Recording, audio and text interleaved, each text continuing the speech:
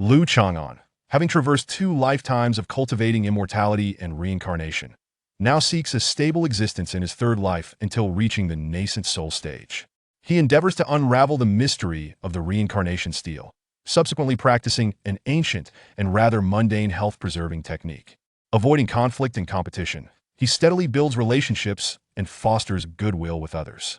Throughout his long cultivation journey, he encounters various individuals at different stages of their growth.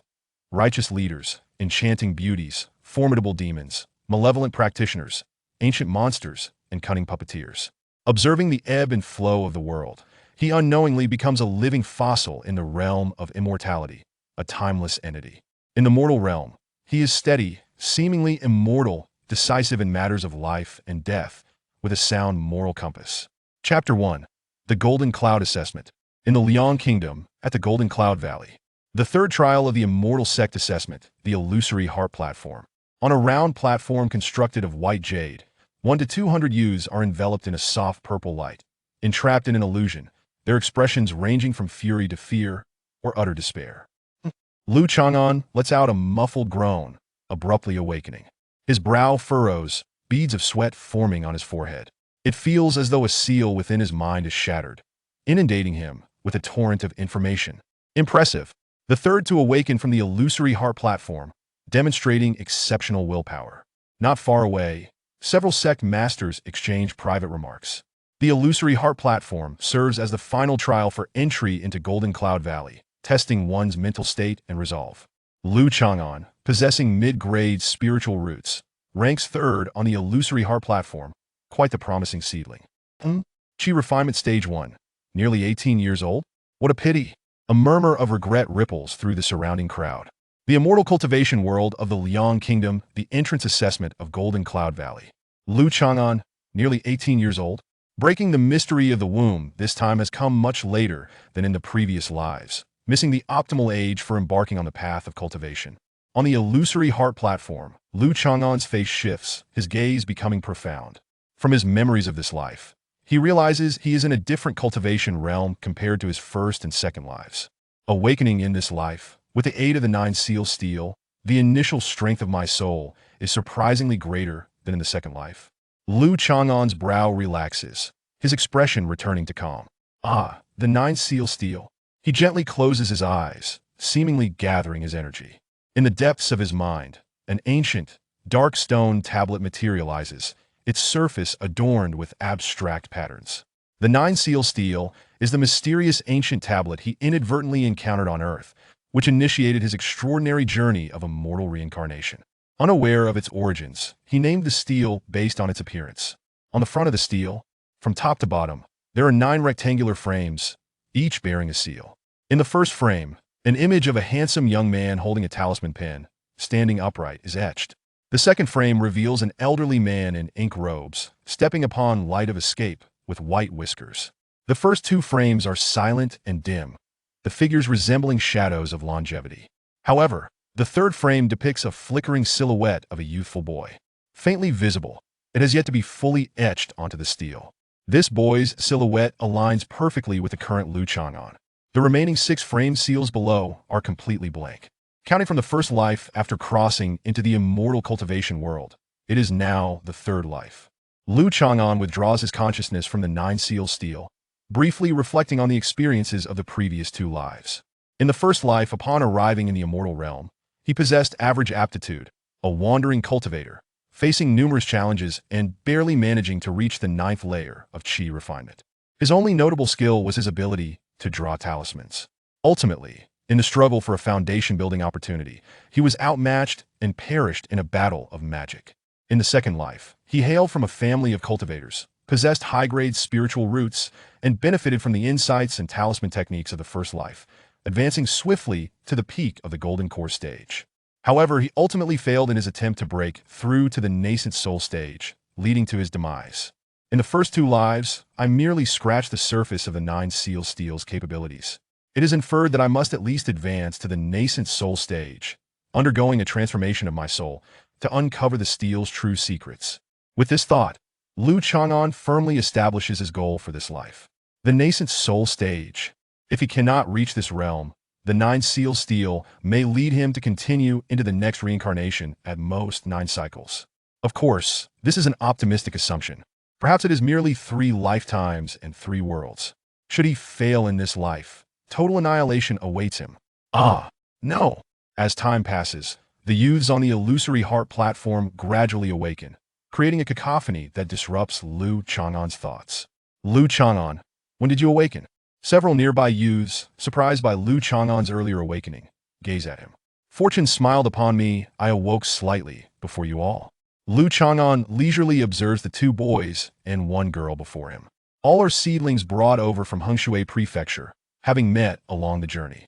Zhao Xiyuan, possessing mid-grade spiritual roots, hails from a scholarly family. At merely 14 or 15, she is already strikingly graceful, her eyes sparkling with intelligence, lips resembling vermilion, a true beauty in the making. Lin Yi, of low-grade spiritual roots, is the illegitimate son of the Marquis of Guang'an. A youth of 16 or 17, clad in fine garments, with sharp eyebrows and bright eyes, he holds the highest cultivation level among them, having reached the 3rd layer of qi refinement. At this moment, however, Lin Yi's expression is one of displeasure. Li Ergu, also of low-grade spiritual roots, comes from a farming background. Dressed in simple, rough clothing, he is slender and dark-skinned, appearing somewhat anxious and timid, reluctant to approach Lin Yi and Zhao Xiyuan. Brother Lu, the 3rd trial was so difficult. Had it not been for the sudden crowing of my mother's hen, I would have almost succumbed to a life of luxury. Li Ergu, still shaken, pats his chest and naturally edges closer to Lu Changan. Due to differences in their backgrounds, the seedlings from the same region exhibit varying degrees of familiarity. The noble air surrounding Lin Yi, with an implicit arrogance, instinctively intimidates Li Ergu. Zhao Xiyuan, as a cultured young lady, is polite and gracious to all, never belittling Li Ergu or Lu Changan for their humble origins. Yet Li Ergu cannot bring himself to meet the gaze of the beautiful and spirited Zhao Xiyuan. Whenever her eyes land upon him, he flushes and becomes flustered, grateful for his dark complexion that provides some cover. Only with Lu Changan does Li Ergu feel at ease. Lu Changan is an orphan. He also bears another identity, a figure from the martial world, a master of a gang. To be precise, he is the adopted son of the leader of the Nujiang gang in Eschewing Prefecture. From a young age, Lu Changan displayed remarkable aptitude in martial arts, and at a tender age, he had already become a second-tier master in the martial world. According to the original plan, in a few years, he would take over as the leader of the gang. However, the year before last, after befriending a down-and-out Taoist, he discovered that he possessed spiritual roots for cultivation, and they were of mid-grade quality. Thus, his life's trajectory took a significant turn. During the 3rd trial at the illusory heart platform, he regained memories of his past lives. Ergu, you possess spiritual roots once you embark on the path of immortality. Regardless of whether you were once a noble or a farmer, the past is but a fleeting cloud.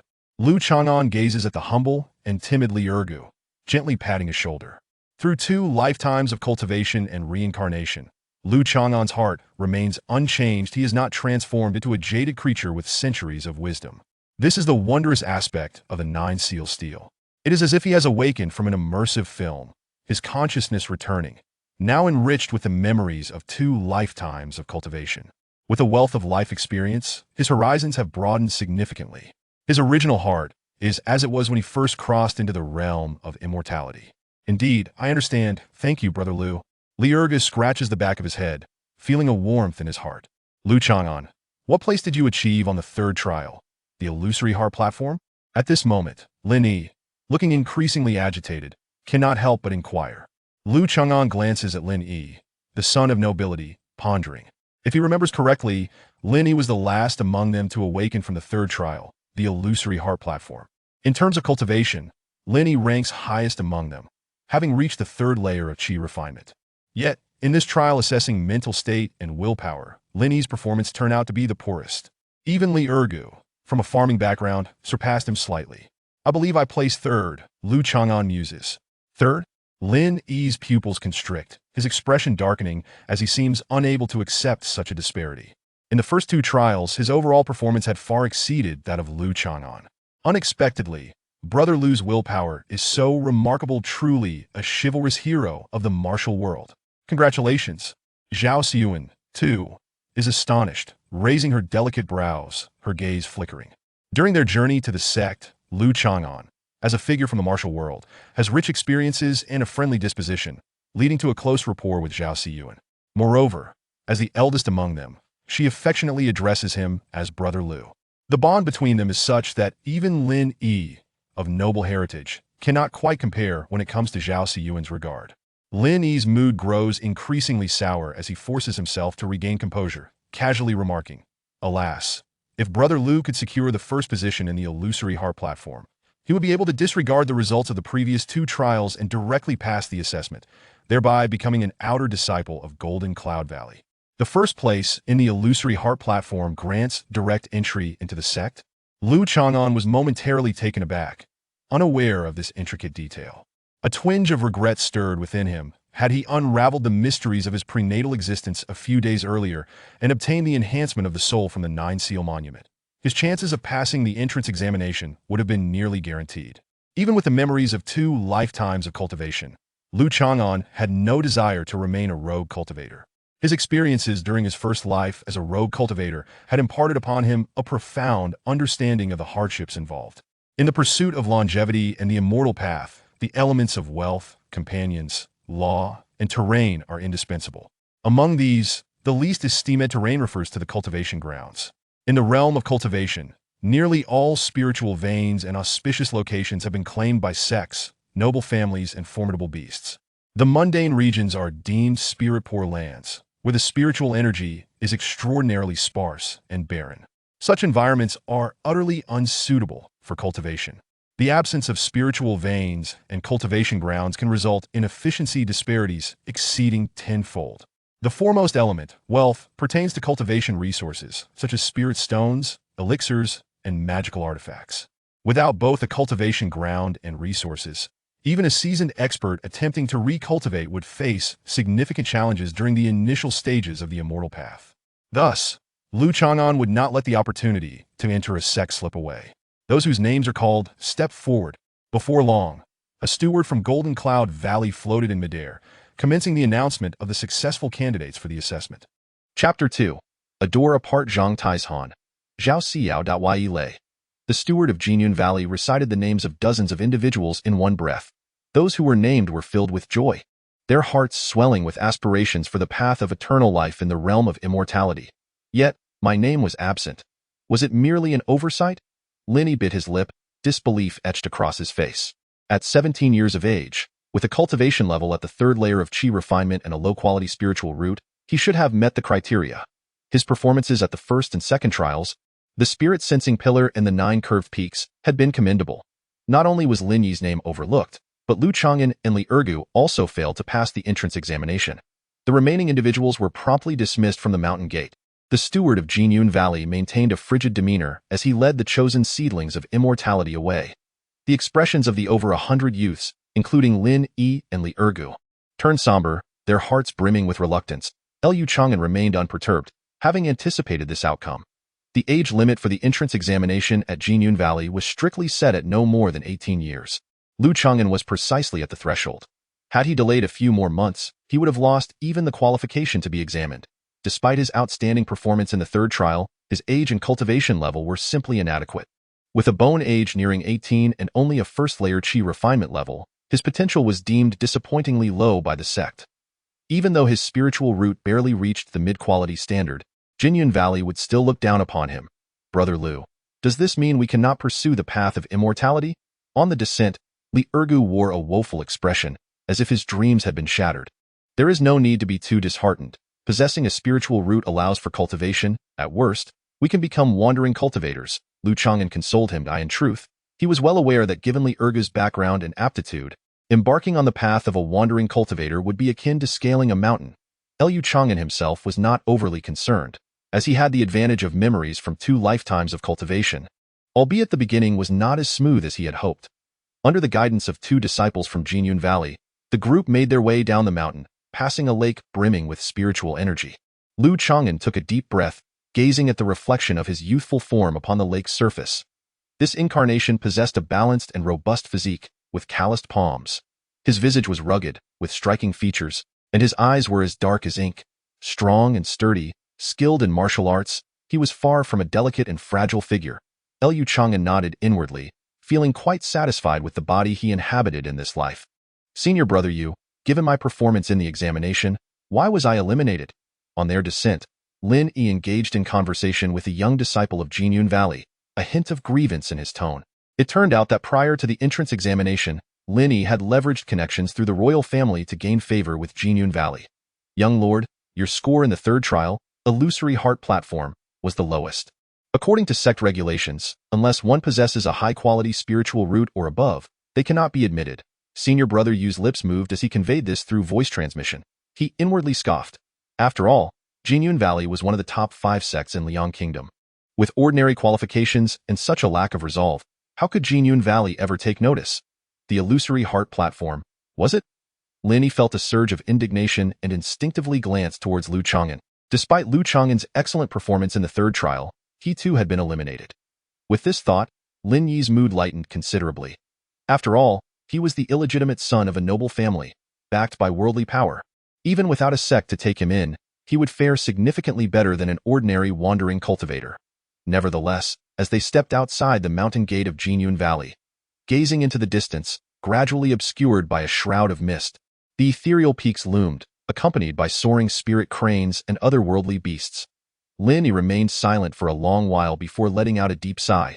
A single mountain gate, from henceforth, separates the realms of immortals and mortals. He understood all too well that, despite the backing of royal power, his fate would be worlds apart from the exalted disciples of the celestial sect, Zhao Siyao. Recalling his earlier attempts to court that exquisite lady of noble bearing, he had even envisioned a future where they would stand side by side within the sect, pursuing immortality together. Yet, upon stepping through this mountain gate, Zhao Siyao had transformed into an unattainable celestial being. In the span of a single day, the chasm of his life's fortunes had widened immensely. Brother Lu, brotherly, my Guangan Marquise possesses some resources for cultivation. Would you not consider returning to the secular world with me? Stepping beyond the gate, Lin Yi felt a shift in his demeanor, his haughtiness dissipating significantly. He was acutely aware of the challenges that solitary cultivators faced and deemed it prudent to seek companionship for mutual support. He endeavored to entice Lu Changan and Li Areo with the allure of worldly power. I will heed Brother Lu's words. Li Areo grinned foolishly, revealing a set of yellowed teeth. Lacking any strong opinions of his own, he placed his trust in Lu Changan. Previously, Lin Yi had shown him little respect, exhibiting a subtle disdain. However, despite being an unsophisticated farmer, Li Areo was not devoid of thoughts. In contrast, Lu Changan, a man of the world, was grounded and relatable, engaging in light-hearted banter along the way, which endeared him to Li Areo and easily garnered his trust. Does the Guangan Marquise possess a first-tier spirit vein? Lu Changan inquired casually. That is not the case. Lin Yi's expression shifted, instantly realizing that Lu Changan was not easily swayed. A first-tier spirit vein would facilitate cultivation during the chi refinement stage, significantly enhancing the speed of practice. Compared to the spiritually barren lands of the secular world, the difference was stark. Then, let it be, he conceded. Lu Changan was rather practical, dismissively waving his hand to interrupt Lin Yi's attempts to persuade him. Without a first-tier spirit vein, the Guangan Marquise could at most offer some incomplete cultivation manuals or mundane gold and silver, along with precious herbs. These held little value for Lu Changan. Does young friend Lu seek a first-tier spirit vein? My Mu family possesses a second-tier spirit vein. I wonder if I might entice you to join us. A hearty voice rang out from the foot of the mountain. The speaker was a middle-aged man clad in a green robe, his face fair and exuding an air of elegance. 8 layers of chi refinement. Lu Changan, possessing a formidable soul, sensed the fluctuations of magical energy emanating from the newcomer and felt a twinge of wariness. However, beneath the gates of Jinyun Valley, outsiders would not dare to act recklessly. A second-tier spirit vein. From the Mu family? Lu Changan's gaze flickered with intrigue as he speculated about the identity of the visitor. May I ask your esteemed title? This humble one is Mu Mud, the head of the Mu family of Xiaoxian from Fiyu Lake, and I am seeking to recruit a group of young cultivators. The middle-aged man's expression was kind, clearly stating his intent. Oh, so it is Elder Mu, Lu Changan replied, bowing respectfully, yet he noticed a glimmer of interest in the gaze of the Mu family head directed at him. As far as I know, cultivation families typically do not nurture foreign bloodlines, do they? A voice from the crowd raised a question. Among the youths participating in the sect's assessment, few hailed from the lower strata of society. Most were offspring of nobility, wealthy merchants, or even descendants of esteemed cultivation families. Recently, my Mu family has suffered considerable losses among our kin and is in dire need of new blood, hence this exception, he explained. Certainly, the offspring of those noble families and immortal clans are not our intended recruits. The head of the Mu family, who has been waiting here, has conducted some preliminary assessments of the identities of the youths participating in the examination. He glanced at the only one with a medium-grade spiritual root, Lu Changan. Before surveying the other youths, he proclaimed loudly, "My Mu family has 10 spots available. We are recruiting young cultivators and offering a spiritual vein training ground, along with secret methods of cultivation." Upon hearing this, the boys without any background couldn't help but feel tempted. Cultivating within a family is undoubtedly far superior to being a wandering cultivator, O merit. No reward, Lu Changan stated candidly. Perhaps you could clarify, what must we offer in exchange for the resources of the nobility? The head of the Mu family looked at him with slight surprise and chuckled. I did not expect such perceptiveness from one so young. Let me be forthright. I see that Lu Xiaoyu is exceptionally gifted and destined for greatness. Our clan has numerous cultured and graceful young women for you to choose from as wives or concubines. At this, Li Ergu's eyes widened in astonishment, his cracked lips trembling. Is there truly such a good fortune? Coming from a peasant background, where he struggled to find enough to eat or wear, the mere thought of marrying an ordinary woman was already a lofty aspiration, let alone a cultured beauty. Faced with the enthusiastic recruitment from the head of the Mu family, Lu Changan, possessing the memories of 2 lifetimes, remained impassive, yet inwardly he scoffed. Did you think the Mu family valued spiritual root aptitude? No. They are merely fixated on your vitality. Indeed, the head of the Mu family revealed his true intentions. Our requirement is this. The young cultivators who join the Mu family must have offspring with our clan's women, and those children must bear the Mu surname, especially those with spiritual roots. Is this not a form of marrying into the family? Li Ergu blurted out, momentarily taken aback. The head of the Mu family paid no heed to his exclamation and continued with a smile. Those who join must have 10 children. If you can provide 1 medium-grade spiritual root child or 2 low-grade spiritual root children, that will fulfill the requirement. In return, the Mu family will provide you with a training ground for cultivation, methods of cultivation, and a set amount of spiritual rice and elixirs each year. Upon hearing these terms, Lu Changan subtly shook his head. What kind of arrangement is this? To describe it as marrying into the family would be gilding the lily. It is clearly a matter of being a breeding tool. Brother Lu, do you think this is reliable? Li Ergu gazed at Lu Changan with eager anticipation, clearly enticed. You wouldn't mind marrying into the family, would you? After all, I have several brothers. Li Ergu scratched his head, looking somewhat embarrassed. He then lowered his voice, excitement evident. Brother Lu, there's a place for cultivation, and you can also marry and have children. This deal is quite advantageous. Chapter 3. Choosing a method of cultivation. Well, there is some merit to that, Lu Changan replied with a smile, not rejecting Li Ergu's perspective. For someone like Li Ergu, from a peasant background, the ability to marry and have children is a mark of success in life, with cultivation being a secondary consideration. Lu Changan, however, was focused on the Mu family's spiritual vein training ground and had no interest in marriage or offspring. In his previous life, he hailed from a family of cultivators, having reached the pinnacle of the golden core stage, with numerous wives and many children. Lu Xiaoyu may want to consider this in the present day. The realm of immortality in the Liang kingdom is far from stable. Our Mu family, as a reputable sect of cultivators, is well regarded in the community. The head of the Mu family did not press the matter, but instead turned his attention to other young aspirants. Lu Changan, undecided, sought to gather information about the Mu family. The young Lord Lin Yi, known for his keen awareness of current affairs, was approached by Lu Changan for insights. Lin Yi, without hesitation, pondered aloud. The Mu family of Feiyue Lake. I seem to recall hearing something about them. Hold on, let me inquire further. With that, Lin Yi departed into the crowd to seek out members of other cultivation families. Why is the young lord so accommodating all of a sudden? Murmured Li Ergu. Previously, Lin Yi, confident in his status and superior cultivation, had shown little warmth towards the two, often behaving with a hint of disdain. Lu Changan smiled, recognizing that Lin Yi was adapting to his role among cultivators. All of them had been eliminated from their sects, now sharing a place at the lower echelons of the cultivation world. Once Lu Changan and Li Ergu joined a cultivation family, their prospects would undoubtedly surpass those of mere wandering cultivators. It was far better to forge amicable ties than to make enemies. After a brief interval, Lin Yi hurriedly returned, his demeanor serious. I have inquired, and the Mu family of Feiyue Lake is indeed a legitimate cultivation family. With no ill repute that a few years ago, they contested the ownership of spiritual or with the Zheng family, suffering a loss of nearly half their able-bodied cultivators. Moreover, The Mu family has seen few new spiritual roots emerging in recent years and is in urgent need of fresh blood. Upon hearing this, Lu Changan understood the gravity of their situation. The eliminated seedlings of immortality, while possessing spiritual roots, held little intrinsic value. The head of the Mu family personally sought to recruit talent publicly at the foot of Jinyun Valley, which did not suggest malicious intentions. It was rumored that the Mu family's only foundational ancestor had sustained serious injuries during a contest of magical prowess years ago and was unlikely to survive for more than a decade. Lin Yi suddenly lowered his voice, implying that the Mu family's future prospects were rather bleak. I comprehend. Thank you for your insight, Brother Lin. Lu Changan was unfazed. Were it not for such extraordinary circumstances, how could they, as outsiders, ever hope to enter a cultivation family? As for the longevity of the Mu family's ancestor and the family's future prospects, what concern was it of his?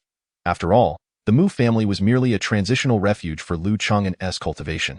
Should he encounter insurmountable troubles, he would not hesitate to flee. Young friend Lu, have you come to a decision? The head of the Mu family, clad in scholarly attire, his demeanor both refined and immaculate, gazed upon the returning Lu Changan and his companion. We both agree to join the Mu family. However, I, the younger generation, have a modest request, Lu Changan replied with a respectful gesture. Oh? What is your intention?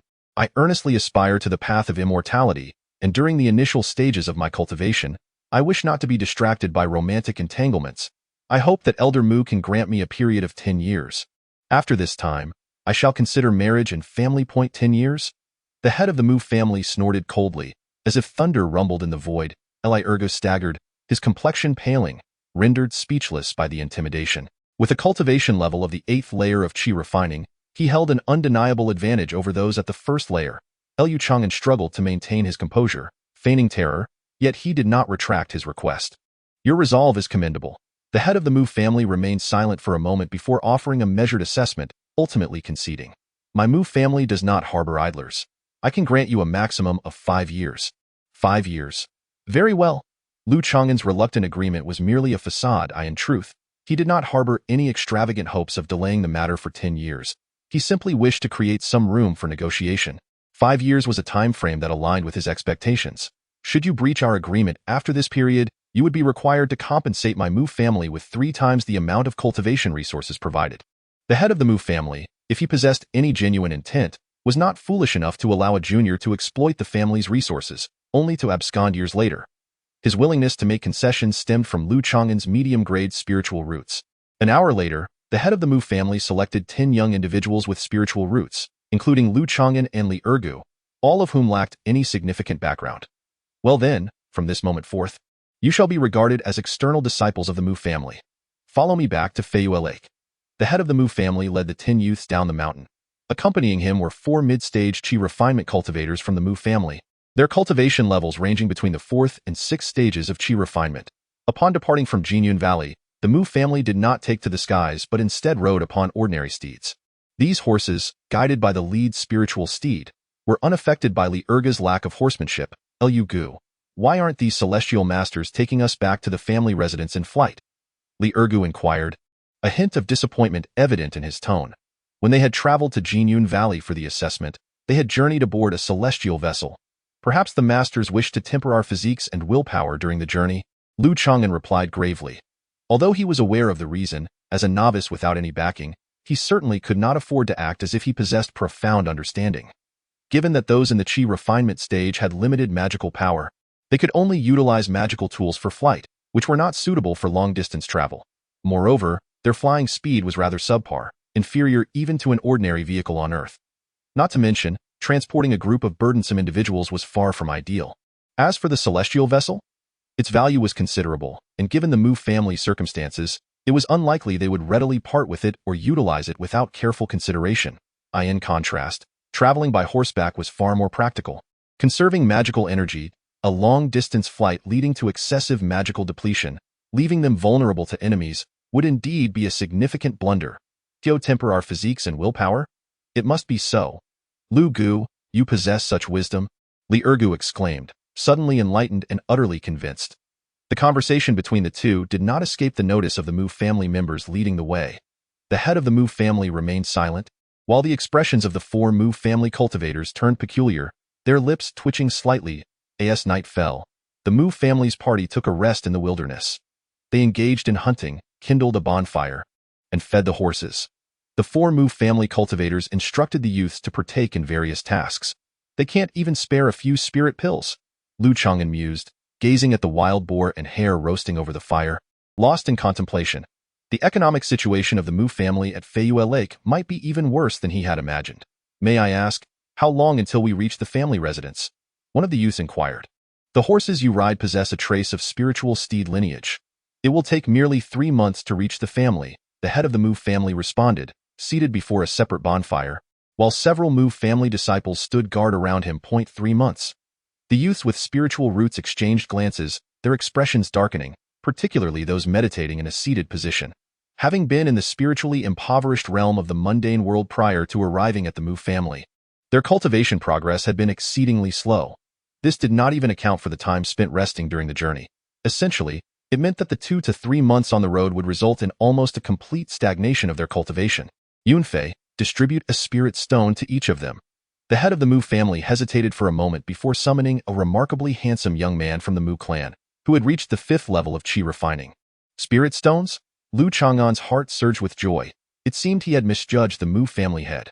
Soon enough, 10 young individuals with spiritual roots were granted spirit stones, although referred to as spirit stones. Lu Chang'an gazed at the small handful of crystalline particles in his palm, emanating faint fluctuations of spiritual energy, and a slight smirk tugged at his lips. This was spirit sand in the realm of cultivation. It is a smaller unit of currency than spirit stones. Whether it be spirit stones or spirit sand, both are mined from spirit stone mines. 1 standard inferior spirit stone equals 50 taels of spirit sand. Thus, approximately 20 taels of spirit sand equates to less than half a spirit stone. Lu Chang'an weighed it in his hand, once more lost in contemplation. Never mind, he should not be overly ambitious. After all, what he truly valued was the Mu family's spiritual vein, a place for cultivation. As for spirit stones, he would devise a way to earn them later. Spirit stones at last, the head of the Xie family, those youths, who had just embarked on their path to immortality, beamed with delight. Spirit sand could also provide spiritual energy for cultivation, as long as you sincerely joined the Mu family and bore many offspring. There would be greater rewards in the future. The Mu family head wore a generous expression. Looking at the distributed spirit sand, a barely perceptible twitch appeared at the corner of his mouth. Those youths who received spirit sand and possessed cultivation techniques began to practice, drawing upon the pure spiritual energy within the spirit sand. The Kunj-ing at the 1st level. Just entering the threshold, Lu Chang'an assessed the state of his internal magical power. He was the young vice leader of the Angry River Gang, who had embarked on the path of immortality through befriending a fallen wandering cultivator. The Kunj-ing was a basic cultivation technique he had acquired at great cost from the aforementioned individual. This technique bore no specific attributes, excelling in its adaptability to smoothly transition into other techniques. Having traversed 2 lifetimes of cultivation cycles, Lu Changan naturally dismissed the notion of practicing such a pedestrian technique.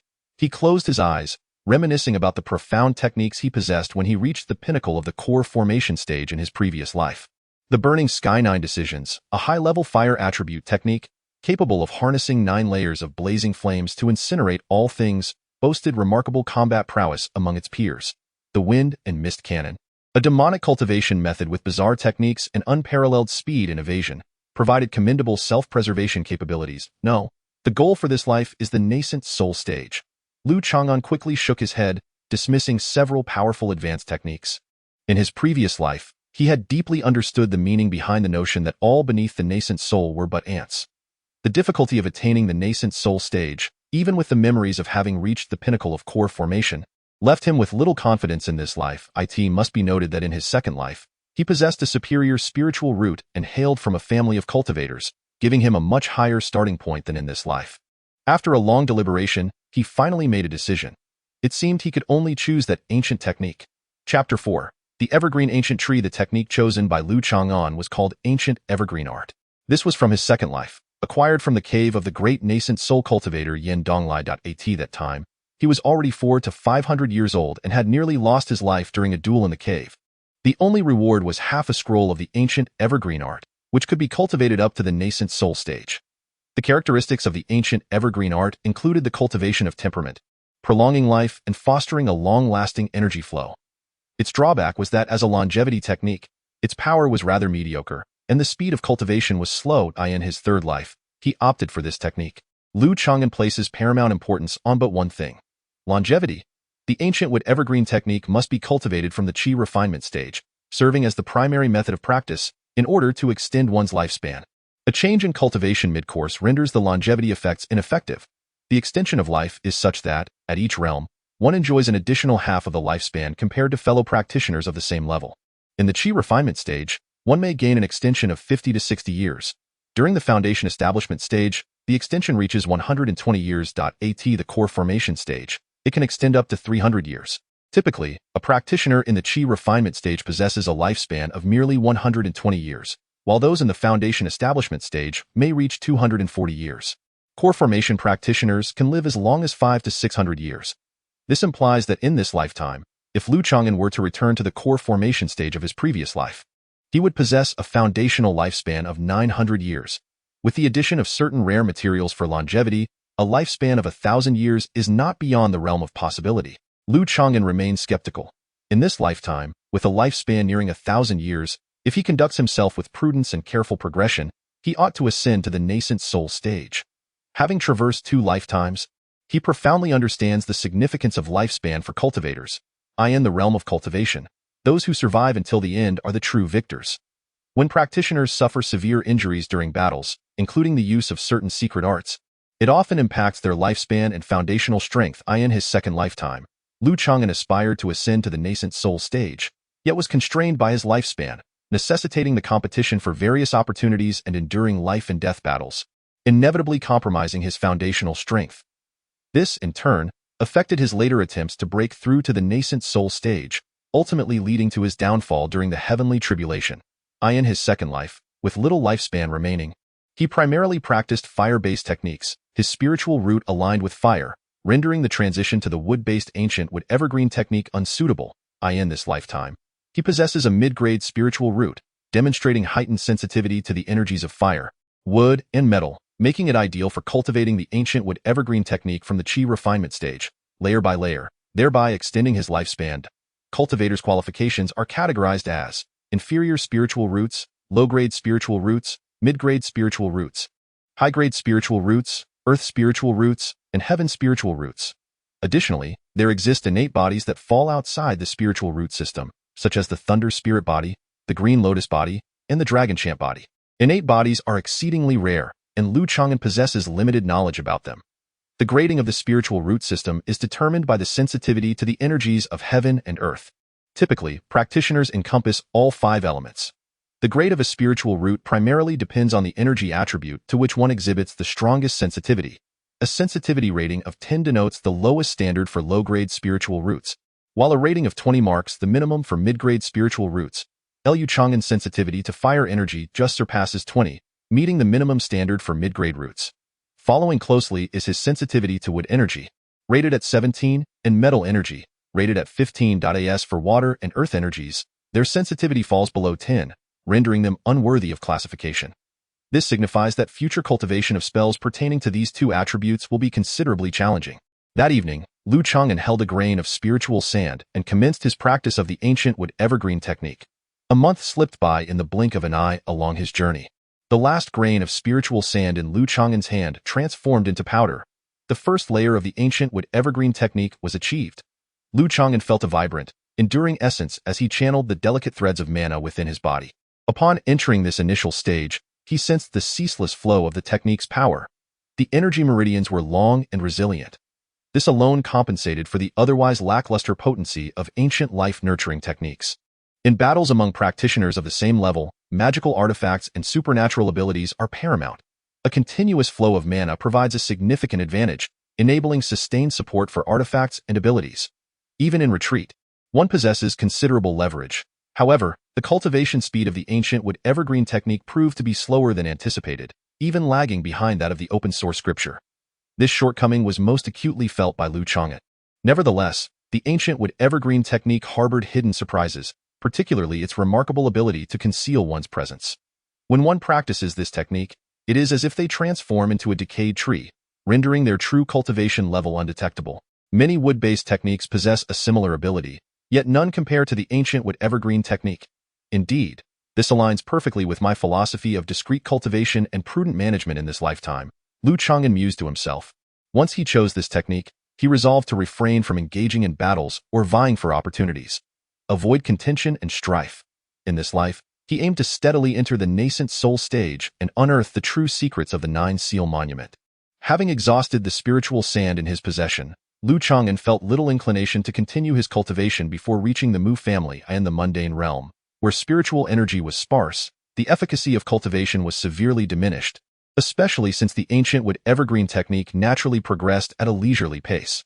With 2 months remaining on his journey, Lu Changan decided to immerse himself in the practice of secular martial arts instead. In his first life, as a wandering cultivator, he had spent some time in the secular world, where he had slain several innate masters of martial arts and amassed a collection of top-tier martial arts manuals. He vividly recalled that secular martial arts masters posed a threat to Qi refinement stage cultivators. If one were to be careless, even a Qi refinement stage cultivator could face dire consequences. In this life, starting at the first level of Qi refinement, his magical power was quite feeble, and he lacked protective talismans or artifacts. The ancient wood evergreen technique offered modest power and was insufficient as a means of self-defense. During the upcoming journey, Lu Changan seized the opportunity to practice martial arts, merely seeking to enhance his defensive capabilities. To his surprise, he found great success. Secular martial arts demanded minimal spiritual energy from the heavens and earth. Lu Changan, already a second-rate martial artist and a prodigy in martial arts, benefited from the Nine Seal Monument, which greatly enhanced his soul, allowing his spiritual awareness at the first level of Qi refinement to approach that of someone at the 7th level. With a formidable soul, Lu Changan's progress in martial arts was nothing short of astonishing. In less than 2 months, his martial arts prowess escalated from second-rate to first-rate, and then to superlative, ultimately achieving the innate level of martial arts. At this moment, Lu Changan had just turned 18. A martial arts master at 18, capable of shaking the secular martial world, Lu Changan reveled in the abundant innate true Qi coursing through his body. Feeling his physique transformed and strengthened, of course, in comparison to the magical power of cultivators, martial true Qi fell short. With renewed vigor, only half a day remained until reaching the Mu family's residence. On the official road, the Mu family patriarch's spiritual steed led the way, followed closely by a dozen spirited horses. After 2 to 3 months of arduous travel, the youth with spiritual roots were physically and mentally exhausted. Only Lu Changan, diligently practicing the ancient wood evergreen technique, remained invigorated and resilient. Throughout this period, he even found time to train in martial arts. The family head, Mu Mauda, observed Lu Changan's martial training without comment. As a person of the martial world, Lu Changan's practice was consistent with his persona. As for whether this would hinder his cultivation, the Mu family patriarch was unconcerned. He had no genuine intention of nurturing Lu Changan and the others. He was merely interested in how much spiritual root lineage they could contribute to the family. Lu Changan's diversion from proper pursuits was of little consequence. Should the path of cultivation become unattainable, it would be easier for him to remain with the Mu family, ultimately dedicating more effort in the future. Finally arrived Feiyue Lake. A few days later, several Mu family cultivators felt a surge of energy. Lu Changan and his companions gazed into the distance, where the silhouette of a lake emerged, shimmering with a jade-like luminescence under the gentle moonlight. That was the Spirit Lake, a water resource under the control of the Mu family. Reputed to yield spirit fish, a soft breeze caressed their faces, and the group felt a refreshing aura of moisture. The surrounding spiritual energy exceeded that of the mundane world, far surpassing the barren lands. Feiyue Lake was not far off, already encroaching upon Mu family territory. The members of the Mu family, who had maintained vigilance throughout, could not help but exhale in relief. This task of escorting the immortal seedlings was finally complete. Yet, just as they began to relax, a piercing whistle echoed through the air, a searing heat rushing towards them. In an instant, dozens of fireballs, each the size of lanterns, hurtled towards the Mu family's escorting team. An ambush. The head of the Mu family's expression shifted dramatically, and he shouted furiously. Except for his spiritual steed, the other horses were paralyzed with fear, whinnying and fleeing in terror. In a moment, chaos ensued, with people and horses tumbling, dust swirling in the air. Protect the immortal seedlings. Amidst the shouts of anger, the head of the Mu family and 4 family cultivators employed various techniques: water screens, golden shields, earthen walls, magical umbrellas, striving to shield the 10 immortal seedlings. However, with dozens of fireballs raining down, their defenses were far from impenetrable. A heart-wrenching scream pierced the air as a scholarly young man was struck by a lantern-sized fireball. his body engulfed in flames. Soon, his figure turned charred, ceasing its struggle. The remaining 9 youths trembled in fear, dodging in disarray. Although cultivators possessed superior physiques, several still suffered injuries. Heavens! The cultivation world is terrifying. Eli Ergu's face turned pale.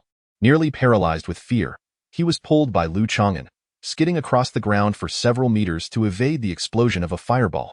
Lu Changan, with his robust spiritual perception and martial prowess, remained relatively composed.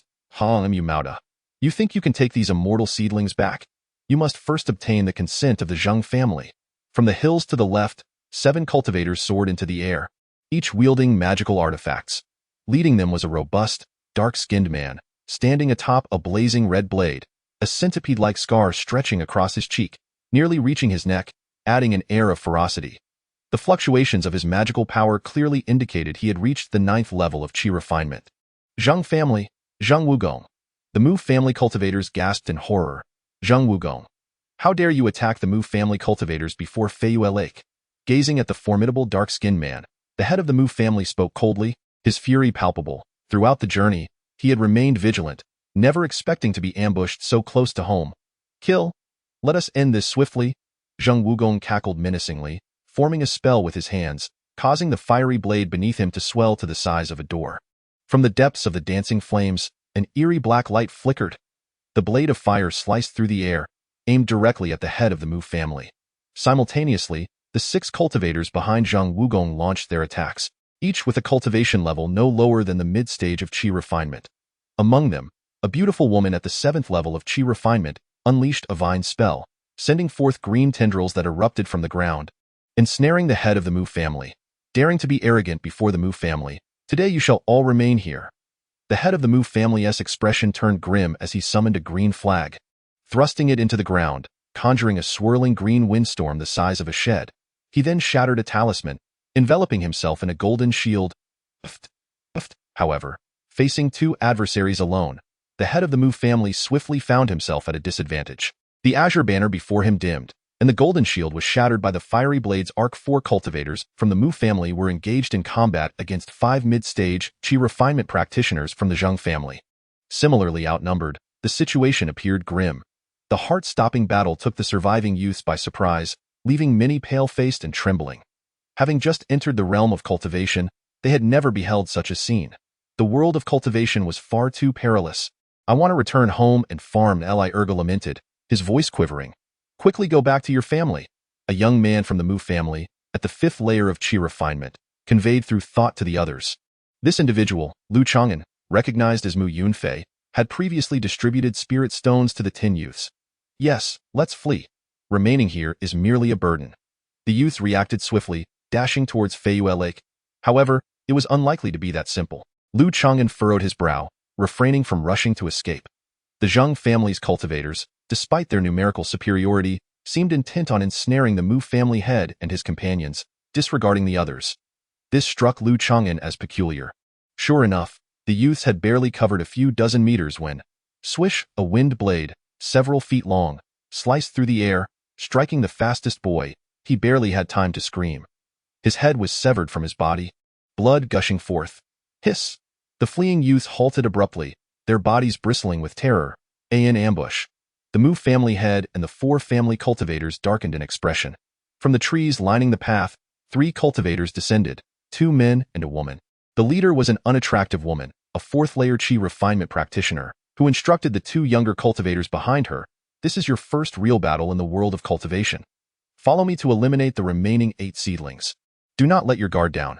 Rest assured, Sister Foam, with our magical artifacts in hand, slaying these newly initiated seedlings is as easy as killing a chicken. The 2 young men, around 20 years of age and at the 3rd layer of Qi refinement, wore expressions of excitement rather than anxiety. Lu Changan, with keen perception, overheard their exchange. It was evident that the unattractive woman intended to use these seedlings as fodder to sharpen the skills of the younger generation within her clan. The seedlings, being weak and lacking magical artifacts and proficiency in spells, stood no chance against the trio. Just the 2 3rd-layer young men, armed with their magical artifacts, could easily massacre them. Time is of the essence. Let us finish this quickly. The unattractive woman took the lead in the attack, disdainfully refraining from summoning her magical artifact. With a casual gesture, She unleashed a wind blade, cleaving another young female seedling in two. Only 7 seedlings remained, with merely 3 or 4 possessing any proficiency in a spell or two. Zhengyan. Let us see who can claim the most kills. The 2 young men laughed maniacally, like tigers entering a flock of sheep, wielding their magical artifacts to slaughter. Humph! Lu Changan understood that he could not remain idle. He conjured a fireball the size of a pebble at his fingertips, launching a sudden assault on one of the young men. The fireball technique, a lesser fire-based spell, was the only offensive spell Lu Changan had learned from a wandering cultivator. Yet, in his hands, the potency and speed of this fireball exceeded its original form by more than 50%. So swift, the young practitioner was taken aback, hastily maneuvering his iron sword to defend. Bang! The flames erupted violently, their formidable power mostly obstructed by the magical artifact, yet a few stray embers left the young cultivator in a state of utter disarray. Little beast! The young practitioner seethed with indignation. Although a single fireball posed little threat, it had caused him considerable embarrassment. After all, his opponent was merely a first-layer Qi cultivator. With a swift motion, he wielded his iron sword, preparing to unleash a retaliatory strike fueled by his rage. Why enter? Be careful. A sharp gust of wind sliced through the air, prompting a shrill warning from a distant, unattractive woman.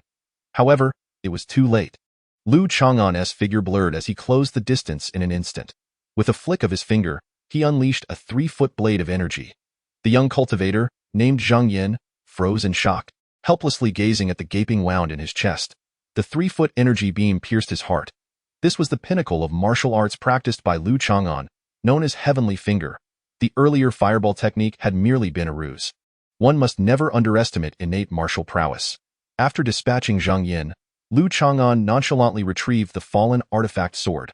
Amidst the enraged cries of the unattractive woman, he swiftly retreated. Zhang Yin. Another young cultivator from the Zhang family gasped in horror, momentarily stunned, causing the fierce onslaught to falter. The celestial sprouts seized the opportunity to catch their breath. Let us fight back.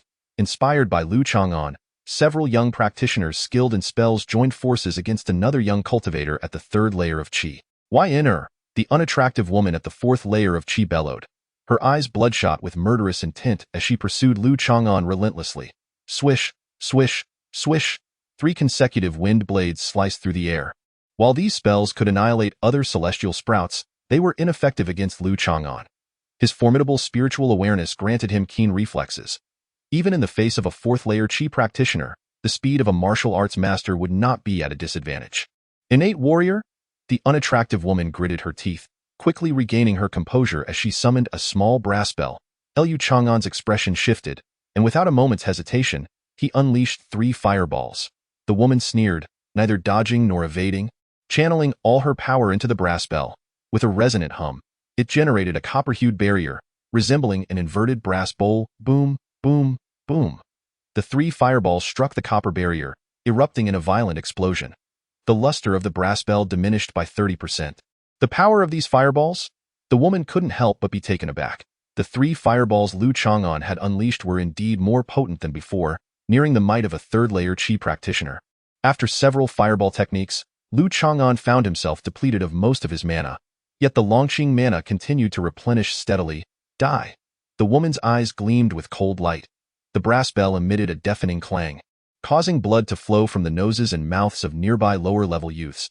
A ring of pale golden ripples surged toward Lu Chang'an at a terrifying speed. An auditory assault, designed to intimidate the soul? Lu Chang'an's mind wavered but quickly regained focus. Heavenly demonic sound. He circulated his innate true energy, taking a deep breath, his abdomen and cheeks swelling like balloons. Another legendary martial technique. Roar, dust and debris swirled as a sound wave, shaped like a tiger's roar, collided with the approaching pale golden ripples.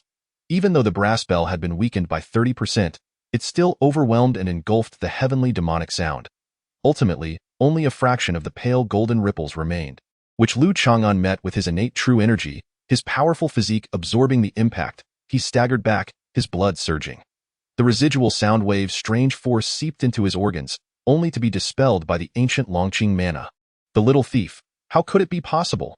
The ugly woman stared in disbelief, truly struggling to comprehend the situation. Her small bell artifact, adept at soundwave attacks with a hint of soul-binding effect, had been effortlessly neutralized by that young man through a combination of spells and martial soundwave techniques. After averting a fatal blow, Lu Changan swiftly distanced himself, preparing to activate the blood ignition technique. This technique could forcibly elevate his cultivation to the pinnacle of the third layer of qi refining, albeit with significant side effects. Fortunately, the opponent's artifact's lethal maneuver exhibited a conspicuous casting motion, preventing it from being unleashed in rapid succession. The ugly woman, undeterred by her murderous intent, still sought to pursue him. Retreat! At that moment, a distant exclamation from Zheng Wugong, tinged with urgency, caught Lu Changan's attention. He glanced over and discovered that beside the head of the Mu family stood a uniquely horned beast, reminiscent of both a horse and an ox, casting lightning. The creature's strength was comparable to that of the 8th layer of qi refining, forcing back the beautiful woman of the 7th layer. Subsequently, the horned beast's icy gaze swept towards the ugly woman, darting in this direction. Flee! The ugly woman's plump face quivered as she signaled the qi refining 3rd layer junior still engaged in battle to leave. The Zheng family's cultivators hastily retreated. Lu Changan understood that even with the addition of the horned beast, the Zheng family's cultivators still possessed the capability to fight. However, near the Mu family's stronghold, the Zheng family did not dare to linger in combat, adhering to a strategy of swift resolution. With a clap of thunder, a bolt of lightning descended, striking down the slowest young cultivator of the Zheng family at the 3rd layer of qi refining. The Zheng family retreated at the cost of losing 2 3rd-layer cultivators, while the Mu family suffered the deaths of 4 of their seedlings in the chaos. The balance of gain and loss was glaringly evident. Lu Changan restored his magical energy and examined the artifact flying sword in his hand. Truly impoverished.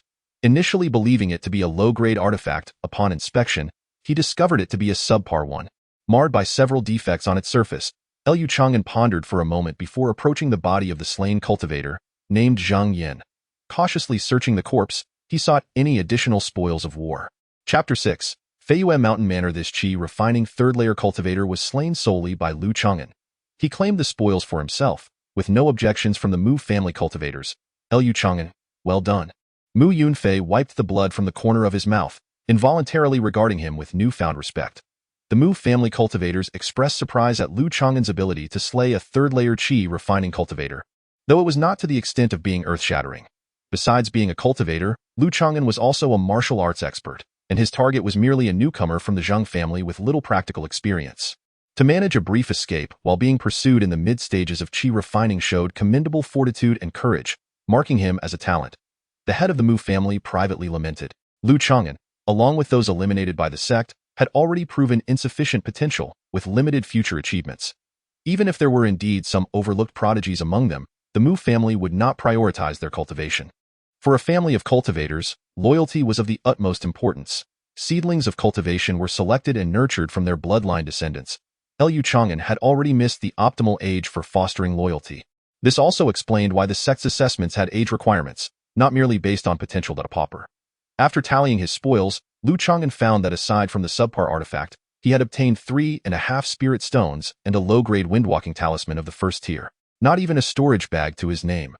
Adaptation was essential. This was the stark reality of the lower echelons of the cultivation world. Lu Changan recognized that this harvest was quite typical. As the slain individual was merely a nascent qi refining cultivator of the Zheng family at that moment, the sound of something slicing through the air echoed nearby. The group of 7 or 8 cultivators from the Mu family approached swiftly from the direction of Feiyue Lake. Mauda, what is the situation? The leader, a tall man clad in black robes, possessed hawk-like eyes and emanated a formidable aura of magical energy. Second elder, Mu Yunfei and the others offered their respectful greetings. The newcomer was none other than the Mu family's second elder, Mu Renlong, a practitioner at the 9th level of qi refinement, and among the elder generation, he held the greatest promise of advancing to the foundation establishment stage. Zheng Wugong launched a surprise attack on us. Fortunately, I had the horned beast as a trump card. Otherwise, we would have suffered a significant setback. Upon seeing Mu Renlong, the Mu family head let out a sigh of relief. As he recounted the events, he instinctively cast a glance at Lu Changan, and in truth, Lu Changan had made considerable contributions. Had he not slain one adversary and temporarily detained the formidable female cultivator at the 4th level of qi refinement, the Zheng family's scheme would have undoubtedly succeeded. Is this the batch of immortal seedlings? Mu Renlong's commanding presence and piercing gaze swept over them. We have met the elder, the surviving youths gasped. Feeling an invisible pressure enveloping them, cold sweat trickling down their backs, Liu Changan exhibited a timely display of reverence. Slightly bowing his head, Yu Ranlong merely cast a cursory glance, and the pressure dissipated swiftly. "Father, are you uninjured?" A melodious voice resonated, akin to a gentle stream flowing through the heart, uplifting one's spirits.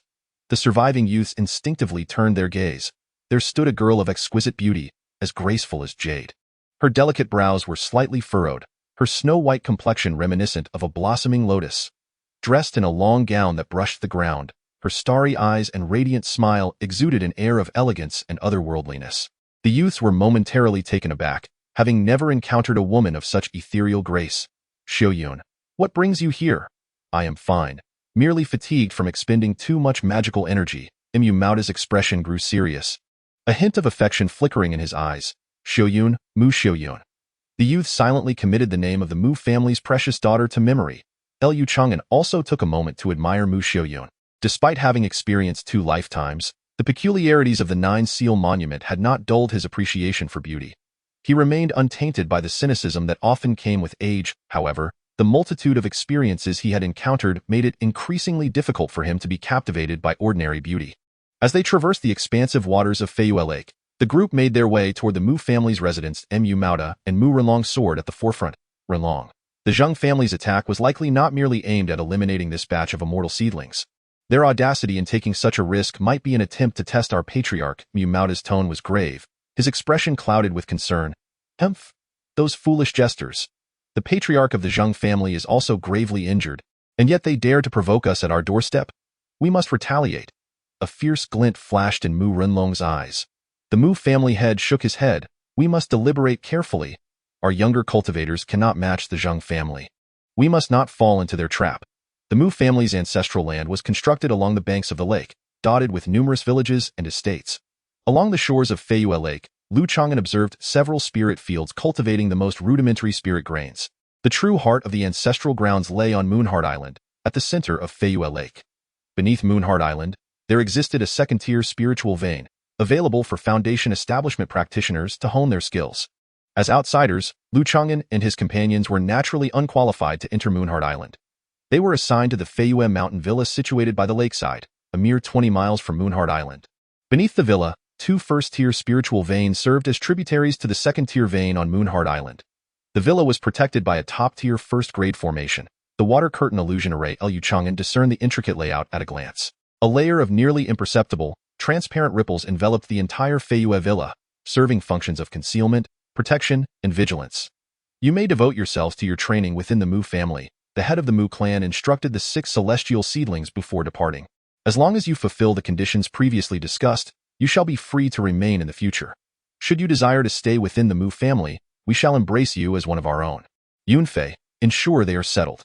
With this directive, Mu Maoda, clad in a blue robe, soared towards the heart of the family's territory, Moonheart Island. "Follow me to obtain your identity tokens."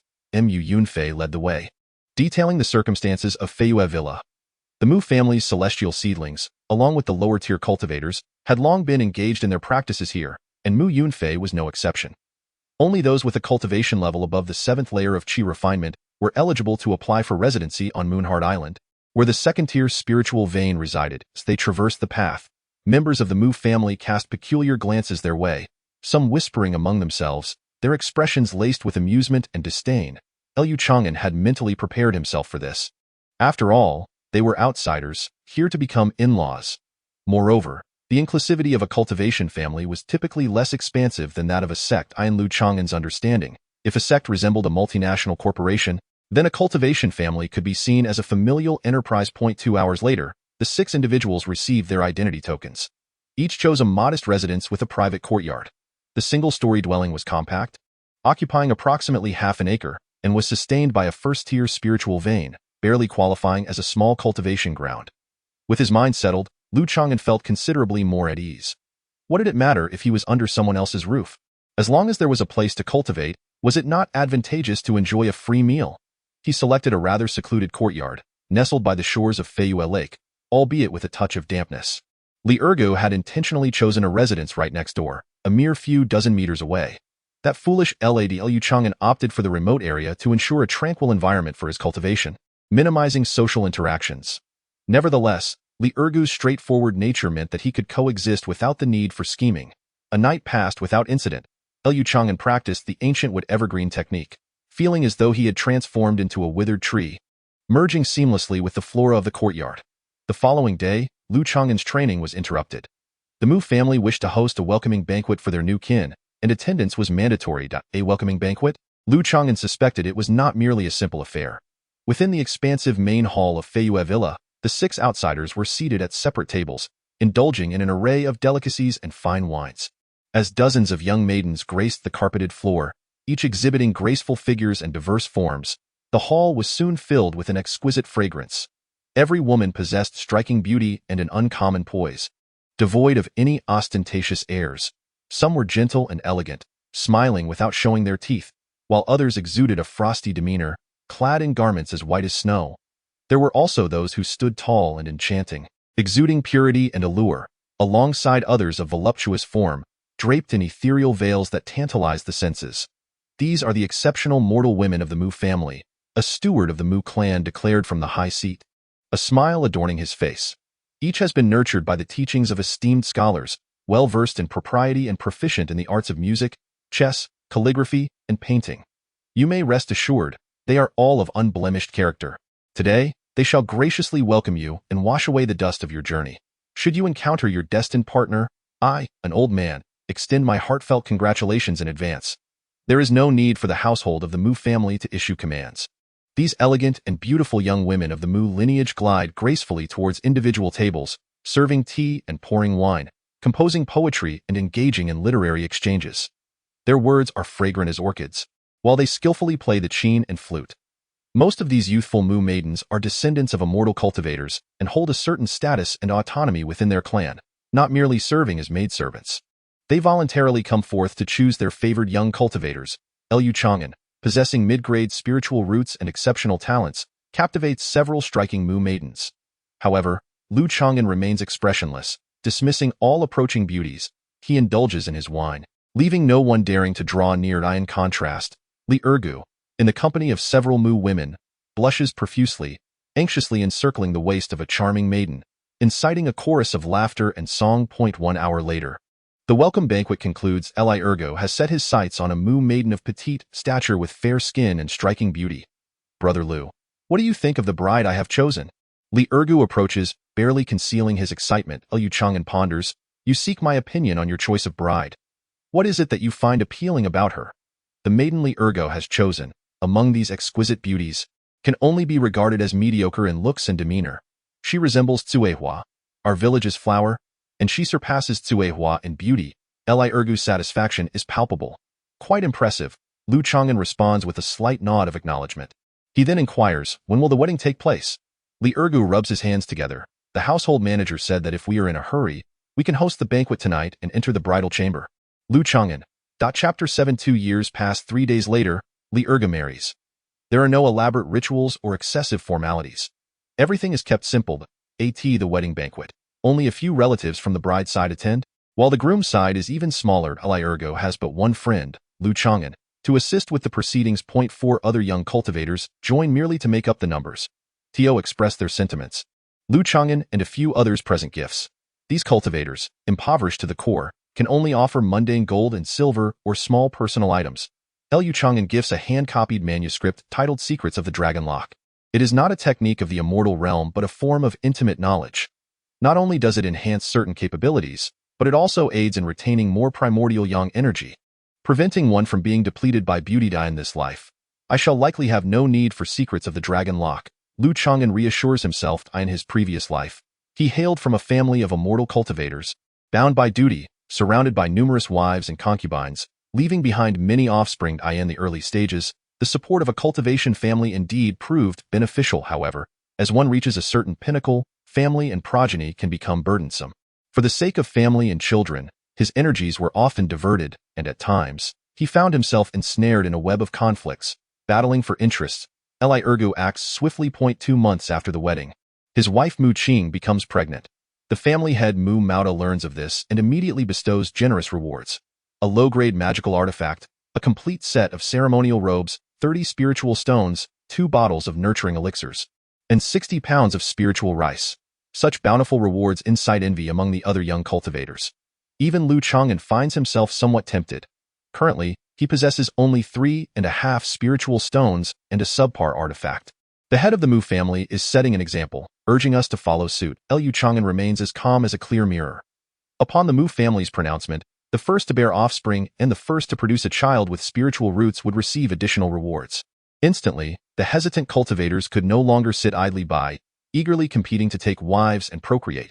However, the rewards for those who came later paled in comparison to what Li Ergu received. After Li Ergu's visit one day, Lu Changan learned that Ergu's wife is the granddaughter of the family head, Mu Mauda. Thus, the substantial reward for being the first to produce offspring was well justified. This lad, simple-minded yet fortunate, stirred a sense of reflection within Lu Changan. Surely, the family head has numerous descendants, and one granddaughter does not carry significant weight. Lu Changan speculated that it was precisely because Li Ergu lacked background in education, with a pure heart, that such a person was easily swayed. The Mu family considered genuinely incorporating this son-in-law as part of their lineage. In contrast, Lu Changan, with a steadfast mind and extensive worldly experience, was difficult to truly subdue. Even if he were to actively pursue fatherhood like Ergu, he would still not receive the same nurturing. A year and a half later, all the cultivators at the Mu family have married and had children, integrating into the Mu family of Feyue Lake as outsiders. Except for Lu Changan, who remains resolute, continuing his solitary cultivation. Although he rarely ventured out, the young women of the Mu family were well aware of his reputation. It was said that Lu Changan possessed a mid-grade spiritual root, held himself in high esteem, and looked down upon the mundane women of the Mu family. Refusing to marry, secluded courtyard. Within his training chamber, Lu Changan sat cross-legged in a flowing white robe. Practicing the ancient wood evergreen technique, he resembled a wooden sculpture, appearing tranquil on the outside while vibrant magical energy coursed within him. By utilizing his wood spiritual root, he absorbed the earthly spiritual energy into his body, ultimately cultivating his own unique evergreen magical power. The distinction between earthly spiritual energy and magical power lies in the fact that earthly spiritual energy is wild, chaotic, and uncontrollable, rendering it unusable by low-tier cultivators. In contrast, magical power is the form of energy that cultivators harness through their spiritual roots, transforming the external spiritual energy into a manageable form under their control. Little did he expect that the cultivation speed of the ancient wood evergreen technique would be so exceedingly slow. Lu Changan opened his eyes, his expression grim. With a first-tier spiritual vein, he had spent a year and a half and consumed his only 3.5 spiritual stones, barely achieving the pinnacle of Qi refining stage 1.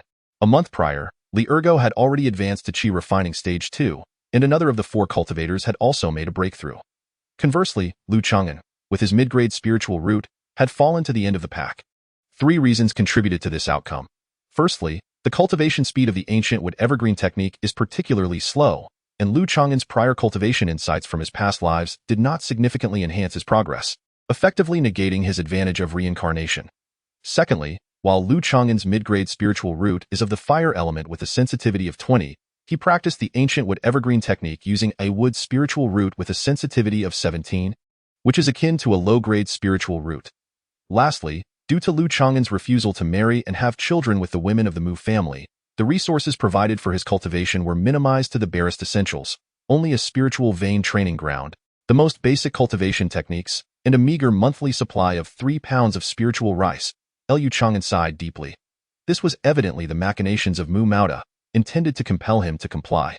In contrast to Li Ergu, who receives monthly provisions of elixirs for his cultivation and is allocated a staggering 30 pounds of spiritual rice, he ranks first in wealth among his peers. Without financial resources, even one endowed with a superior spiritual root would find it impossible to advance to the foundation establishment stage in this lifetime. Faced with such inequitable treatment, Lu Changan harbored no resentment.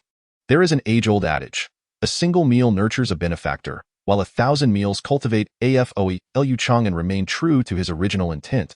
He had come to benefit from the spiritual vein of the Mu family without cost. Regardless of whether it was voluntary or not, the Mu family had at least rendered him a favor. Another 6 months passed. Lu Changan had been with the Mu family for 2 full years. On this day, within the training chamber, at the second level of Qi refinement, the fluctuations of his magical energy surged to a new tier. A fleeting, mysterious aura, reminiscent of the passage of time, flickered momentarily. This sensation, for the first time, astonishment flickered across Lu Changan's countenance in this lifetime. A year prior, he had also experienced this peculiar feeling. a resonance akin to the cyclical essence of ancient trees. He had believed it to be a characteristic of the cultivation method. Now, having crossed into the second year, this enigmatic aura was captured once more at the moment of his advancement. Were it not for his acute spiritual awareness, he might have missed it entirely.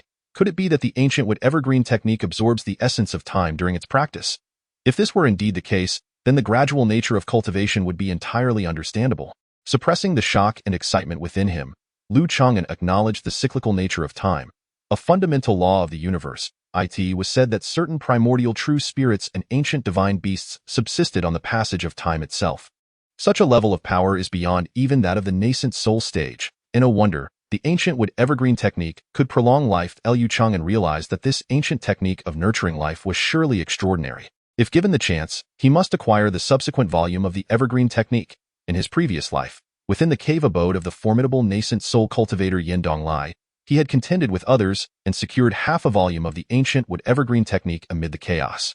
The other half had fallen into the hands of a golden core true immortal from a major sect. Clues regarding that individual could be unearthed from the depths of his memories.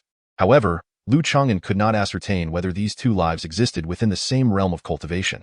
Having advanced to the second level of chi refinement, Lu Changan stepped outside to relax.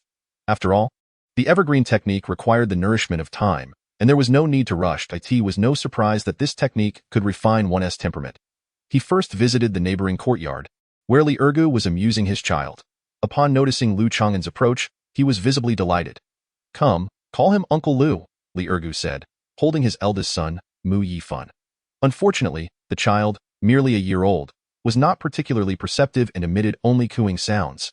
The reason he referred to him as his eldest son was that, just a month prior, Li Ergu's wife, Mu Qing, had become pregnant again. It is worth noting that for cultivators, bearing children is no easy feat. The higher the cultivation level, the more challenging it becomes. Lu Changan suspected that the secret essentials of the dragon lock he had gifted might have provided some assistance. He gently caressed the toddler's forehead, who remained remarkably calm and well-behaved. A child's aptitude for cultivation would only reveal itself after the age of 6, and currently, it was indiscernible. "How curious, my Yifan is quite shy," Li Ergu remarked in surprise. Typically, the child was cared for by a wet nurse from the Mu family, and as his father was occupied with cultivation, they seldom met, causing the child to sometimes be unrecognizable to him. "Ah, Brother Lu has ascended to the second level of chi refinement. Congratulations are in order," Li Ergu exclaimed. "Your speed is unparalleled." Lu Changan's emotions appeared somewhat complex. The two of them were originally on the same starting line. To his surprise, in this third life of cultivation, he found himself lagging behind a peasant youth. Li Ergu was even 2 years his junior. "Brother Lu, I believe there is nothing wrong with marrying into the Mu family. Perhaps you should consider it as well," Li Ergu suggested. His current life was undoubtedly quite comfortable, enjoying the Mu family's spiritual pulse dojo, the spirit rice, elixirs, and cultivation methods they provided. Raising children required no personal investment, with rewards to boot. Every individual has their own aspirations. You need not persuade me. Lu Changan shook his head, once again declining the elixirs and spirit stones offered by Li Ergu. By the way, Brother Lu, a few days ago, I received a letter from Lin Yi. Li Ergu's expression turned serious as he handed the child to a wet nurse. "Lin Yi," Lu Changan recalled the once arrogant young lord. "Do you still remember our agreement on the way to the sect's assessment years ago? We, the celestial seedlings who emerged from Hengshui Prefecture, vowed that regardless of whether we could enter the celestial gate, we would reconvene at Jushin Tower in Hengshui Prefecture 3 years later. The initial promise? Would disciples who entered the sect take it seriously?" Lu Changan was skeptical. He could not help but recall Zhao Siyu, the graceful and elegant young lady from a prestigious family. Entering the sect placed her on an entirely different level. "Ha ha, brother, you underestimate her." Lin Yi mentioned in the letter that Zhao Siyu has indeed agreed to attend the gathering and has not gone back on her word. Li Ergu chuckled heartily, feeling quite gratified. Chapter 8. The transaction of selling. After 2 lifetimes of cultivating, Lu Changan had witnessed much of the cold-heartedness and practicality of cultivators. Yet, he was surprised that Zhao Siyu, who had entered the sect 2 years ago, was willing to honor their playful agreement. There is still a year left, Lu Changan pondered. Considering his identity in this life as the young master of the New Jiang, after 2 or 3 years of seeking immortality, it was time to return to the mundane world to bring closure to certain matters. Establishing connections with sect members could only be beneficial. In the realm of cultivation, background is of utmost importance. The sects occupy the upper echelons, possessing more avenues to stay ahead of certain major upheavals within the cultivation world. After bidding farewell to Li Ergu, Lu Changan proceeded to the Mu family's library. Within the library, he could only peruse basic texts on cultivation. Fortunately, he was not seeking any secret techniques of the immortals. Even the Mu family's clan techniques might not capture Lu Changan's interest. He was there to research geographical texts. From the memories of this life, he had confirmed that the current cultivation realm was distinct from the previous two. Half an hour later, Lu Changan emerged from the library, deep in thought. The Great Qing cultivation realm, Liang Kingdom, Chun Kingdom, Feng Kingdom. In the library, there was scant information beyond the geographical scope of the Liang Kingdom. This cultivation realm was referred to as the Great Qing.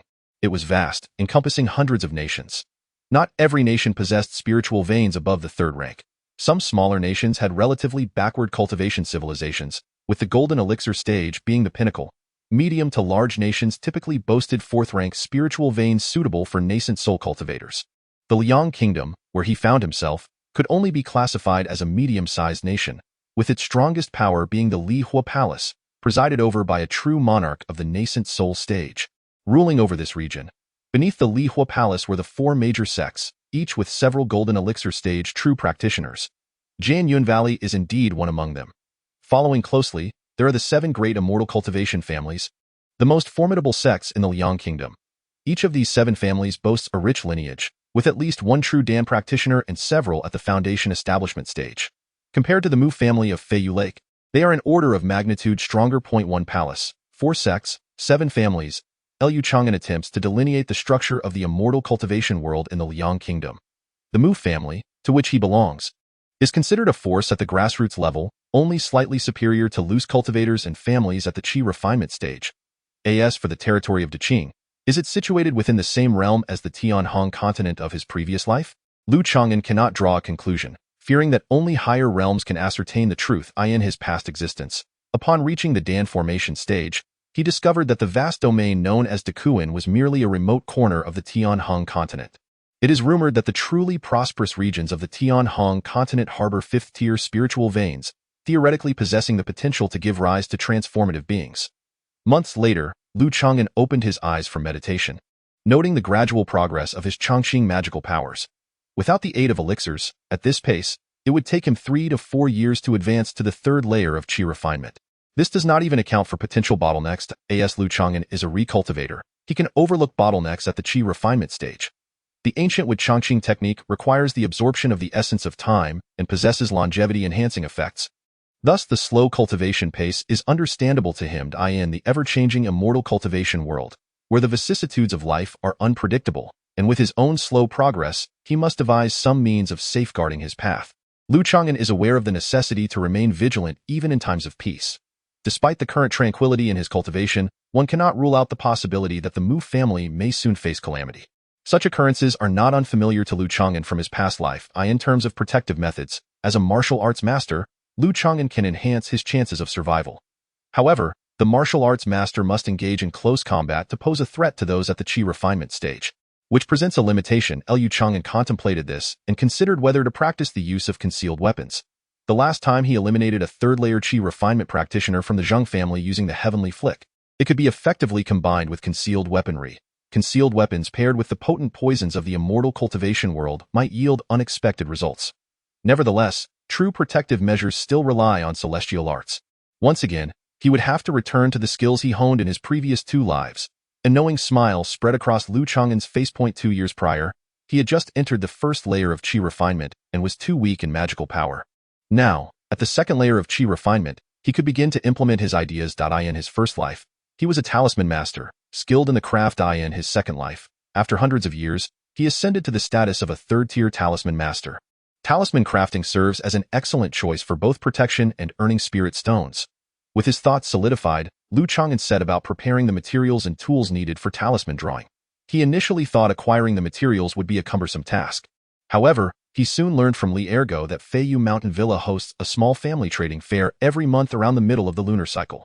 The fair takes place at the Juyu Pavilion within the villa. 7 days later, coinciding with the full moon, Lu Changan and Li Ergu arrived at the Juyu Pavilion.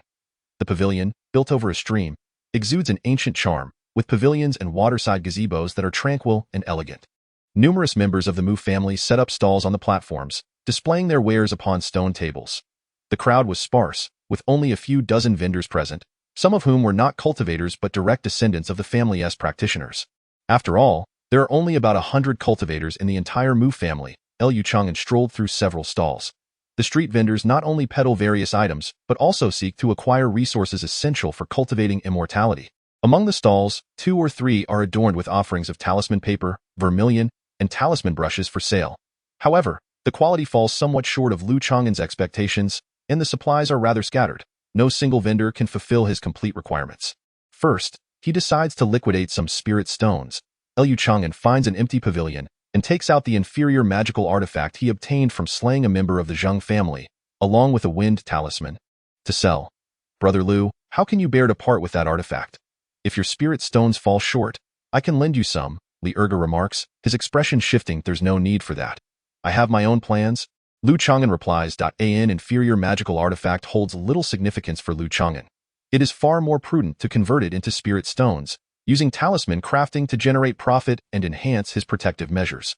As a newcomer, Changan attracts curiosity from several members of the Mu family, who approach his stall, mostly disinterested and asking casual questions. After a considerable wait, he finally encounters a genuine buyer. How much for this iron sword magical artifact? Inquires a withered old man, well past his 60s, with a cultivation level of the 3rd layer of Qi refinement. Changan quotes, 40 spirit stones. That's too expensive. A typical inferior magical artifact only sells for 50 or 60 spirit stones. Yours, being of inferior quality, is prone to damage after prolonged use. The old man furrows his brow, attempting to negotiate. Changan chuckles lightly, sensing the old man's intent to haggle. You refer to the absolute lowest tier of inferior magical artifacts. This one can be easily repaired and is not significantly inferior to those. If you are genuinely interested, I can offer a firm price of 35 inferior spirit stones, along with a complimentary inferior wind talisman. Not wishing to prolong the conversation, Changan presents a price slightly below the market rate. The old man's eyes flicker as he attempts to negotiate further, but Changan pays him no mind. Very well, let us settle on that price. The old man concedes with an awkward smile. Thus, Changan successfully sells his previous spoils, acquiring 35 spirit stones. With spirit stones in hand, Changan prepares to purchase a complete set of talisman crafting materials. Brother Liu, are you looking to buy talisman crafting materials? You might as well seek out Miss Mu Xiaoyun, Li Erge suggests, glancing toward a nearby pavilion. Are you referring to the daughter of the Mu family? Changan follows his gaze. On the waterside pavilion, 2 lovely maidens have just arranged their stall, one of whom is indeed Mu Xiaoyun. Under the gentle moonlight, the young lady's skin glows like snow, her demeanor as gentle as jade. Clad in a flowing gown, her silken hair dances in the breeze, resembling a delicate cloud emerging from the mountains. Mrs. a first-tier talisman master, Li Erge remarks. Unable to conceal his awed, a first-tier talisman master. She should be able to meet all my requirements. With calm composure, Changan strides toward Mu Xiaoyun's stall, while Li Erge follows closely, his heart racing. Thinking to himself, truly impressive is my elder brother, unperturbed in the presence of the young lady. As Changan approaches, Mu Xiaoyun gives a slight nod, indicating for them to browse at their leisure. Beside her, a girl in a red dress regards the two with surprise. Changan discreetly surveys the stall, nodding inwardly. Truly, as a qualified talisman master, she offers a full array of talisman paper, brushes, and vermilion, all of commendable quality, perfectly aligning with his complete requirements. How much for this talisman brush? Changan inquires, picking up a dark green talisman brush. This is a lower-grade magical artifact, the Qinglu talisman brush, priced at 70 spirit stones. The melodious voice of a girl, as refreshing as a spring, resounded. What about this one?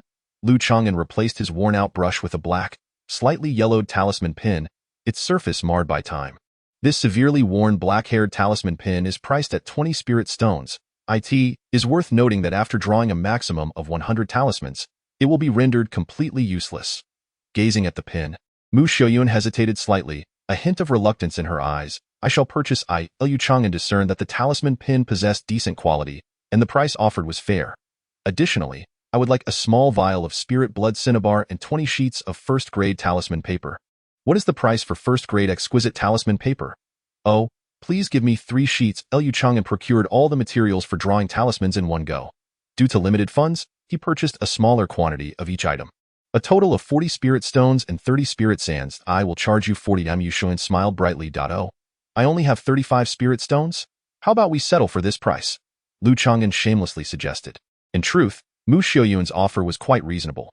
He attempted to negotiate a little. If that proved unsuccessful, he could always return a few sheets of talisman paper without incurring any loss.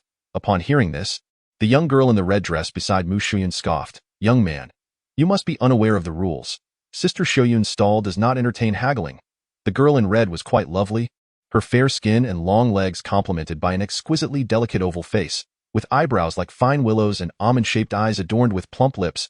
Li Ergu, feeling embarrassed, said, Brother Lu, never mind. I can lend you a few spirit stones. You are Lu Changan, aren't you? Suddenly, Mu Xiaoyun's starry eyes turned, focusing intently on Lu Changan, her expression inscrutable indeed. Lu Changan was aware that he had garnered some discussion within the circles of the Mu family women. Can you draw talismans? I have a basic understanding. I shall practice a bit first, Lu Changan humbly replied. However, Mu Xiaoyun furrowed her brows, displeased, and said, as a beginner, you should not aim too high by purchasing exquisite talisman paper. Exquisite talisman paper is suited for crafting first-grade superior talismans. For a novice, it would be a waste. 1 sheet of exquisite talisman paper is equivalent to several sheets of ordinary talisman paper. Beginners typically use cheaper talisman paper to practice. What you say is quite right. I will buy 3 sheets of exquisite paper as a form of encouragement, Lu Changan responded calmly, not engaging in further debate. Mu Xiaoyun glanced at the unassuming boy in white, her demeanor softening as she handed over the complete set of talisman drawing materials, signifying her acquiescence to Lu Changan's negotiation. Thank you, Mississippi. As Lu Changan placed the spirit stones on the stone table, he watched the two depart.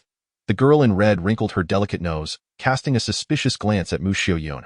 Sister Xiaoyun, you actually made an exception and gave that boy a discount.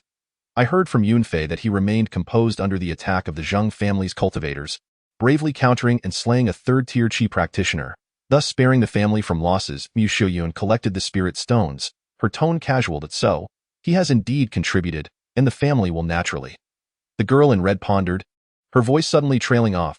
If he is a young talent from the Mu family and exhibits such performance, there will surely be rewards within the clan. Yinglan, what do you think of Lu Changan? Mu Xiaoyun pressed her lips together slightly. She appeared rather presentable, her demeanor somewhat audacious.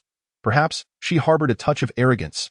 Mu Yinglan contemplated briefly before articulating her initial impression. Whispers circulated within the clan, suggesting that Lu Changan held disdain for the women assigned to him by the Mu family. Yinglan, if the family were to arrange your marriage with Lu Changan, would you acquiesce? Mu Xiaoyun inquired with a playful smile. What? Marry him? That is utterly impossible. Mu Yinglan's cheeks flushed with embarrassment as she vehemently shook her head. Sister Xiaoyun, the family wouldn't truly consider matchmaking me with this rascal, would they? Realization struck her suddenly. Mu Xiaoyun did not dispute her, instead reflecting, Lu Changan possesses a mid-grade spiritual root. It would indeed be a disservice to him to unite with a commoner. Father is contemplating whether to find him a clan woman with a spiritual root. So, you have set your sights on a charming clan sister? Absolutely not. I wouldn't even consider him, Mu Yinglan huffed in indignation. You wouldn't consider him? Of course not. Lu Changan is nearly 20, yet he has only just reached the second level of Qi refinement. His mid-grade spiritual root pales in comparison to some of the lower-grade ones within our clan, Mu Yinglan declared, raising her chin defiantly. In contrast, despite her own lower-grade spiritual root, she had reached the pinnacle of the second level of Qi refinement at the age of 16, poised to attempt to break through soon in the realm of cultivation. Unless one possessed top-tier qualifications such as earth or heaven spiritual roots, one's cultivation level and age were far more indicative of future potential. In a secluded chamber, within a basement, Lu Changan retrieved a complete set of talisman brushes, vermilion, and talisman paper. He prepared the vermilion and spread out the talisman paper. After closing his eyes for a moment, the knowledge and experiences of talisman crafting from his previous lives surged forth. Suddenly, his gaze sharpened, and he focused intently. Grasping the talisman brush, he moved with fluid grace, conjuring the Longqing magic, which flowed from the tip of the brush to the talisman paper in one seamless motion.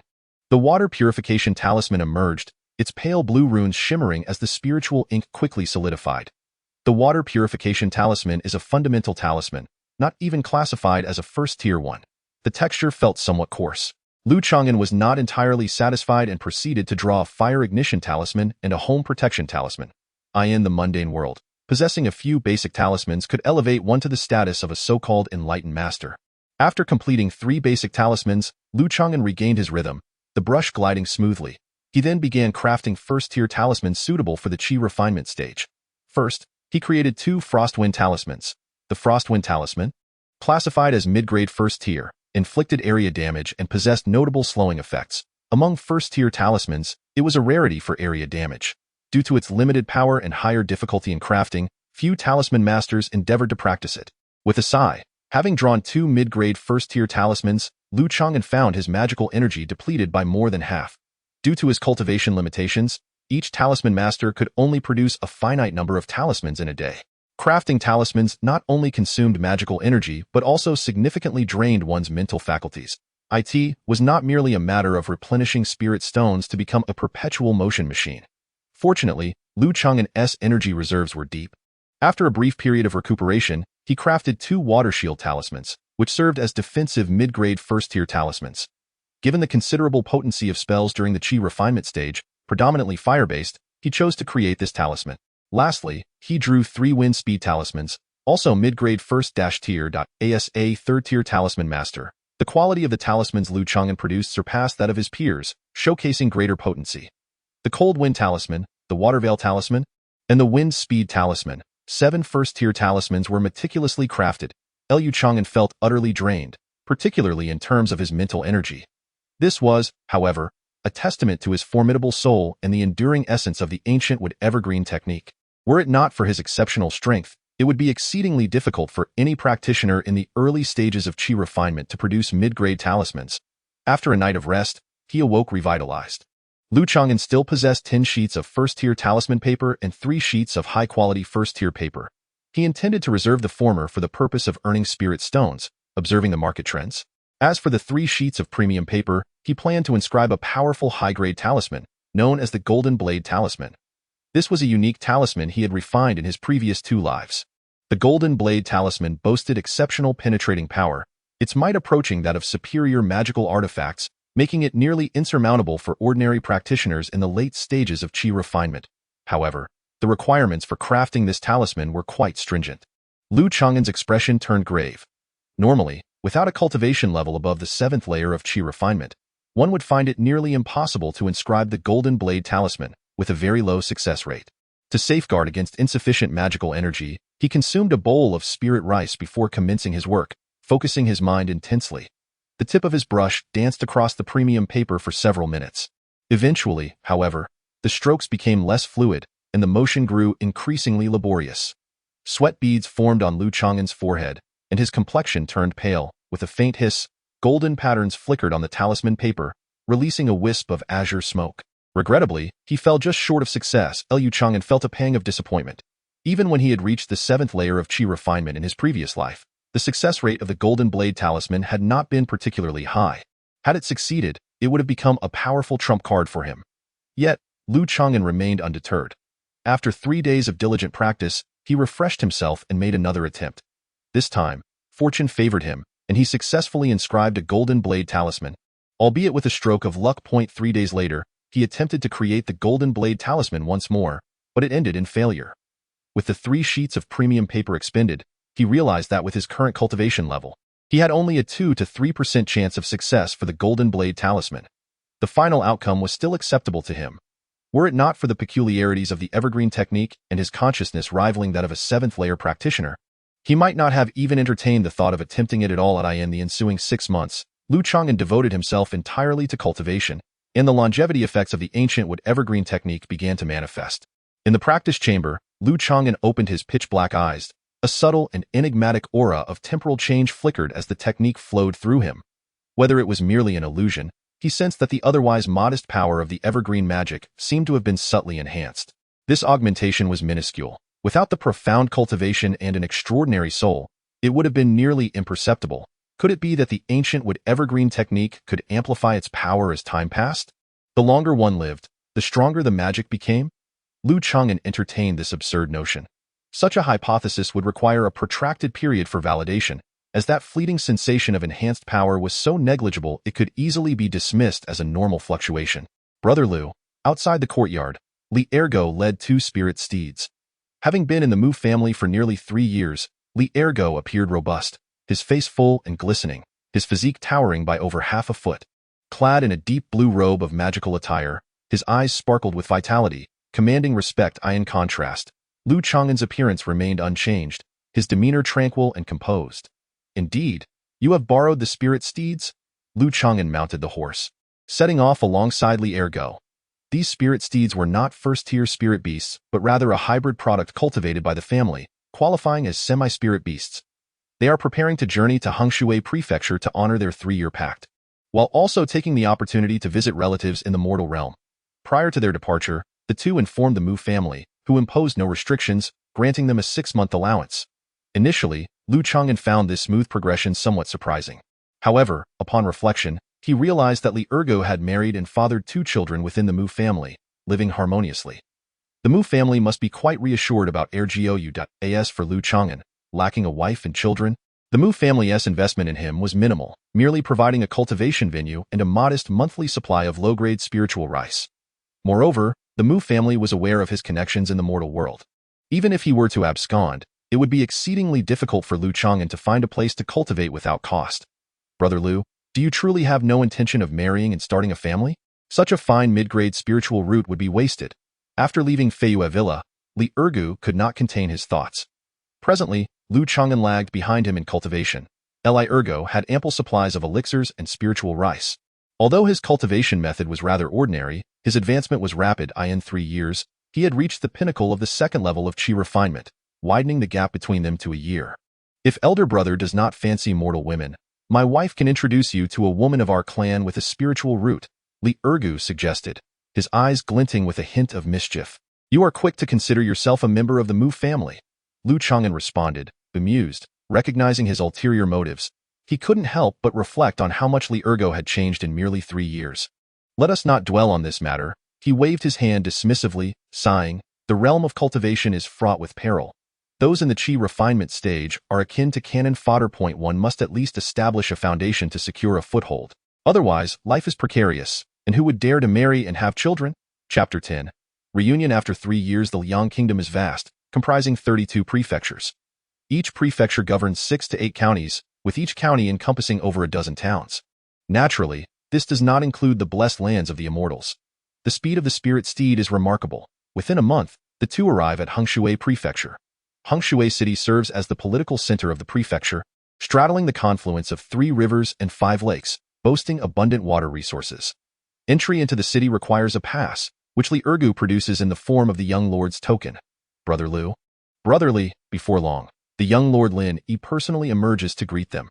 The 3 ascend a luxurious carriage and enter Hengshui City. For this meeting, I have reserved the premier private room at the Gathering of Immortals Pavilion for 2 months, Lin announced. Clad in resplendent attire, with sharp eyebrows and bright eyes, Lin appeared less intense than 3 years prior, exuding a newfound warmth and enthusiasm. Brother Lin, have we arrived late? Lu Changan inquired with a smile. Not at all. You arrived earlier than I anticipated, Lin replied. Zhao Xiao mentioned in her letter that she would arrive in Hengshui Prefecture in the next couple of days. Although it was termed a 3-year appointment, it had actually surpassed that time frame. That evening, Lin graciously hosted the two at the Marquis's residence. 2 days later, Lin received word that Zhao Xiao had arrived in Hengshui Prefecture. Finally, the several seedlings of immortality who had departed from Hengshui Prefecture 3 years prior were reuniting at their original starting point. In the sky room of the Gathering of Immortals Pavilion, Zhao Xiao, Lin, Lu Changan, Li Ergu, and Xia Feiluan gathered around the table for the first time.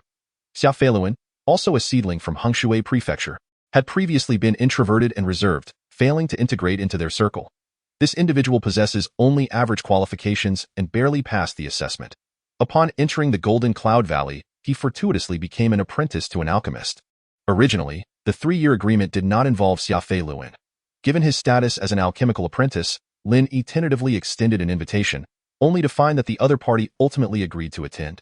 Miss Xiao, there is no need for modesty. In the world of cultivation, strength is paramount. Please take the seat of honor. After some initial reluctance, Zhao Xiao took her place at the head of the table.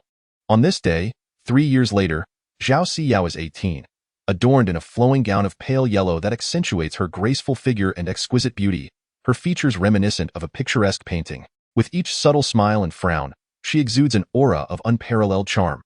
Upon their first encounter, Lin and Li Ergo could hardly conceal their astonishment. The last time they met, Zhao Xiao was merely 15, standing tall as a budding beauty, Among the four, her transformation is the most pronounced, both in appearance and essence. She has reached the pinnacle of the Qi refinement stage, her cultivation surpassing Lin Yi's by a slight margin. Although her advancement over Li Ergo is only by one level, the disparity in their abilities is far greater than mere years can account for. The peak of the Qi refinement stage faces a bottleneck. The next step is to break through into the mid-stage of Qi refinement, a transition that requires considerable time and effort. Despite Zhao Siyao's mid-grade spiritual root, her sensitivity is an impressive 36. Approaching that of a high-grade spiritual root, Liu Changan reflected on the first phase of the sect's assessment, considering Zhao Siyao's exceptional qualities. His own fire spiritual root barely exceeded 20 in sensitivity, qualifying as mid-grade at best. He practiced using a wood spiritual root with a sensitivity of 17. The gap between their abilities is akin to that between heaven and earth. Moreover, with Zhao Siyao becoming an inner disciple of the Golden Cloud Valley, the distance between them will only widen. If Liu Changan were merely an ordinary cultivator, he would likely never catch up to her in this lifetime. Li Ergo's transformation is second only to Zhao Siyao's. Upon learning of Ergo's favorable treatment in the Mu family, Zhao Siyao, Lin Yi, and Xiafei Luan expressed their astonishment. Who would have thought that a simple, unremarkable farmer's son could thrive so remarkably within a cultivation family in just 3 short years? Even Lin Yi, the son of a noble, felt a twinge of envy. 3 years ago, at 17, he had just entered the Qi refinement stage, expending vast resources and connections from the noble house. However, he ultimately failed the sect's assessment, leaving the Duke of Guang'an profoundly disappointed in him, resulting in the withdrawal of substantial support in the realm of mundane existence. Where spiritual resources are scarce, Lin Yi's average qualifications yield progress comparable to that of a snail.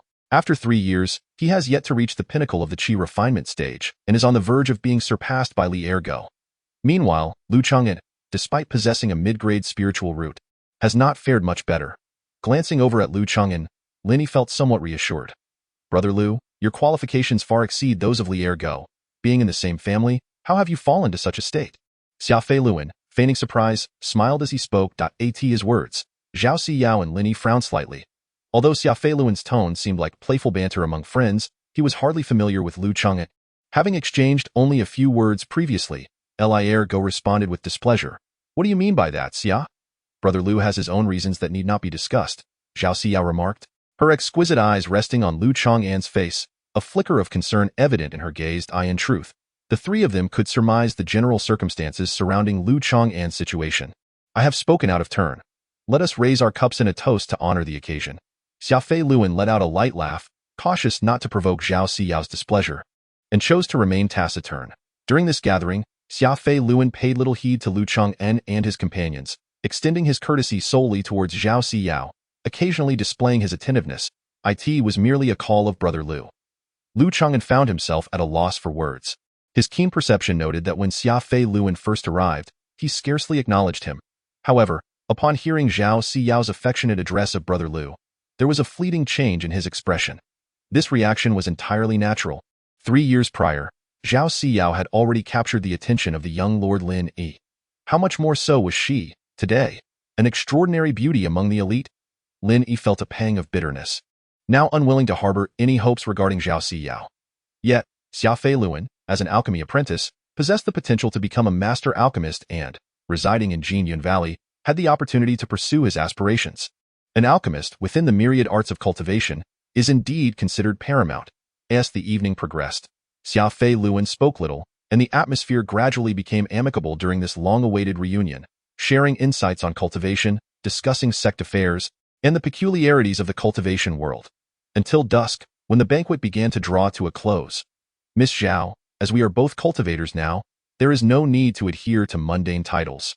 Henceforth, shall we address each other as fellow cultivators? Liu Chang'an proposed earnestly.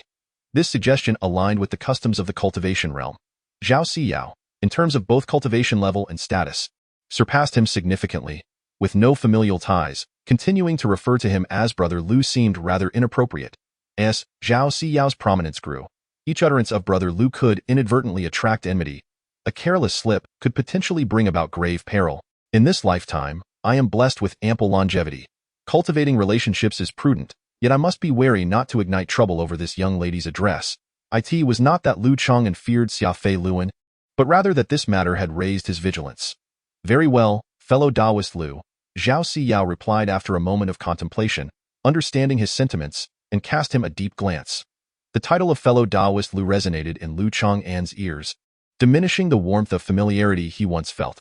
Observing this, Xia Fei Luan revealed a hint of a restrained smile, pleased with Lu Changan's decorum. Brother Lu, should you require any affordable elixirs in the future, feel free to seek me out. I shall grant you a 10% discount. Xia Fei Luan extended his goodwill. Zhao Siyao hesitated, contemplating, yet chose not to intervene. Affordable elixirs? Lu Changan chuckled coldly inwardly. Discerning the ulterior motive behind the offer, as an alchemy apprentice, Xia Fei Luan often acquired subpar or even defective elixirs, either gifts rejected by masters or failures from his own trials. Such elixirs, aside from their poor efficacy, contained a high level of alchemical toxins, making them generally scorned by sect cultivators. However, these elixirs were indeed inexpensive and could find a market among wandering cultivators or financially struggling families outside the sect. Thank you for your kind offer, Brother Xia, but alas, my purse is rather light, and I cannot afford such spiritual elixirs, Lu Changan replied with a wry smile. He spoke the truth. He did not possess even a single spiritual stone. If you lack spiritual stones, you could always borrow from Ergo. Your bond is quite strong.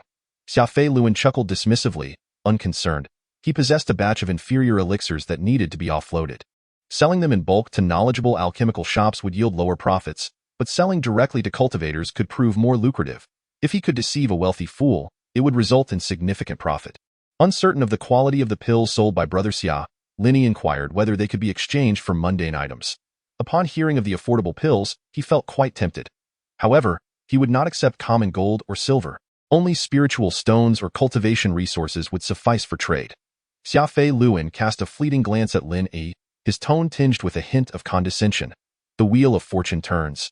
Years ago, en route to the assessment, Lin Yi had looked down upon him, buoyed by his background and cultivation level.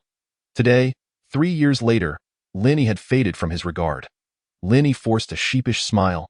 Feeling hesitant to offend Xia Fei Luan, who was a disciple of the alchemy sect in the future, Xia Fei Luan would rise to become a prominent alchemist, a figure they would need to respect.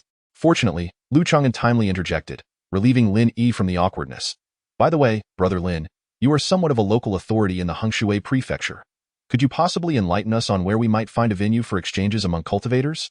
Lu Changan had some talismans for sale and was looking for a place to make a modest profit in spiritual stones, although transactions could also occur at the Mu family. He was cautious not to reveal his identity as a talisman master too soon. A year prior, he had purchased talisman-making materials from Mu Xiu Yun. Transitioning from a novice in talisman craft to a formal talisman master required a gradual process. There was a gathering of scattered cultivators in the Hengshui prefecture, coincidentally scheduled for this month. If Brother Lu requires assistance, I can gladly introduce you, Lin Yi responded enthusiastically, casting a grateful glance. Lu Changan nodded appreciatively. I would be much obliged, Brother Lin. Chapter 11. The might of the cold wind in this world. No feast lasts forever. Upon exiting the gathering of Immortal's pavilion, Lu Changan and his companions bid farewell, exchanging well wishes for prosperous paths in their cultivation journeys. Brother Lu, should you find yourself in need of spiritual stones, I can lend you 10, Zhao Siyao offered before their parting. After a moment of contemplation, Lu Changan surprisingly accepted, borrowing 10 spiritual stones from Zhao Siyao. Li Ergo could not help but click his tongue. Brother Lu, is my spiritual stone not as fragrant as Zhao Siyao's? After parting ways, Li Ergo expressed his dissatisfaction. During their time at the Mu family, he had witnessed Lu Changan decline his kind offers of spiritual stones when he was short on cultivation resources. Indeed, her spiritual stones possess a certain allure.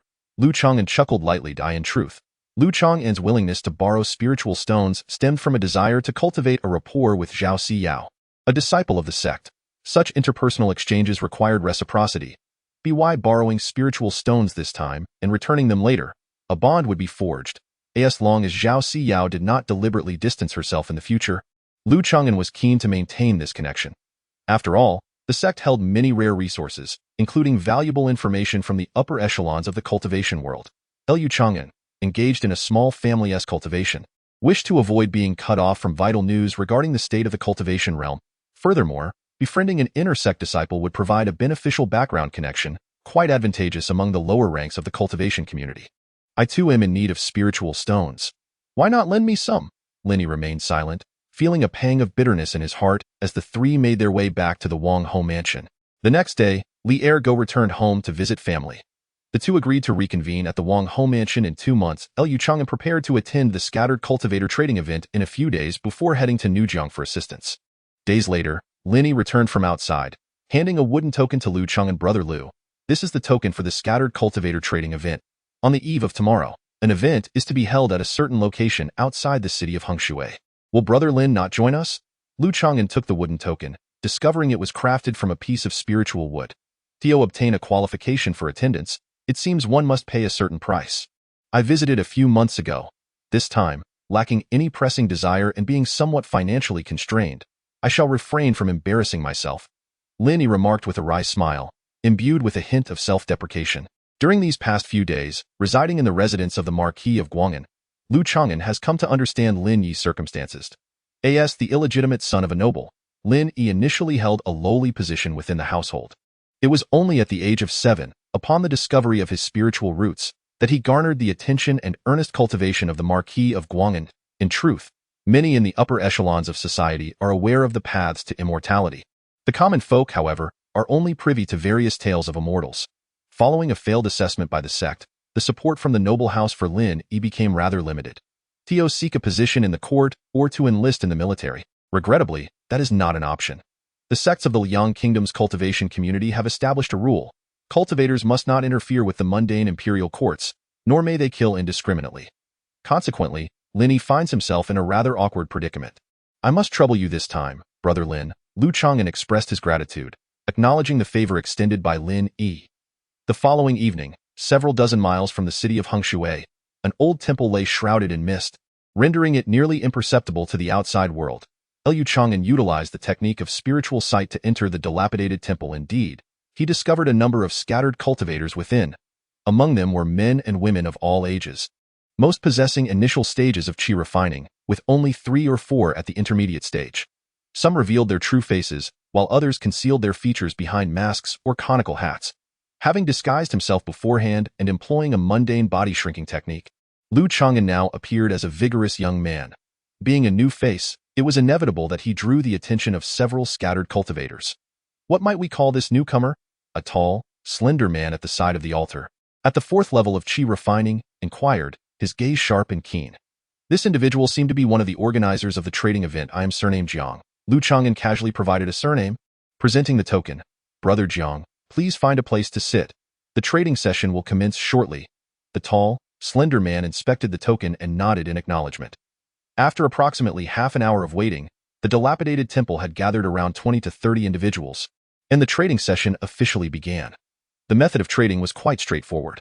Each person took turns to speak, showcasing their wares for sale or stating their desired purchases. I have 3 red pine cones available for sale, with priority given to the highest bidder. 300-year-old He Shou Wu, priority for spirit stones and elixirs, a low-grade magical weapon, the azure steel shuttle, with some damage to its casing. Which fellow cultivator might be interested? Liu Changan observed for a moment, realizing the items for trade were rather rudimentary. Some of the goods were merely common medicinal herbs from the mundane world, not true spiritual items from the cultivation realm. I possess 5 bottles of qi-nourishing pills, priced 50% below market value. The tall, slender man at the 4th level of qi refining spoke. Qi-nourishing pills, 50% below market value? This immediately piqued the interest of many. Qi-nourishing pills are suitable for those in the initial stages of qi refining, capable of enhancing one's magical power and promoting cultivation. Could it be that they are genuine elixirs, with some efficacy? For the lower-tier scattered cultivators, elixirs are a rare treasure. The allure of inexpensive elixirs was impossible to resist. After a thorough assessment conducted by myself and the Venerable Wang, it has been determined that the efficacy of the medicine is approximately 50% that of the genuine article, with a slightly higher potency in the case of the Dan poison. The tall, slender man surnamed Su remarked nonchalantly. Liu Changan felt a stir within, recalling the inferior Dan pills that Xia Feiluan had previously attempted to peddle. However, as one of the organizers of this transaction, the tall man surnamed Su was evidently not Xia Feiluan. It remained unclear whether any connection existed between the two. After a brief pause, it was Liu Changan's turn. I have 10 talismans for sale, 4 of Fireball Technique, 3 of Windblade Technique, and 3 of Golden Shield.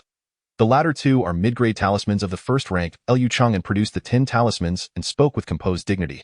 Mid-grade talismans? The scattered cultivators within the dilapidated temple displayed expressions of astonishment. The Fireball Technique is a common low-grade talisman, but mid-grade talismans are a rarity. Typically, only 2 or 3 appear at a time. Lu Changan sensed the curious and surprised gazes directed at him by the onlookers. It must be said that he had overestimated the caliber of this trading event. Originally, with the remaining 10 blank talisman papers, he could have inscribed all mid-grade talismans. However, he had only inscribed 6, which he considered quite restrained. Fortunately, the total value of these talismans was not high, falling short of that of a low-grade magical artifact. "Friend Jiang, might you know any first-rank talisman masters?" inquired a tall, alluring woman clad in a purple dress, her voice imbued with a gentle warmth. Lu Changan recognized her somewhat. She was referred to by others as the Purple Rose Fairy, one of the few mid-stage chi refinement practitioners. Her specific background, however, was deemed unnecessary for inquiry. Lu Changan's tone was somewhat brusque, neither denying nor affirming the purple-clad lady's probing. A mid-grade first-rank talisman possesses the potency of mid-stage chi refinement spells, making it highly sought after among scattered cultivators due to its reasonable pricing. In less than a quarter of an hour, Lu Changan sold all 10 talismans in his possession. The market price for low-grade first-rank talismans hovers around 2 to 3 spirit stones, while mid-grade first-rank talismans range from 4 to 6 spirit stones in total. Lu Changan acquired 40 spirit stones. He had deliberately controlled the quality of the 10 talismans sold, ensuring they were of merely standard quality.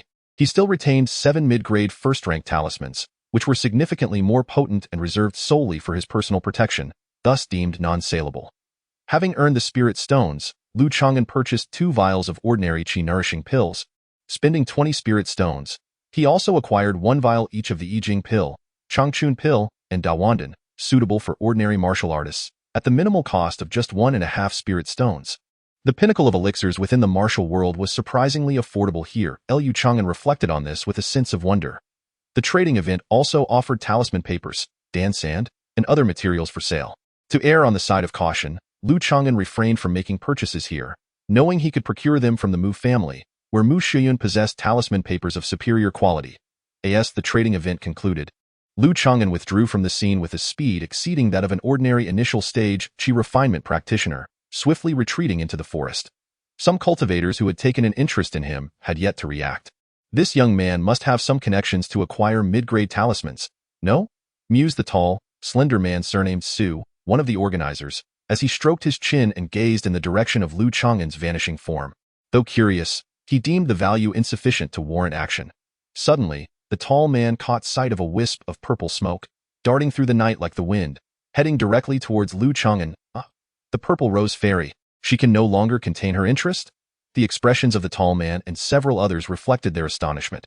Among these individuals, the Violet Rose Fairy is relatively untainted, with her instances of intervention being few and far between.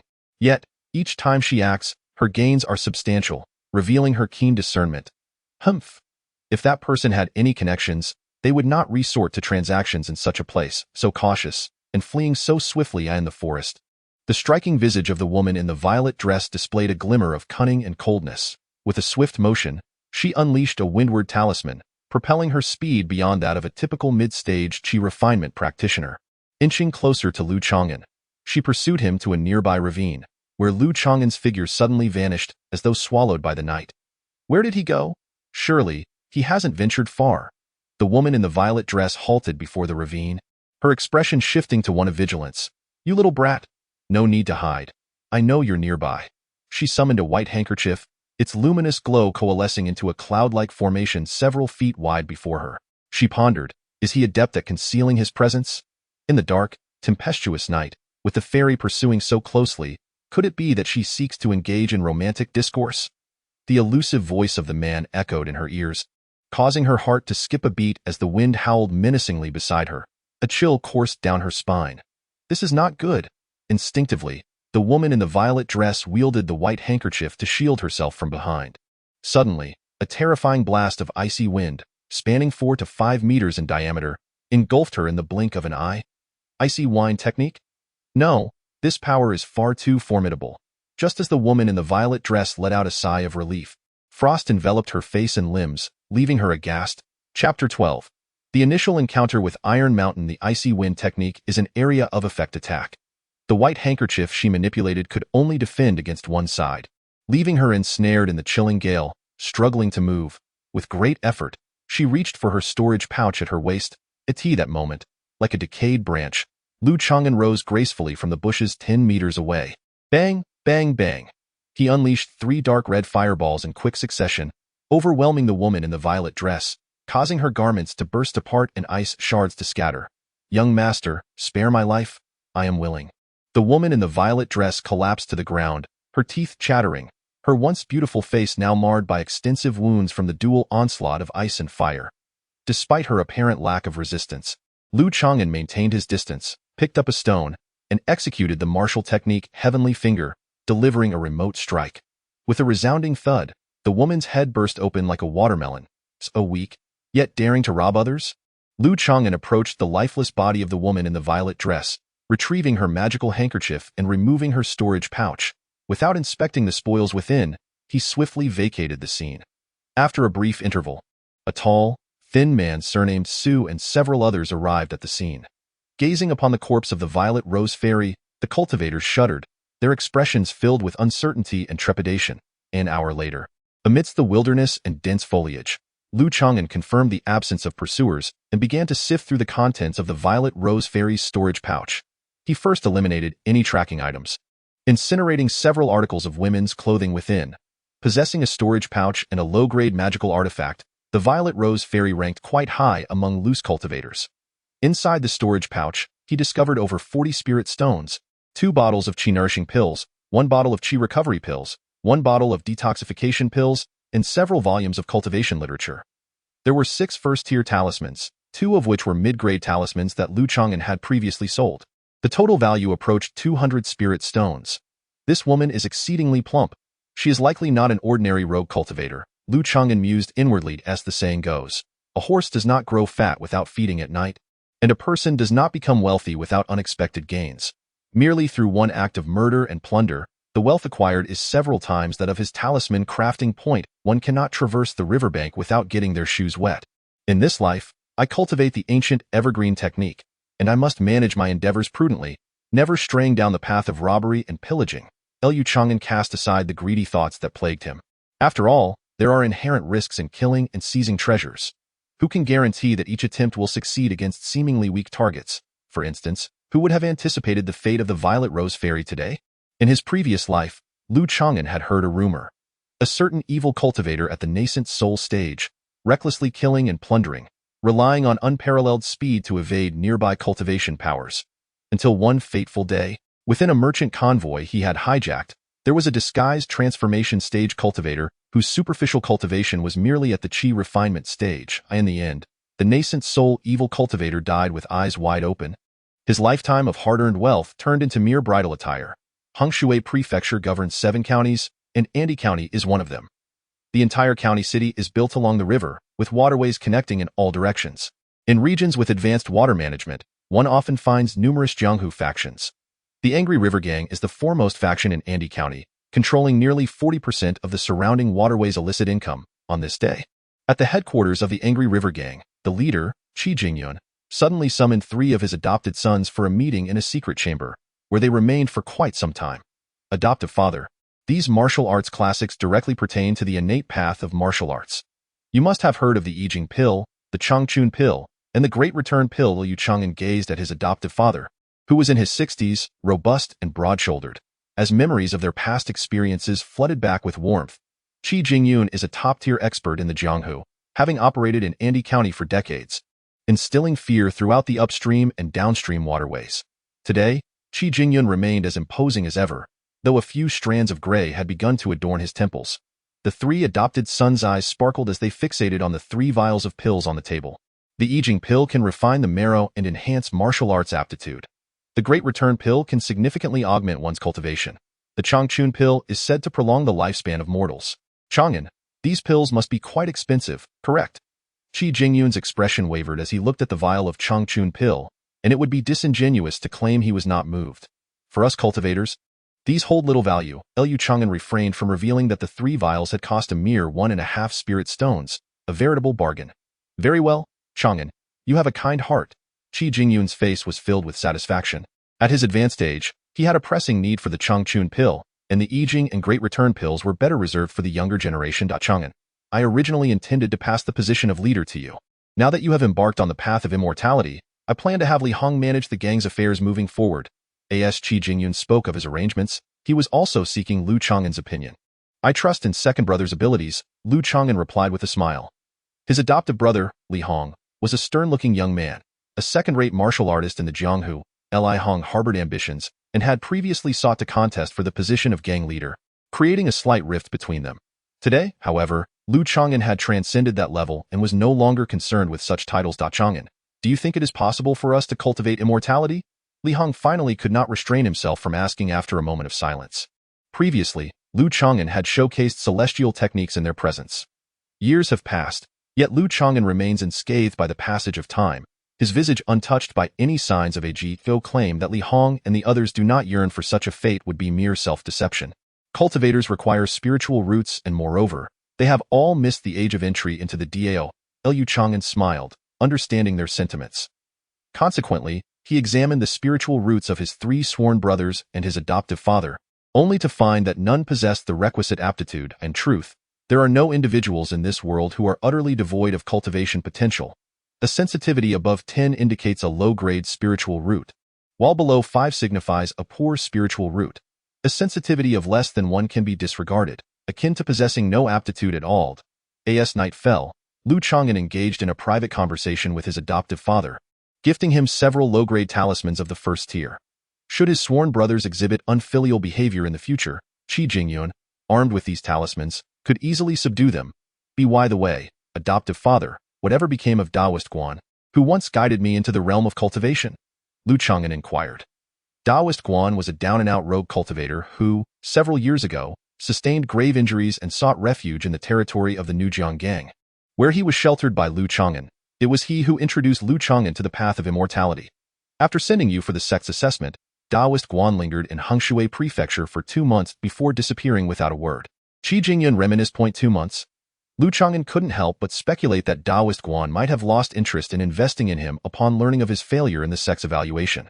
The following day, Lu Changan did not tarry in the Nujiang gang at his adoptive father's request.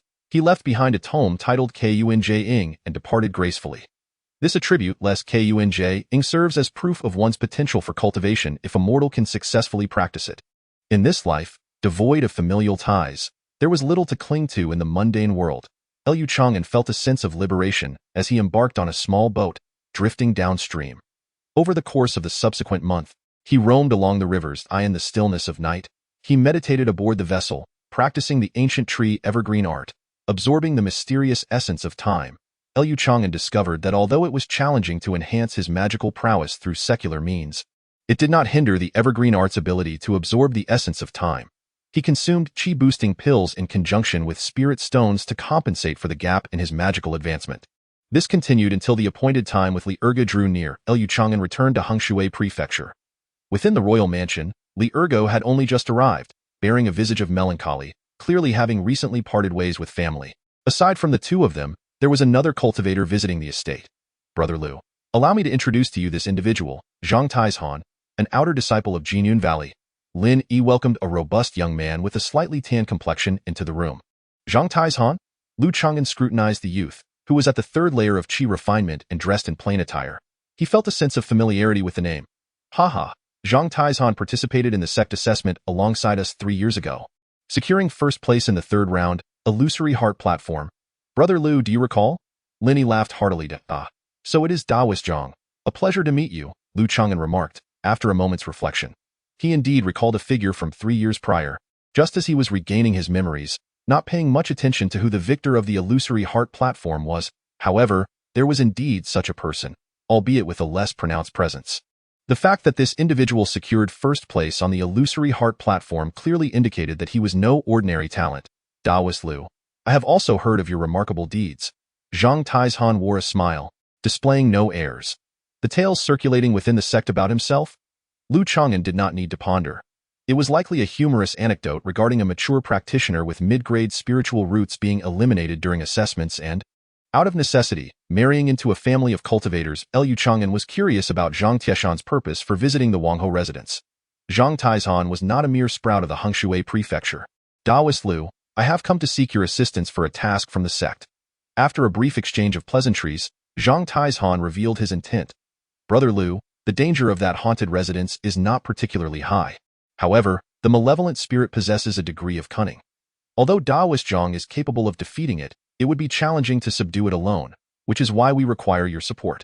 Lin Yi, clearly aware of the situation, offered his contribution, a haunted residence with a malevolent spirit. Li Ergo shivered slightly. It turned out that Zhang Taizhan had accepted a sect mission to exorcise a spirit from a haunted house within Hengshui Prefecture. The owner of that haunted residence was a descendant of a cultivator from Jinyun Valley. Upon understanding the situation, Lu Changan concluded that the danger was indeed minimal. Nevertheless, he had no desire to participate.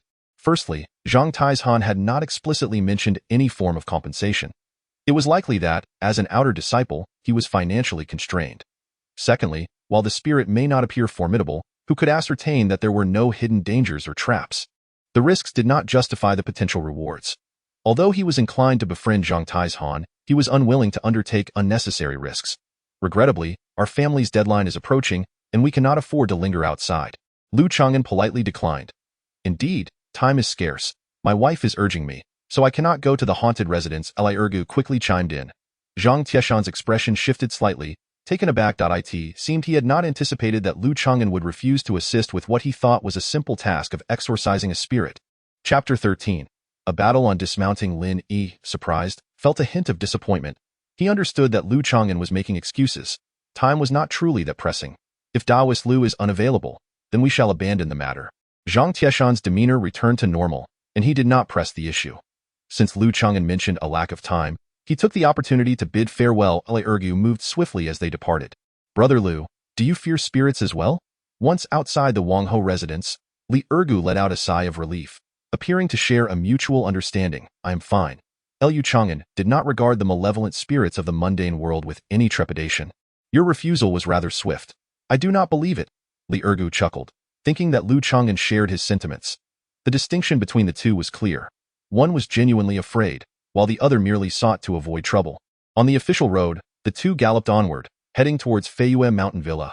They were still a day away from Feiyue Lake. Hold on.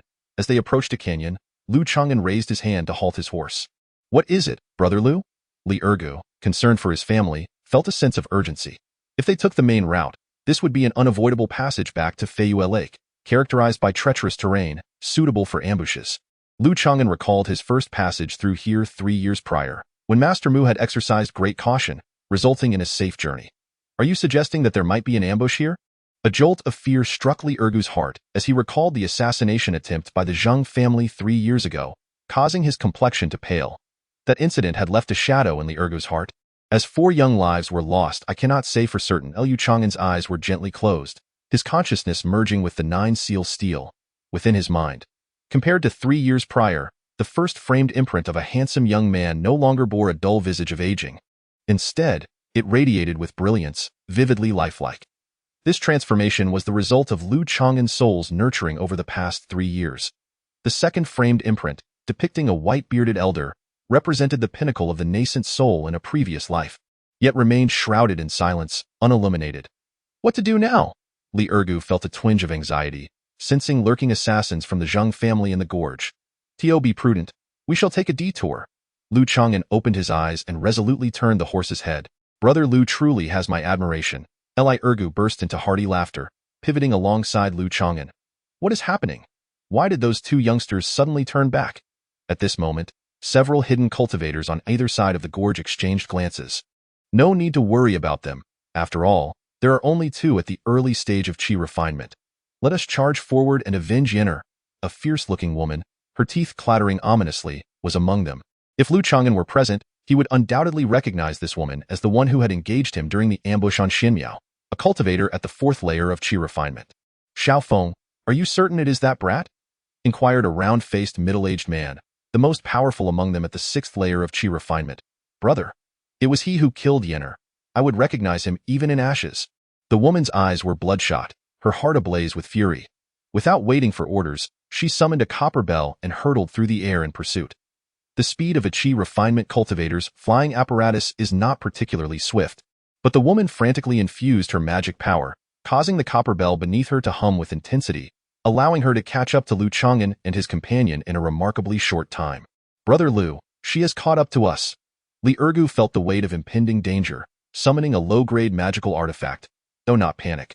She is a target in the sky. Liu Changan maintained an air of composure, fully aware of the inherent weaknesses of early to mid-stage Qi refinement cultivators in aerial combat. Primarily due to the limitations of their magical artifacts, an early-stage Qi refinement cultivator can typically control only one low-grade magical artifact owing to restrictions in magical power and consciousness. In contrast, a mid-stage cultivator might manage 2 low-grade artifacts or 1 medium-grade artifact. Taking the example of the ugly woman at the 4th layer of Qi refinement, maintaining a single artifact in flight demands a significant portion of her focus, let alone the exertion required for acceleration. Under such conditions, how much strength could she possibly wield? Bang, bang, bang. Liu Changan deftly hurled 3 fireballs, forcing the aerial woman into a state of disarray, nearly causing her to plummet from the sky. What capacity does she have for aerial pursuit? The Qi refinement stage intrinsically lacks flying capabilities, relying predominantly on magical artifacts, whose maneuverability is thus predictable. Only those in the late stage of Qi refinement possess a modicum of aerial combat abilities. Ha ha. No wonder she is merely a target, Li Ergu realized with clarity, mustering the courage to retaliate with 2 fireballs. However, his speed and precision paled in comparison to Liu Changan's, allowing the woman to evade them. Xiao Feng, don't rush. Let us pursue on horseback. At this moment, the round-faced middle-aged man at the 6th layer of Qi refinement, accompanied by 2 mid-stage cultivators, rode over. He was experienced and well aware of the lackluster aerial capabilities of mid-stage cultivators. Rest assured, our spirit steeds, trained by the beast tamer Zhou family, possess exceptional speed and endurance. The round-faced man radiated confidence. Indeed, the distance between the 2 parties was rapidly closing. Little thief. Let us see where you intend to flee. The unattractive woman cast a resentful, icy glare at Liu Changan. Riding a horse does not require the expenditure of magical power or spiritual awareness. As long as they drew closer, they could utilize spells and magical artifacts for a remote strike. Brother Liu, what shall we do?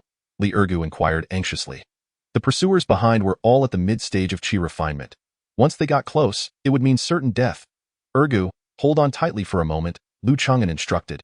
Hold on tightly? What are you talking about at a time like this? Li Ergu replied, exasperated. Before he could finish his sentence, Liu Changan flicked his wrist, producing 2 azure talismans that landed on the bellies of their spirit steeds. In an instant, the 2 spirit steeds felt the wind beneath their feet, their bodies lightened, and their speed surged dramatically. So fast. Li Ergu leaned forward, nearly being thrown off, and obediently tightened his grip around the horse's belly. Clatter, clatter, on the official road, the 2 spirit steeds raced like the wind, stirring up a cloud of dust. So quick.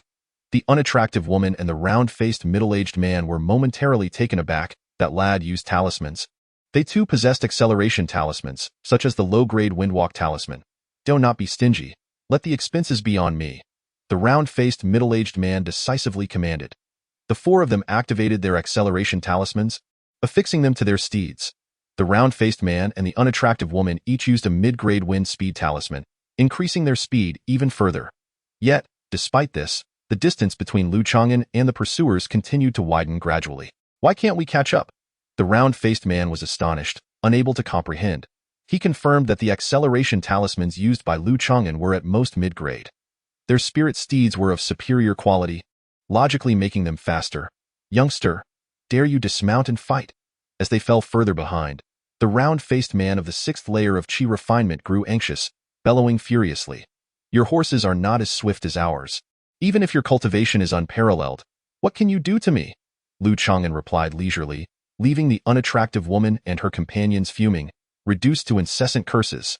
Soon, the sounds of their vitriol faded into the distance, and the figures of the unattractive woman and her cohort vanished from sight. Brother Liu, this trick is truly marvelous. Li Ergu's face brightened, feeling a profound sense of security as the pursuers could not even kick up dust behind them. He couldn't help but ponder. If our steeds run fast enough, could even the Golden Core ancestors or the Nascent Soul true monarchs do anything to us? Oh, you actually understand the concept of drawing inferences? A promising pupil indeed. Liu Changan couldn't help but express his approval. 2 days later, Liu Changan and his companion dismounted and navigated through the wilderness, making their way back to Feiyu Mountain Manor. Upon returning, they immediately reported to their clan. This incident stirred the upper echelons of the Mu family. The family head, Mu Mauda, personally inquired about Liu Changan and his companion. The final conclusion was a vendetta. Mu Mauda secretly admired Lu Changan's astuteness in uncovering the ambush. Lu Changan also believed it to be a vendetta. From Mu Mauda, he learned the identities of the unattractive woman and her associates. The unattractive woman was named Zheng Feng, and the Qi refinement third-layer cultivator he had previously slain, Zheng Yin, was her illegitimate son. The round-faced middle-aged man, at the sixth layer of Qi refinement, was named Zheng Dong, the brother of Zheng Feng, considered a young and vigorous cultivator of the Zheng family. Zheng Feng, Zheng Dong. Lu Changan silently noted these names in his little notebook, pondering the opportunity for revenge in the future. Indeed, he had paid a price, but now he also had a chance for retribution. However, there exists only a 70% certainty, which renders it susceptible to exposure. There is no need to take unnecessary risks. On the day when I can crush my opponent as easily as one would squash an ant, then I shall stealthily launch a surprise attack. Lu Changan does not strive for defeating enemies beyond his level. He prefers a methodical and overwhelming approach. After the departure of Lu Changan and his companion, the family head, Mu Mao, gradually wore a grim expression. How did the Zheng family gain insight into Lu Changan's movements and the timing of his return? As a sect engaged in the cultivation of immortality, it is not unusual for the Mu family to have an insider. It would be prudent for me to venture out less frequently in the future. Upon returning to his residence, Lu Changan fell into deep contemplation. I must focus on the present. I have made a 5-year agreement with the head of the Mu family, and upon its completion, I am to marry and bear children. Ordinarily, he, having recultivated to the core formation stage, should be able to progress to the mid-stage of Qi refinement within 5 years. Yet, plans often fall short of reality. He did not anticipate the peculiar nature of the ancient evergreen technique, which necessitates the absorption of the essence of time, resulting in such gradual advancement. This factor negated the advantages of his recultivation. Moreover, his practice of wood element techniques only equates to a low-grade spiritual root, causing his cultivation to stagnate at the second layer of Qi refinement, even after more than 3 years. Now that I possess elixirs to assist me, I should be able to accelerate my progress. Lu Changan consumed a nourishing Qi pill and began to meditate with closed eyes. Chapter 14. First-tier talismans master. 3 months later, Lu Changan sat cross-legged and exhaled deeply.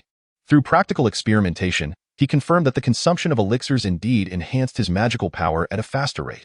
However, this increase was constrained by the evergreen technique's demand for the essence of time.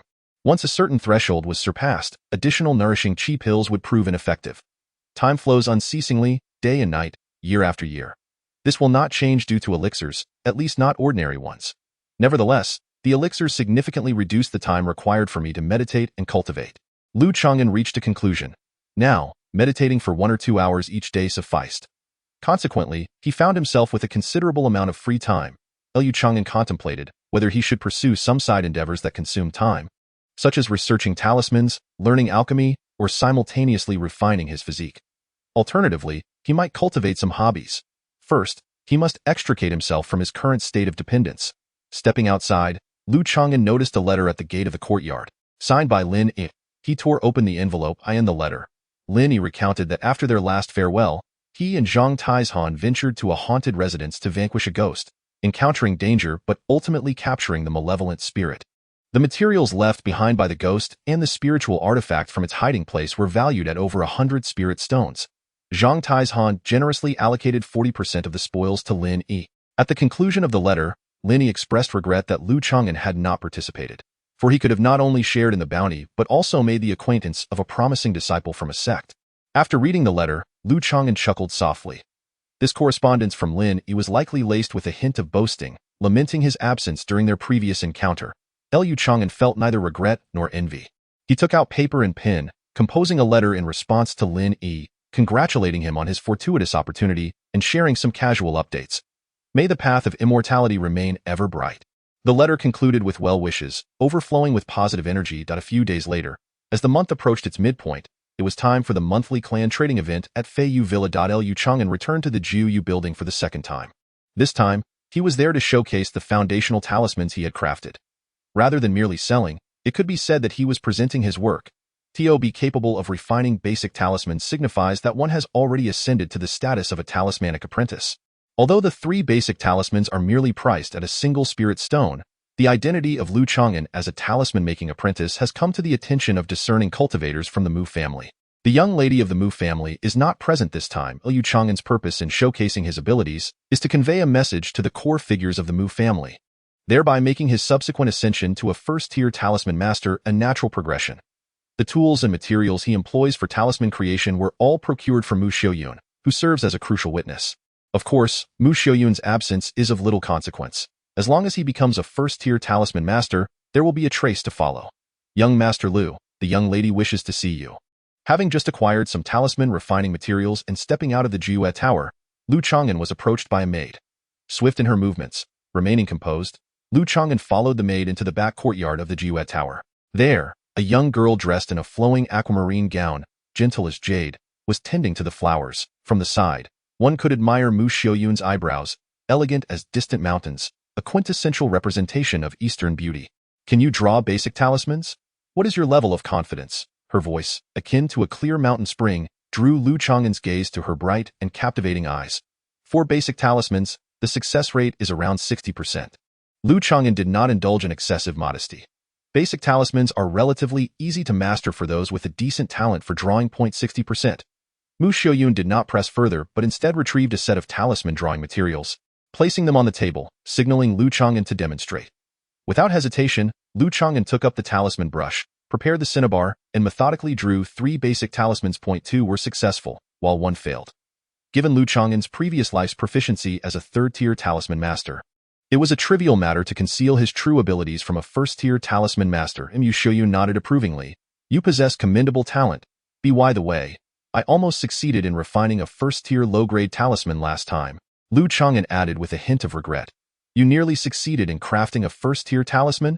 Mu Xiaoyun's expression shifted, her starry eyes seemingly shimmering with fireflies. Yes, just a hair's breadth away. Draw one for me to see. Of course, Lu Changan picked up the talisman brush once more. Mu Xiaoyun gracefully moved beside him to observe, her flowing hair trailing like silk, a fragrant aura enveloping her. However, just as Lu Changan reached 70 or 80% completion of the first-tier talisman, his inspiration faltered, and a wisp of green smoke rose from the talisman paper. Your magical precision is insufficient, Mu Xiaoyun commented. Thank you for your guidance, young lady, Lu Changan replied, feigning surprise at her praise. This book, The 9 Essentials of Talisman Crafting, is a gift for you. Study it diligently, and feel free to come to me with any questions. Mu Xiaoyun produced a tome from her storage pouch. Lu Changan graciously accepted the kind gesture and expressed his gratitude once more. By the way, young lady, should I become a first-tier talisman master, will I have the freedom to cultivate within the Mu family, researching talisman craft without the obligation of marriage and family? Before departing, Lu Changan candidly inquired, sensing that the young lady of the Mu family was amiable, elegant, beautiful, and genuinely interested in nurturing his talents in talisman crafting. Mu Xiaoyun displayed a hint of surprise and pondered. Once you become a first-tier talisman master, I shall speak to my father on your behalf. Thank you, young lady, Lu Changan replied with a respectful bow as he took his leave. Casting a glance back at her figure, Mu Xiaoyun pondered for a moment, her ruby lips slightly pursed. Even in my absence, the Mu family will undoubtedly have capable leaders in the realm of talismans. After returning, Lu Changan had no intention of seeking Mu Xiaoyun's guidance. Although such an action would rationally facilitate his advancement to the first tier of talisman crafting and foster a closer relationship with the young lady, he understood that it was best to minimize interactions with a beauty like Mu Xiaoyun, unless absolutely necessary. Lu Changan was well aware of the saying that beauty can bring disaster. A foreigner in the early stages of qi refining, getting too close to the young lady could only invite trouble. Half a year later, as Lu Changan meditated with his eyes closed, he suddenly glanced towards the neighboring courtyard, sensing unstable fluctuations in magical energy. This fellow, even while marrying and starting a family, he hasn't neglected his cultivation. Lu Changan murmured to himself. In the adjacent courtyard, Li Ergo had taken the lead in advancing to the 3rd layer of qi refining. With a pure heart and the Mu family's resources and support, Li Ergo's training progressed smoothly.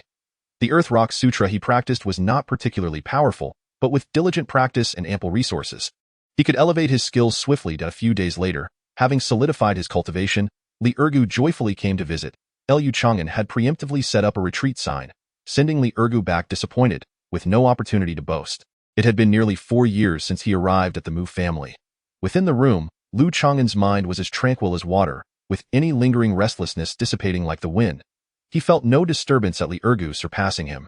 Indeed, the cultivation method he practiced was commendable for nurturing one's temperament and spirit. The state of mind becomes increasingly critical in the mid to late stages of cultivation.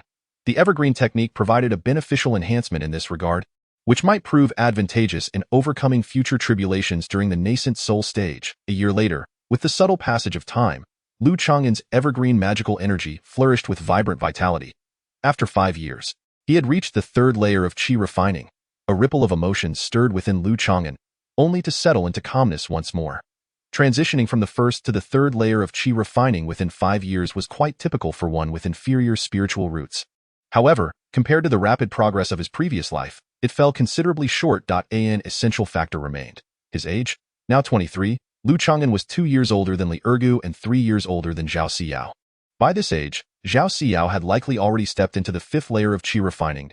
A 23-year-old at the 3rd layer of qi refining, by common standards, suggested limited future potential. Yet, he practiced the ancient evergreen technique, which extended his lifespan by 20 years during the early stages of qi refining, granting him a lifespan of 140 years, and potentially reaching 180 years in the later stages. Perhaps due to the technique drawing upon the essence of time, Lu Changan could perceive his own longevity, in comparison to 180 years, being 23 still placed him in the bloom of youth, with ample time ahead. With a flick of his finger, Lu Changan conjured a reflective surface, revealing a youth within the mirror. His complexion fair, features elegant and gentle, and his eyes as dark as ink. Clad in white garments, he exuded an unparalleled, gentlemanly aura. The calluses from his training had vanished, a testament to the rejuvenating effects of the evergreen technique, or perhaps a result of his extended lifespan. Lu Changan now appeared scarcely different from 5 years prior, with even softer skin. He silently cultivated the evergreen technique, a decayed wood-like aura enveloping him, rendering his original jade-like quality less prominent. Having consolidated his realm, he prepared to emerge from his retreat. Lu Changan's first task was to sell a first-tier talisman. With a cultivation level of the 3rd layer of qi refinement and the status of a first-tier talisman master, he initially encountered skepticism from the Mu family. However, shortly thereafter, under the personal inspection of Mu Xiaoyun, Lu Changan successfully crafted a first-tier fireball talisman. Thus, his identity as a first-tier talisman master was officially established. That young man has become a first-tier talisman master.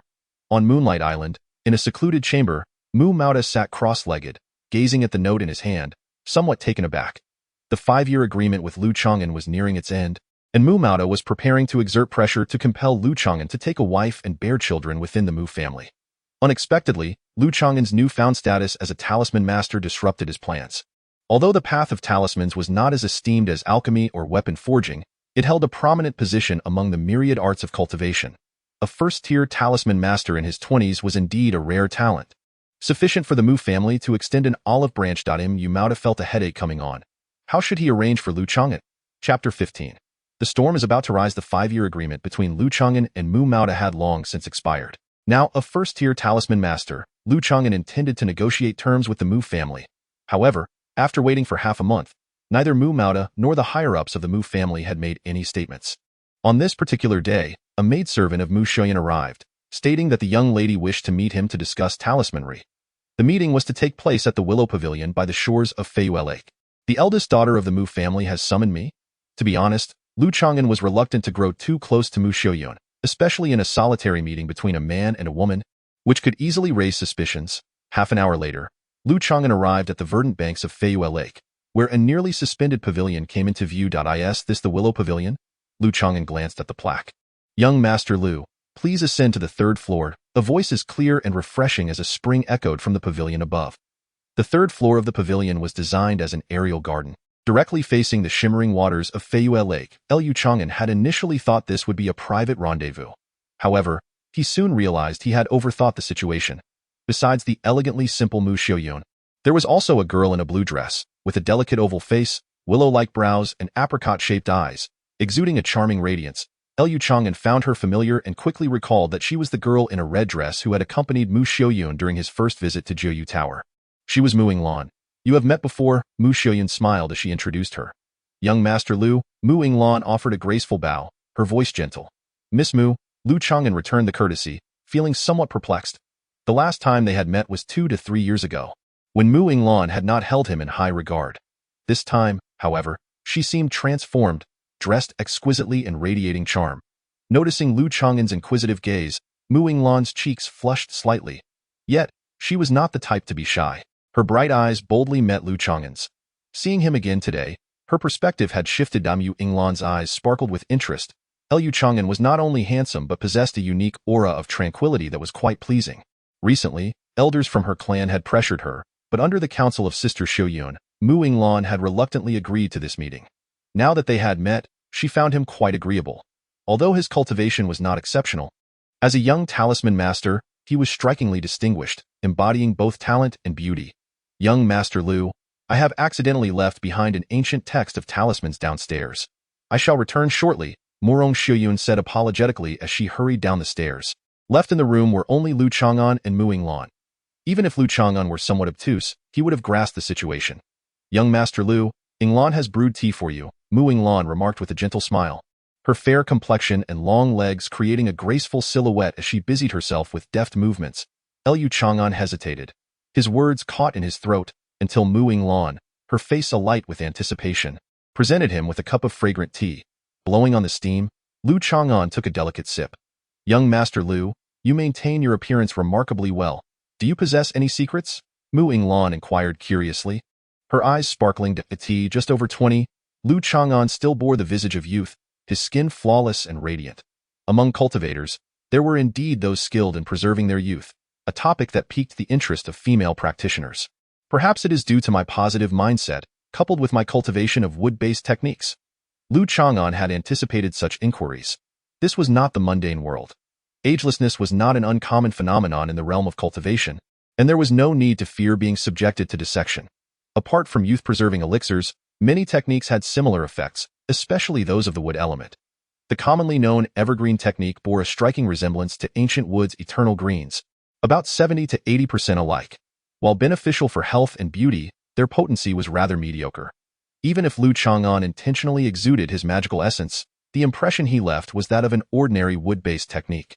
Mu Yinglan, her eyes shimmering with interest, was eager to delve deeper into the topic. Miss Mu, I must excuse myself for a moment, Lu Changan said with a polite smile, hastily rising to leave. Urgent business? Mu Yinglan was momentarily taken aback. Her lovely face flushed instantly, her chest heaving with emotion. Clearly, Lu Changan was using an excuse to depart. You, Lu, who do you think you are looking down upon? I came here to show you courtesy. Mu Yinglan was incensed. She had initially held Lu Changan in disdain, but under family pressure, she had reluctantly consented to Morong Xiuyun's matchmaking. Her pride was severely wounded. With a crash, the teacup shattered, sending fragments scattering across the table. Lu Changan, hearing the noise as he descended, quickened his pace and swiftly exited the Weeping Willow Pavilion. Why? Did he refuse to marry a woman from the Mu family? Clad in a simple dress, Morong Xiuyun stood by the second-floor window, deep in contemplation. Given Lu Changan's age and potential, the prospects of him forming a foundation seemed dimmed. As an orphan, he shouldn't be so averse to entering a family through marriage. If it were a matter of looking down upon ordinary women, Mu Yinglan possessed spiritual roots and was exceptionally attractive, with suitors aplenty. If he married Mu Yinglan, Lu Changan would gain the Mu family's support, access to techniques, elixirs, and guidance from the clan elders, paving a smooth path for his future. Sister Xiuyun, it is not that I am unwilling to cooperate. That Lu fellow likely has no interest in women. Mu Yinglan huffed as she marched over. No interest in women? Morong Xiuyun was taken aback. Could this be the truth? Yet, recalling the few encounters she had with Lu Changan, she remembered that he occasionally revealed a subtle appreciation for beauty in her presence.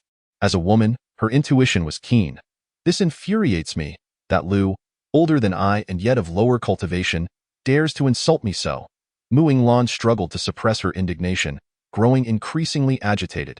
Do not act rashly, Morong Xiuyun warned, her gaze sharp. As a practitioner of the fourth layer of qi refinement, Mu Yinglan, if consumed by the desire for revenge, could very well bring calamity upon Lu Changan. I am not so foolish. Lu Changan is a first-tier talisman master. Should I dare to act against him, the elders would surely impose severe punishment upon me. I, Mu Yinglan, vow to find a man 10 times stronger than him, one whom he can only gaze up at in the future. The Mu family truly exerts considerable effort to recruit me as a son-in-law. Upon returning to the courtyard, Lu Changan finds himself both amused and exasperated. Ultimately, the Mu family's matchmaking endeavor ends in failure. Fortunately, they do not impose any further demands. After all, a forcibly twisted melon is not sweet. Days later, the family head, Mu Mauda, personally summons Lu Changan for a conversation lasting half an hour. The two parties successfully reach an agreement. Henceforth, Lu Changan shall not wed a woman from the Mu family, yet he will still enjoy the privileges of a regular clan member, receiving a stipulated amount of spiritual rice, pills, and the like each year. Of course, he is obliged to assist the Mu family by crafting a certain number of talismans annually. The Mu family will provide the materials for talisman crafting, and given Lu Changan's expertise, he stands to gain considerably from this arrangement. Thus, Lu Changan officially takes residence in Feiyue Mountain Villa, embarking on a new chapter of his cultivation journey. 3 years swiftly pass. Within the courtyard, the eternal green mana flows through Lu Changan's limbs, embodying a sense of endless cyclical vitality. 8 years have elapsed since he arrived at the Mu family. Reflecting on the passage of time, Lu Changan notes the gradual increase in the potency of the evergreen technique, albeit at an exceedingly slow pace. It is, at the very least, somewhat more potent than the common foundational texts, the Kaiyuan Sutra and the Tuyang Sutra. Indeed, the longer one lives, the stronger their mana becomes. After nearly 3 years of cultivation, Lu Changan has made significant progress within the third layer of Qi refinement. He estimates that within another year, he will reach the pinnacle of the third layer. During the Qi refinement stage, he has encountered little in the way of obstacles. The pinnacle of the third layer is equivalent to the fourth layer of Qi refinement, implying that the transition from the third to the fourth layer requires 4 years. Meanwhile, his neighbor, Li Ergo, reached the pinnacle of the third layer half a year ago. The reason for his stagnation lies in the existence of a bottleneck. Advancing from the third to the fourth layer, transitioning into the mid-level of Qi refinement, is a significant hurdle. With ordinary aptitude, Li Ergo finds it exceedingly difficult to break through this barrier. He must either rely on the slow passage of time or resort to breakthrough elixirs, which are quite scarce within the Mu family and require contributions for exchange. Brother Lu, let us go hunt some birds, Li Ergo exclaims excitedly in the evening. Why are you so boisterous? You haven't caught a single bird in days, Lu Changan quips. Well, since there is nothing pressing, I might as well accompany you today. Splendid. With Brother Lu's involvement, we are sure to have a fruitful night, Li Ergo responds joyfully. The birds they refer to are a type of fish eagle that has recently taken to invading Feiyue Lake. This fish eagle is a semi-spiritual beast cultivated through postnatal methods, preying exclusively on the spiritual fish of Feiyue Lake, resulting in a dramatic decline of the lake's fish stock. It is rumored that this fish eagle is a product of the beast master Zhou family. Having cultivated within the Mu family for 8 years, Lu Changan senses a hint of unrest. This unease stems from the enmity between the Mu and Zhang families. A decade ago, the two clans engaged in a fierce battle over the ownership rights of a first-tier purple copper mine, resulting in injuries to both foundational ancestors. Subsequently, the Beastmaster Zhou family, one of the 7 great clans, intervened to mediate, compelling both families to cease hostilities and share the discovered purple copper mine.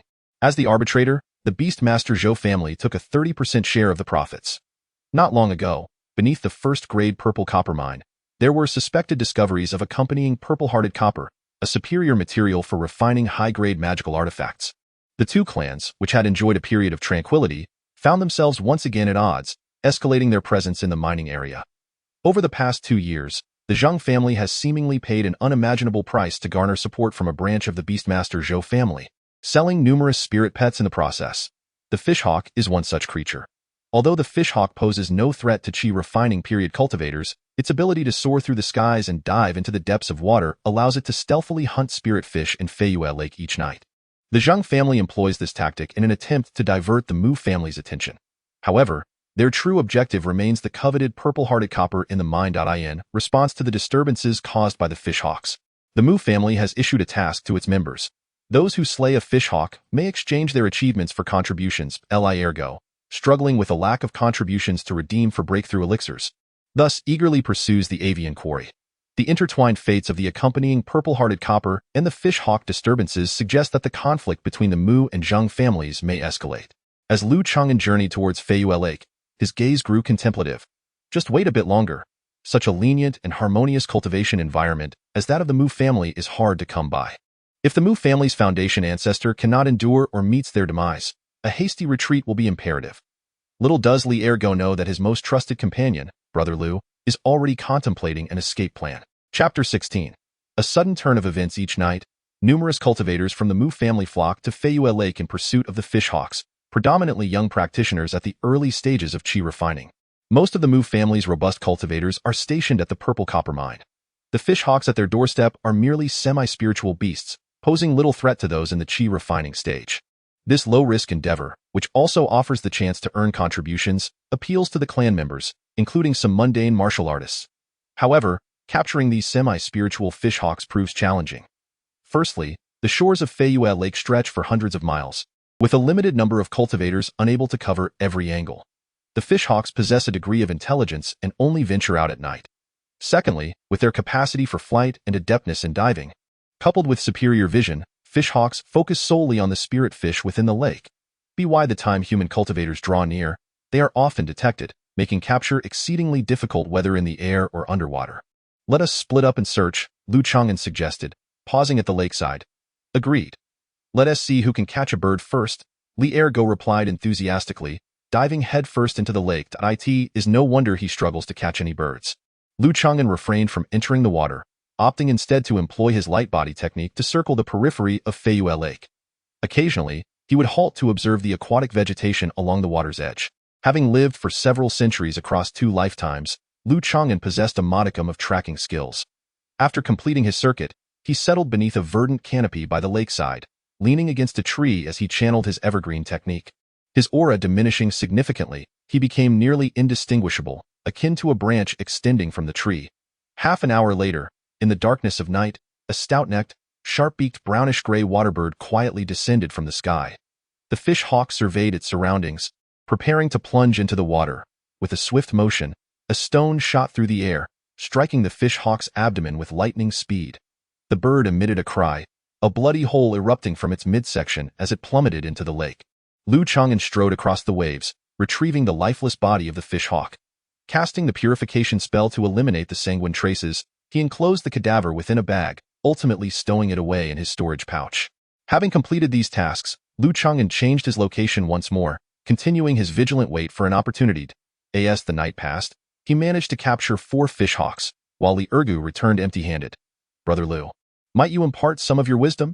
In the pursuit of avian quarry, Ergo held Lu Changan in high regard. "Consider these 3 points. Can you accomplish them? First, analyze the living habits of the fishhawk and identify a suitable ambush location.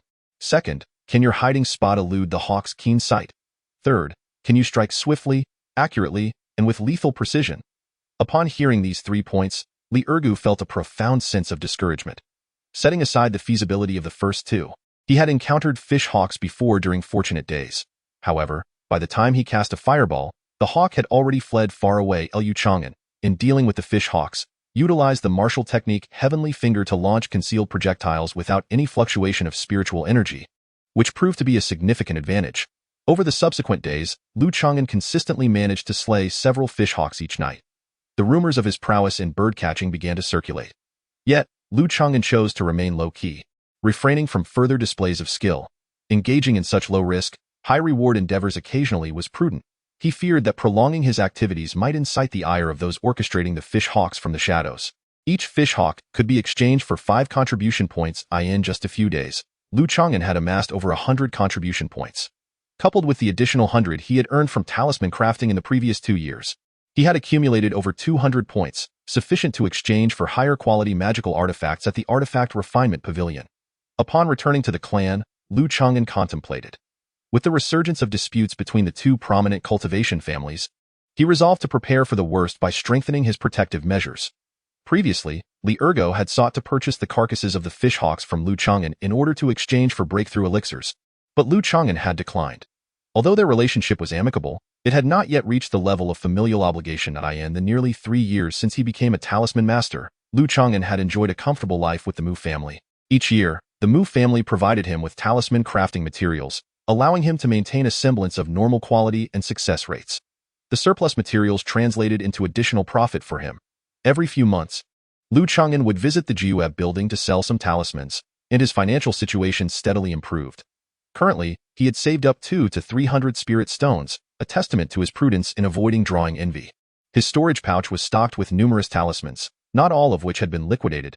As the month reached its midpoint, Lu Changan, feeling financially secure, made a trip to Jiueb building.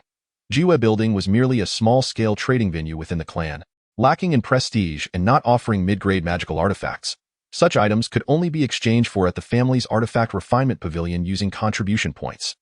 After a lengthy search at Jiueb building, Lu Changan purchased 2 relatively good low-grade magical artifacts, a Wujin blade and a Qiqiao needle set. The Wujin blade was a conventional attack artifact, crafted from a sturdy material, and stood out among low-grade artifacts. The Chi-Chiao needle set comprised 7 needle-like artifacts, each the length of chopsticks but considerably finer. With the impending clan disputes, had the prices of artifacts within the family begun to rise. These 2 commendable low-grade magical artifacts cost Lu Changan over 200 low-grade spirit stones, while average low-grade artifacts typically sold for only 60 to 70 spirit stones. The following day, Lu Changan made his way to the family's refining pavilion. He expended 200 contribution points to exchange for a mid-grade defensive magical artifact known as the Rock Shield. The steward of the refining pavilion repeatedly advised Lu Changan against this decision, stating that a cultivator in the initial stages of Qi refinement would struggle to wield a mid-grade artifact. With such contributions, it would be wiser to exchange for a breakthrough elixir, the steward remarked, and he was not mistaken. Lower-grade and mid-grade artifacts correspond to the Qi refinement stage, while upper-grade and supreme-grade artifacts relate to the foundation establishment stage. Even a practitioner in the mid-Qi refinement stage could only manage a single mid-grade artifact or 2 lower-grade artifacts simultaneously. The limitations of both mana and spiritual consciousness imposed constraints on the use of magical artifacts. Nonetheless, Lu Changan was resolute in his choice to acquire the mid-grade artifact, the Rock Shield, justifying it as a reserve for future use. In truth, Lu Changan's spiritual consciousness was comparable to that of a late Qi refinement practitioner, enabling him to wield a mid-grade artifact, but he was constrained by his mana, which prevented prolonged usage. He purchased 3 artifacts in one go. Upon returning home to refine them, his sense of security soared. The magical handkerchief artifact he had obtained from slaying the Violet Rose Fairy had previously been refined with his mana. In addition to the artifacts, Lu Changan possessed a collection of high-quality talismans, numbering between 20 to 30. All were first-tier mid-grade or upper-grade talismans. Even late Qi refinement practitioners would feel a shiver at the sight of such a formidable array of talismans. After refining the artifacts, Lu Changan practiced his cultivation while keeping an eye on the situations involving the Zheng and Mu families.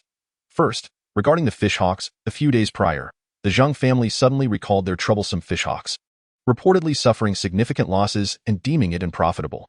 The timing coincided precisely with Lu Changan's cessation of his bird-hunting exploits. Next, concerning the mining area, which lay at a considerable distance amidst the mountains separating the 2 families. The information was vague, but Lu Changan had heard that the young cultivators from both clans were in a standoff in the mining caves, with more than one elder stationed there. Several days later, Li Ergu brought forth good news. His second son, Mu Erzhan, had been tested and found to possess a lower-grade spiritual root. Li Ergu was ecstatic. Among that batch of celestial seedlings, he was the first to bear a descendant with a spiritual root. Li Ergu's eldest son, named Mu Yifan, was already over 7 years old and an ordinary mortal. His second son, Mu Erzhan, had just turned 6. Additionally, there was a 3-year-old third son and a 1-year-old daughter. This was indeed a cause for celebration. To commemorate the occasion, Lu Changan attended Li Ergu's feast. How can this fellow be so prolific? Wondered Lu Changan. The celestial seedlings present at the banquet were quite envious. Before long, Li Ergu received a reward from the clan leader. A clear Qi pill, precisely the breakthrough elixir he had long coveted. He had been the first to produce offspring, and the first to yield a descendant with a spiritual root. Both accolades were gratefully accepted by Li Ergu. This fellow had truly remarkable fortune. Lu Changan couldn't help but reflect. Initially, he believed Li Ergu was hindered by a bottleneck. With the advantage of recultivation, he might have stepped into the mid-Qi refinement stage ahead of others. 10 days later, Li Ergu emerged from seclusion, having advanced to the 4th layer of Qi refinement, making him one of the younger mid-Qi refinement practitioners in the clan. Upon his emergence, Li Ergu was in high spirits and held another banquet. The celestial seedlings were once again left in a daze, having to present gifts. However, they dared not offend Li Ergu, who had become a notable figure within the clan due to his mid-Qi refinement status. At the banquet, Li Ergu announced a significant matter.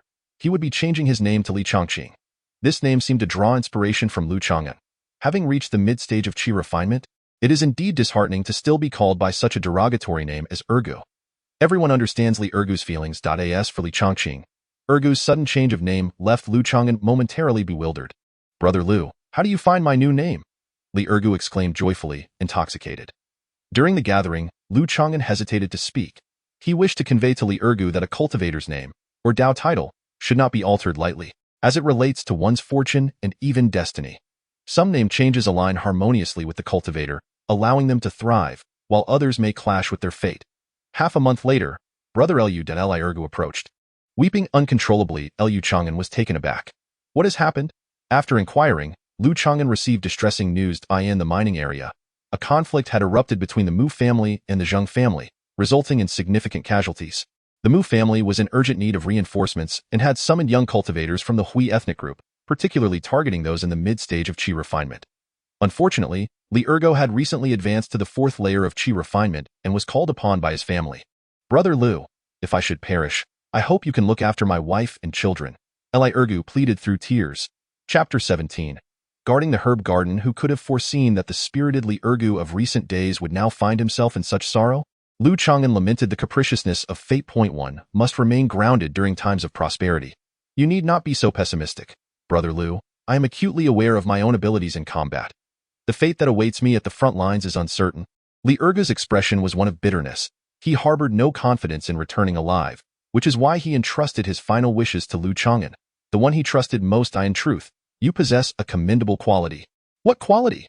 Li Ergo asked, taken aback. You have a strong sense of self-awareness, understanding your own limitations. Li Ergo was a man lacking in both courage and combat prowess, with little practical experience. Brother Liu, at such a time, must you still belittle me? This may not necessarily be a disadvantage for your survival. Cultivators often fear the perils of excessive confidence, believing themselves superior to their peers and dismissing ordinary practitioners. Countless talented cultivators have met their downfall due to complacency, stumbling into traps, Lu Changan remarked, retrieving 2 talismans from his storage bag and handing them to Li Ergo. These are healing and wind speed talismans. This is all I can do for you. After all, they had known each other for 8 long years. Perhaps this would be the last time he would see Li Ergo. Lu Changan was not overly frugal. The 2 talismans he gifted were of exquisite quality for their tier. Now, he could be considered a seasoned talisman master within the Mu family, occasionally crafting mid-tier talismans. Thank you, Brother Xia. After receiving the talismans, Li Ergo gazed longingly at Lu Changan. Very well, I promise you, Lu Changan sighed. Should the worst come to pass, I shall do what I can to look after your wife and daughter. Only then did Li Ergo's sorrow transform into a smile. A heavy weight lifted from his heart. Before parting, he could not help but ask, Brother Liu, should I have refrained from changing my name? Prior to the name change, Li Ergo had sailed smoothly through life, unaware of the trials ahead. Yet, after adopting the name Li Changqing, he found himself teetering on the brink of an abyss. Destiny, fortune, the arcane and inscrutable. Who can truly comprehend it? Lu Changan shook his head, unable to provide an answer. After all, in his past life, he was merely a cultivator at the core formation stage, hardly a figure of great power. The realm of cultivation was rife with mysteries beyond his understanding. The following day, Li Ergo departed from Feiyue Mountain Manor, accompanying the youthful cultivators of his clan to the Zitong mining area. Lu Changan gazed after his retreating figure, lost in contemplation for a considerable time. His eyes then drifted towards the center of Feiyue Lake, where the silhouette of Moonheart Island faintly emerged. There lay the Taoist sanctuary of the Mu family's foundational ancestor. Lu Changan possessed an extraordinary soul, one capable of harnessing the ancestral imprint awakened in the 9 Seal stele. From its first era, elevating his consciousness to a heightened state, he sensed that the Mu family elders still lingered, albeit with a gradually waning aura. Years ago, in Jinyun Valley, Lin Yi had sought clandestine tidings, claiming that the Mu family patriarch would not survive beyond a decade. Based on Lu Changan's distant perception, this estimation seemed accurate, with perhaps 3 to 5 years remaining. This conclusion was not solely reliant on his soul's perception. It also stemmed from the keen awareness of the passage of time and lifespan that the ancient tree evergreen technique afforded him. Lu Changan's threshold was clear. As long as this foundational elder could maintain stability, he would continue to observe, refraining from hasty decisions. However, 3 to 5 years hence, should the Mu family fail to produce a new foundational cultivator, they would undoubtedly be unable to safeguard the second-tier spiritual vein at that juncture. Lu Changan withdrew his gaze, silently devising several contingency plans in his mind. 2 months later, no news had emerged from the frontline mining area regarding Li Ergo. Given the remoteness of the mining site and his status as an outsider, news reached Lu Changan sporadically. Occasionally, wounded individuals returned, while younger Mu cultivators ventured to the front lines. The tense situation inevitably began to weigh on him. Should he guard the medicinal garden? On a certain day, while Lu Changan was transferring a batch of talismans, he received an assignment from the Mu family's higher dash-ups, as a talisman master with cultivation below the mid-stage of qi refinement. He would not be sent to the front lines unless absolutely necessary. Yet, apart from the frontline mining area, the Mu family had other assets to protect, such as the medicinal garden, spiritual fields, and water resources. The Mu family possessed a medicinal garden located within a valley 200 miles from Feiyue Mountain Manor. Due to its proximity to the family stronghold, guarding the medicinal garden was deemed relatively secure. This medicinal garden occupied a piece of spiritual land, equipped with a spirit-gathering array. There, one could also cultivate, craft talismans, and assist in safeguarding the garden. The family steward escorting Lu Changan to the medicinal garden explained thusly. Lu Changan found no reason to decline. With Li Ergo at the front lines, it seemed reasonable for him to manage logistics at the garden. Given the short distance, Lu Changan wielded his Wujin blade and soared directly towards the garden. Accompanied by 2 or 3 youthful Mu cultivators, each at the second layer of Qi refinement. The valley housing the medicinal garden was graced with a natural formation that converged the essence of the sun and moon, rendering it ideal for cultivating medicinal herbs. The entire garden spans several thousand acres, protected by a first-tier formation. Besides the demarcated cultivation plots, a cluster of houses lay at the stream's edge, resembling a quaint village. Upon entering the medicinal garden, each individual was assigned a separate wooden cabin. The conditions, undoubtedly, paled in comparison to those at Feiyue Mountain Manor. As Lu Changan was called, he turned to see a familiar face, a young man with a severed arm, multiple bandages adorning his body. Mu Yunfei?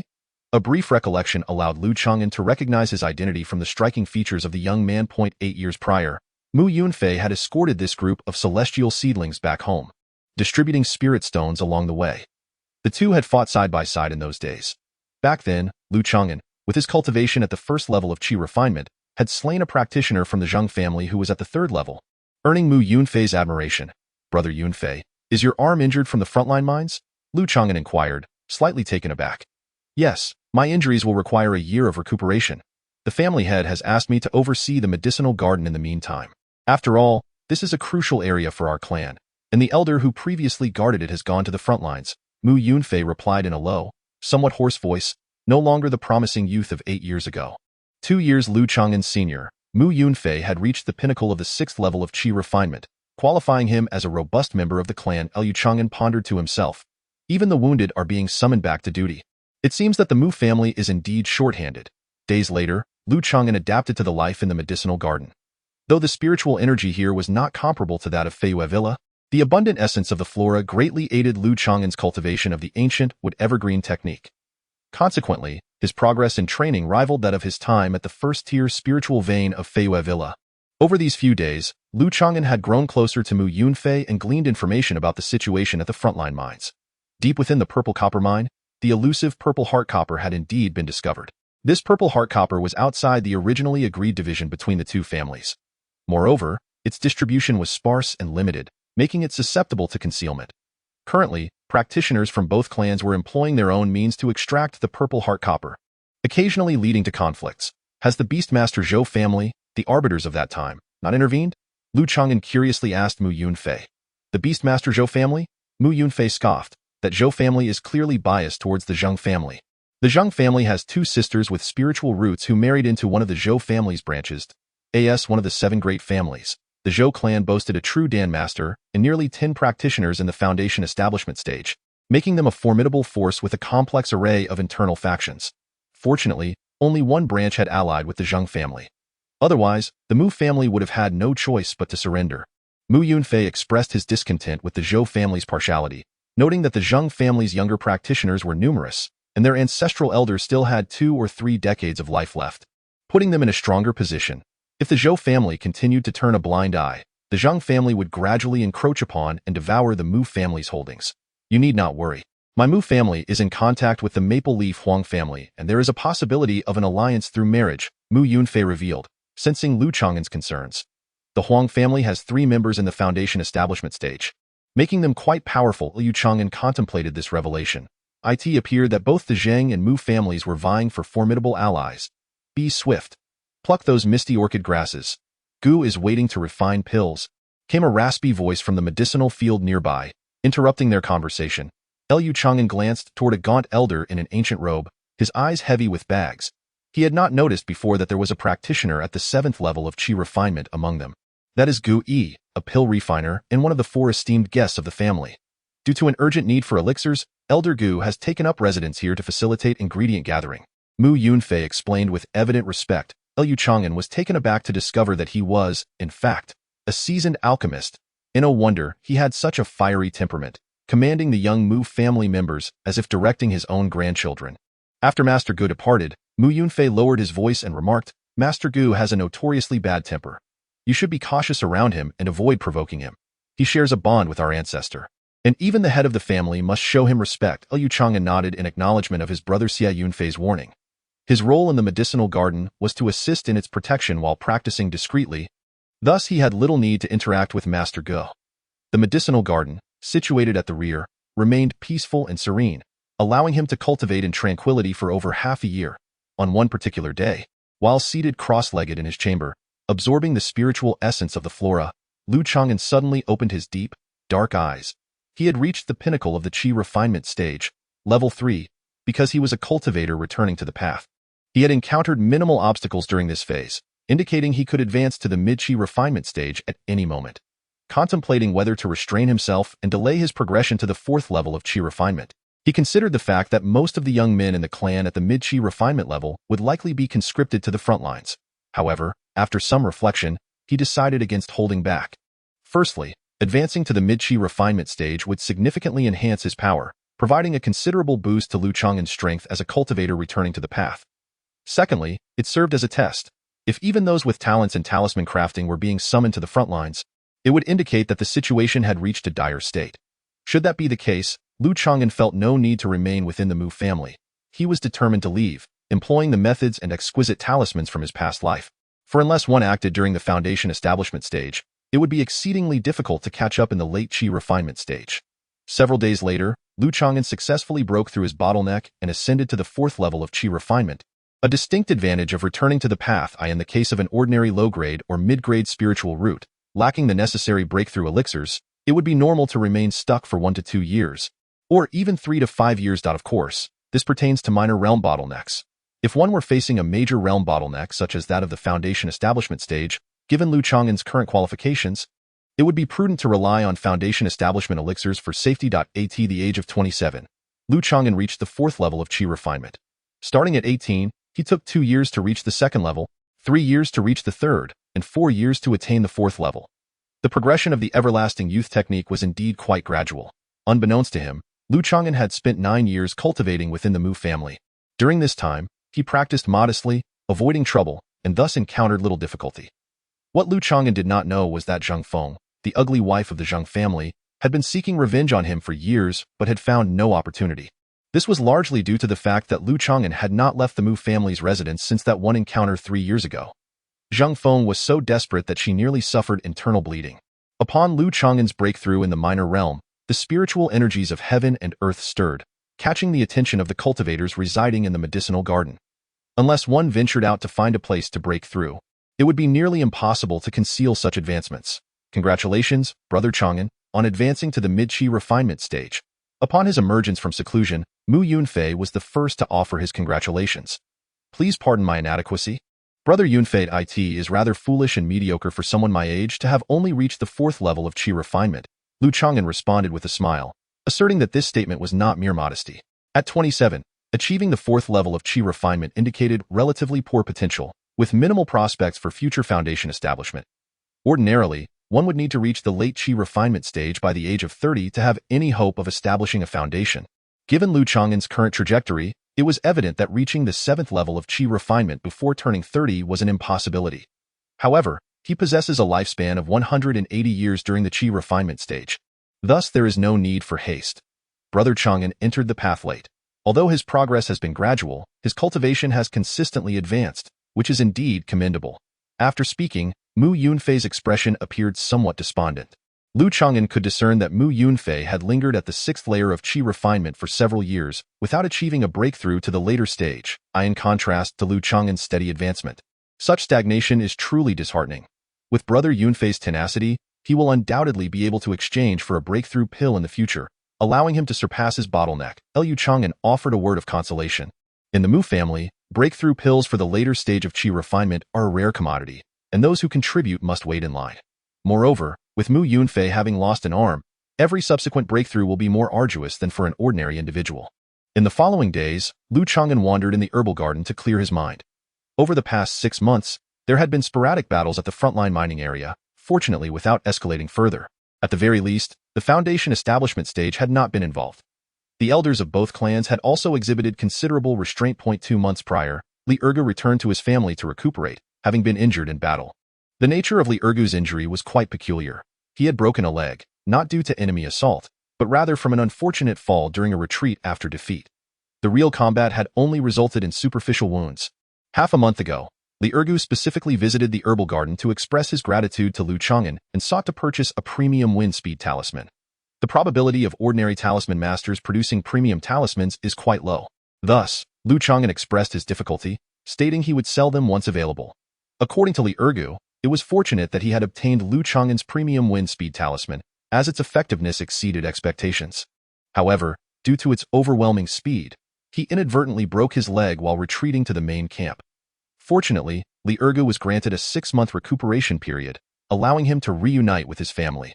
Half a month later, a family steward arrived at the herbal garden to summon Mu Yunfei to the frontline mining area. After a year of recuperation, Mu Yunfei's injuries had healed not long ago. "Brother Yunfei, take care." Lu Changan clasped his fists, feeling a tinge of sympathy. Just as he had recovered, he was to return to the front lines. Mu Yunfei bore no complaints and prepared to accompany the steward. "Not so fast. There is something I must mention." The steward, smiling, turned his gaze towards Lu Changan and announced, "From today onwards, the position of guardian of the herbal garden will be held by Lu Changan." "Guardian of the herbal garden?" Lu Changan's eyelids twitched, caught completely off guard.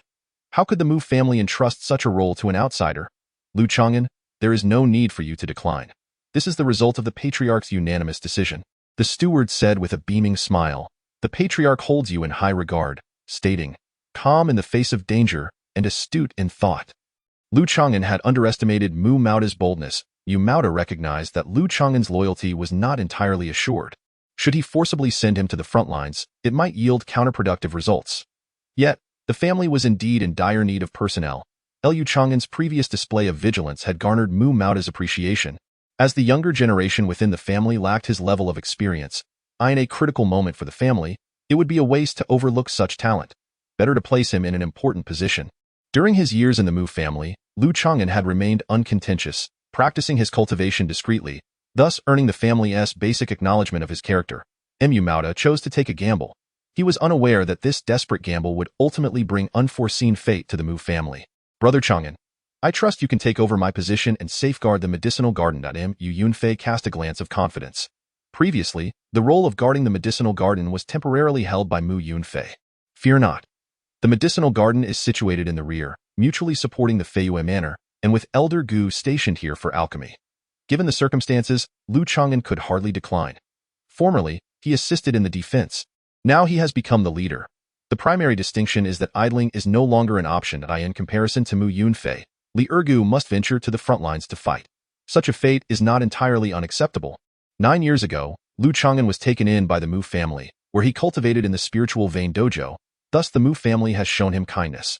Within reasonable bounds, it is only natural to bear certain obligations. This righteous ethos, permitting external cultivators to reside within a family of immortals, is a rarity within the realm of cultivation. Fortunately, I have not married and started a family within the Mu clan. Lu Changan harbored no attachments, free to leave at any moment. The Mu family found it difficult to exert control over him. Li Ergu, however, was different. His wife and children were with the Mu family, having fully integrated into the clan over the past decade, making it challenging to extricate himself from this large collective. With the family facing a crisis, both Mu Yunfei and Li Ergu had no choice but to step forward. Even aware of the potential for sacrifice, a month later, Lu Changan adjusted to his duties at the medicinal garden. Several young Mu clan members in the initial stages of qi refinement followed his orders. Daily inspections of the formations were necessary, and vigilance was required during the night. Naturally, Lu Changan was not the sole authority in the garden and was subject to checks and balances. Within the medicinal garden, 2 individuals held higher status than he. One was an elderly spiritual herb cultivator, at the 5th level of qi refinement, an esteemed elder of the Mu family. Given his laborious gait, it was evident his lifespan was nearing its end, and one could hardly expect any combat prowess from him. The other, of course, was Gui Dawn, a 7th-level qi refinement alchemist, a high-ranking master in the art of alchemy, whose status was exalted. This individual, possessing a haughty demeanor and a fiery temper, had been quite brusque in their past encounters, leaving Lu Changan eager to avoid him. "Little Lu, Why hasn't that 200-year-old snake heart herb been sent over yet? Gui approached with an irritable expression. According to the regulations, the procurement of rare herbs over 200 years old required the approval of the family head.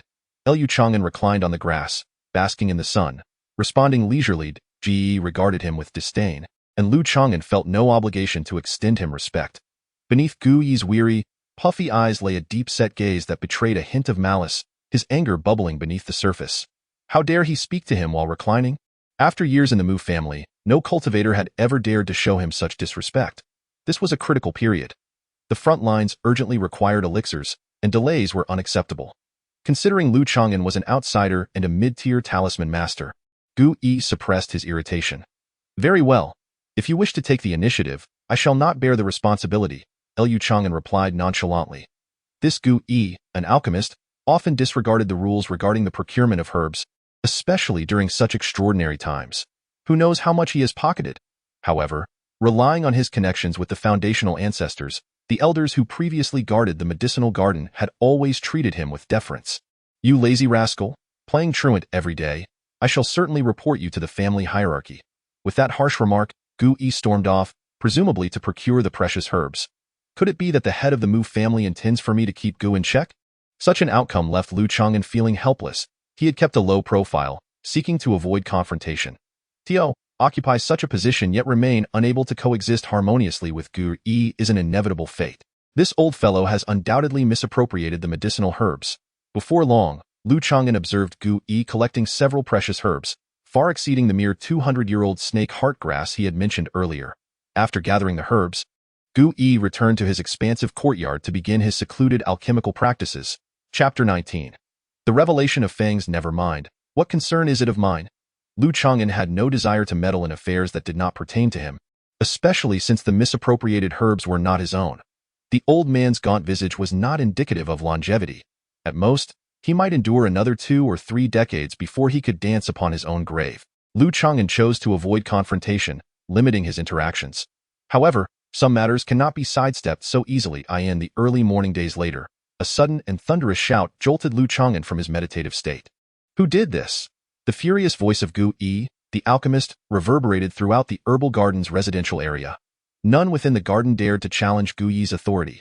A sparse gathering of a dozen or so individuals, including guards, spiritual cultivators, and mundane workers, assembled. Gui stood before a patch of herbs, pointing at the disarray beneath his feet. In his hand was a fragment of a mushroom-like herb, its shape suggesting it had been gnawed upon by some creature.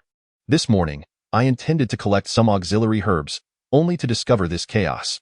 The cold, oppressive gaze emanating from Gui's swollen eyelids swept over the crowd, finally locking onto Lu Changan's face. Lu Changan, what were you doing last night? Explain this situation. I was meditating and resting. I am unaware of the events that transpired here and further investigation is required, Lu Changan replied candidly. The expanse of the medicinal field was considerable. It was impossible for him to guard it day and night. However, his absence during the night had coincided with the damage incurred. As a guardian of the herbal garden, he bore an undeniable responsibility. Negligence and duty. Gui unleashed his spiritual pressure, emanating from the 7th layer of chi refinement, causing the members of the Mu family present to hold their breath in fear. Very well. You must swiftly ascertain the truth. I am awaiting the herbs for my alchemical concoction, and should there be any oversight, I shall take you to the Moonheart Island to face the Mu family's ancestors. Gui's voice erupted like a powder keg, almost a roar. See the ancestors?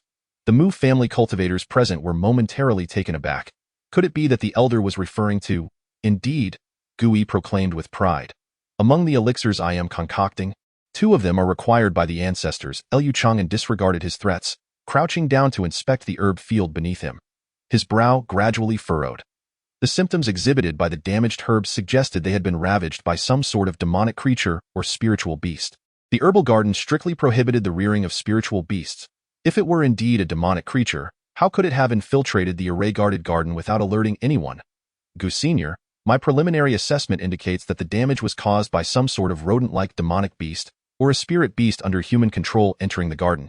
Lu Changan articulated his hypothesis. Lu Changan, do not attempt to dismiss this matter with a mere claim of a demonic beast's incursion. This incident, due to your negligence, cannot absolve you of responsibility, Gui retorted coldly, clearly dissatisfied with Lu Changan's response. Lu Changan fell silent. As the guardian, it was indeed difficult to evade accountability. To shift the blame onto the Mu family cultivators beneath him, that would only serve to isolate him further. As an outsider, his authority was already insufficient. This is unfortunate. Master Gu, Lu is stationed here, and a 400-year-old blood spirit mushroom has gone missing. A gasp echoed through the air. The speaker was a spirit herb cultivator inspecting the medicinal fields. A 400-year-old blood spirit mushroom. The atmosphere erupted in chaos. This was an immense loss. Such a rare spiritual herb. There were hardly a few specimens even within the Mu family. Lu Changan's expression shifted ever so slightly. Matters concerning such high-level medicinal materials had escalated considerably. He cast a puzzled glance at Gui.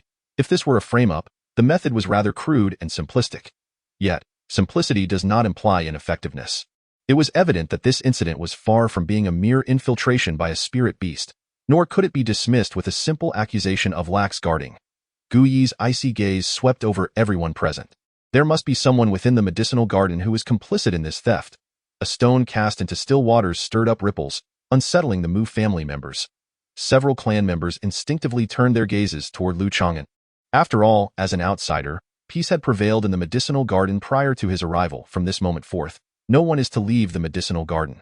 We shall have the family elders send someone to investigate. Gu issued his command. The Mu family members voiced no objections. Without needing further instruction from Gu, a few members of the Mu clan kept a watchful eye on Lu Changan. Ensuring he would not flee, Lu Changan did not attempt to escape at this juncture. Anyone who fled would only draw suspicion upon themselves, becoming the target of collective ire.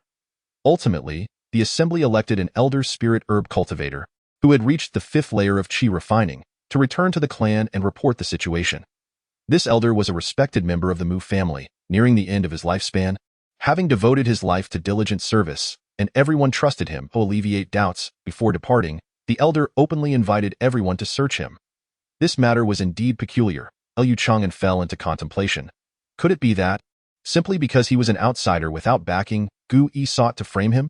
To attribute the embezzled herbs to him? Lu Changan had examined himself and found no contraband. He also checked the wooden cabin and found nothing amiss. If one were to frame another, there ought to be some evidence, right? If the family were to send someone for an investigation and found no contraband or clues on Lu Changan, then the situation would harbor suspicions. The higher-ups of the Mu family were not fools. It was inevitable they would question Gu. Of course, one could not dismiss the possibility that a third party was orchestrating the frame-up, aiming to sow discord within the Mu family. At noon, the elder spirit herb cultivator returned. Accompanying him were investigators dispatched by the Mu family's higher-ups, a man and a woman. Among them was the gentle and serene figure of the Mu family's eldest daughter, Mu Xiaoyun. The other was a lean man clad in a long cloak, followed by a black dog. This individual possessed only the 3rd layer of chi refining, likely a skilled investigator from the clan. Master Gu, my father is away on business. Today, I shall lead the investigation and ensure a fair outcome for everyone. Mu Xiaoyun greeted with grace, her voice soft and melodious. No worries. Given the special circumstances, it is understandable, Gu replied, stroking his beard with a smile, his tone mild. In reality, the Mu family's elite forces were preoccupied with matters in the mining district, leaving many affairs in the capable hands of Mu Xiaoyun. Her starry eyes turned toward Lu Changan, a hint of concern in her gaze, as she prepared to speak. The lean man stood behind a black dog, which was barking anxiously and desperately attempting to sprint out of the medicinal garden. Something is amiss. Lu Changan's nostrils flared as he detected only the ordinary scent of herbs. What is happening? My head feels terribly dizzy. At this moment, several members of the Mu family, possessing lower cultivation levels, swayed unsteadily, their faces marred by brown spots. Miss, this is not good. There is poison. The lean man's body trembled violently. After running a short distance, his black canine companion suddenly coughed up blood and collapsed. Who has poisoned us? Mu Xiaoyun's delicate frame shook as she called out sharply, scanning the area. Yet, she found her kin collapsing to the ground, with only Gui Dawn, the alchemist, remaining unharmed, wearing a sinister smile. Does the young lady possess an antidote? Gui felt assured of his victory as he glanced at a small fragrance pouch at Mu Xiaoyun's waist, which was now darkened and emitting wisps of black smoke. Thud, thud. Except for Mu Xiaoyun, all present members of the Mu family fell victim to the poison.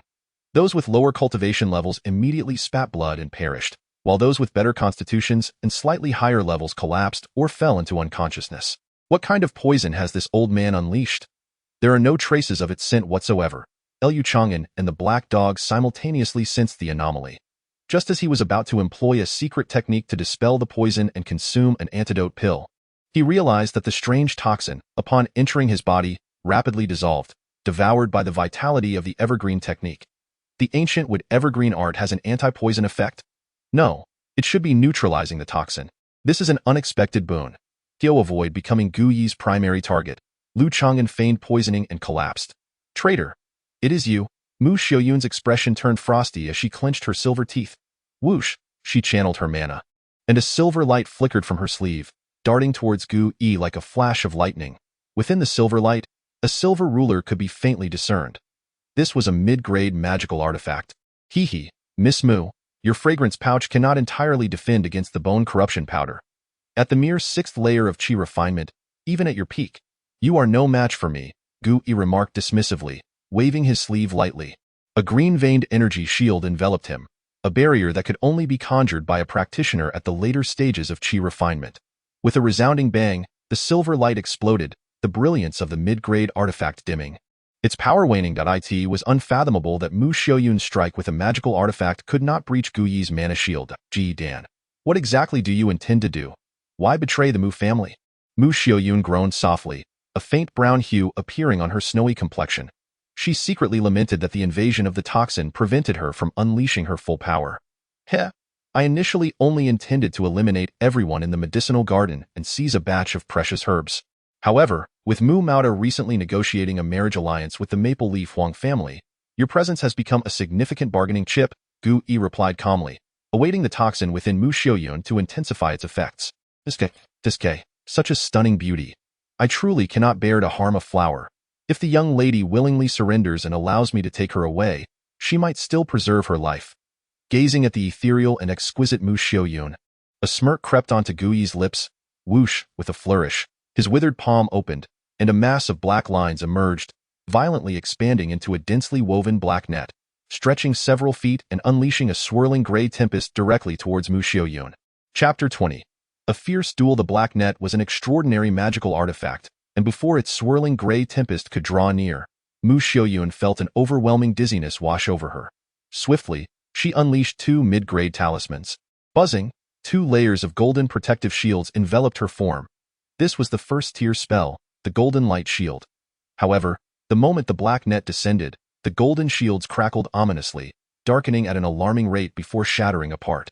The first layer of the Golden Light Shield collapsed in the blink of an eye, and the second layer barely held for a breath's time. The black net, being a mid-grade artifact, unleashed terrifying power in the hands of a late-stage chi refinement practitioner. Mu Xiaoyun's complexion paled, and with a determined bite of her lip, she activated a pale blue high-grade talisman. A bone-chilling aura coalesced, forming a shimmering water shield around her. As the black net pressed against the crystalline water barrier, the strands of the net hissed and intertwined with the flowing water, barely managing to hold it at bay. Yet, the crystalline water shield was rapidly dimming, unable to endure for long. Seizing the moment, Mu Xiaoyun consumed an antidote pilled at that instant. A dazzling beam of light, reminiscent of fireworks, shot up from the nearby medicinal field, visible for hundreds of miles around. A signal talisman. Gu Yi and Mu Xiaoyun instinctively turned their gaze, witnessing a young man in white robes shatter the talisman in his hand. As the guardian of the medicinal garden, Lu Changan had to take action. You youngling, you actually haven't been poisoned? Gu Yi's puffy eyes narrowed slightly, revealing a hint of surprise. The marrow-eroding powder he had employed was no ordinary toxin. It could blend seamlessly with the essence of flora, making it nearly impossible for a typical mid-stage chi refinement cultivator to resist. Fortunately, Lu had trained in poison resistance during his martial arts training years ago, preventing the toxin from deeply infiltrating his system. Lu Changan's expression darkened as he gritted his teeth and struggled to rise. Quickly consuming an antidote pill. In truth, he was merely putting on a fade. The poison had been neutralized the moment it entered his body by his Qigong technique, thus sparing him some trouble. The so-called poison resistance training was detrimental to one's foundational health, which Lu Changan had not practiced. Lu Changan, it is splendid to see you unharmed. Together, we stand a chance, Mu Xiaoyun exclaimed, her starry eyes gleaming with joy. As a mid-stage chi refinement practitioner, Lu Changan's alliance with her meant that they only needed to hold out for a moment longer until the Mu family reinforcements arrived. Feiyue Mountain Villa lay over 200 miles away. Just relying on this kid? Gu Yi scoffed, simultaneously suppressing Mu Xiaoyun while unleashing a ball of ghastly green flames. He regarded Lu Changan, a novice at the fourth layer of qi refinement, with utter disdain. Facing the sinister green flames, Lu Changan reacted swiftly, activating a water curtain talisman. A hazy blue water curtain materialized before him. Boom! The ghastly green flames erupted, causing the water curtain to dim abruptly as a vast amount of steam billowed forth. After a brief moment, the water curtain shattered, yet the ghastly green flames were largely dissipated by the flowing water, leaving Lu Changan unharmed. He involuntarily let out a surprised sound. Although water extinguishes fire, his secret fire technique, honed in the late stage of qi refinement, should have easily overcome a typical mid-grade talisman. It appeared that Lu Changan had utilized a rare high-quality talisman. Miss, I will apply pressure on him up close, Lu Changan declared, unperturbed by Gu Yi overhearing him, leaving behind a shadow of himself in place. Beyond being a cultivator, he was also a martial arts master, his physique far surpassing that of a typical qi refinement practitioner. Once in close quarters, the combination of martial arts combat and cultivation techniques would be formidable. Brash young fool. How amusing. Gu Yi was on the verge of shattering Mu Xiaoyun's protective barrier when he noticed Lu Changan charging forth. Not flinching or dodging, but rather displaying a hint of derision. Suddenly, with a series of thuds, several towering spikes of earth erupted beneath Lu Changan's feet, capable of instantly piercing through the body of a formidable beast like the tiger elephant. It was as if his feet possessed foresight, allowing him to leap and evade the sudden onslaught of the ground spikes. These unexpected protrusions were not conjured by Gu Yi, who felt a twinge of regret. He had initially believed Lu Changan would surely perish. With a deafening roar, the ground erupted in a cloud of dust, revealing a massive, tawny, rodent-like demon beast with impressively muscular limbs and claws like forged steel. The Earth Rock Mouse. Lu Changan narrowed his eyes slightly. It became evident that Gu Yi's earlier framing was not aimed specifically at Lu Changan, but was instead a ploy to draw out the young lady of the Mu family, thereby sabotaging the alliance between the Mu and Huang families. Until now, everyone in the medicinal garden had been blinded by Gu Yi's arrogant and volatile demeanor, merely suspecting him of greedily hoarding medicinal materials. This must have been a deliberate flaw he exposed, as avarice is a common human trait. At present, the Earth Rock Mouse exuded an aura of power comparable to that of a peak 6th-level practitioner.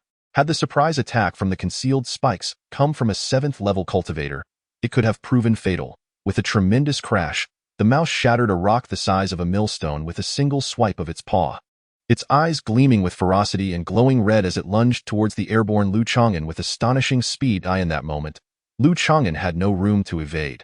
He stomped down hard, unleashing a surge of martial energy while enveloping his leg in a layer of verdant magical essence. A thunderous explosion ensued, creating a massive crater where he stood. Lu Changan felt his blood boil, his ankle tingling as he propelled himself several feet into the air, distancing himself from the Earth Rock Mouse. Though a master of martial arts, his physical prowess still paled in comparison to that of a beast of this caliber. As he retreated, Lu Changan retaliated by casting 3 fireballs that struck the Earth Rock Mouse. The beast let out a shriek. Its fur singed in several places, yet it shook off the damage and charged at Lu Changan once more. Indeed, Earth-type demon beasts were notoriously tough-skinned and resilient. Lu Changan felt a twinge of concern, particularly given the creature's superior cultivation. As the Earth Rock Mouse lunged again, Lu Changan's expression turned grave.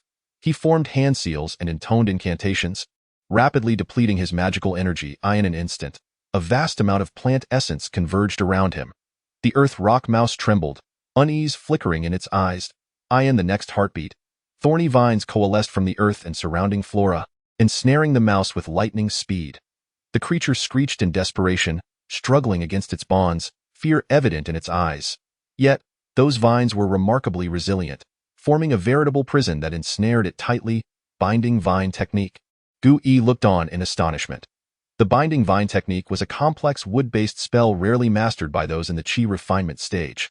With his mid-qi refinement cultivation, Lu Changan had cleverly employed the rich plant energy of the medicinal garden to execute it, showcasing a remarkable application of magic.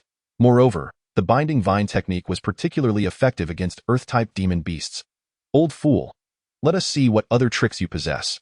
After ensnaring the Earth Rock Mouse, Lu Changan quickly affixed a wind speed talisman to himself, vanishing in a blur as he closed in on Gu Yi with lethal intent. This rascal, as both a master of martial arts and a skilled practitioner of sorcery, Gu Yi found himself in a state of disarray. In a moment of desperation, he summoned a flying shuttle artifact. With a swift motion, a cold rainbow flickered, and the shuttle swiftly sliced through the air, aimed directly at Lu Changan. Although Lu Changan moved with remarkable speed, he could not match the pace of the artifact's assault. Without a moment to ponder, he conjured a dark blue shield that swelled against the wind, resembling an imposing stone wall, to shield himself. The rock shield. This was a medium-grade defensive artifact he had exchanged for his family's contributions. With a resounding clang, the flying shuttle left a deep gash upon the rock shield, sparks flying as a harsh grinding sound echoed. Lu Changan breathed a sigh of relief. Despite being a medium-grade artifact, its potency surged to a higher tier in the hands of a late-stage chi refinement practitioner. Fortunately, as Gu Yi was engaged in a 1 versus 2 scenario, the hastily executed attack from his artifact was only at 70% of its full power. Yet, Lu Changan had achieved his objective. Distracted by his confrontation with Lu Changan, Gu Yi had inadvertently relaxed his suppression of Mu Xiaoyun. Just moments ago, the black net had breached Mu Xiaoyun's high-grade defensive talisman, leaving her in a precarious state. Well done.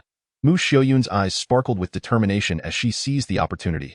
Without hesitation, she unleashed her trump card, a high-grade offensive talisman. The explosive flame technique. The fiery spiritual energy surged forth, manifesting as a twisted, dark red fireball that violently struck the black net above her head. The net erupted, dimming in brilliance. However, the crisis had not yet been averted. Gu Yi, brimming with magical energy and with his artifact intact, remained formidable. The poison coursing through Mu Xiaoyun's veins had not been entirely dispelled, and her endurance would not last much longer. With a gasp, Mu Xiaoyun's complexion paled as she channeled her magical energy, forcing a few drops of her vital blood from her tongue, which fell onto the silver ruler. Blood flames ignited on the surface of the ruler, radiating a brilliant light as it transformed into a shimmering arc that surged towards Gu Yi during the fleeting moment the black net was breached. The power of this strike was comparable to that of a late-stage chi refinement practitioner. Impressive, Lu Changan silently commended her, noting how well she timed her counterattack. Typically, a late-stage chi refinement practitioner could only manipulate 2 medium-grade artifacts or 4 low-grade ones. Even if Gu Yi had more artifacts, he was stretched to his limits. Vile brat. Gu Yi's face turned ashen, his teeth grinding in fury as he hastily produced a golden light shield talisman, barely managing to conjure a magical barrier. With a series of explosive sounds, the silver ruler shattered the golden shield and carved a fissure in Gu Yi's magical barrier. Ultimately, he managed to block it. Cold sweat beaded on Gu Yi's forehead. Maintaining 2 medium-grade artifacts while simultaneously operating a magical barrier had pushed him to his utmost limits. Just then, an unforeseen twist occurred. With a whistling sound, several small, shadowy needle-like projectiles shot towards Gu Yi from the side. This does not bode well. The already cracked magical barrier was pierced by the incoming projectiles. 2 of the needles aimed directly for his face. Terrified, Gu Yi summoned all his magical energy to evade. Thanks to the barrier's cushioning effect, the needles slowed slightly, allowing him to dodge most of them. However, one needle struck deep into Gu Yi's leg. He let out a breath of relief, grateful to have avoided a fatal blow. But in the next instant, his leg went numb, and he stumbled, his complexion darkening as he glared with gritted teeth at Lu Changan. "You little wretch! You dare to poison your artifacts?" Chapter 21. The might of the golden blade. Is it permissible for you to poison, while I, Lu, am to remain unarmed? Lu Changan chuckled, reveling in the triumph of his strike. Ji remained vigilant against close combat, never anticipating the hidden weapon. The needles, which he had procured from Jiuyu Tower, were part of a complete set of magical artifacts known as Qi Qiao Zhan. As a low-grade magical artifact, the individual needles possessed limited potency unless they struck a vital spot. Thus, Lu Changan had poisoned all 7 needles. Regrettably, having remained in the Mu family for an extended period, his access to materials was restricted, forcing him to utilize a mixed, ordinary poison. The potency of this poison paled in comparison to Gu Yi's marrow-corroding powder. Nevertheless, the harm inflicted by the poison needles was sufficient to diminish Gu Yi's strength. The insidious and cunning junior, Mu Mauda has placed great trust in you. A day of retribution will inevitably come. Gu Yi bellowed furiously, hastily retracting his flying shuttle with his legs afflicted by poison. His mobility was severely hampered. He attempted to soar away using his artifact, creating distance from Lu Changan. Stay. Lu Changan, however, would not permit Gu Yi to escape so easily. A sworn enemy could never be let go. He stowed away his mid-grade magical artifact, Shan Sherdun. Empowered by a wind speed talisman, he moved with the swiftness of a tempest, maneuvering the Qi Qiao Zhan to pursue. He summoned another low-grade magical artifact, the Wujin Dao. With the relentless assault of both attacking artifacts, he ensnared Gu Yi, preventing him from taking flight. He then unleashed a Han Feng Fu. A flurry of frost and wind swept through. Though lacking in raw power, it served to slow Gu Yi down. Meanwhile, the pale-faced Mu Xiaoyun manipulated a silver ruler, entangling the dark net magical artifact, occasionally casting talismans as well. Both Lu Changan and Mu Xiaoyun were talismancers. Possessing numerous mid- and low-grade talismans at their disposal, as for high-grade talismans, Mu Xiaoyun's success rate in crafting them was low, and their cost was exorbitant, primarily reserved for the front lines. She had only kept one offensive and one defensive talisman, both of which had already been expended. Naturally, Lu Changan also possessed high-grade talismans, albeit with some reservations. Damn it. Two talismancers, relentless in their assault. The ceaseless barrage left Gu Yi in a state of despair. In a condition of full strength, relying on his cultivation and the superiority of his artifacts, he could afford to take his time, with decent odds of victory. However, due to his poisoning, his strength waned, and his impaired legs put him at a disadvantage. In the vicinity of the Mu family's stronghold, lingering would lead only to certain death. Thus, an absurd scene unfolded. A limping, bleary-eyed elder in ancient robes was being relentlessly pursued and battered by a man and a woman, roaring in desperation. "Help me!" Gu Yi cried out, sustaining several minor injuries as he reached the entrance of the medicinal garden, his voice resounding. Upon hearing this, Lu Changan and his companion's expressions shifted dramatically. Could it be that Gu Yi had reinforcements? Just then, Mu Xiaoyun coughed up a mouthful of dark, congealed blood, brown spots appearing on her fair complexion, her delicate form suddenly weakening, on the verge of collapsing. "Are you all right?" Lu Changan swiftly moved to support Mu Xiaoyun. After a brief examination, he discovered that her magical energy was depleted and the poison was surging. Fortunately, the pouch at her waist had mitigated much of the toxin. Otherwise, a typical practitioner at the 6th level of Qi refinement would have succumbed to the poison long agio. Lu Changan infused a trace of verdant magical energy into her, alleviating her distress. Suddenly, a sound of breaking air resonated from the mountains ahead, accompanied by a powerful wave of magical energy. Ji Danshur, with the aid of marrow-corroding powder and earth rock mouse, cannot even handle two little brats? Came the dissatisfied voice of a man. The speaker was a middle-aged man with a well-rounded visage, adorned with a high mountain crown. "Elder Zheng, it seems I have underestimated the situation. Moreover, that young man is indeed quite extraordinary." Gu Iku smiled wryly, simultaneously releasing a breath of relief. 9 levels of Qi refinement. Lu Changan felt a chill run through him as he sensed the powerful magical fluctuations emanating from the middle-aged man atop the mountain. The elder of the Zheng family. "Zheng Yuanhua, we must flee." Recognizing the identity of the individual, Mu Xiaoyun's face turned ashen, her entire being turning cold. Without needing her to voice it, Lu Changan activated a high-grade teleportation talisman, propelling himself forward with astonishing speed. If you were to let a woman escape while you carried her, it would indeed be a source of ridicule. Zheng Yuanhua stood with his hands clasped behind his back, a cold smirk gracing his lips as he produced a flying vessel, beckoning Gu Yi to board. Yi's expression brightened. The vessel was a specialized flying artifact, its speed far surpassing that of ordinary tools. There was no way Lu Changan and the other would escape. Zheng Yuanhua formed a series of hand seals, ready to activate the vessel, when suddenly he paused, sensing something amiss, and turned to the side. Such audacity! Do you think the Mu family is merely a facade? Half a mile away, a voice brimming with malevolence echoed forth, "Mu Renlong. How did he arrive so swiftly?" Zheng Yunhua's expression grew grave, his brow furrowing slightly. Earlier, he had seen the signal talisman in the medicinal garden. However, Feiyue Villa was over 200 miles from the garden. It was impossible for someone in the Qi refinement stage to arrive so quickly. As for the foundational ancestors, he knew with certainty that both families' ancestors had been stationed at the front lines and were not present at their base. This was precisely why Zheng Yuanhua dared to execute such an audacious plan. Venturing alone to the medicinal garden to assist Gu Yi, Master Go, "I will hold off Mu Renlong. You have 60 breaths to eliminate the Mu family's heiress. Leave no witnesses." Zheng Yuanhua's mind raced as he made a decisive resolution. A bird in hand is worth two in the bush. Today, he would seize the prize. Rest assured, Elder Zheng, with only that young man remaining, he would be easy to handle. Dee's eyes gleamed with murderous intent as he consumed a detoxification pill and boarded the flying vessel to pursue. Mere moments later, a tall figure, with eyes like a hawk, clad in black robes, closed in on them, riding a blue flying vessel. "Mu Renlong. It has been a while since we last clashed." Let me see if your Lei Zhe Gong has progressed. Zhang Yuanhua raised his palm, a whirlwind of yellow sand swirling up violently. You seek death. Mu Rinlong's face twisted with malice as he cast a resentful glance toward Lu Changan and the other, gathering a shimmering ball of electricity in his palm. Amidst the mountains and rivers, Lu Changan, cradling Mu Xiaoyun, moved swiftly under the enhancement of the teleportation talisman. An ordinary cultivator in the late Qi refinement stage would find it difficult to catch up. Lu Changan, release me. Your speed is greater, and you can save yourself. Die in his arms. Mu Xiaoyun's consciousness flickered in and out, her words slurred. Her jade-like complexion was marred by brown spots, her vitality visibly waning. Is there only one pursuer? Lu Changan glanced back at the flying vessel overhead, silently severing his connection to the Nine-Seal Monument. My lady, please rest for now. Lu Changan extended a hand, placing it upon Mu Xiaoyun's forehead. As the evergreen technique circulated, a calming energy enveloped her, providing her with immense comfort, and she soon fell into a deep slumber. Lu Changan, let us see where you intend to run. Gu Yi steered the vessel closer with great speed.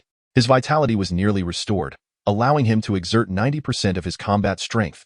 Lu Changan remained unperturbed, surveying the terrain and discovering a river nearby. His eyes brightened as he embraced Mu Xiaoyun and brought her to the riverbank, gently placing her upon a rocky outcrop. Having completed this task, he turned and awaited by the water's edge. Ha ha.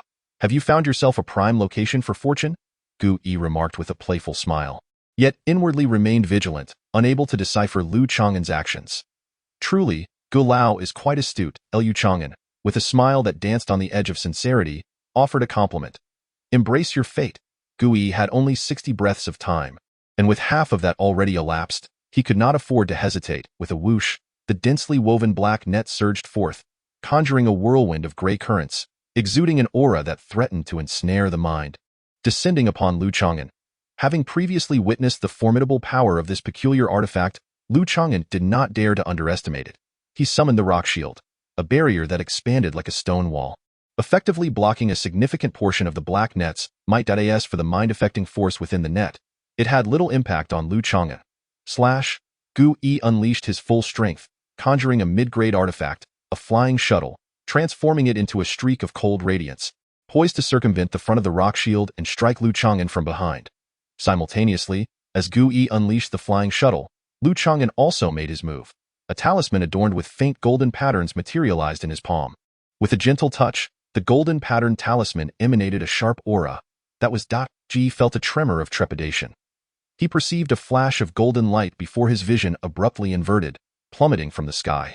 He beheld a bloodied flying vessel and a headless corpse upon it.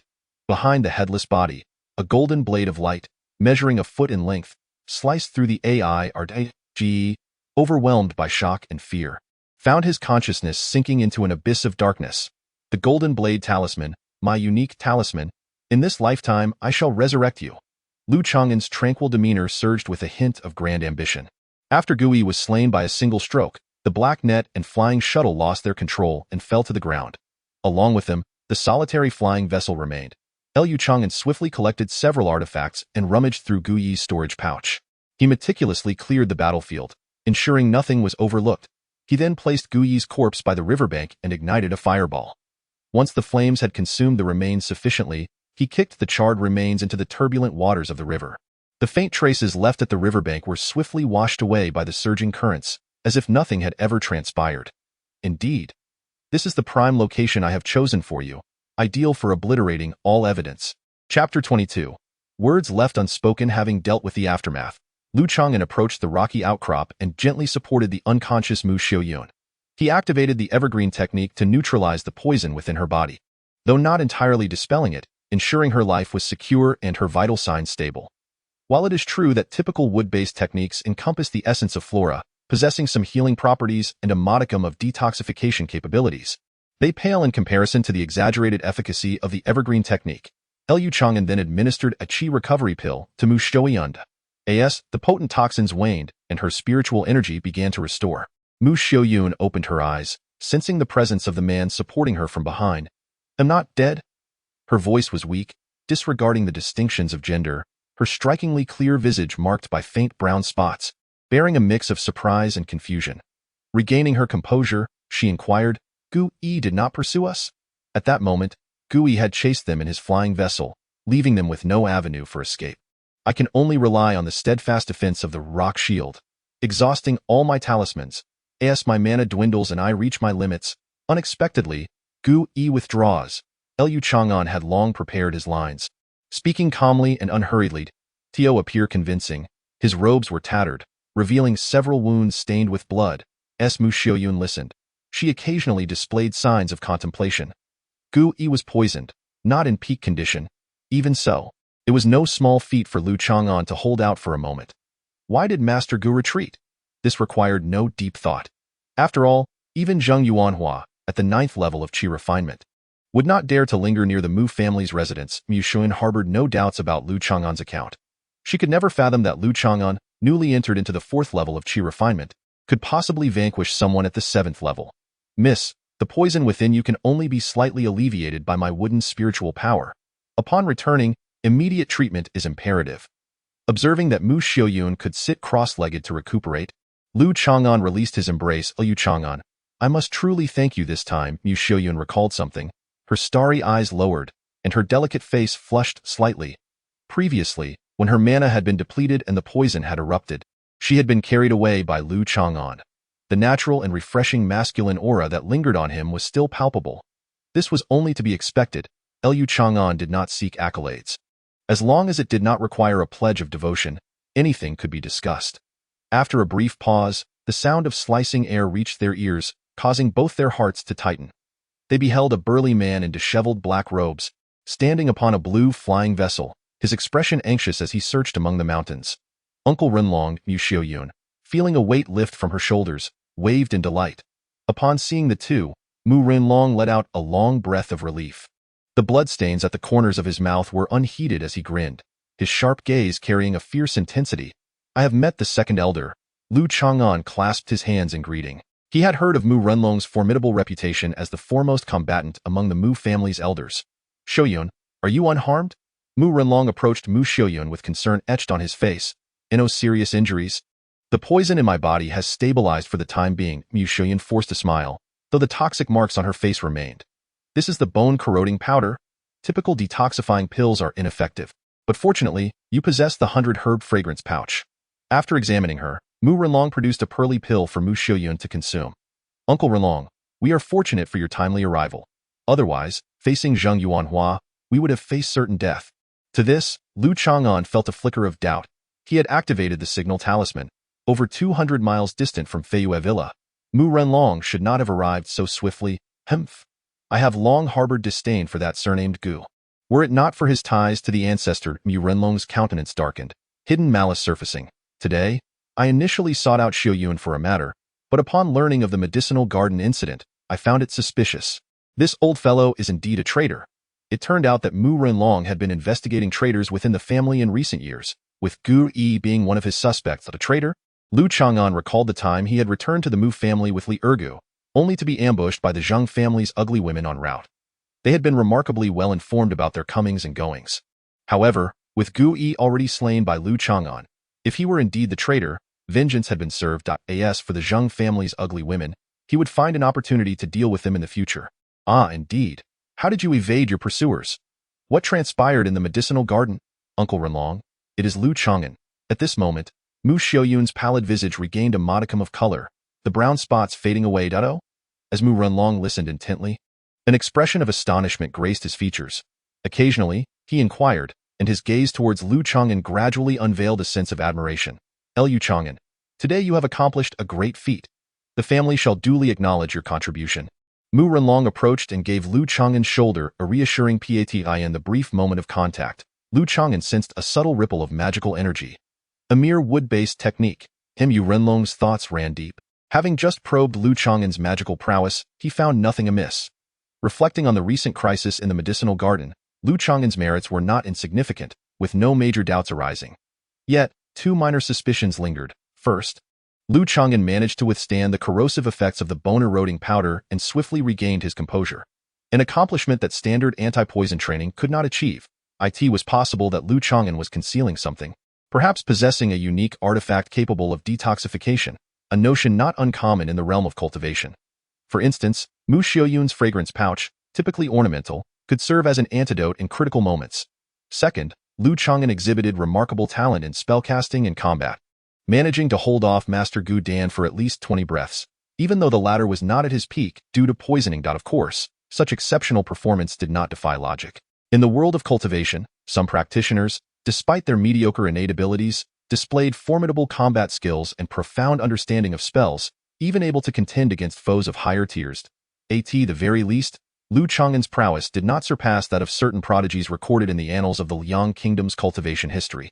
Furthermore, as a martial arts master with a wealth of experience in the Jianghu, his adeptness in poison and strategy aligned perfectly with his background. Mu Renlong had never entertained the notion that Lu Changan could slay a Qi refinement level 7 opponent like Gu Yi. Even for Mu Renlong himself, eliminating Master Gu would require considerable effort. Lu Changan, it is a pity that a talent such as yourself does not fight on the front lines, Mu Renlong remarked with a glimmer in his eyes. Lu Changan's expression twitched slightly. As a junior, I cannot bear such a heavy responsibility. It is far more prudent for me to create talismans for the family. Having achieved this feat today, saving the Mu family's precious daughter, if I were to be rewarded with a position on the front lines, there would be no need for me to remain in the family. Fortunately, Mu Renlong was merely probing and made no demands. He understood that Lu Changan, being an extraordinary talent from outside, had consistently shunned marriage and family, opting instead for a life of quiet cultivation. It would be unrealistic to expect him to dedicate himself to the family's interests. A quarter of an hour later, Mu Renlong led the two back to the medicinal garden. Within the garden, the losses of medicinal herbs were manageable, save for some pilfered by Gu Yi. What pained Mu Renlong deeply was the fact that several low-level Qi refinement cultivators, those spirit herb workers and servants, had all succumbed to the poison. Among them was a spirit herb worker of the 5th level of Qi refinement, who, by lineage, was Mu Renlong's uncle. Lu Changan surveyed his surroundings, noticing that the earth rock mouse had vanished without a trace. The binding vines technique had ceased to function, lacking the magical energy to sustain it, and was subject to a time effect. He arranged the bodies of the deceased respectfully. Mu Renlong gazed at the desolate, empty medicinal garden, and after a long pause, spoke. Lu Changan, you shall continue to guard the medicinal garden. The family will expedite the replenishment of personnel. Once the disputes in the frontline mining areas are resolved, the family will acknowledge your contributions. Will you continue to guard? Lu Changan understood that the Mu family was currently in dire need of manpower. After this crisis and saving Mu Xiuyun, the higher-ups of the Mu family placed even greater trust in him, as long as he did not have to go to the front lines and could remain stationed at the medicinal garden in the rear. Lu Changan had no objections.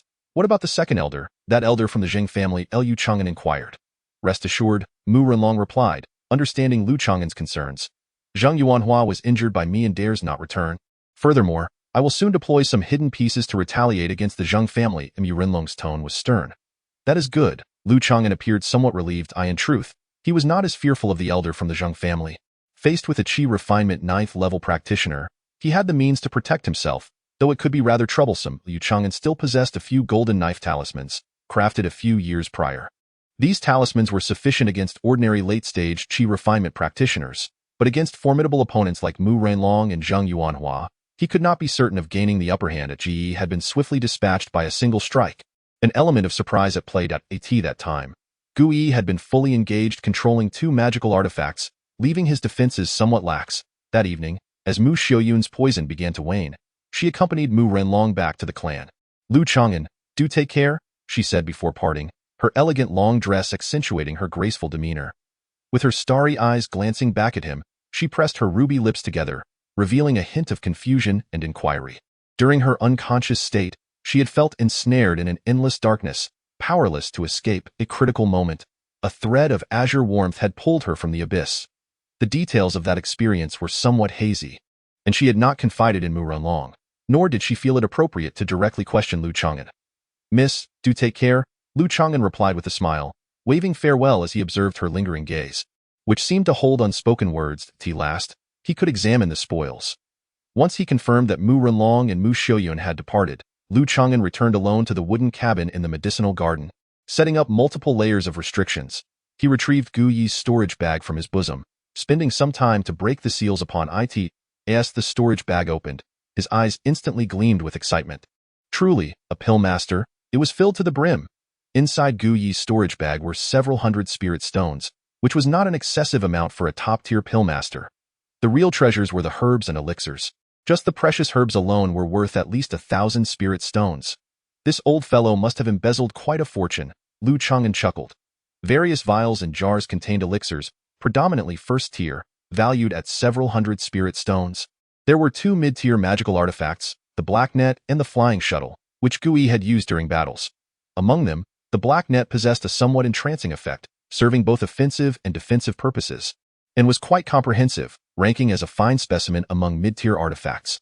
There were 3 low-tier artifacts, all of decent quality, as well as a pill furnace, complete with formulas and literature on the art of alchemy.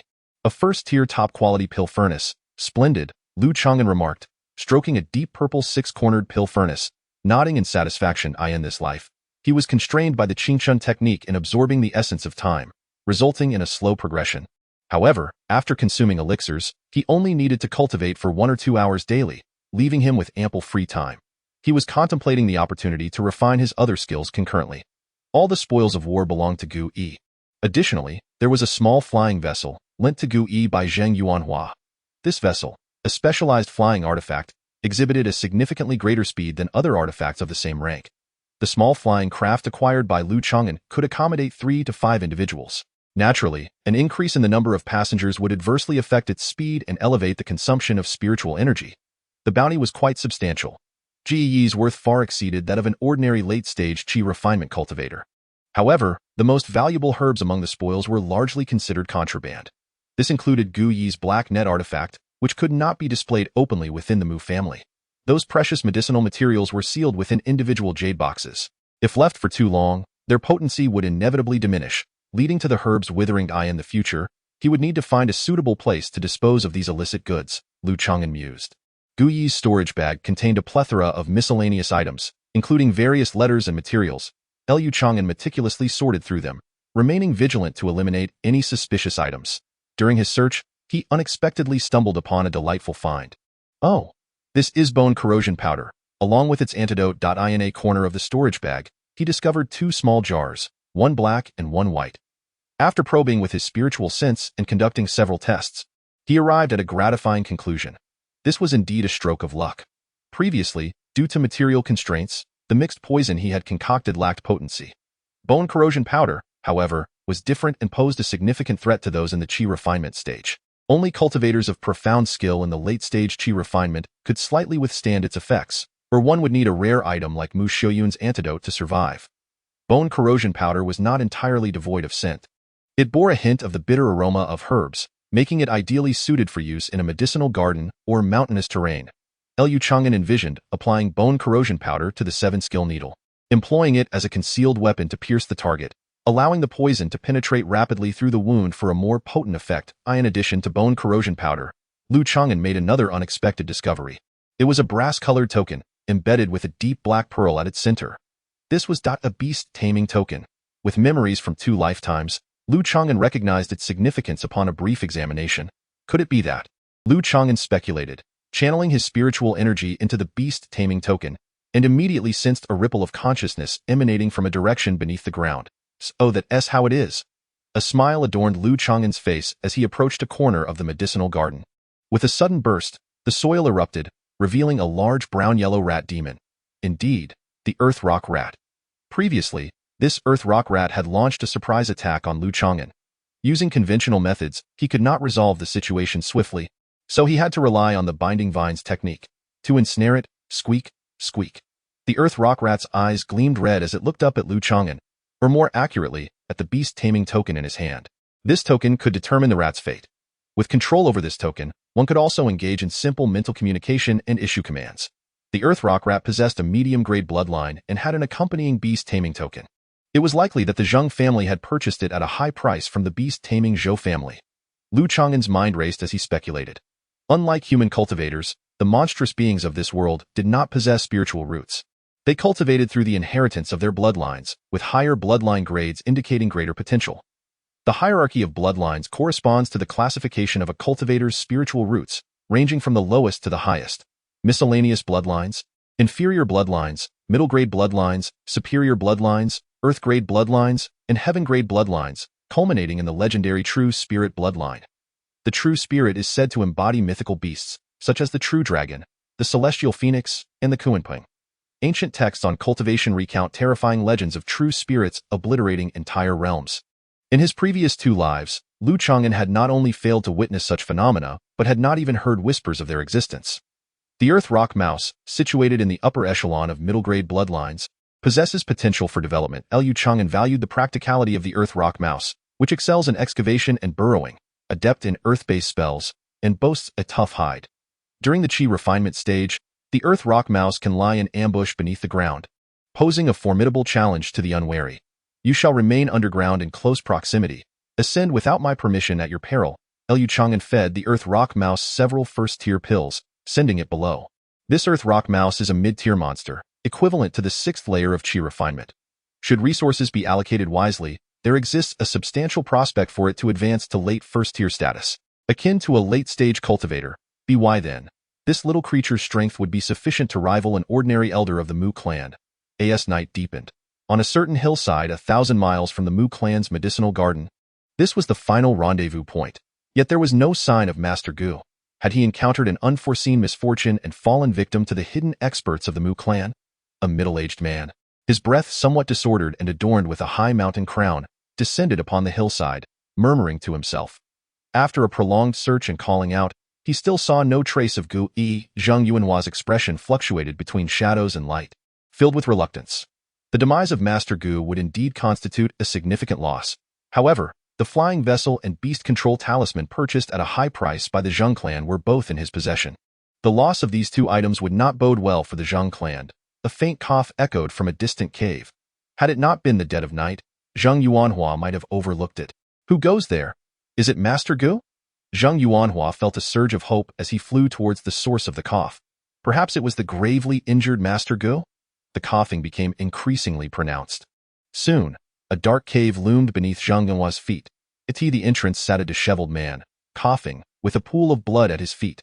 Who are you?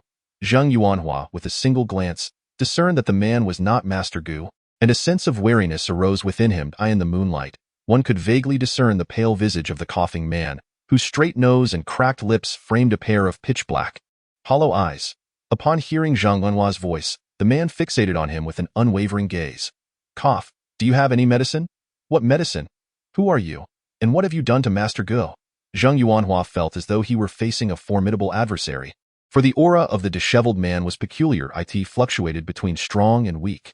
At times, it resembled the power of a cultivator at the 4th or 5th layer of Chi refinement, while at others, it surged to the 8th or 9th layer, or even more terrifying, he sensed an ominous presence.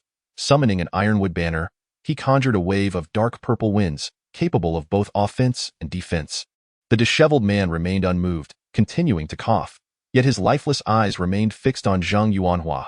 Feigning mystery, feeling a chill down his spine under the man's intense gaze, Zhang Yuanhua cursed softly, maneuvering his talisman to swiftly retreat. As he soared several dozen zhang into the air, a chilling wind surged from behind. Startled, Zhang Yuanhua's heart raced as he caught a glimpse of a spectral figure materializing ominously in his peripheral vision. With a swift motion, he brandished his ironwood banner, unleashing a tempest of violet winds that shattered iron and stone, engulfing the figure behind him. Yet, all that remained was a fleeting shadow.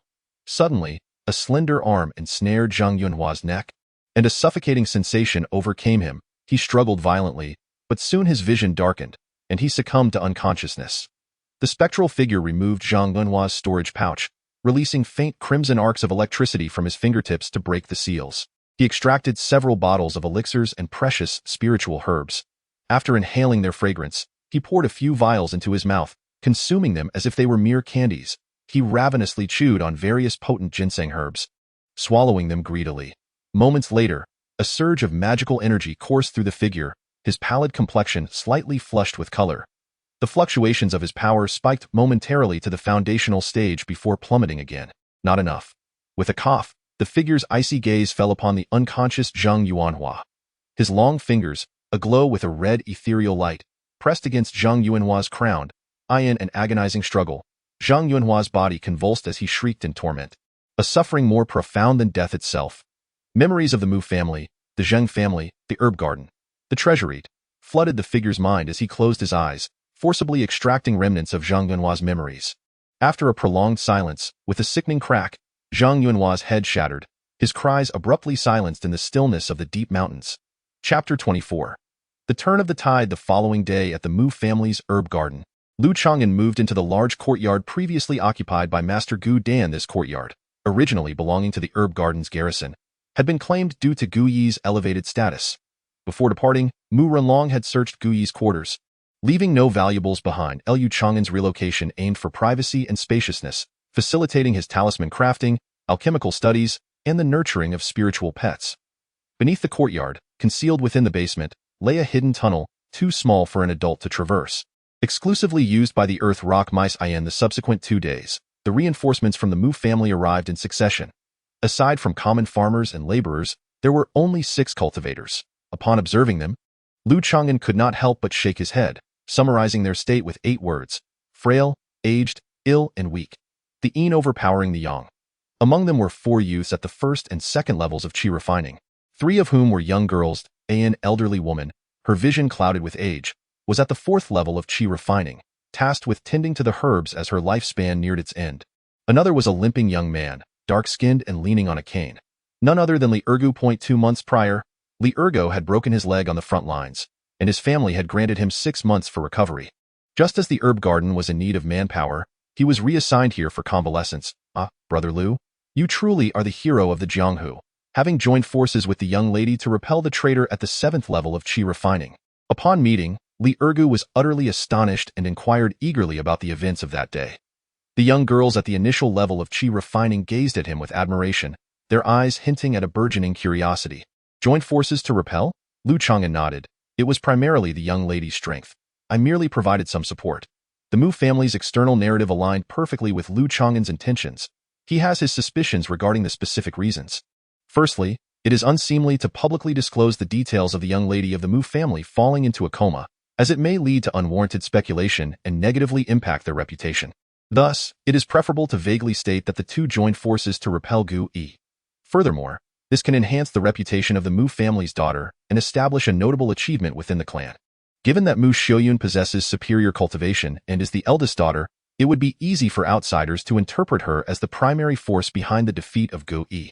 By the way, Brother Lu, here are the letters from Zhao Xiao and Lin Yi. Li Ergu delivered 2 letters.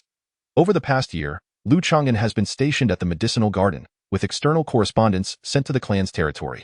Letters from various factions primarily rely on family servants, messengers, and carrier pigeons. The higher echelons of the immortal sect possess more advanced means of communication. Lu Changan first perused the 2 letters from Lin Yi. The first letter congratulated Lu Changan on becoming a first-tier talisman master, mentioning the conflict between the Mu and Zhang families while subtly suggesting a lack of optimism regarding the Mu family, advising Lu Changan to remain vigilant. The second letter, sent last month, revealed that Lin Yi was establishing a faction in the secular realm, named Yin Gu. This faction primarily serves cultivators, structured around a small number of loose cultivators, absorbing skilled martial artists from the secular world, gathering various intelligence, and seeking out lost cultivation resources and treasures within the mundane realm. In the future, Yin Gu contemplates engaging in business for loose cultivators, assisting disciples of sects in their errands, and expanding their network. The idea is indeed commendable, Lu Changan mused. In the letter, Lin Yi invited Lu Changan to join, promising the position of vice pavilion master. Should Lu Changan choose not to join, he would not be compelled. At the end of the letter, Lin Yi earnestly requested Lu Changan to sell a batch of basic talismans and first-tier low-grade talismans at a fair price, facilitating the initial development of Yin Gu. Naturally, Lu Changan would not refuse. Previously, Lin Yi had also been of assistance to him, such as inquiring about the Mu family's news and helping to introduce him to the loose cultivator trading fair. Lu Changan replied, agreeing to provide Lin Yi with 20 basic talismans and 10 first-tier low-grade talismans at the wholesale price of the market. As for Yin Gu, Lu Changan did not agree to join, but maintaining a cooperative relationship was acceptable. This would provide Lu Changan with an additional channel to gather intelligence about the lower echelons of the cultivation world. He then opened Zhao Xiao's letter. In the letter, Zhao Xiao inquired about Lu Changan's recent circumstances and mentioned her general situation within the sect. She expressed her delight upon learning of his status as a talisman master. Level 7 of qi refinement, preparing to vie for the position of core disciple?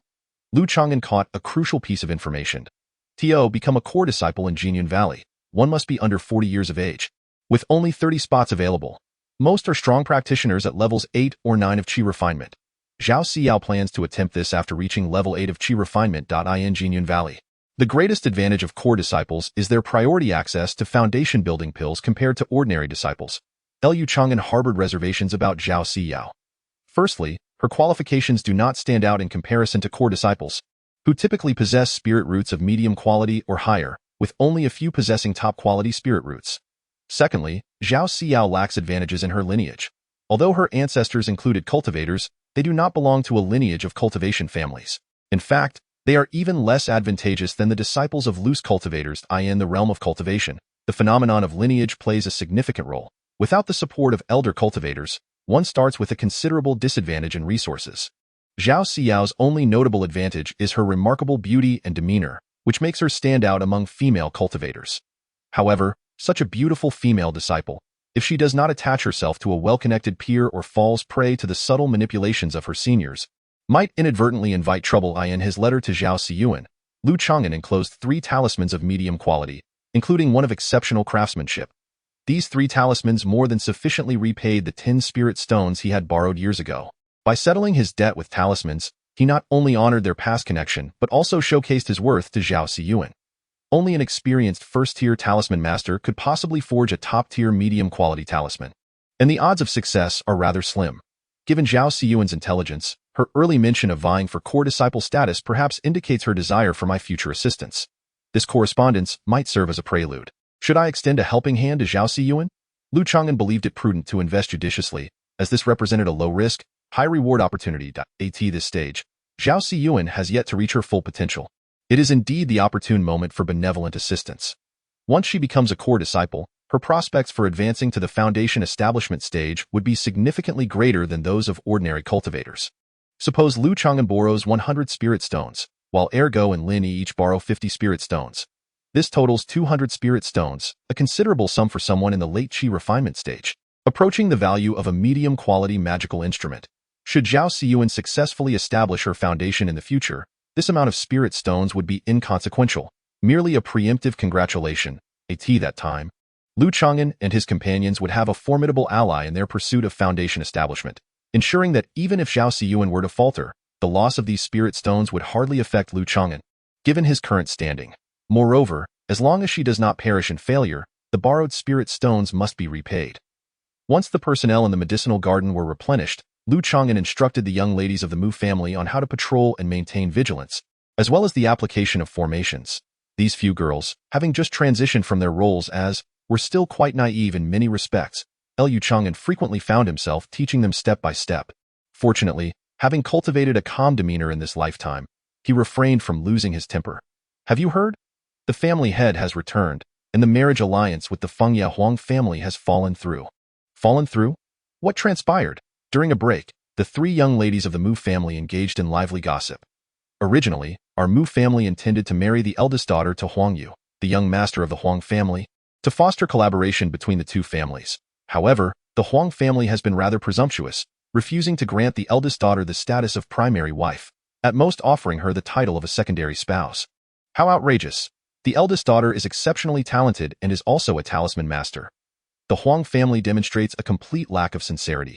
Alas, the Huang family boasts 3 foundation establishment cultivators, and their young master possesses superior spiritual roots, which indeed affords them a certain arrogance. Lu Changan, possessing keen senses, overheard snippets of the young lady's gossip.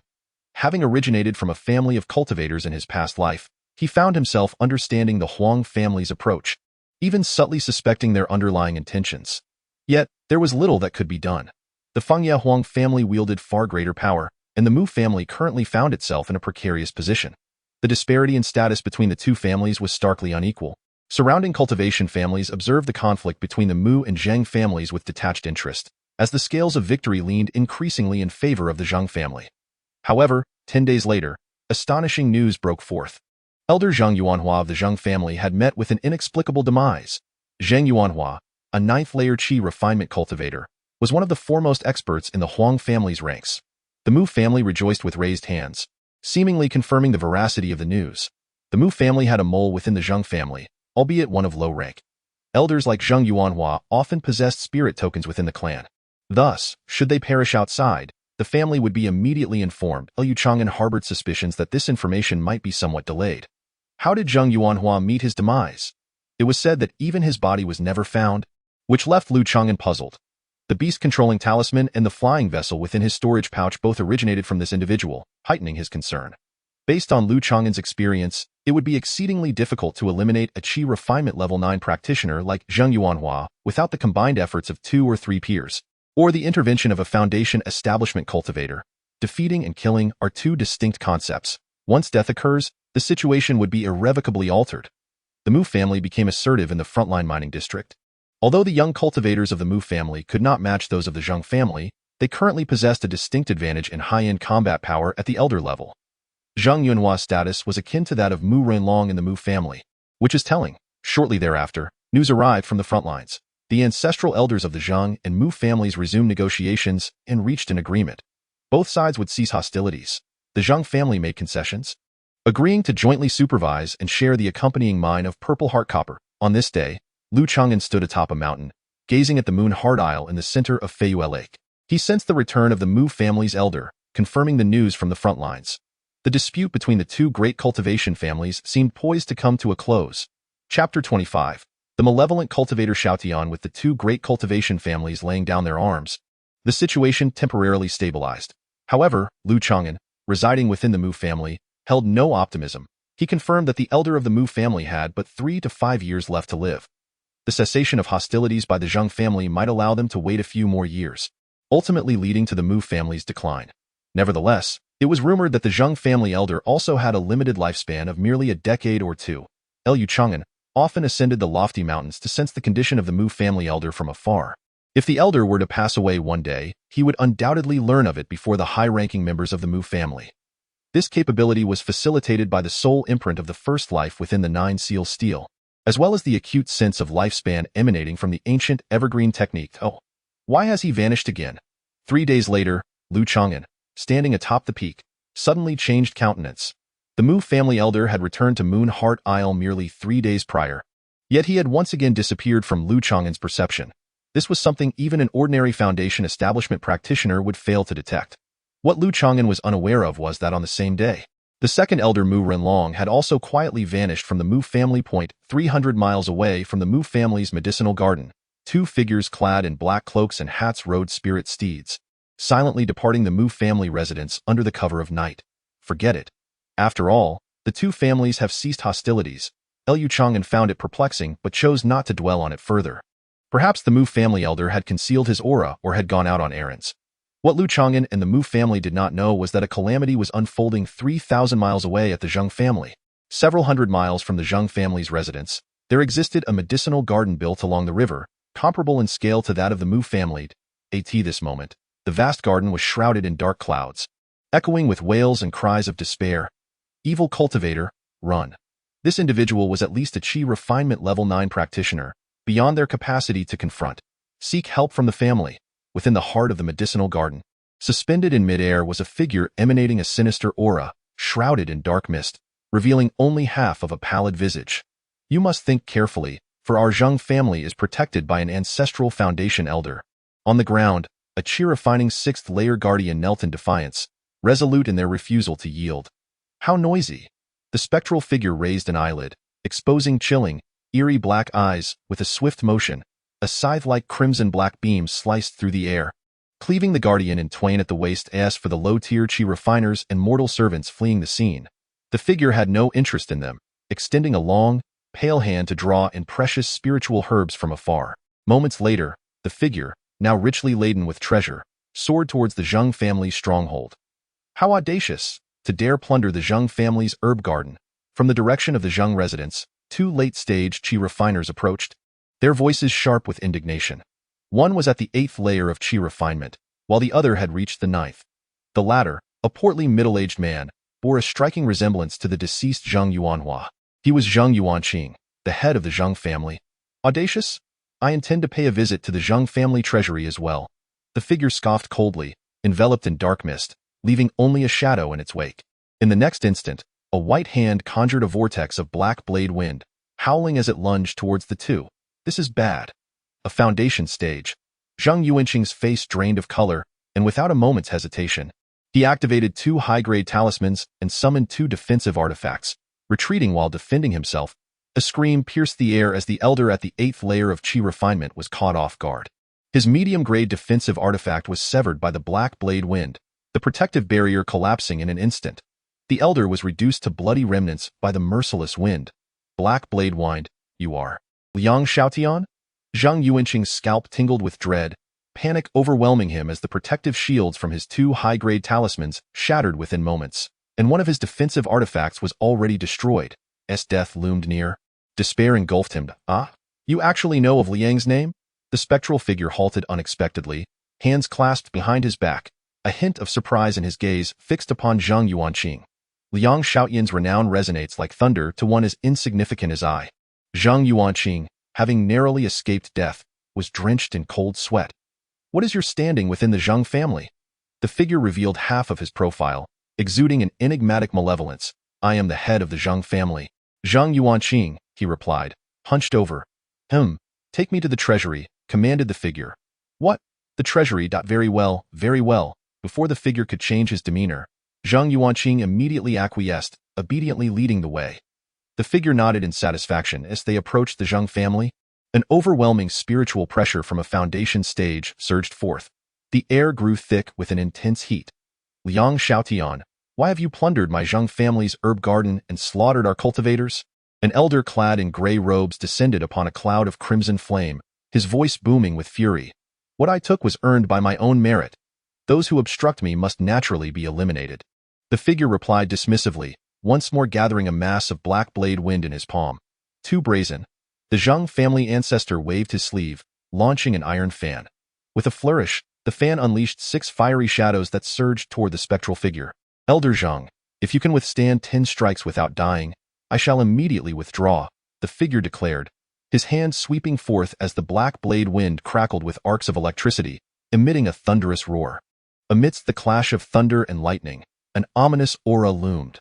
The shadows cast by the flames of the 6 realms shattered in an instant. In the blink of an eye, the man radiating an aura divided into 3, engulfing the swirling black winds, and surged into the clouds, forcing the elder of the Zhang family to retreat repeatedly. "Younger generation, cease this at once." "I concede," came the elder's voice, tinged with fear from within the clouds. The man, unperturbed, revealed a cold glint in his eyes, intensifying his assault. "Young Master Liang, I implore you to show mercy. It is I who have been ungrateful." The elder's tone grew increasingly humble and respectful. Finally relenting, the man spoke indifferently, "Go and inspect my treasury." "Indeed, this treasury has been prepared for young Master Liang by my Zhang family for many years." The elder of the Zhang family coughed blood, forcing a smile. Half an hour later, under the respectful send-off of the Zhang family, the man departed from their treasury. By the way, young Master Liang, the Mu family, located 2,000 to 3,000 miles from our Zhang family, possesses reserves in their treasury and medicinal garden that surpass even ours. The elder of the Zhang family kindly reminded before their farewell. The Zhang family had indeed fallen into misfortune, encountering such a fearsome evil cultivator. May this stroke of bad luck befall the Mu family as well. "You need not instruct me on how to act," the man retorted coldly, soaring towards the distant mountains, landing in a secluded ravine. Pfft. He expelled a mouthful of blood, collapsing onto the ground, coughing violently. His cultivation had also plummeted to the chi refinement stage. Cough. "These precious materials and spiritual herbs are far too few for my healing needs." 2 days later, at the Mu family, on Moonheart Island. Is the news true? The notorious evil cultivator, Liang Xiaotian, wanted in the northern regions of Liang Kingdom, has actually robbed the Zhang family. Both the Zhang family's medicinal garden and treasury have been plundered. It is said this fiend slaughters all who cross his path. The elder of the Zhang family was injured, and one elder was slain by Liang Xiaotian. The higher-ups of the Mu family, all at the chi refinement late stage, were thrown into chaos. This news was truly beyond comprehension. What a pity that the elder and Renlong are absent. Otherwise, they would have stormed the Zhang family by now. Liang Xiaotian did not annihilate the Zhang family. Is it possible he would come to pillage our medicinal garden and treasury as well? A gentle and graceful voice spoke up. It was Mu Xiuyun, whose cultivation had reached the 7th layer of chi refinement. "Are you suggesting that Liang Xiaotian would dare to attack our Mu family? Is he not afraid of being pursued by the sect's experts?" The family head, Mu Mauda, could hardly believe it. If he were in that position, having just committed a crime, he would certainly lay low for a while. "It is said this fellow is exceptionally rampant. We cannot let our guard down." an elder remarked. Hurry and strengthen the formations and the treasury's restrictions, and relocate some precious resources. Moreover, notify the medicinal garden at once. Before the elder's words could conclude, Mu Xiaoyun had already soared away in the night.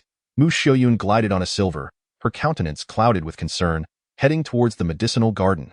When she was still 20 to 30 miles away, she suddenly spotted a mass of dark clouds in the distance, exuding the oppressive aura of a Foundation establishment cultivator, ominously hovering above the medicinal garden. This is bad. Lu Changan, Mu Xiaoyun's delicate face turned pale, frozen midair, her starry eyes filled with terror and sorrow. After a moment, she wandered over, her pearly teeth clenched tightly, altering her course as she swiftly made her way to the family residence. The overseer of the medicinal garden emerged, only to find a man suspended in midair, his gaze as dark and frigid as ice, fixated upon the residential area. Upon arriving at the location, the garden was eerily deserted. There were no shouts of defiance, no frantic escapes, only an oppressive silence. He instantly felt a sense of affront. The life force within the garden could not elude his keen senses. Meanwhile, in the depths of the courtyard's basement, Lu Changan silently lamented his plight. Not long ago, while patrolling the garden, he had sensed a formidable aura of demonic energy approaching with astonishing speed, certainly at the Foundation establishment stage. The sense of threat far surpassed that of the Mu family's ancestors, and was no match for the Zheng family's patriarch either. In a flash, Lu Changan made a swift decision. He instructed everyone in the garden to hide, while he himself concealed in the basement, channeling his Qigong technique to transform into a mere piece of withered wood, rendering himself nearly invisible. Based on his experience, he deduced two possibilities. First, that the demonic cultivator was merely passing through. If he exposed himself in an attempt to flee, it might pique the other's interest, and at such speed, no one in the garden could hope to escape. Second, if the individual had come specifically for the garden, it would likely be to plunder precious spiritual herbs. In that case, as fledgling cultivators in the early to mid stages, they could simply hide, and the intruder would be too disinterested to hunt them down one by one. As it turned out, the latter scenario was the case. Upon reaching the garden, the intruder headed straight for the medicinal fields, showing no intention of slaughter. Just as Lu Changan began to breathe a sigh of relief, he was taken aback. The man did not immediately begin pillaging the valuable herbs, but instead expressed his dissatisfaction, demanding the overseer of the garden to come forth.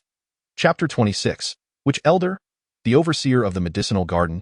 Come forth to be seen. The entire garden lay in a heavy silence, devoid of life, save for the man floating in the air.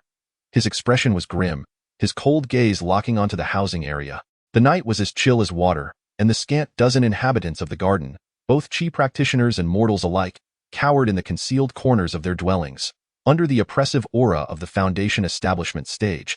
None dared to breathe loudly. Not coming out. The man hovered for a few moments, his countenance darkening. Should the overseer comply and emerge submissively, his nature suggested he would likely refrain from violence. However, since no one was forthcoming, Liang would simply extract them. The man's voice was icy, his eyes flickering with a sinister red glow, earth-shattering demonic sound. The man's hair billowed as he closed his eyes, muttering incantations. In an instant, an intangible wave of malevolent sound radiated from him, sweeping through every nook and cranny surrounding the housing area. Those caught in the wake of the mental sound wave experienced a disorienting tremor akin to an earthquake, each of them shrieking in agony, revealing their positions, only to bleed from their mouths and noses, succumbing to unconsciousness. Li Ergu and several other cultivators could not withstand even a couple of breaths before fainting in despair.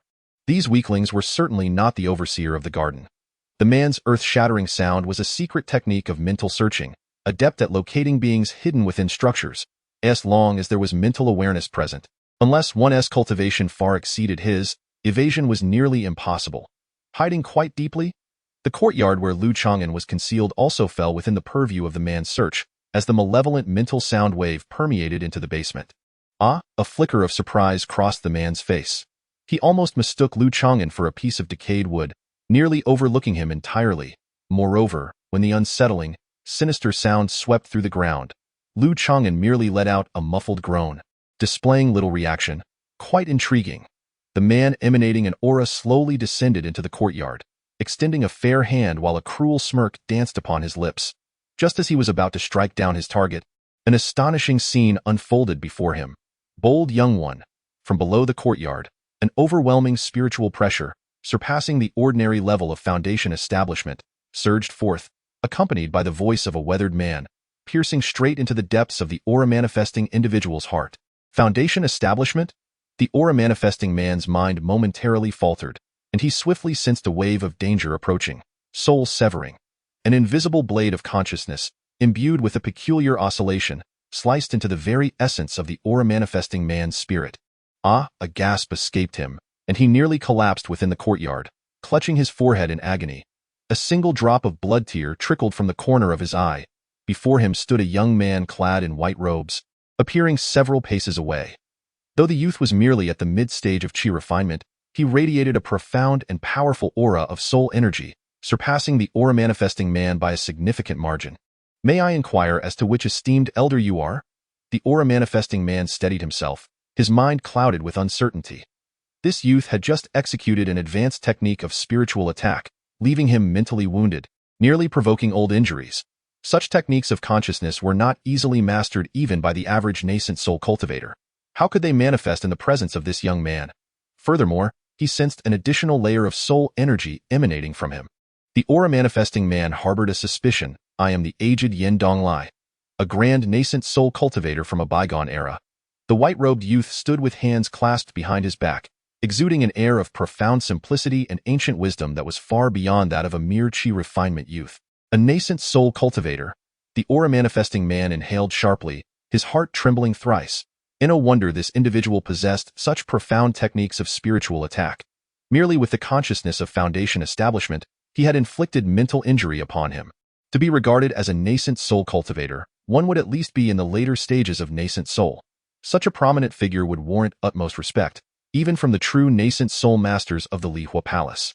In the cultivation world of the Liang Kingdom, it had been millennia since a mid-stage nascent soul had been born, let alone one in the later stages. "So it is Elder Yin. If I have disturbed you, I humbly ask for your forgiveness." Liang Xiaotian dared not stand with hands clasped behind his back. Instead, bowing respectfully, Lu Changan's current state gave him pause for thought. It seemed likely that this youth was host to the remnants of a great nascent soul cultivator's soul.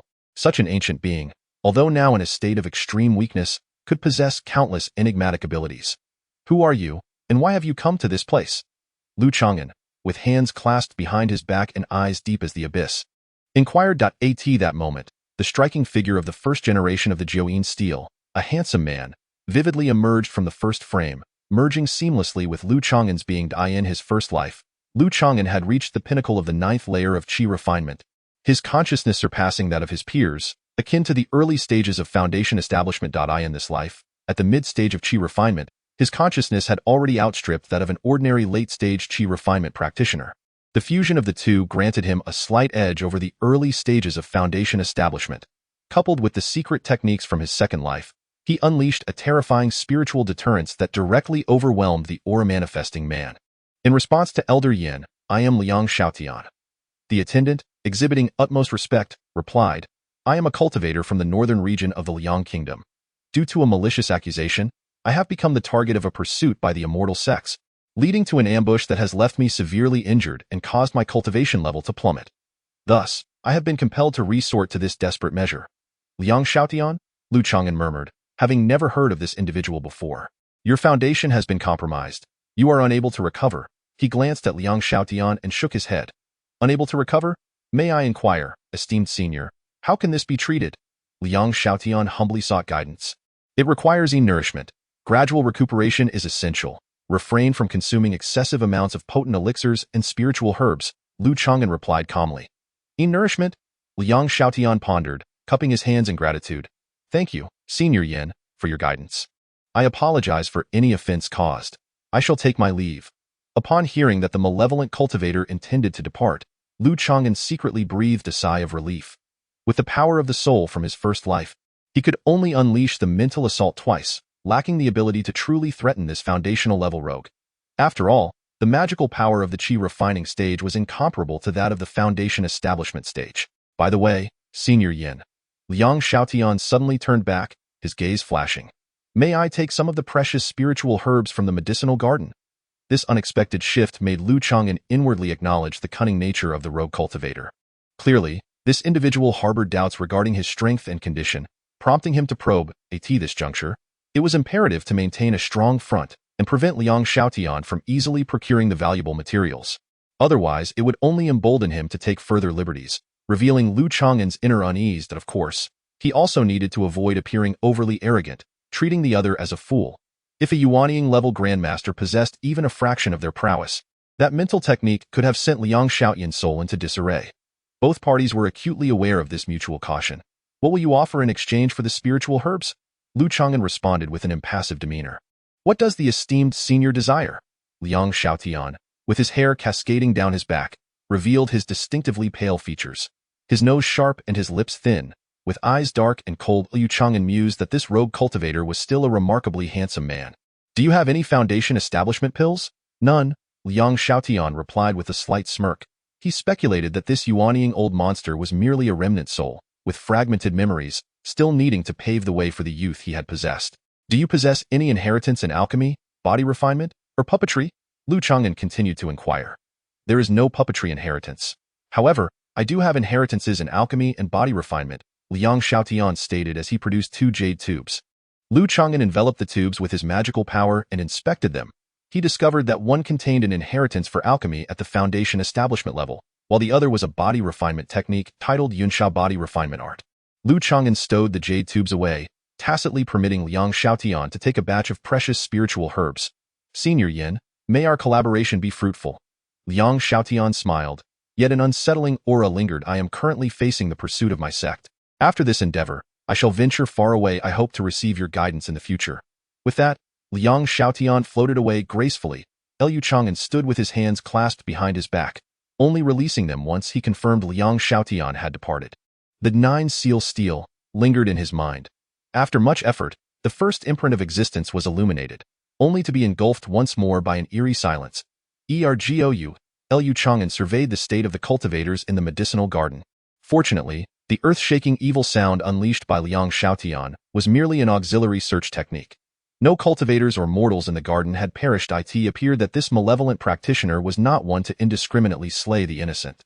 Lu Changan understood that had Liang Xiaotian been more ruthless in deploying the earth-shaking evil sound, he could have easily caused the deaths of those mortals. Before long, Li Ergo and the other cultivators began to awaken, their faces etched with fatigue. Brother Lu, where has that evil practitioner gone? Did he trouble you? Li Ergo inquired, his heart still trembling with apprehension. No, I was hiding in the basement and suddenly fainted. Perhaps due to my low cultivation level, I was not perceived as the steward of the medicinal garden, Lu Changan replied, his reasoning sound. Under normal circumstances, the steward of such a critical location would be a cultivator at the late stage of qi refinement. Due to the ongoing battles at the front lines, the requirements had been temporarily lowered. The Zhang family had fared slightly better, dispatching a robust cultivator at the 6th level of qi refinement. The family head, Mu Maota, had taken a gamble by assigning Lu Changan, a cultivator at the 4th level, to guard the medicinal garden. Haha. It seems that being less powerful has its advantages, Li Ergo mused, relieved that although there were losses in the garden, everyone remained safe. After waiting for an hour, Lu Changan furrowed his brow. Why haven't the family's reinforcements arrived yet? You, go back and inform the clan. See what the situation is, he pointed to a young girl, giving her the directive. Chapter 27. The 2 foundations. What? The cultivators stationed at the family residence are all missing. An hour later, Lu Changan looked at the young girl from the Mu family who had returned with the news, doubting his own ears. After repeated confirmations, he saw the girl's eyes reddened, lost and helpless. Not a single cultivator could be found at the family head's residence. Only some mortals remained in Feiyue Mountain Villa and its surroundings. Lu Changan realized he might have overlooked some critical intelligence. Could it be that the Mu family had foreseen Liang Xiaotian's impending assault, prompting the cultivators to hide collectively? After all, at this moment, the Mu family lacked a foundational cultivator to stand guard, leaving them defenseless against the malevolent Liang Xiaotian. 2 hours passed. As dawn broke. Finally, a cultivator from the Mu family approached cautiously to investigate. You daughter all unharmed? Lu Changan gasped, nearly dislocating his jaw in shock. Shortly thereafter, family head Mu Maota, along with Mu Xiuyun and others, arrived at the medicinal garden in succession. All were incredulous. If only a few had sustained injuries, they could have understood. However, the entire garden had suffered no casualties. Liang Xiaotian had refrained from taking lives? Mu Maota suppressed his astonishment and inquired about the situation. While I was patrolling the medicinal garden, I suddenly sensed a terrifying demonic aura. Realizing I was no match, I instructed everyone to hide. During my unconsciousness, I remained unaware of what transpired. Upon awakening, I found that the precious spiritual herbs in the garden were nearly depleted. Lu Changan recounted the events, while Li Ergo and the others supplemented the details. The entire sequence unfolded too simply, making it difficult to identify any flaws. After listening, Mu Maoda expressed his admiration. Lu Changan, you indeed possess remarkable vigilance and composure in the face of danger. It was he who had insisted on Lu Changan becoming the guardian of the medicinal garden, and now it appeared that this decision had proven to be astute indeed. Mu Maoda was unaware that this decision had, in an unseen manner, allowed the Mu family to evade a calamity. Had it not been for Lu Changan, the malevolent cultivator Liang Xiaotian, with his swift speed, would likely have plundered the medicinal garden and subsequently descended upon the Mu family's stronghold. Although Mu Xiaoyun detected the presence of the wicked cultivator and hurried back to report, her speed paled in comparison to that of the foundational stage malevolent cultivator, and she might have even encountered him. It was hard to believe that the notorious Liang Xiaotian could exhibit moments of mercy. Mu Xiaoyun stood in silence for a considerable time before finally speaking. Her delicate visage bore signs of fatigue, with faint traces of bloodshot in her bright starry eyes, which occasionally glanced at Lu Changan, revealing her concern and trepidation. According to her intelligence, Liang Xiaotian generally showed little interest in low-level cultivators attempting to flee. Lu Changan's impromptu decision proved to be exceptionally astute. Mu Maoda once again praised Lu Changan's calmness and ingenuity. What, after all, had Liang Xiaotian done? Lu Changan hesitated to directly inquire why all the cultivators of the Mu family had fled. Clearing his throat awkwardly, Mu Maoda felt a bit embarrassed. With a smile illuminating her face, Mu Xiaoyun began to recount the details of Liang Xiaotian's massacre and plunder at the Zheng family. Upon hearing her account, Lu Changan grasped the truth of the matter. Were he to occupy the position of leadership within the Mu family, he might very well have made the same choice.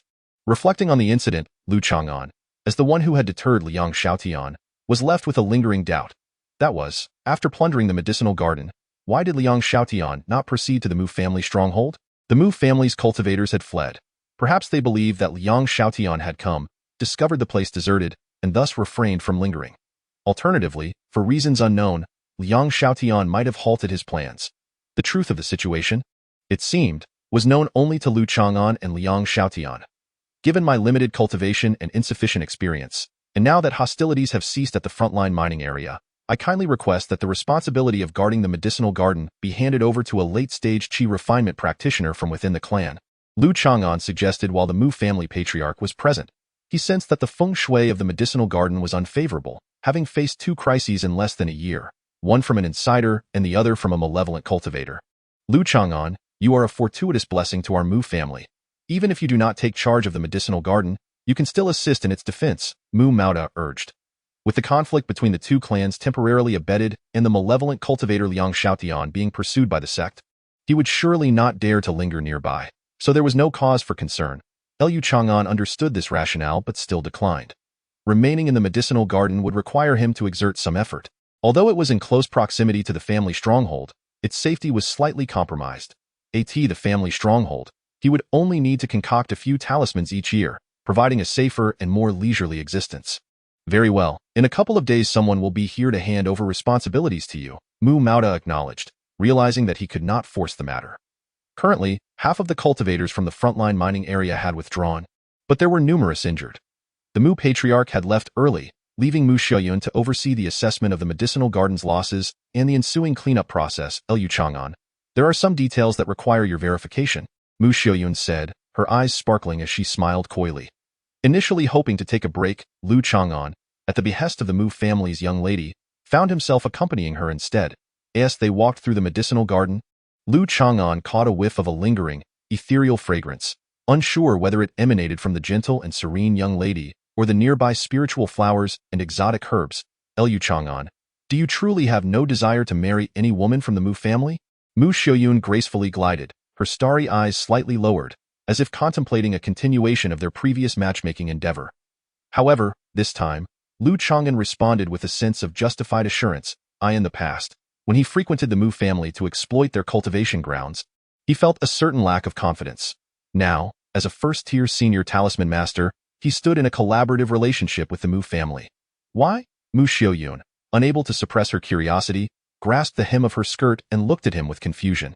In the tumultuous world of cultivation, those in the chi refinement stage were akin to cannon fodder. One needed at least to establish a foundation to secure a foothold. Otherwise, life would be uncertain, and the prospect of marrying and raising children would be daunting. Changan reiterated the explanation he had once given to Li Ergu. The previous conflict between the two clans merely validated this sentiment. Mu Xiaoyan lightly bit her vermilion lip, hesitating to speak. Given Lu Changan's age, spiritual roots, and current cultivation level, the hope of establishing a foundation seemed almost non-existent. Even for Mu Xiaoyun, who was of a similar age and had recently advanced to the 7th layer of qi refinement, the future of establishing a foundation remained precarious. Compared to sects and prominent families, the chances for smaller cultivation families to obtain foundation-building pills were exceedingly slim. By the way, miss, you previously mentioned that Liang Xiaotian was notorious. Do you know why he is being sought after by the sect? Lu Changan deftly shifted the topic, breaking the awkward atmosphere between the two. It was rumored that Liang Xiaotian had committed heinous acts against a female disciple of the Xianin Pavilion. Disgust flickered in Mu Xiaoyun's eyes as she struggled to articulate the words. Lu Changan was taken aback.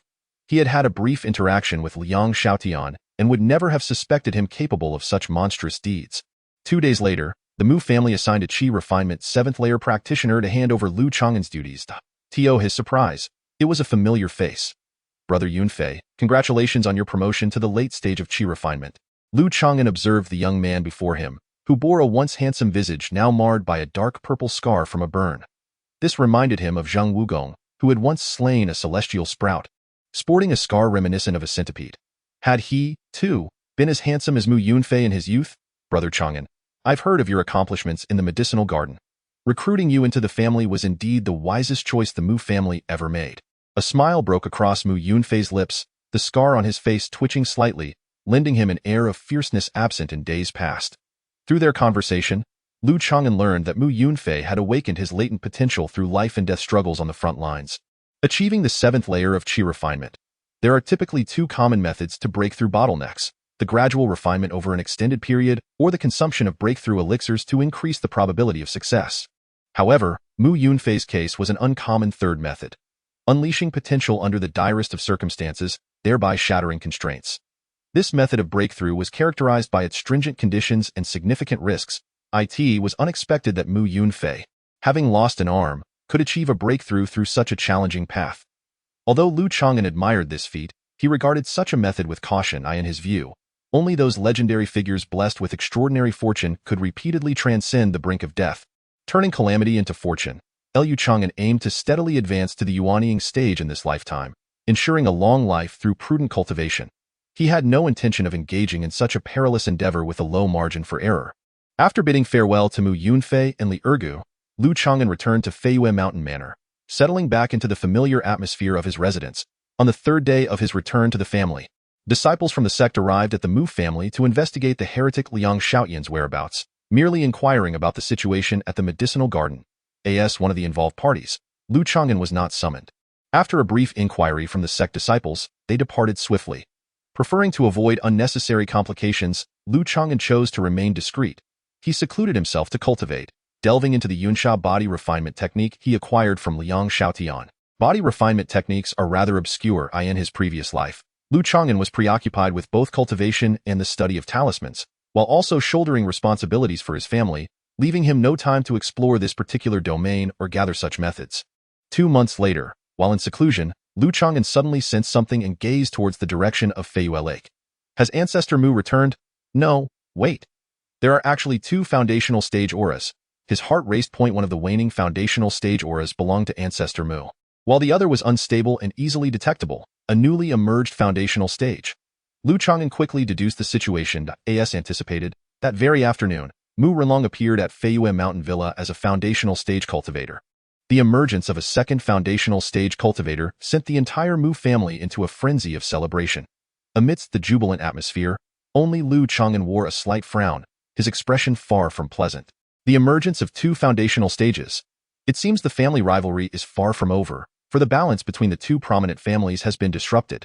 The following day, the Mu family convened a clan-wide mobilization meeting at Feiyue Lake, preparing to strike back against the Zhang family and avenge past grievances. Chapter 28. The yellow sparrow lurks behind the world of cultivation, truly experiences shifting tides. Not long ago, the Mu family was in dire straits. seemingly on the verge of being slowly devoured by the Zheng family. Yet, in just a few months, the Zheng family now faced the threat of annihilation. The central venue of Feiyue Mountain Villa, the Mu family gathered nearly all its cultivators on stage. The family head, Mu Mauda, delivered an impassioned rallying speech for the expedition. The younger cultivators within the clan were greatly inspired, their spirits soaring, eagerly preparing for action. Of course, the primary catalyst for their heightened morale was the emergence of an additional foundational stage cultivator within the Mu family. Brother Changan, this battle presents an excellent opportunity to achieve merit. If my injuries were healed, I would be eager to witness it myself, Li Ergu exclaimed, his blood boiling with excitement. Everyone enjoys a favorable battle. To the Mu cultivators, this was seen as a guaranteed victory, and many young clan members, even without a formal summons, eagerly volunteered, yearning to earn merit and seize resources from the Zheng family. Brother Changan, would you care to join my assault team? Mu Yunfei approached, extending an invitation, his one-armed figure and facial scar lending him an air of intimidation. My cultivation is insufficient, and my strength is lacking. Rather than hindering the front lines, I would prefer to refine talismans in the rear. Providing logistical support for everyone, Lu Changan politely declined. He had no desire to engage in a lopsided battle, especially since he was not in need of spirit stones. Why join the fray merely for the sake of excitement?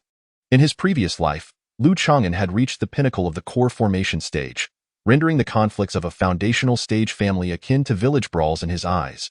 Mu Yunfei did not press the matter further. Feeling somewhat disappointed, he inwardly lamented, Lu Changan possesses remarkable combat talent, but is overly cautious and values his life too much.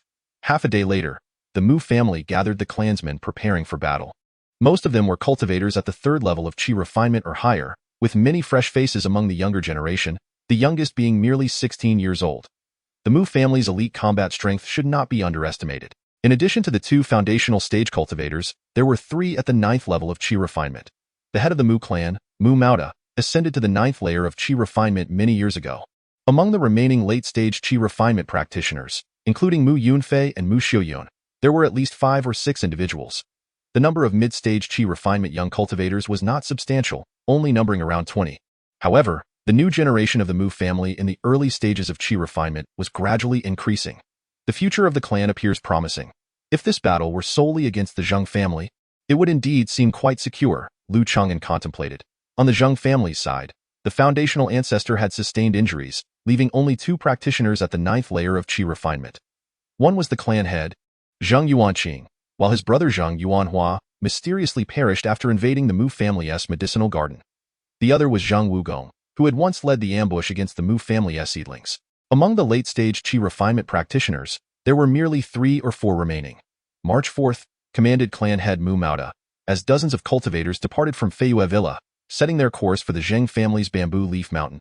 Amidst the clouds, 2 figures of foundational practitioners loomed above, providing cover. Lu Changan raised his gaze and discerned a weary, white-haired elder. Beside him stood a robust figure with hawk-like eyes, exuding an aura of murderous intent, none other than Mu Renlong. Where had Mu Renlong established his foundation? Lu Changan pondered curiously. For a small cultivation family like the Mu clan, the greatest challenge in establishing a foundation lay in obtaining foundation pills. The next hurdle was safeguarding those pills and successfully breaking through. Should word leak out, rival factions would undoubtedly intervene to thwart them. It must have been that day, Lu Changan recalled, when the Mu clan's elder returned to the family and then mysteriously departed shortly thereafter.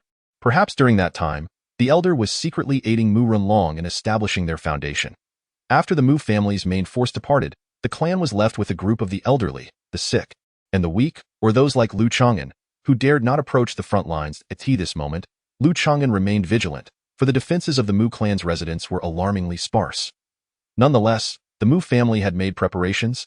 The remaining practitioners were on high alert, activating the first-tier protective formation. With the aid of the formation, as long as there were no foundational practitioners among the attackers, it would be challenging to breach their defenses in a short span of time. From Lu Changan's experience, the likelihood of an assault on the Mu clan's residence was exceedingly low. The Mu family had nearly emptied their stronghold, taking with them their precious resources. Even if the enemy attempted a raid, the strategic significance would be minimal. Without the main force, it would be difficult to penetrate the formation. For the sake of a few frail individuals, the cost would far outweigh the benefits. The most crucial resource for a cultivation family was the spiritual vein, which lay deeply buried underground, nearly impossible to transport. Some fixed assets, such as mines and spiritual fields, could be pillaged or damaged, but would not result in irreparable losses. Time passed slowly, and for several consecutive days. Feyue Villa remained tranquil, though the atmosphere within the clan felt stifling. The defending clansmen were anxious about the battles at the front point. 2 more days elapsed, and then came the harrowing news from the front lines. The Mu Elder had fallen. It was reported that at the Zheng family's Bamboo Leaf Mountain, the foundational ancestors of the two clans had perished together. On that day, some injured individuals returned, their faces darkened, suppressing their simmering fury. Through inquiries, Lu Changan learned of the situation on the battlefield. Indeed, the Mu Elder had met his demise, but perishing alongside the Zheng Elder was not entirely a loss. After all, the Elder was not long for this world. As long as they could obliterate the Zheng family and seize the resources of a foundational clan, it would certainly be a gain. However, just as the two elders fell, and Mu Renlong led the family into battle, prepared to seize the Zheng family's Bamboo Leaf Mountain, the Huang family of Maple Leaves intervened unexpectedly. Not long ago, the Huang family, which had been preparing for a matrimonial alliance with the Mu family, boasted of a lineage that produced 3 foundation establishment cultivators. However, only 2 members of the Huang family attended, one at the initial stage of foundation establishment and another at the mid-stage. Zheng Wugong, the last remaining 9th-layer Qi refining cultivator from the Zheng family, under the directive of the venerable ancestor of the Huang family, promptly pledged allegiance to the Maple Leaf Huang family. He preferred to become a vassal of the Huang family rather than grant any advantage to the Mu family. This outcome ignited the outrage of the Mu cultivators, who had fought valiantly, nearly leading to a confrontation with the Huang family. The Mu family paid a grievous price, losing their venerable ancestor in the process, only to see the Huang family benefit from their sacrifices. Yet, the Mu family found themselves powerless to alter the reality of the situation. Facing 2 seasoned foundation establishment cultivators, particularly one in the mid-stage, the newly initiated Mu Renlong lacked any capacity to resist.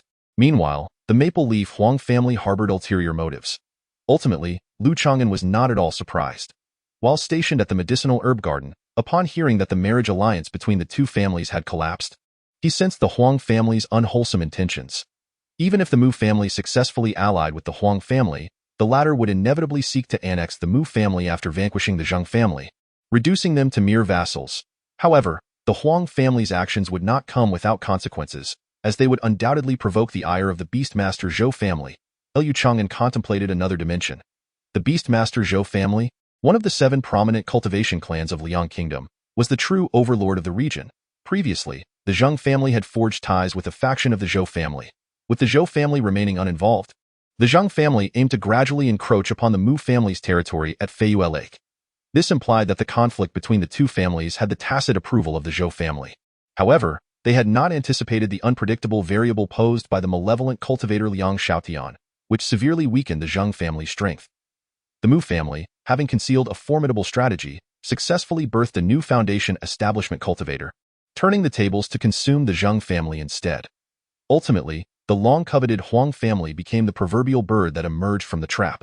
The Huang family's 3 foundation establishment cultivators significantly bolstered their power, a development the Zhou family wished to avoid.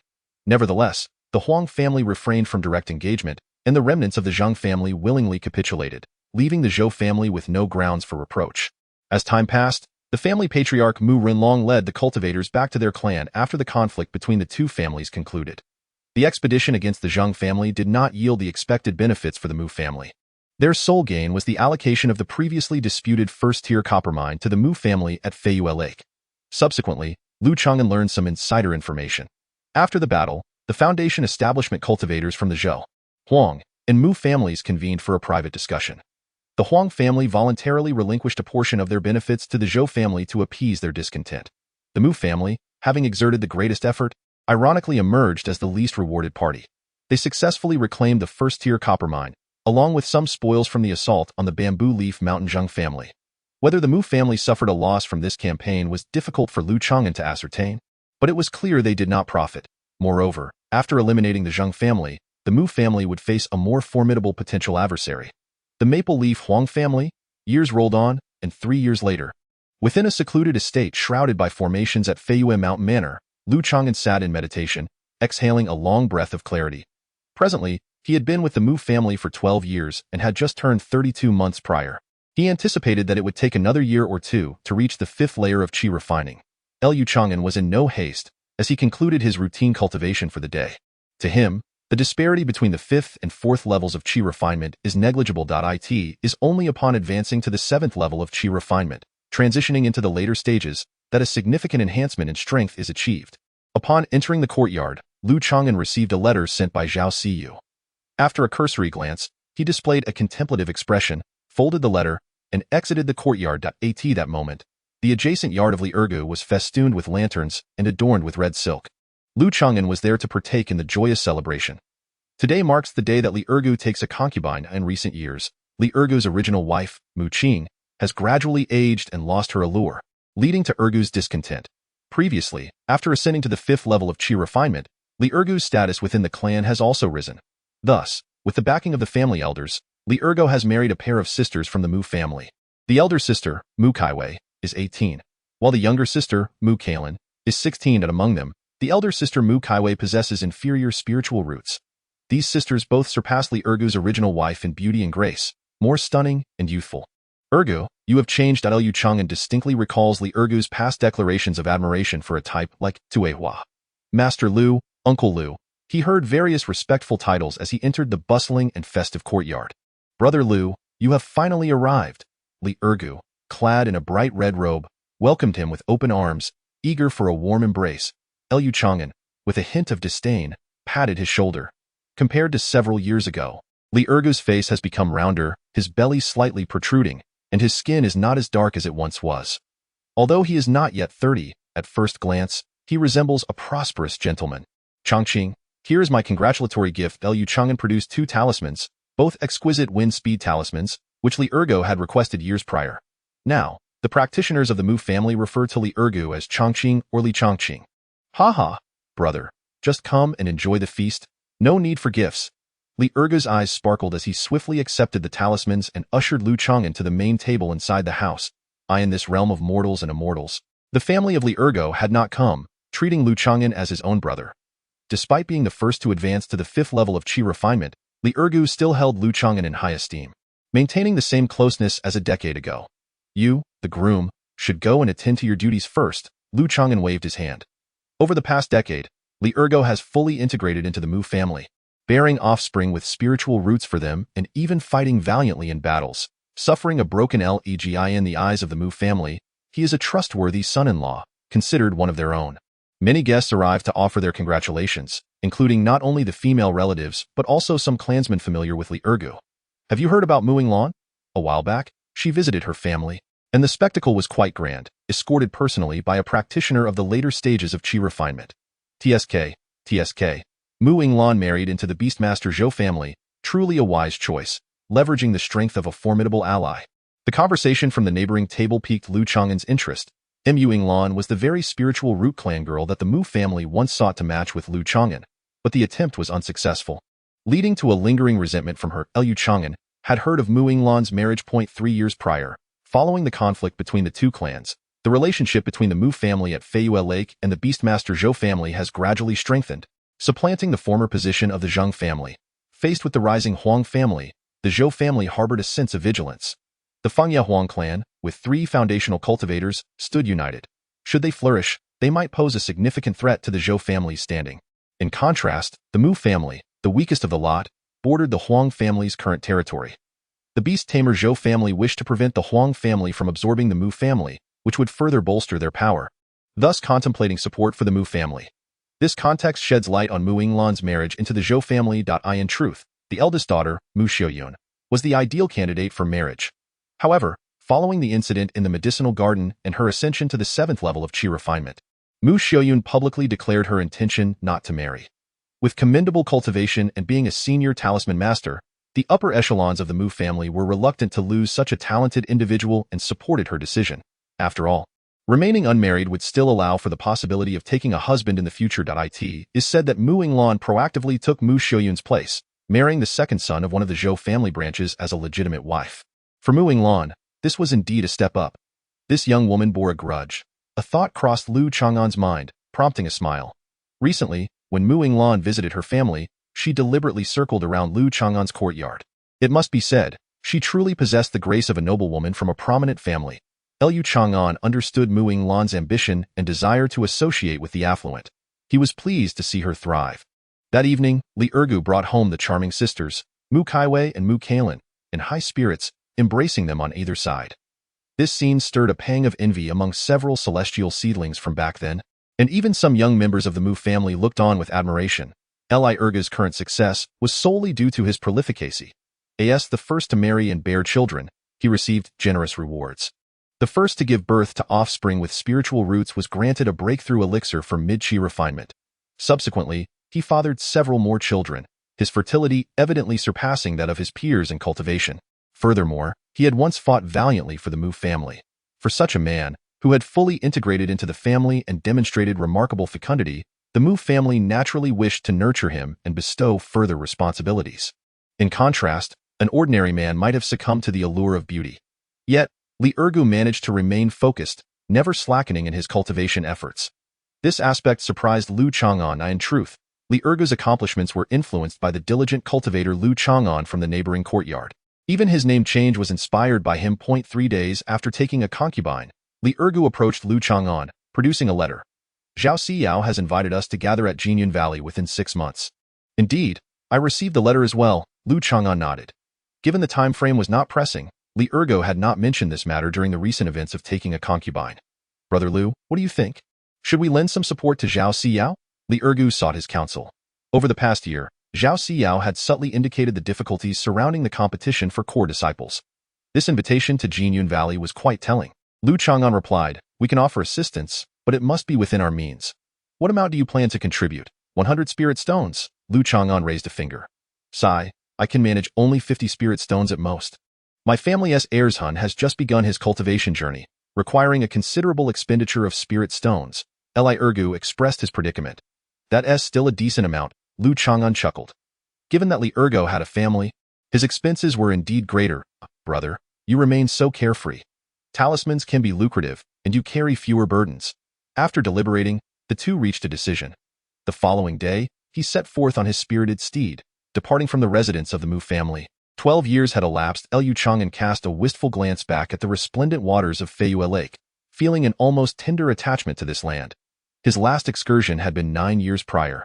It was exceedingly rare for a true-born member of the Mu family to remain away from Feiyue Lake for nearly a decade. After being cooped up within the clan for so long, Lu Changan found himself compelled to venture out this time. Firstly, his storage pouch brimmed with spoils, abundantly lucrative, necessitating a discreet venue for disposal. Chief among these were the treasures obtained from vanquishing Master Geddon. The precious medicinal herbs encased within those jade boxes alone were worth well over 1,000 spirit stones. Secondly, the Yunsha body refinement technique he had been cultivating over the past 2 years required the infusion of first-grade spirit sand, a means to absorb the essence of ore and refine his body from the outside in. The availability of first-grade sand within the clan was scarce, and its quality mediocre at best. While seeking to dispose of his spoils, Lu Changan aimed to procure a substantial quantity of high-quality spirit sand, ideally to be stored for over a decade. Body refinement techniques are both time-consuming and financially draining.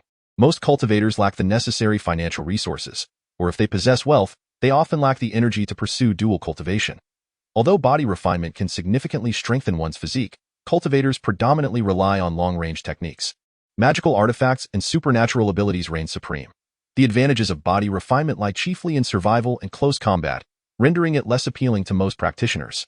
Yet, Lu Changan was endowed with a lengthy lifespan, ample leisure time, and sufficient financial means, thus he was well suited for the practice of body refinement. A month later, the two rode their spirited steeds to Hongshui Prefecture, making their way to the royal estate to rendezvous with Lin Yi. Lin Yi had also received an invitation from Zhao Siyuan. Haha, I've been waiting for you for quite some time. Come, sample my Yunfeng tribute tea. Lin Yi greeted them with a hearty smile, personally pouring the tea. Dressed in a loose robe, with a neatly trimmed mustache, he exuded a demeanor that was both composed and approachable. Lu Changan nearly forgot the proud, flamboyant young lord from years past. In the preceding 2 years, he had collaborated with Lin Yi, who had established the hidden immortal pavilion and had previously visited the Mu family residence to purchase a batch of talismans from Lu Changan. Now, the hidden immortal pavilion was well on its way to stability, with Lin Yi having ascended to the 4th layer of chi refinement, attracting several loose cultivators and a cadre of martial artists from the secular world. The following day, the trio set forth on their spirited steeds towards Jinyun Valley. Traveling by these semi-spiritual steeds during the chi refinement stage was both labor-saving and convenient, outshining the flying of artifacts for long-distance journeys. A month later, the three arrived at Jinyun Valley. Nestled at the heart of towering mountains, the valley basked under the radiance of the blazing sun, as the metallic-rich peaks reflected a gentle golden glow onto the clouds, outlining a majestic celestial abode of the mountain spirits. They stood at the foot of the mountain gate, gazing up at the exalted sect of immortals. Lin Yi and Li Ergu were enveloped in complex emotions, reverence, yearning, and an undercurrent of resentment. This place had once been a site of their failures. Lu Changan remained as calm as still water, neither humble nor arrogant. Approaching the mountain gate, he retrieved his token and requested that the gatekeeper deliver his message. After approximately half an hour, Zhao Siyuan, clad in a flowing moon-white gown, descended gracefully upon a wisp of cloud, landing before the three with poise. Adorned with a phoenix hairpin, her ethereal gown billowing, she possessed an enchanting beauty, exuding an aura of serenity akin to that of an otherworldly being. The trio paused momentarily, taken aback. 9 years had passed, and Zhao Siyuan was breathtakingly radiant, reminiscent of a celestial maiden, untouched by the mundane world. Fellow Taoists, it is a pleasure to see you again.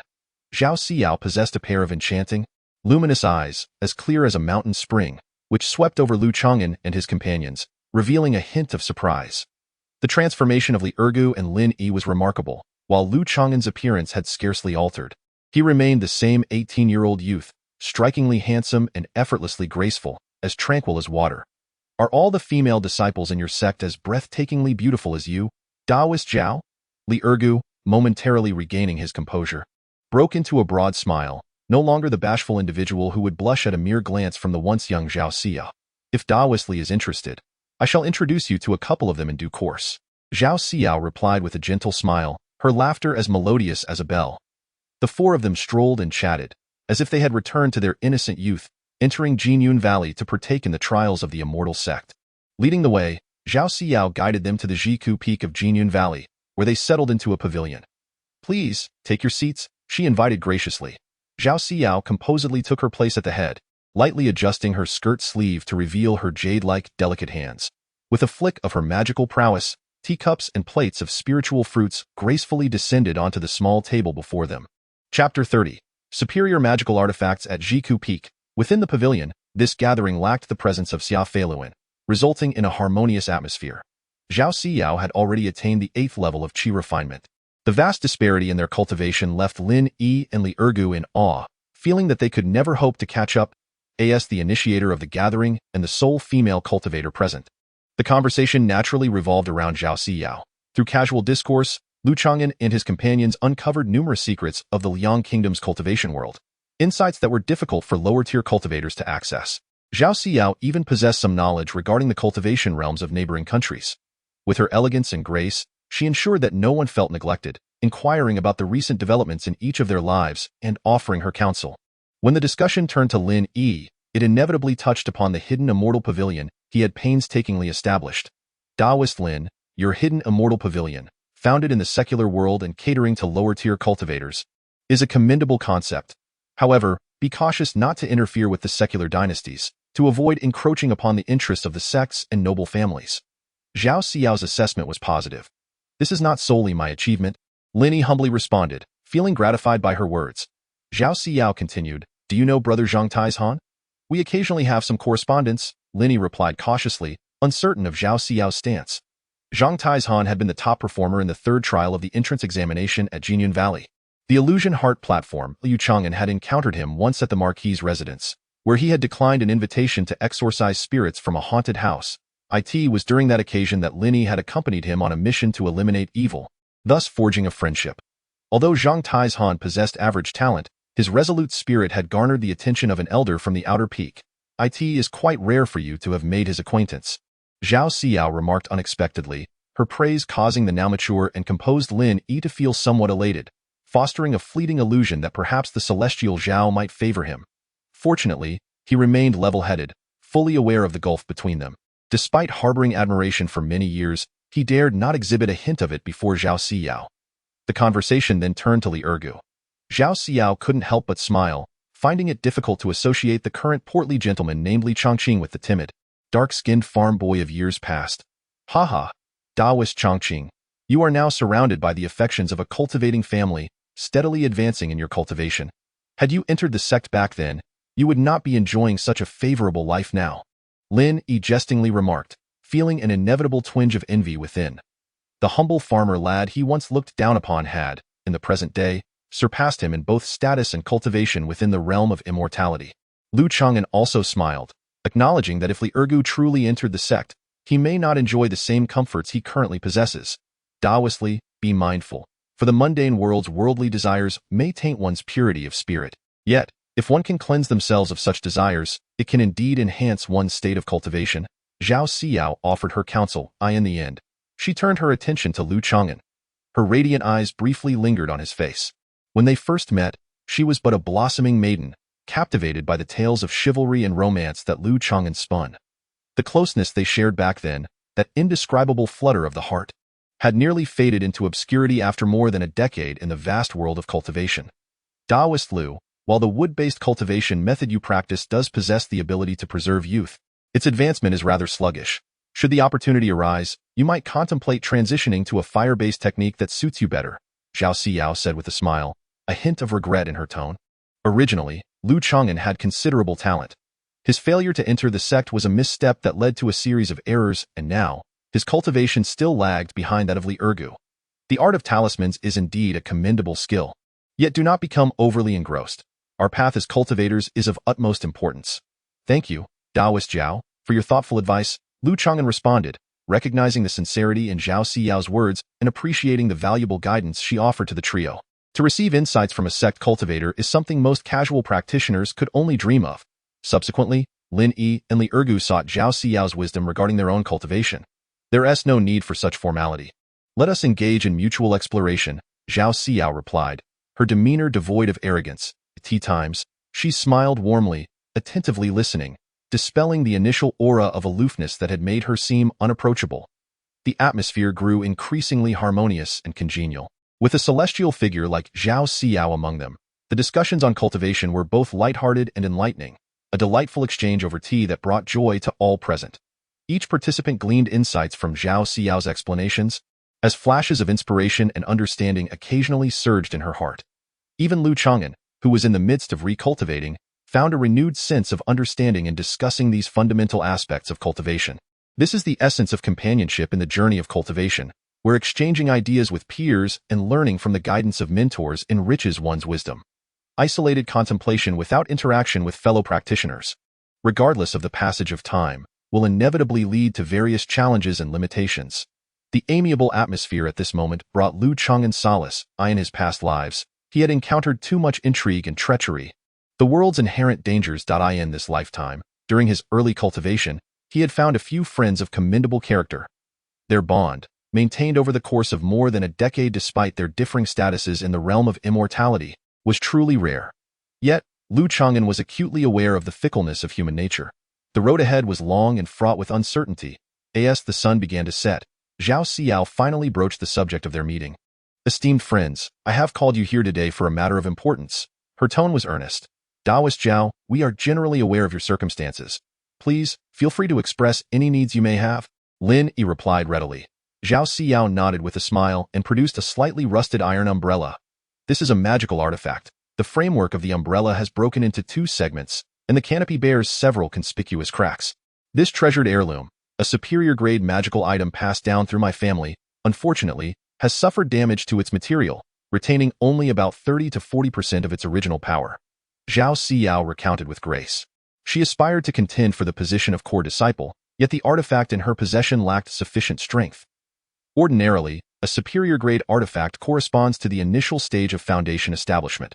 However, within the sect, disciples possess extraordinary skills and profound magical powers, allowing those at the late stage of chi refinement to wield superior-grade artifacts and unleash formidable might. To restore this superior-grade artifact, Zhao Xiao faced 2 significant challenges. First, there was a deficiency of spirit stones. Her spirit stones were primarily allocated for her cultivation needs, leaving no surplus for artifact restoration. A minimum of 200 spirit stones was required. Secondly, she could not enlist the sect's artifact craftsmen for repairs, as doing so might expose the artifact's capabilities and characteristics, jeopardizing her bid for the core disciple status. especially since Zhao Siyao had no trusted craftsman within the sect. She wished to commission someone she could rely on to seek restoration in the external markets, keeping her competitors unaware. The first issue was easily resolved. Lu Changan produced 100 spirit stones. Lin Yi gritted his teeth and contributed 60 stones. Li Ergu offered 50 stones. In total, they amassed 210 spirit stones, which was nearly sufficient. The pressing concern now was who would undertake this task.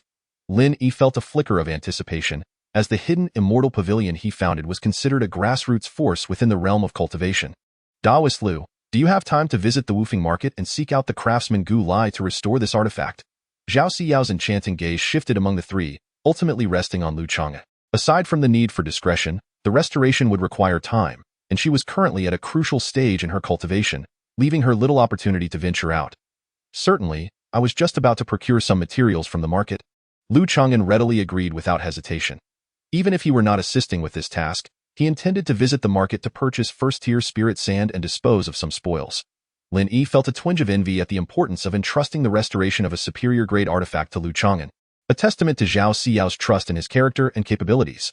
There are 2 sect missions as well. I hope Daoist Lin and Daoist Li can lend their support, Zhao Siyao said, her crimson lips curling into a smile. Soon, Lin Yi and Li Ergu received their respective task assignments. Li Ergu's mission was to covertly protect a descendant of a Foundation establishment elder from Jinyun Valley in the capital of Liang Kingdom for a duration of 6 months. The rationale behind this was the unstable political situation in the capital, placing that sect descendant in a precarious position. Lin Yi's task involved gathering a rare herb known as Hanyue grass, which only grows in specific locations on nights of the full moon. Though its value is modest, the process of obtaining it is quite intricate, necessitating the collection of 20 specimens, a laborious endeavor that could take up to a year. These 2 sect missions were beyond Zhao Siyao's capacity to undertake, yet the sect mandated annual tasks that could yield contributions.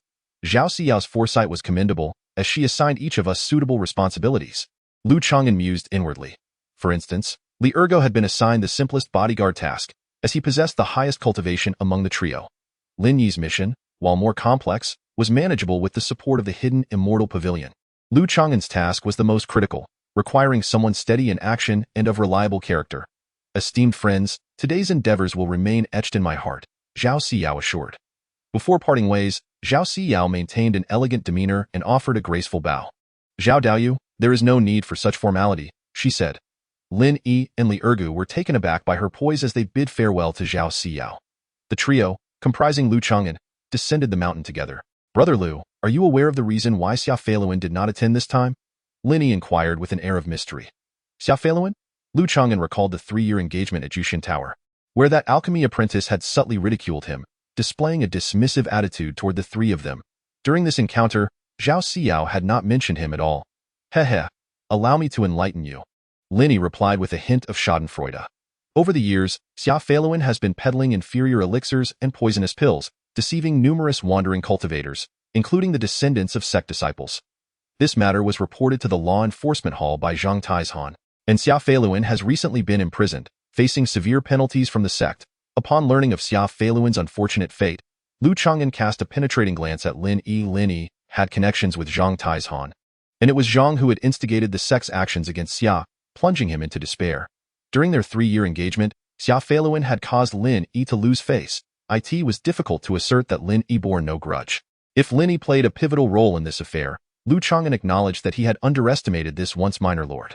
Lin Yi's revelation at this moment seemed to be a calculated display of influence, intended to draw Lu Changan, a talisman master, into his hidden immortal pavilion. Zhang Taizhan was also a significant figure. Reflecting on Zhao Siyao's assessment of this individual, Lu Changan recognized her unwavering determination and the esteem in which she was held by the elder of the Outer Peak. The Outer Peak elder of Jinyun Valley was at least a false Dan realizer. False Dan refers to lower quality elixirs, commonly known as gray pills or inferior pills. Although false Dan realizers may not possess the strength of true Dan or gold Dan realizers, they boast a lifespan a century longer than that of Foundation establishment cultivators, easily overpowering those in the late Foundation establishment stage, in his previous life. Despite having formed a reasonably good true Dan, Lu Changan could not overlook the existence of false Dan cultivators. Looking back, Lu Changan did not deny this fact, yet he felt no regret. One cannot foresee all outcomes. In the pursuit of low-risk and stable operations, one inevitably forfeits certain opportunities. At the foot of Jinyun Valley, the 3 parted ways, each heading in a different direction. Lu Changan retrieved a jade tube, gifted by Zhao Siyao, containing a map of the Liang Kingdom's cultivation world. The map marked various cultivation forces, including markets and perilous locations, even indicating Feiyue Lake. According to the map, the most powerful sect in the Liang Kingdom, Lihua Palace, was situated near the center, while the other 4 formidable sects, including Jinyun Valley, were dispersed throughout the kingdom. Jinyun Valley was located toward the western side of Liang Kingdom. The Five Peaks Market, which Lu Changan aimed to visit, lay to the south of Jinyun Valley, requiring a journey of half a month. Although Lu Changan possessed a flying boat in his storage bag, he could not use it lightly. Typically, cultivators in the late Qi refinement stage did not possess flying boats, and it would be rather ostentatious for those in the mid-Qi refinement stage to employ one. On this day, Lu Changan rode his spirited steed and arrived at the Five Peaks Market. The market was nestled among several towering mountains, resembling a basin. The surrounding peaks are steep and perilous, shrouded in swirling clouds and mist, a place inaccessible to ordinary mortals. Lu Changan carefully settled his spiritual steed, employing the art of bone contraction and disguise to transform into a robust figure. Treading upon a low-grade magical weapon, the Wujin blade, he traversed through a realm of misty summits. Suddenly, a vibrant scene unfolded before him. A marketplace enveloped by a second-tier formation, sprawling over 10 miles, came into view. The outskirts of the marketplace were adorned with terraced spiritual fields, ascending in a series of steps. Expansive plots of spiritual rice, gleaming in a brilliant orange-gold hue, created a breathtaking spectacle from afar. Within the marketplace, a network of streets and alleys emerged, characterized by exquisite architecture and ingenious design. Swiftly moving shadows flitted about, occasionally revealing cultivators leaping through the market, their movements accompanied by the sound of rushing AI art. The entrance of Wufeng Marketplace, Lu Changan, in his guise as a robust man, briefly registered his details, paid a deposit of 2 spirit stones, and received an identity badge. Without this badge, one would be promptly detected by the formation. Those entering the marketplace were prohibited from staying overnight or meditating for cultivation, unless they lodged at an inn or rented a cave dwelling, as reminded by the gatekeeper. Understood, Lu Changan replied with a smile, accustomed to such regulations. This rule was established to prevent newcomers from exploiting the spiritual veins found within. Each spiritual vein had a limit on the number of cultivators it could sustain based on its grade and scale. Is this your first visit to Wufeng Marketplace, esteemed senior? I, Xiao Ho, would be delighted to guide you, showcasing the shops and introducing you to the various areas of the marketplace, for just half a spirit stone. A shifty-eyed youth approached him eagerly. Very well, lead me on a tour. Lu Changan, not wishing to appear ostentatious, handed the youth 30 grains of spirit sand. Thank you, esteemed senior. The boy bowed cheerfully. Wufeng Marketplace is affiliated with the Wan Jianzhua family, housing a second-tier mid-grade spiritual vein underground. Only a portion of the upper-tier cave dwellings are accessible in the core area, while the surrounding spiritual environment is comparable to a first-tier spiritual vein. The East Street is bustling with numerous shops of high quality, albeit at slightly elevated prices. West Street allows for open trading and stalls. What is that building for? Lu Changan inquired, pointing to a 6-story pavilion adorned with ancient charm and hanging lanterns. Standing out prominently among the shops, that is the Baixiang Xianlu. The celestial maidens within are skilled in music and dance, capable of refining one's sentiments and cleansing the soul, thus aiding in overcoming mental barriers. Is it merely music? Baixiang Xianlu is not a brothel. The maidens inside are all cultivators, well versed in the art of music, each possessing exceptional beauty and an enchanting demeanor. Of course, if you exude enough charm, some of these maidens may open their hearts to you. The youth chuckled knowingly, displaying an expression understood by men. However, the entry fee here is quite steep, starting at 5 spirit stones. The finest maidens command a fee equivalent to that of a magical artifact. Lu Changan chuckled softly, neither agreeing nor disagreeing. After a leisurely tour of the marketplace, he inquired about various matters, skillfully gathering the information he required. The Bailian workshop is capable of forging top-grade magical artifacts, with Master Gulai, the chief craftsman, being the one designated by Zhao Siyao. Master Gulai is well regarded for his reputation, yet many seek his services, often resulting in a lengthy wait in addition to Zhao Siyao's commission.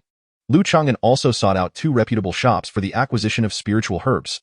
The first-tier spiritual sandstones required for his cultivation of the Yunsha body refining technique were available for purchase at a materials store and a mineral shop.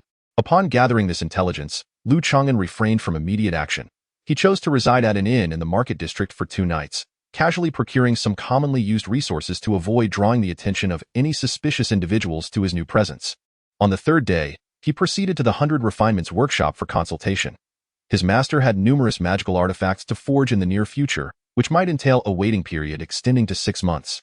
If the esteemed guest required more immediate assistance, it would be advisable to select from several first-tier artifact craftsmen within the workshop.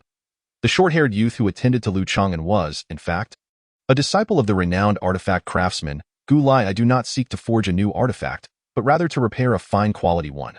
Might there be some flexibility in this regard? Lu Changan inquired, maintaining a composed demeanor as he handed over a small cloth pouch.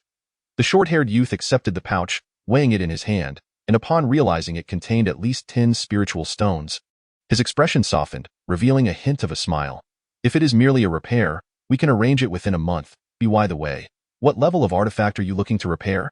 I will discuss the specific repair plan with Master Gu when the time comes, Lu Changan replied, deliberately withholding the fact that it was a superior-grade artifact. A complete superior-grade artifact would be valued at no less than 500 to 600 spiritual stones, a substantial sum for an ordinary practitioner in the Qi refinement stage. While Gu Lai was reputable and well acquainted with various matters, it did not imply that his disciple was devoid of ulterior motives. Very well, I shall take you to meet my master shortly. The short-haired youth accepted the pouch with a smile, noting that many clients had confidentiality requirements. He then entered to notify his superior.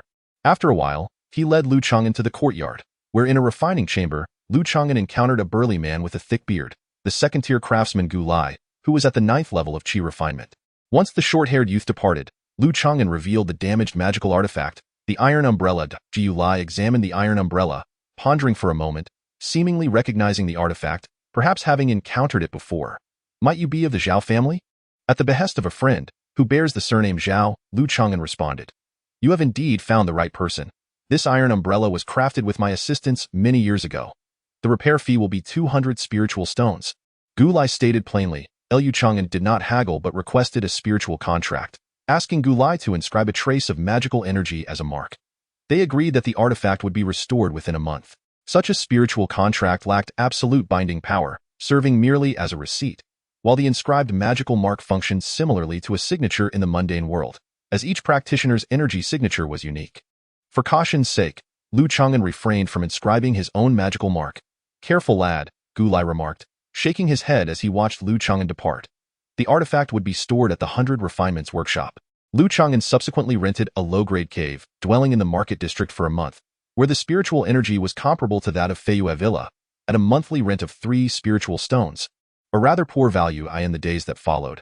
He occasionally ventured out, disguising himself in various forms, selling items either in market shops or at street stalls. Some inconspicuous spiritual herbs were easily sold off, while surplus elixirs were sold in batches, including 3 inferior-grade artifacts, all acquired from the alchemist Gu Yi. These ill-gotten gains bear no distinct markers. Unless encountered by their original owner, there is no cause for concern. Over the course of more than half a month, Lu Changan has methodically changed his identity in batches, gradually disposing of the stolen items, amassing nearly 1,000 spirit stones in profit. The elixirs have nearly run out. Yet a few precious herbs, aged over 200 years, remain conspicuous and valued at several hundred spirit stones, which Lu Changan dares not dispose of lightly. Particularly on this day, during a routine inspection, he discovered that one of the spirit stones he received had been subtly tampered with, a tracking powder, invisible to the naked eye and imperceptible to the common sense of smell, clung to the stone. Crack!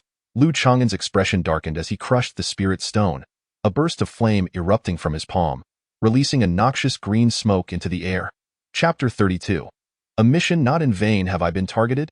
Were it not for Lu Changan's formidable spiritual awareness and keen senses, he might have overlooked the tampering on the spirit stone. In recent days, he has exercised sufficient caution, believing he had not exposed any vulnerabilities.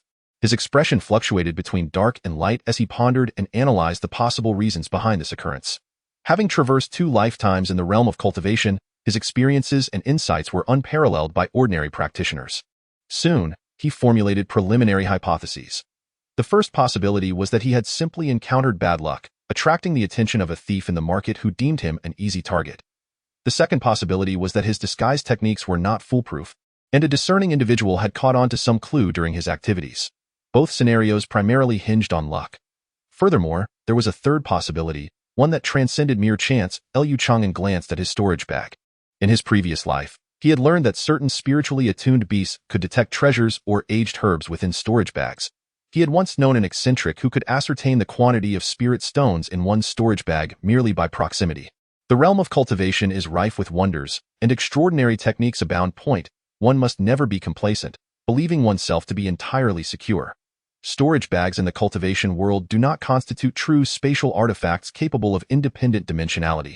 With a soft sigh, Lu Changan reflected on the nature of common storage bags used by practitioners, which are crafted from low-grade spatial materials combined with special prohibitions. Theoretically, this process compresses the volume of several large water tanks into a small cloth bag. Additionally, it requires weight reduction prohibitions. Otherwise, one would leave large craters with each step. The protection of storage bags relies primarily on prohibitions and sturdy materials, which cannot entirely prevent certain advanced detection methods.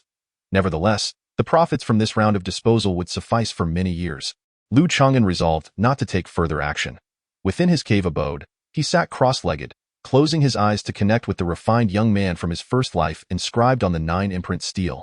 Over the years, the imprint from his first life, nurtured by his soul, had been reignited. The higher his realm, the faster this illumination occurred. However, the white-bearded elder from his second life at the peak of the golden core stage had only managed to illuminate a single strand of hair. Perhaps the soul's foundation at the golden core stage was too formidable, causing the progress to move at a snail's pace. Should he succeed in illuminating the imprint from his second life, he would not have had to feign bravado against the malevolent cultivator Liang Xiaotian, as he would have had the opportunity to severely wound or even eliminate him. Lu Changan speculated that once he established his foundation, the speed of illuminating the second life's imprint would accelerate. There were no watchers. With the backing of the soul imprint from his second life, Lu Changan's spiritual awareness could amplify to the foundation establishment stage, allowing him to project his consciousness outward. In recent days, Lu Changan occasionally surveyed the surroundings of his cave dwelling, finding no suspicious individuals. Had his adversaries chosen to withdraw, perhaps startled into caution, or were they merely lying in wait? Lu Changan refrained from venturing outside. Recently, he had procured a substantial quantity of first-tier sandstones required for the Yunsha body refinement technique, purchasing them in fragmented batches, which had cost him several hundred spirit stones. While this sum was not exorbitant, it was substantial enough to potentially attract the attention of those with ulterior motives within the industry. Lu Changan had heard rumors of clandestine pathways in the market, more suited for the disposal of stolen goods. Given the nature of the black market, it was inherently a realm shrouded in secrecy and fraught with greater risks than the open market. He shook his head. Without absolute strength, he would not dare to tread into such perilous territory.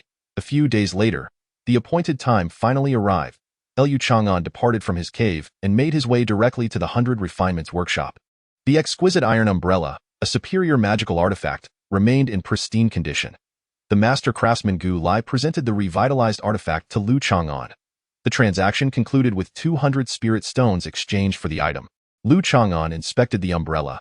It had been restored impeccably, nearly devoid of any trace of prior damage. By the way, Master Gu, if the materials are available, could you craft another iron umbrella of the same kind in the future? Lu Changan inquired before taking his leave. This superior magical artifact, capable of shifting forms and serving both offensive and defensive purposes, concealed deployable umbrella needles, quite to Lu Changan's liking indeed. The iron umbrella is a replica of the 1,000 Mechanisms umbrella, which can be replicated up to the highest quality. However, my current skills only allow me to forge superior artifacts, Gu Lai replied, his eyes narrowing as he regarded Lu Changan. Moreover, to recreate it would be quite costly, at least 700 to 800 spirit stones. Lu Changan appeared taken aback by the exorbitant price and promptly excused himself. Although his spiritual sense was formidable, his magical prowess did not suffice to truly wield a superior magical artifact. At this juncture, a medium-grade artifact was more suited to his capabilities. With his strong spiritual sense, he could manipulate 2 artifacts simultaneously for a brief period, comparable to the later stages of Qi refinement. After acquiring the artifact, Lu Changan wasted no time and swiftly departed the 5 Peaks market. As he flew a short distance from the market, he furrowed his brow, sensing a presence trailing behind him. A subtle feeling of being observed, he quickly descended into a grove of trees.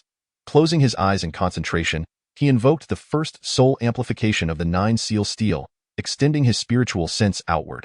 This state of enhanced spiritual perception required focused intent and communication with the 9-seal stele, rendering it unusable in ordinary circumstances or during battle, unless he allowed the first soul to descend upon his body. Consuming one opportunity to his surprise, he detected an elderly man with a floral beard, possessing an 8th layer of Qi refinement, who was donning a black mask over his face.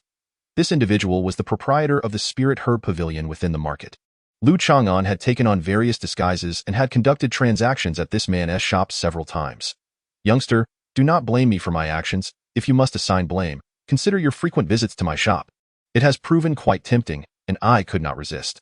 The shopkeeper of the Spirit Herb Pavilion formed a one-handed seal, causing a small, plump insect to hover above his palm, fixated on Lu Changan's concealed location. This insect had the ability to sense precious herbs stored within a cultivator's pouch, its presence a clear threat. A thunderous sound erupted beside him, causing the shopkeeper of the Spirit Herb Pavilion to turn pale. His heart trembling, in the next moment, a small insect hovering above his palm emitted a mournful cry, bleeding as it plummeted to the ground, its abdomen swollen. It had been instantaneously killed. This was dire.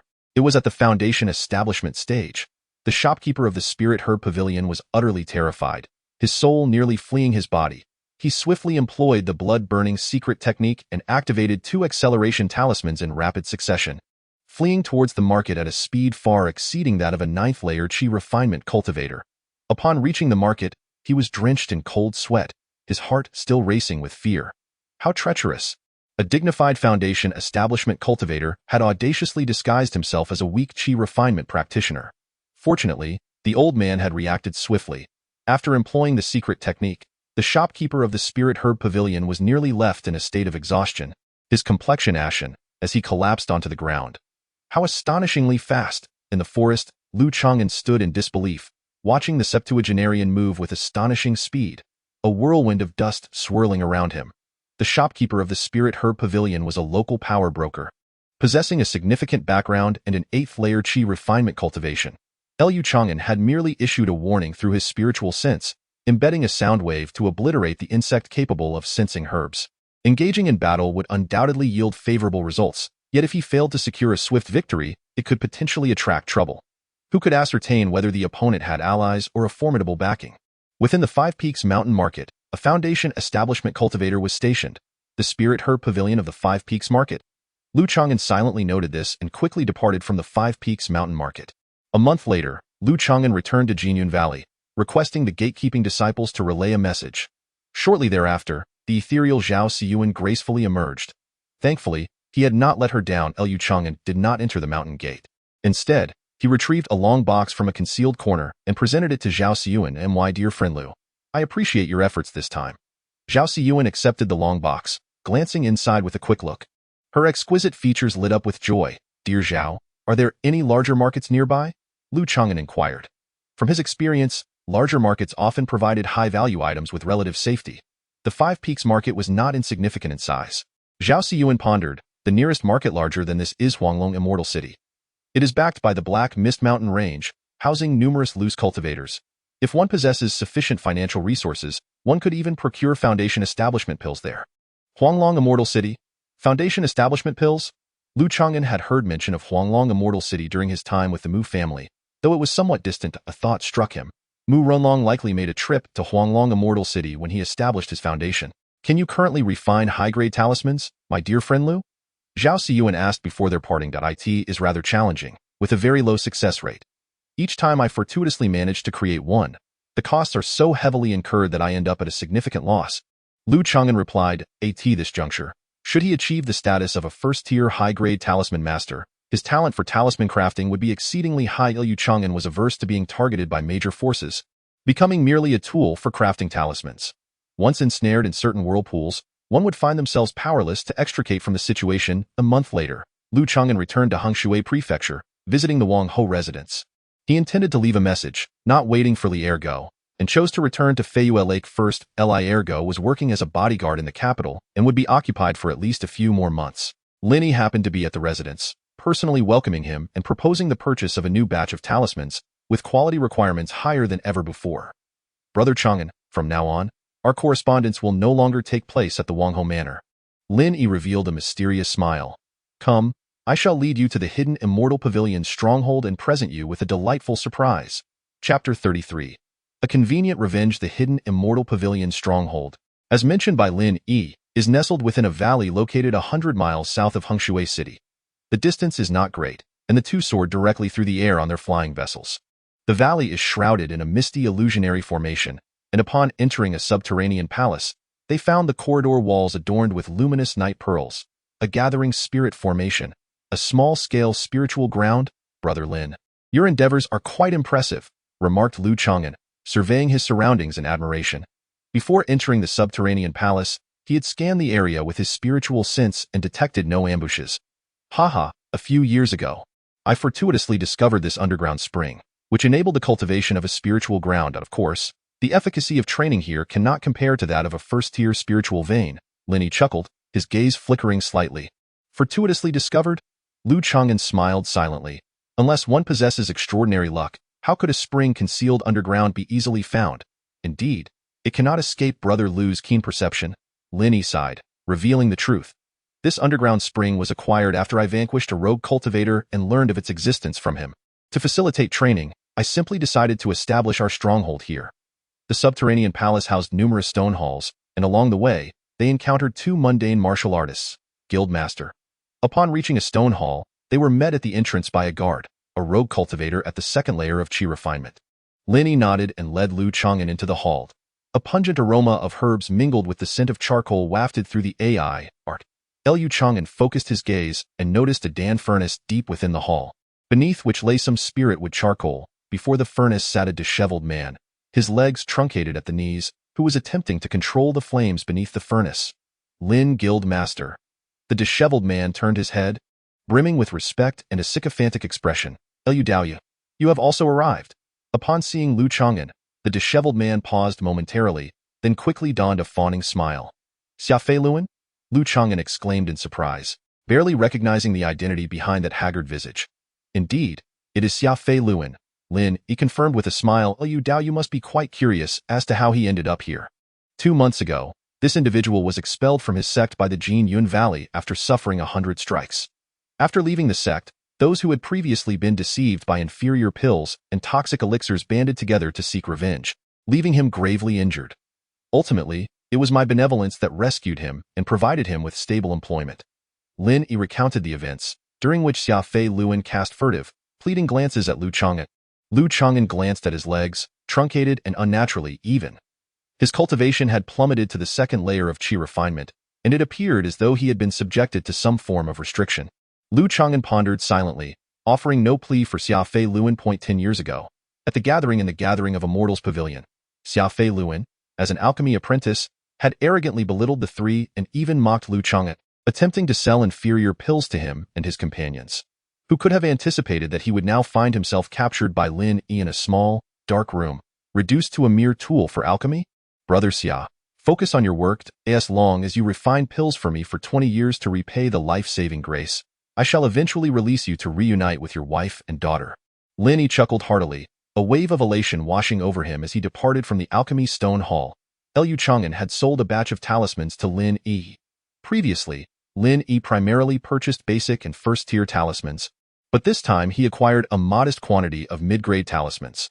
Once again, he declined Lin Yi's invitation to become the deputy sect master. Lu Changan mounted his magical artifact and left the stronghold of the hidden immortal pavilion. Half a month later, Lu Changan rode his spiritual steed along the official road. In the distance, a long line of horse-drawn carriages appeared. Without a second thought, he prepared to pass by until he sensed fluctuations of magical energy emanating from multiple sources. Are there cultivators? Lu Changan pondered, guiding his horse into the nearby forest. Before long, a convoy of at least 100 people approached.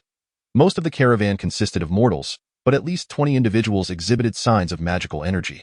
Zheng Wugong. Upon a towering spiritual steed sat a robust man with dark skin, a scar resembling a centipede stretching across his cheek, nearly reaching his neck. This man was none other than the last surviving elder of the Zheng family, a 9th-layer chi refinement cultivator. Lu Changan remembered him well. 12 years prior, Zheng Wugong had led a team to ambush their batch of celestial seedlings. That fateful encounter had resulted in the demise of 4 seedlings, leaving only 6 alive. Lu Changan quietly circulated his Chongqing technique, concealing his presence to resemble a withered tree. Even Zheng Wugong, at the 9th layer of chi refinement, could not detect his scrutiny. Is Zheng Wugong leading his kin to migrate? Reflecting on the conflict between the two families 3 years ago, the Zheng family had submitted to the Huang family of Maple Leaf Mountain. At this moment, Zhang Wugong's departure with his kin clearly indicated his desire to avoid subservience and seek another place to develop, aiming to preserve the legacy of the Zhang family's cultivation lineage. If they continued to rely on the Huang family, the fate awaiting the Zhang family would be complete assimilation. Lu Changan, having originated from a cultivation family in his previous life, understood well the significance these families placed on the inheritance of their bloodlines. As the convoy receded into the distance, Lu Changan was about to resume his journey when two more spiritual steeds appeared on the official road, a man and a woman leisurely strolling, occasionally glancing around or checking for pursuers behind them. The journey had been uneventful. Neither the Mu nor Huang families had made a move. Perhaps, out of consideration for the Zhou family, they truly intended to spare them. Regrettably, Yen'er has not avenged her grievances, remarked a round-faced middle-aged man at the 6th layer of Qi refinement. With this departure, who knows when she will be able to exact her revenge? Beside him, an unattractive woman at the 5th layer of Qi refinement expressed her discontent. Revenge? How many times have you brought it up along the way? Given that Lu Changan has been hiding within the Mu family, how could he possibly provide you with an opportunity? The round-faced man retorted impatiently. He too wished to assist his sister Zhang Feng in avenging her wrongs, yet he had not anticipated Lu Changan's tenacity. He had not heard of him venturing outside in nearly a decade. Do you think Lu has been avoiding your vengeance all these years? A voice, tinged with surprise and amusement, interjected.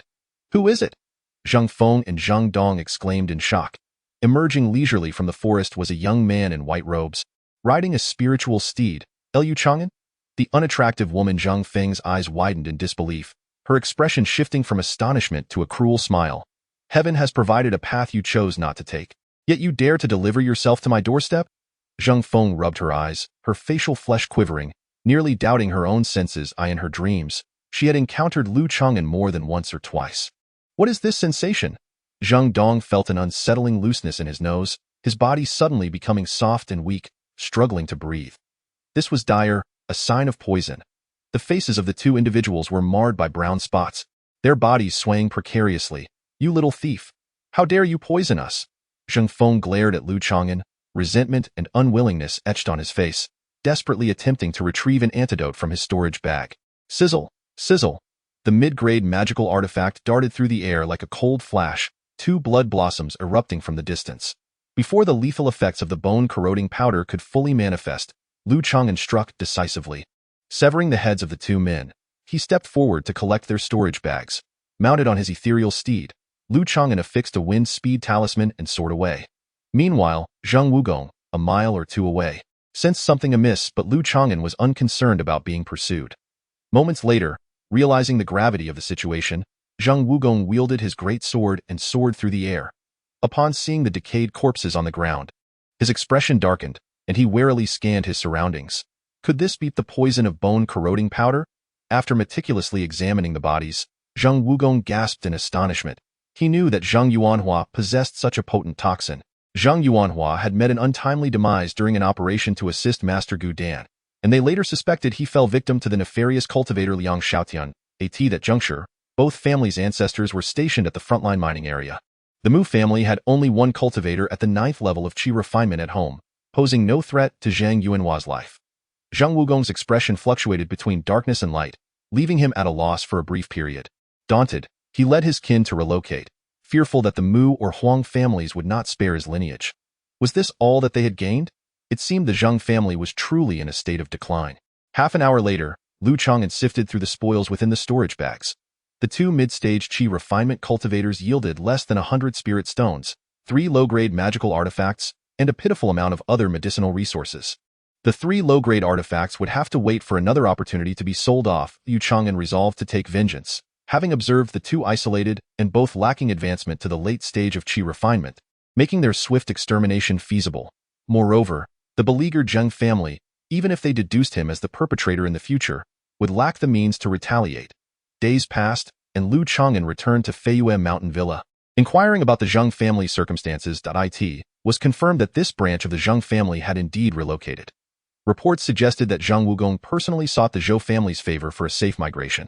The two clans had once intermarried, and the Zhou family, wary of the Huang family's growing influence, intervened to advise against pursuing the Zheng family during their relocation. Back in his residence, Lu Changan retrieved a spirit pet pouch from his robe, releasing its seal. Squeak! A massive brown-yellow rat demon sprang forth from the pouch, It was the earth rock rat. After 3 years of raising you, and you still haven't advanced to the late stage. If you don't break through soon, I'll sell you to the mines, Lu Changan threatened, tossing a 200-year-old spirit fruit to the earth rock rat from his storage bag. Squeak, squeak. The earth rock rat's eyes gleamed as it ravenously devoured the spirit fruit. Since the precious herbs at hand were difficult to sell, it would be better to feed them to his spirit pet, even if it felt somewhat like squandering rare resources.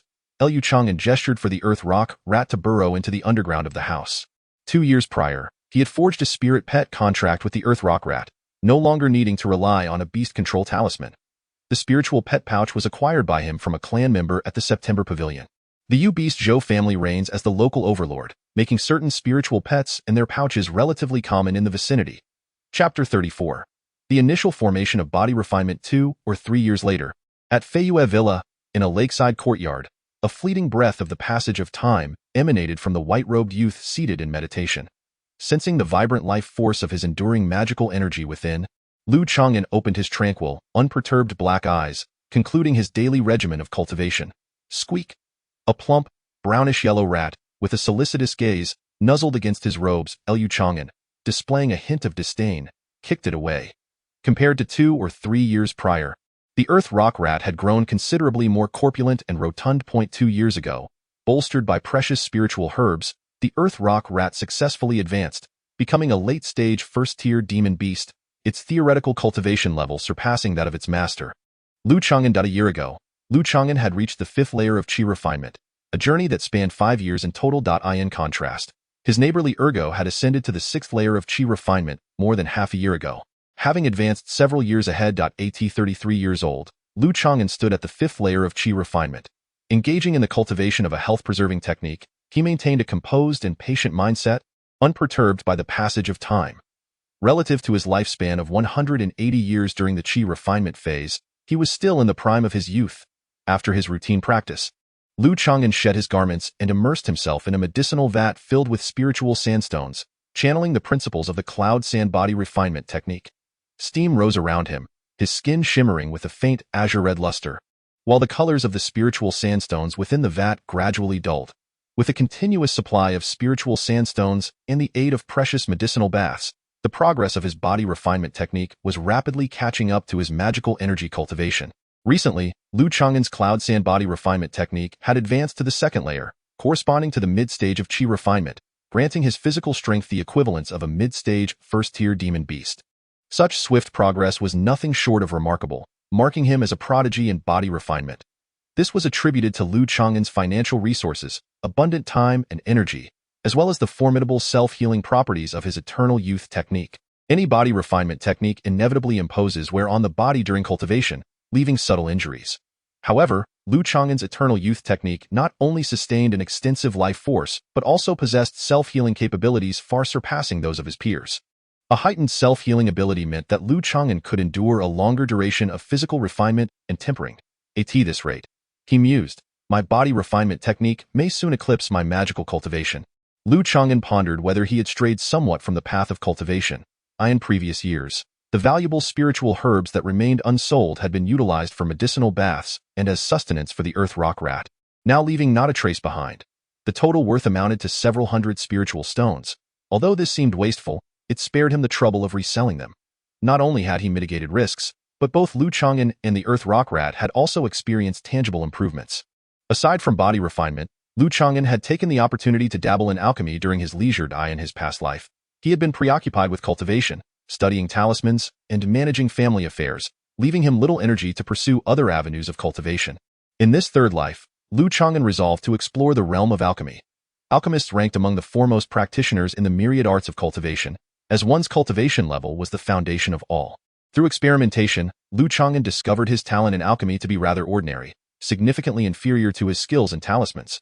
With memories from 2 lifetimes and the enhancement of powerful spiritual awareness, he had barely managed to establish himself as a low-grade first-tier alchemist over the years. Stretching languidly, Lu Changan ambled toward the courtyard. Squeak. The earth rock rat obediently brought him 2 letters. In the present day, 2 first-tier formations have been arranged within the secluded residence, one for defense and the other for concealment. Ordinary cultivators find it challenging to probe the area, while the earth rock might occasionally venture above ground. Lu Changan received a letter and fed a medicinal pill to the earth rock mouse. 2 letters arrived, one from Lin Yi and the other from Zhao Xiao to in his correspondence. Lin Yi proposed the next trading talismans and mentioned a piece of joyous news. His 6th son possesses a spiritual root, with a sensing degree of 18, nearly qualifying as a mid-grade spiritual root. Coming from a noble lineage, Lin Yi married early and has a multitude of wives and concubines. Over the years, he has fathered as many children as Li Ergu. His 6th son is named Lin Lu, who aspires to tread a path as steady and reliable as that of Lu Changan. Lu Changan's expression twitched. Despite his temperament, he nearly felt compelled to curse. Lin Yi's choice of name for his son seemed to imply a sense of advantage-seeking, as he often referred to him as Little Six or Little Lu. He suspected that Lin Yi harbored some resentment towards him. Upon opening Zhao Xiao's letter, it contained updates on her recent circumstances. Notably, 2 years prior, Zhao Xiao had successfully ascended to the rank of core disciple in the inter-sex competition. Furthermore, she had taken on an apprenticeship under a false alchemist. As a core disciple, Zhao Xiao had access to greater resources for cultivation. Over the past 2 years, she repaid the 3 spirit stones she owed Lu Changan and explicitly stated in her letter that she owed him a favor. With lending and repayment, a promise of goodwill was established. Lu Changan's investment in friendships was beginning to yield results. Should Zhao Xiao advance to the foundation establishment stage in the future, this favor would carry substantial weight. In the lower echelons of the cultivation world, having a friend within a sect who has reached foundation establishment is akin to possessing a significant backing. Lu Changan had not invested much. The spirit stones lent had been returned, and his time spent was negligible. With a few more potential friends like her, he would navigate the cultivation world with ease, far more securely than those who engage in conflict and foster enmity. However, despite becoming a core disciple, acquiring a foundation establishment pill would not be a simple task for Zhao Xiao. Through their correspondence, Lu Changan gained a deeper understanding of Jinyun Valley. The foundation establishment pill must be exchanged with contributions to the sect. Core disciples enjoy higher priority and slight discounts when exchanging for the pill. Zhao Xiao was nearing the 9th layer of qi refinement. After some time, she would likely have to strive for the foundation establishment pill. Stepping out of the courtyard to clear his mind, Lu Changan noticed Li Ergu from the neighboring yard, teaching his 2nd son, Mu Erzhun, a spell. Uncle Lu greeted the respectful Mu Erzhun, now around 12 or 13 years old and at the 1st layer of qi refinement. He received teachings from the clan elders, who instilled loyalty to the family in him. 15 years had flown by, and Li Ergu's children had already become cultivators. Lu Changan felt a pang of nostalgia. Were it not for the many wives and children he had in his past life, witnessing those around him marry and raise families in this life would surely evoke a sense of loneliness. If the Da Kuan of his previous life and the Da Qing of this life both cultivated within the realms of Tianheng continent, he wondered if any of his descendants might emerge as distinguished cultivators. Such thoughts had crossed Lu Changan's mind more than once in his previous life. He was not named Lu Changan. Strictly speaking, he no longer held any blood relation to those descendants. Brother, do you think my son Erzhun will be able to learn the art of talisman drawing in the future? Li Ergu, who had become increasingly prosperous, spoke with a smile as he led his son out. Erzhun, possessing merely a low-grade spiritual root with a mere 12 in sensitivity, was essentially destined to remain far from foundational cultivation. Li Ergu yearned for his son to acquire a skill. The talisman arts of Lu Changan not only promised a way to earn spirit stones, but also served as a means of protection. Li Ergu had long envied this. The ability to draw talismans would depend on his innate talent. Lu Changan refrained from drawing any conclusions in due time. The young lady intends to open a talisman shop at the newly established Juya Mountain Market, and she mentioned recruiting 2 apprentices in the talisman arts. I would like Erzhun to give it a try. Li Ergu expressed his thoughts. So soon for Juya Mountain Market? Lu Changan had heard a whisper of it. Ever since the Zheng family withdrew from Juya Mountain, this location, home to a second-tier spiritual vein, had been transformed into a marketplace by the Huang family over the past 2 years. It was named Juya Mountain Market. The former Zheng family of Juya Mountain had become a mere memory. To attract customers, the Huang family had half-sold and half-given away shops to various establishments, including the Beastmaster Zhou family and the Feiyue Mu family. The Mu family acquired 2 reasonably priced shops, one intended for a restaurant specializing in spiritual fish and seafood, taking advantage of the resources from Feiyue Lake, and the other for a talisman shop. Very well, if I have the power to recommend, I shall speak on your behalf, Lu Changan contemplated, realizing Li Ergu's intentions. He had a premonition that the Mu family might seek him out soon. His intuition proved correct. The very next day, a senior member of the Mu family came to visit. Young lady, is there something that necessitates your personal presence?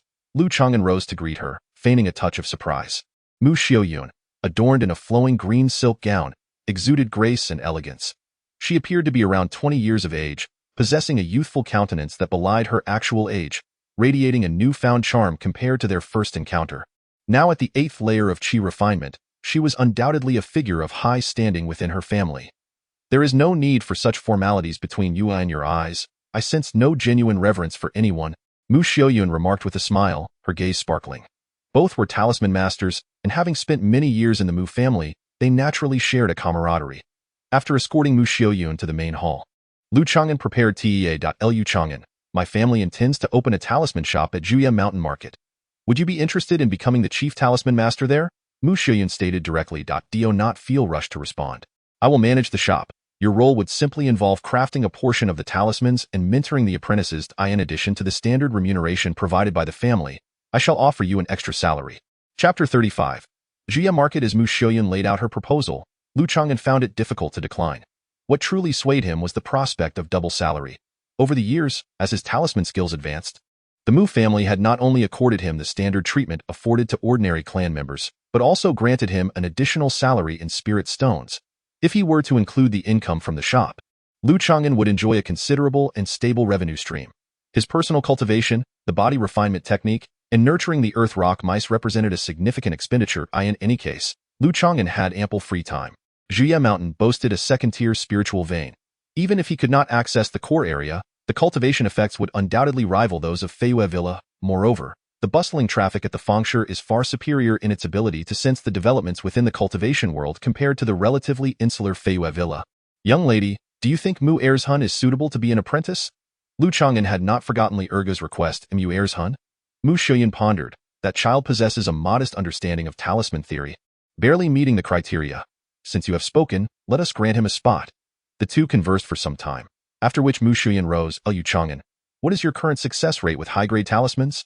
She inquired as they walked into the courtyard. A quarter of the time, still resulting in losses, Lu Changan replied. The cost of first-tier high-grade talismans is considerably higher, with elevated requirements for talisman paper and spiritual ink, and significantly greater waste of talisman brushes. Each high-grade talisman drawn exacts a considerable toll on the mental energy of a chi refining stage cultivator, and time itself is a cost. Your progress has been quite commendable, Mu Xiaoyun nodded, departing the guest house, leaving behind a lingering fragrance reminiscent of osmanthus and orchids. Half a month later, a small flying vessel departed from Feiyue Villa. Traversing the clouds, Mu Xiaoyun stood gracefully at the bow of the vessel. Her hair cascading to her waist, her skirt billowing, her profile as beautiful as a painting. Lu Changan stood beside her, accompanied by two apprentices, a boy and a girl, whose expressions were slightly reserved. The boy, with thick brows and large eyes, was none other than Mu Ershun. The other, a girl from the Mu family named Mu Shan, was strikingly beautiful, around 17 or 18 years old, at the second level of chi refining, and an apprentice talisman master. Over the years, the Mu family's economic situation had significantly improved, having acquired two additional small flying vessels. This was primarily due to the stability of the situation. Besides the aquatic products of Feiyue Lake, the Mu family also benefited from the income of a complete purple copper mine. Mu Rinlong, a newly emerged foundation establishment cultivator, was vigorous and youthful, with no concerns about lifespan. The addition of Li Ergu and other celestial seedlings has infused the Mu family with fresh vitality. The revitalized Mu family exuded an atmosphere of flourishing prosperity. During the journey, discussions inevitably turned to the newly established Juya Mountain Fengshe. The geographical location of Juya Mountain is quite suitable for establishing a marketplace, as there are no substantial trading grounds for cultivators in the vicinity. Whether it be Wufeng Fengshe or Huanglong Xianqing, they are relatively distant from nearby cultivation families. Mu Xiaoyun elaborated on the situation of the new Fengshe. The establishment of Juya Mountain Fengshe has greatly facilitated several foundation establishment families, a number of small chi refining families, and many wandering cultivators, filling a significant void. Lu Changan, having reviewed the map, noted the Huang family's astute maneuvering. As for the Yusho Zhou family, their territory is quite expansive, albeit further from this area. Moreover, the Zhou family's foundational territory is adjacent to the tributaries of the Haimu mountain range. While there is also a marketplace there, it primarily deals in materials from demon beasts and spirit beasts, and due to geographical factors, it struggles to radiate influence in all directions. To gather more patronage, the Huang family has offered nearby foundation establishment families a low price for marketplace shops. And what of the Zhou family? Lu Changan inquired with curiosity. The Zhou family possesses a false alchemy master, thus transcending the scope of a foundation establishment family. The Huang family has generously gifted the Zhou family 5 shops, along with 10 caves in Juya Mountain. As Mu Xiuyun spoke, her voice turned slightly frosty. So many? Exclaimed Mu Ershun and Mu Shan behind her, astonished. Once Juya Mountain fengshui flourishes, any shop could become a veritable gold mine. How shameless of the Huang family to curry favor with the Zhou family. At the tender age of 13, Mu Ershun could discern the disdainful murmurs. Over the past 2 years, Lu Changan had caught wind of certain rumors suggesting that the Huang family intended to send a female member of their clan to the Zhou family as a concubine.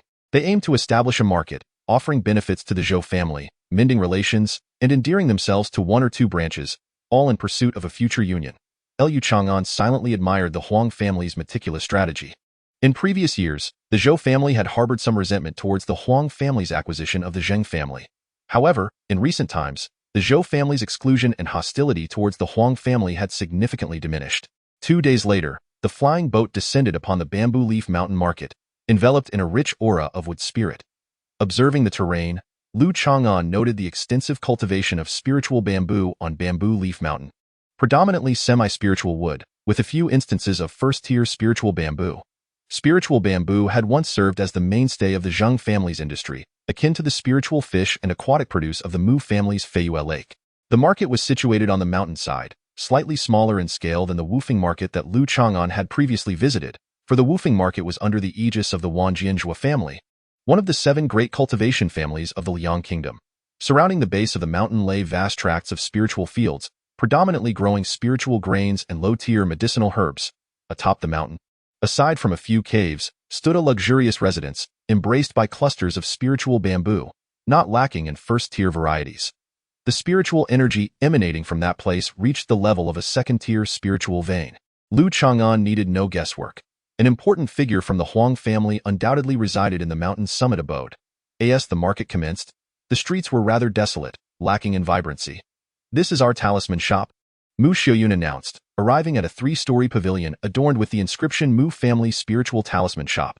The shop occupied a modest half-acre, complete with a rear courtyard housing several rudimentary wooden huts. The first floor served as a display area for goods, with a separate room designated as a reception area. They primarily sold first-tier talismans and basic talismans, alongside related items such as talisman paper, spiritual cinnabar, talisman brushes, and talisman manuals. The second floor was partly utilized as a storeroom, fortified with multiple restrictions, while the other half comprised a suite for the chief talisman master to reside. Lu Changan would make his home here henceforth. The third floor was reserved for the shopkeeper, featuring a spacious talisman room. As for the 2 apprentices, Mu Ershun and Mu Shan, they resided in the simple wooden huts of the rear courtyard. The 4 of them tidied up the premises. The following day, the Mu family spiritual talisman shop officially opened its doors. Within the market, various forces and shop owners with favorable ties to the Mu family came to extend their congratulations. Presenting floral arrangements, as Lu Changan visited for the first time, he mingled to familiarize himself, assisting Mu Xiuyun in hosting the guests. Amidst the flurry of arrivals and departures, Mu Xiuyun subtly conveyed the identities and backgrounds of the attendees to him. In the midst of the bustling activity, listening to the gentle and melodious voice of the young lady brought Lu Changan a sense of ease. "Miss Mu, why was I not informed of the shop's opening? I, Huang, would gladly rally some friends to lend support." As dusk approached, a young man clad in a purple robe, exuding an air of composure and elegance, strode into the shop. Behind him were 2 attendants at the mid-stage of qi refinement, standing guard at the entrance. "Young Master Huang, this humble girl has failed to extend a proper welcome." Mu Xiuyun gracefully moved forward, her face betraying a hint of an awkward smile. She discreetly cast a glance toward Lu Changan, who instantly grasped the identity of the newcomer. Huang Yu, the young master of the Fengya Huang family. In years past, during the conflict between the 2 clans, the Mu family had intended to marry Mu Xiuyun to Huang Yu. However, the Huang family spoke with great arrogance, only willing to grant a concubine status, leading to the collapse of the marriage negotiations. "Young Master Huang," Lu Changan greeted with a cupped fist. Huang Yu, with his striking phoenix eyes, cast a sidelong glance at Lu Changan, gave a slight nod, yet did not inquire about his identity. Subsequently, Huang Yu remained entirely captivated by the graceful and exquisite Mu Xiuyun, engaging in lively conversation with poise and elegance. Were an ordinary person to gaze at a beauty for an extended period, it would evoke feelings of discomfort. Yet, Huang Yu, with his refined demeanor and gentle smile, exuded an air of appreciation. Of course, his status contributed to this impression. As the heir of the Huang family, possessing superior spiritual roots and a 9th level of qi refining, He was the administrator of this marketplace, his standing undoubtedly elevated above others. After conversing for a while, the sky darkened. Huang Yu cast a glance at Lu Changan beside him before rising to depart. Before leaving, he handed a letter to Mu Xiaoyun. Once Huang Yu had exited, the smile on Mu Xiaoyun's face vanished. She swiftly opened the letter and scanned it, a flicker of cold light flashing in her starry eyes. She then passed the letter to Lu Changan.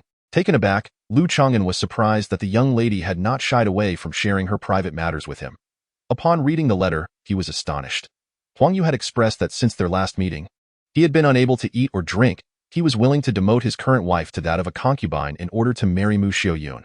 Should she agree, he would offer 3 shops and 5 cave dwellings in the marketplace as a betrothal gift. However, it was not as simple as it seemed. Lu Changan pondered for a moment and smiled.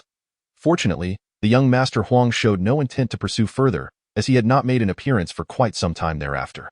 The letter seemed merely a jest. The newly opened marketplace was bustling, yet business in various shops was not particularly thriving. Lu Changan, as the chief talisman master, relished the leisure time, occasionally mentoring apprentices. Due to the abundance of spiritual bamboo on Bamboo Leaf Mountain, the environment significantly enhanced wood-based techniques. The spiritual energy in the shop was akin to a first-tier spiritual vein, allowing Lu Changan's cultivation efficiency here to surpass that of Feiyue Manor.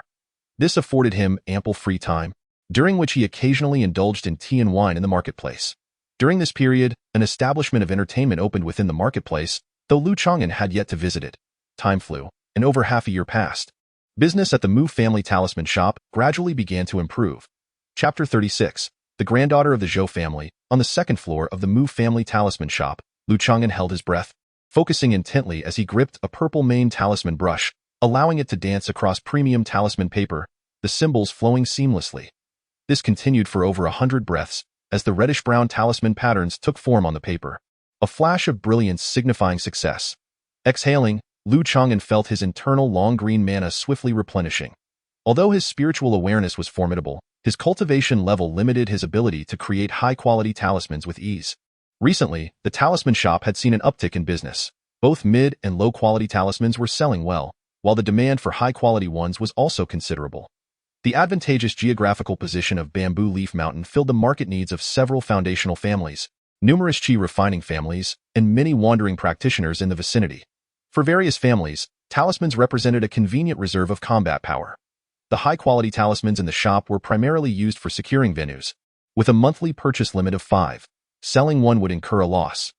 Even Mu Xiaoyun, the foremost talisman master of the Mu family, could only barely break even, and that was owing to her recent surge in cultivation, which had improved her success rate. As a senior member of the family, Mu Xiaoyun had to balance her cultivation, manage the shop, and create talismans, leaving her with limited energy.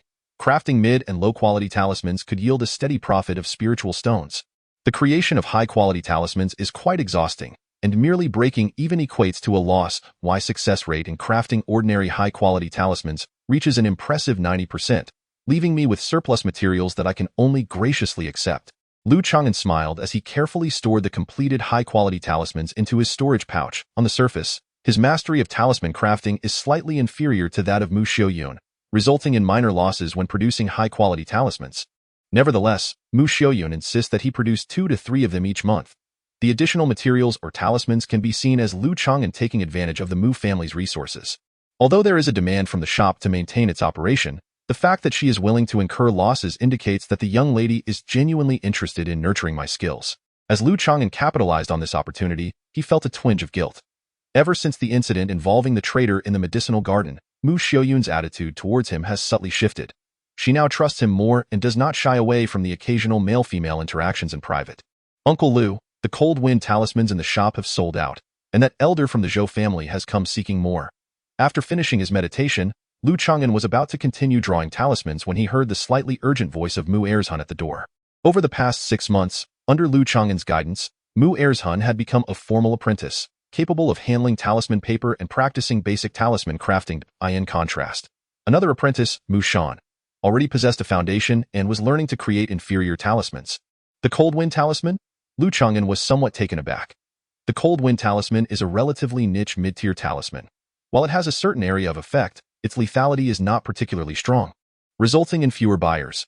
Initially, this talisman was intended by Mu Xiaoyun to diversify the types of talismans and enhance the store's competitiveness. However, unexpectedly, the few cold wind talismans that Lu Changan had displayed on the counter 6 months ago, which had gone unnoticed for quite some time, were completely sold out just 2 days prior. Since it wasn't a hot-selling item, Lu Changan had not replenished the stock in a timely manner. To his surprise, today, the buyer had come to urge for more. This buyer was an elder from the Zhou family, a practitioner at the late stage of qi refinement, so he could not be neglected. With Mu Shiyan absent from the shop today, it fell upon Lu Changan to attend to the matter. All right, I will go take a look. Upon reaching the first-floor shop, Lu Changan encountered an elderly man from the Zhou family, who was well into his 70s, dressed in simple clothing, with a slightly hunched back resembling that of an old servant. Are you the talisman master Lu who crafts cold wind talismans? The elderly man, a 9th-level qi refinement practitioner, had piercing eyes and spoke courteously. Indeed, I am Lu. May I inquire how many cold wind talismans the esteemed elder requires? Lu Changan replied with neither subservience nor arrogance. The more, the better. Ideally, I would like some premium cold wind talismans. The elderly man spoke with confidence, momentarily taken aback Lu Changan. He could not fathom why the elder would need so many cold wind talismans. Of course, he did not feel compelled to pry into the client's intentions or secrets, and after a moment's contemplation, he replied, the crafting of mid-tier cold wind talismans is quite challenging, and I currently have only a few in stock. I will take them all. The elderly man appeared impatient. Lu Changan retrieved 4 cold wind talismans from his storage pouch, which included 1 premium version. The elder from the Zhou family was also generous, directly paying 30 spirit stones, exceeding the market price. Thank you, Master Lu. I may have further needs in the future. After speaking, the elderly man hurriedly departed. What sort of status does this elder hold in the Zhou family? Lu Changan inquired with curiosity. A 9th-level qi refinement practitioner is certainly considered a high-ranking individual in the Mu family, but he is likely not a core member of the Zhou family. I am not certain, came the reply. Mu Shan and Mu Erzhun both shook their heads. Master Lu, you are fortunate this time, as you may bask in the aura of esteemed individuals. The speaker was Su Zhonggui from the neighboring Nikhang Pavilion, a middle-aged man dressed elegantly, his voice smooth and imbued with warmth. Nikhang Pavilion primarily sold robes for cultivators, including headgear, accessories, and footwear. This Su Zhonggui was well-liked, able to engage in conversation with anyone, and possessed a wealth of information, making him one of the few acquaintances of Lu Changan in the market. The individual just mentioned was the old servant of Zhou Qingxian, the great-granddaughter of the Zhou family's ancestor. The purchase of talismans was undoubtedly for the needs of that prodigious granddaughter, a servant and bodyguard at the 9th level of qi refinement. Lu Changan was somewhat taken aback. Though the Zhou family's ancestor was a false Nascent Soul master, he had many offspring, not to mention great-granddaughters. Even the number of granddaughters was uncertain. Zhou Qingxian was no ordinary granddaughter. She possessed a superior spiritual root and exhibited exceptional beast-taming talent, garnering the affection of the Zhou ancestor and regarded as a precious gem within the Zhou family. Even young Master Huang held her in high regard. Su Zhonggui from Nikhang Pavilion explained. I see. Thank you for clarifying. Su Zhonggui. Lu Changan understood the implications. The identity of that servant's master, the granddaughter of the Zhou family, was one of high status. An individual one ought not to offend. The Zhou family's old servant had already visited twice, and it was likely he would return, so he needed to remind his apprentice to be courteous. A few days later, the Zhou family's old servant returned to the shop, wearing a wry smile. Master Lu, I must trouble you again. Why, young lady says the cold wind talisman lacks sufficient power and wishes to purchase the higher-grade frostfall talisman. Frostfall talisman? That is a superior-grade talisman of the first rank and rather obscure. I truly lack the ability to craft it. Lu Changan couldn't help but lament, shaking his head. The difficulty of crafting the frostfall talisman was slightly greater than that of an ordinary superior-grade talisman. If he could easily create it, he would surely be a stable superior-grade talisman master, surpassing Mu Xiaoyun in skill. Although there was an opportunity to forge a beneficial connection with the Zhou family's prodigious granddaughter, Lu Changan did not wish to be the one to stand out. It would be more prudent to wait until he advanced to the late stages of qi refinement, a decade older, and then aspire to become a superior-grade talisman master. Alas, I share the same sentiment, sighed the Zhou family's old servant, who was quite agreeable and hurriedly departed. Lu Changan, are you truly unable to craft the frostfall talisman, even if the cost is substantial? Mu Xiaoyun returned to the shop today, her starry eyes filled with a glimmer of hope. Each talisman master is limited by their energy, restricting the variety of talismans they can create. It is not that they cannot craft other talismans, but rather the lack of proficiency renders the success rate exceedingly low, let alone the frostfall talisman. Both Mu Xiaoyun and Lu Changan were talisman masters of the Mu family. Years prior, Mu Xiaoyun had encouraged Lu Changan to practice a selection of talismans that did not overlap with hers. The Cold Wind Talisman was one of Lu Changan's choices. The Frostfall Talisman was an advancement of the Cold Wind Talisman. With the prerequisite conditions and familiarity, crafting the Frostfall Talisman would be relatively easier. He had attempted it before, but found it exceedingly difficult. Lu Changan remained unperturbed. In truth, his storage pouch contained several Frostfall talismans, 2 of which were of exquisite quality. Then, let it be, Mu Xiaoyun said with a hint of regret. If one could befriend the esteemed granddaughter of the Zhou family, it would be a boon for the Mu family. Lu Changan thought this matter would come to a close. That afternoon, the old servant of the Zhou family departed only to return, accompanied by a charming young lady clad in a yellow dress, whose eyes sparkled with vivacity. Zhou Qingxian, the prodigious granddaughter of the Zhou clan. The shopkeeper Su from the neighboring Nikhang pavilion could not help but widen his eyes, a smirk of schadenfreude creeping onto his lips. "What brings Miss Zhou to our humble establishment?" he inquired. Mu Xiaoyun gracefully stepped forward, exuding elegance and poise. "I require the alchemist capable of crafting the Cold Wind talismans," she stated. The young lady in the yellow dress replied in a nonchalant manner. "What insights do you wish to impart, Miss Zhou?" came the courteous response from Lu Changan, who emerged in a robe of white. Upon gazing at the serene and composed youth before her, Zhou Qingxian paused momentarily. Her curiosity piqued. "How old are you?" she asked. "Isn't this a matchmaking session? Why inquire about age?" Lu Changan silently scoffed before responding. "I am approaching the age of 34. Zhou Qingxian chuckled softly, her smile radiant and enchanting. "You are already in your 30s? I had thought you were a once-in-a-century genius talisman master." Lu Changan, despite appearing to be of a similar age to her, felt a twinge of embarrassment but maintained an unruffled demeanor. "The Lu family seeks to capture a late-stage firebird from Bamboo Leaf Mountain. I initially believed that a few Cold Wind talismans would suffice for success, yet they proved insufficient. If I had the assistance of Frostfall, I would possess a far greater assurance." At merely 17 years of age, Zhou Qingxian brimmed with youthful vitality and a touch of arrogance, yet her cultivation level was comparable to the 30-something Lu Changan, having achieved the 5th layer of qi refinement. "Miss Zhou, you are undoubtedly aware of the challenges in crafting Frostfall. I have yet to truly ascend to the ranks of a first-tier superior talisman master. How could I guarantee its creation?" Lu Changan replied, weariness etched on his face. "You have demonstrated the ability to forge exquisite Cold Wind talismans.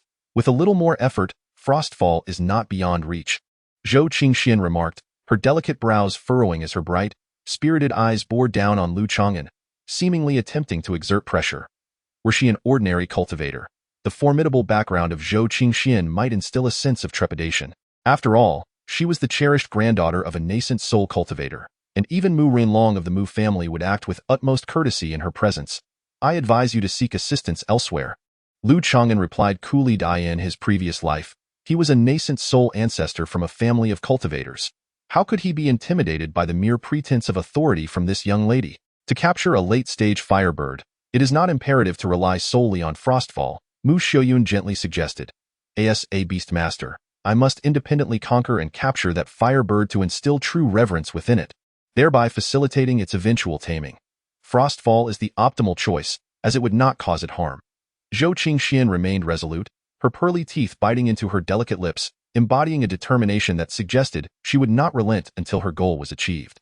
Lu Changan mused silently. This young lady's pursuit of perfection compelled her to apprehend the firebird on her own, eschewing assistance while ensuring the target remained unharmed. In this light, Frostfall indeed appeared to be a fitting option. Its attributes countering the firebird's nature, coupled with formidable control capabilities. Given her earnest concern, it was likely that the bloodline of the firebird was of considerable quality, at least of superior grade. "Master Lu, are you truly unwilling to assist in this endeavor?" Zhou Qingxian asked, her brow furrowed in disappointment as she leaned closer, her flawless and delicate visage captivatingly near.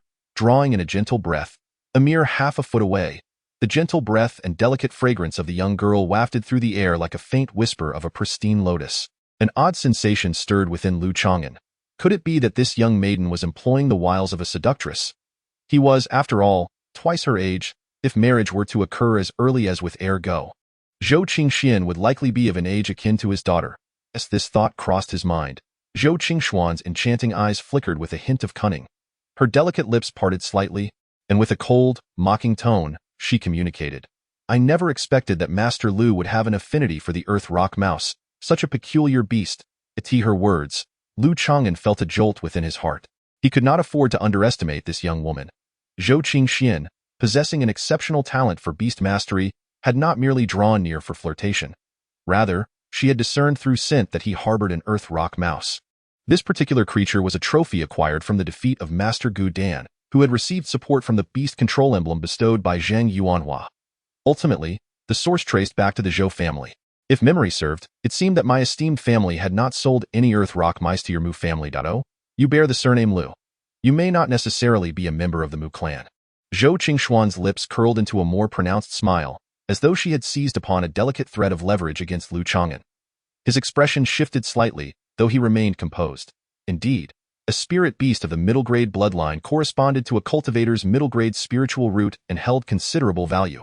The Zhou family meticulously regulated and recorded each transaction. However, once more than a few earth rock mice had been sold, accurate identification became a formidable challenge. Moreover, there existed opportunities to acquire earth rock mice through alternative means. What precisely did Miss Zhou intend? Maintaining an impassive demeanor, Lu Changan stepped back to create distance between them. He was unencumbered, capable of retreating at any moment should the situation turn dire, thus avoiding coercion. Master Lu, should you succeed in crafting the frostfall that I require, this young lady promises to owe you a favor, Zhou Qingxian proclaimed, her countenance brightening with a playful innocence. Lu Changan grasped her intentions. She was employing a blend of allure and intimidation.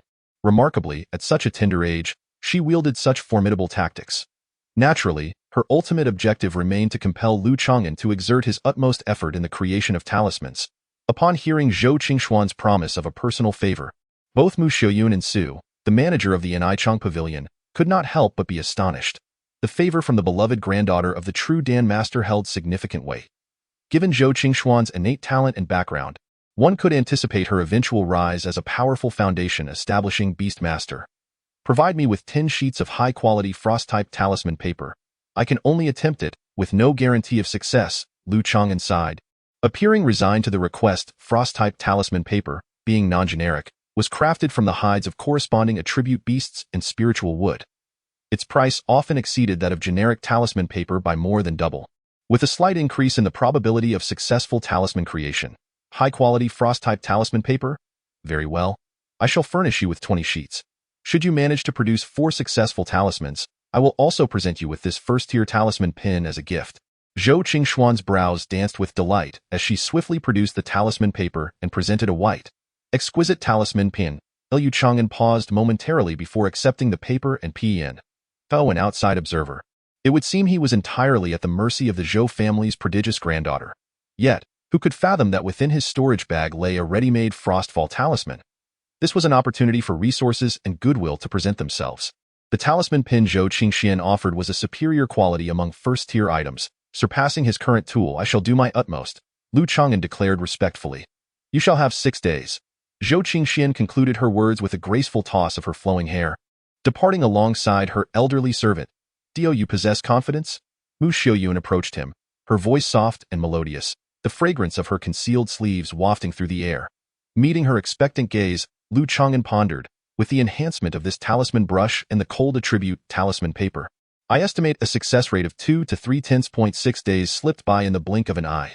Zhou Qingxian arrived at the Mu family's talisman shop as scheduled, taking a seat in the reception room at the back of the first floor. Miss Zhou, this is the frostfall talisman you requested. I apologize, as my skills are rather lacking. I managed to produce only 3. He offered the talisman brush back to her, his demeanor tinged with a hint of embarrassment. He was not foolish enough to create 4 frostfall talismans merely for the sake of a brush. Presenting 3 should suffice to meet her expectations. Should he have crafted 4, it would have been nearly comparable to the abilities of a first-tier master talisman maker. Never mind, please keep this talisman brush, Zhou Qingxian replied, her expression inscrutable, revealing neither satisfaction nor disappointment. After casting one last glance at Lu Changan, she departed with the talismans in hand. Lu Changan retrieved the brush, a slight smirk gracing his lips.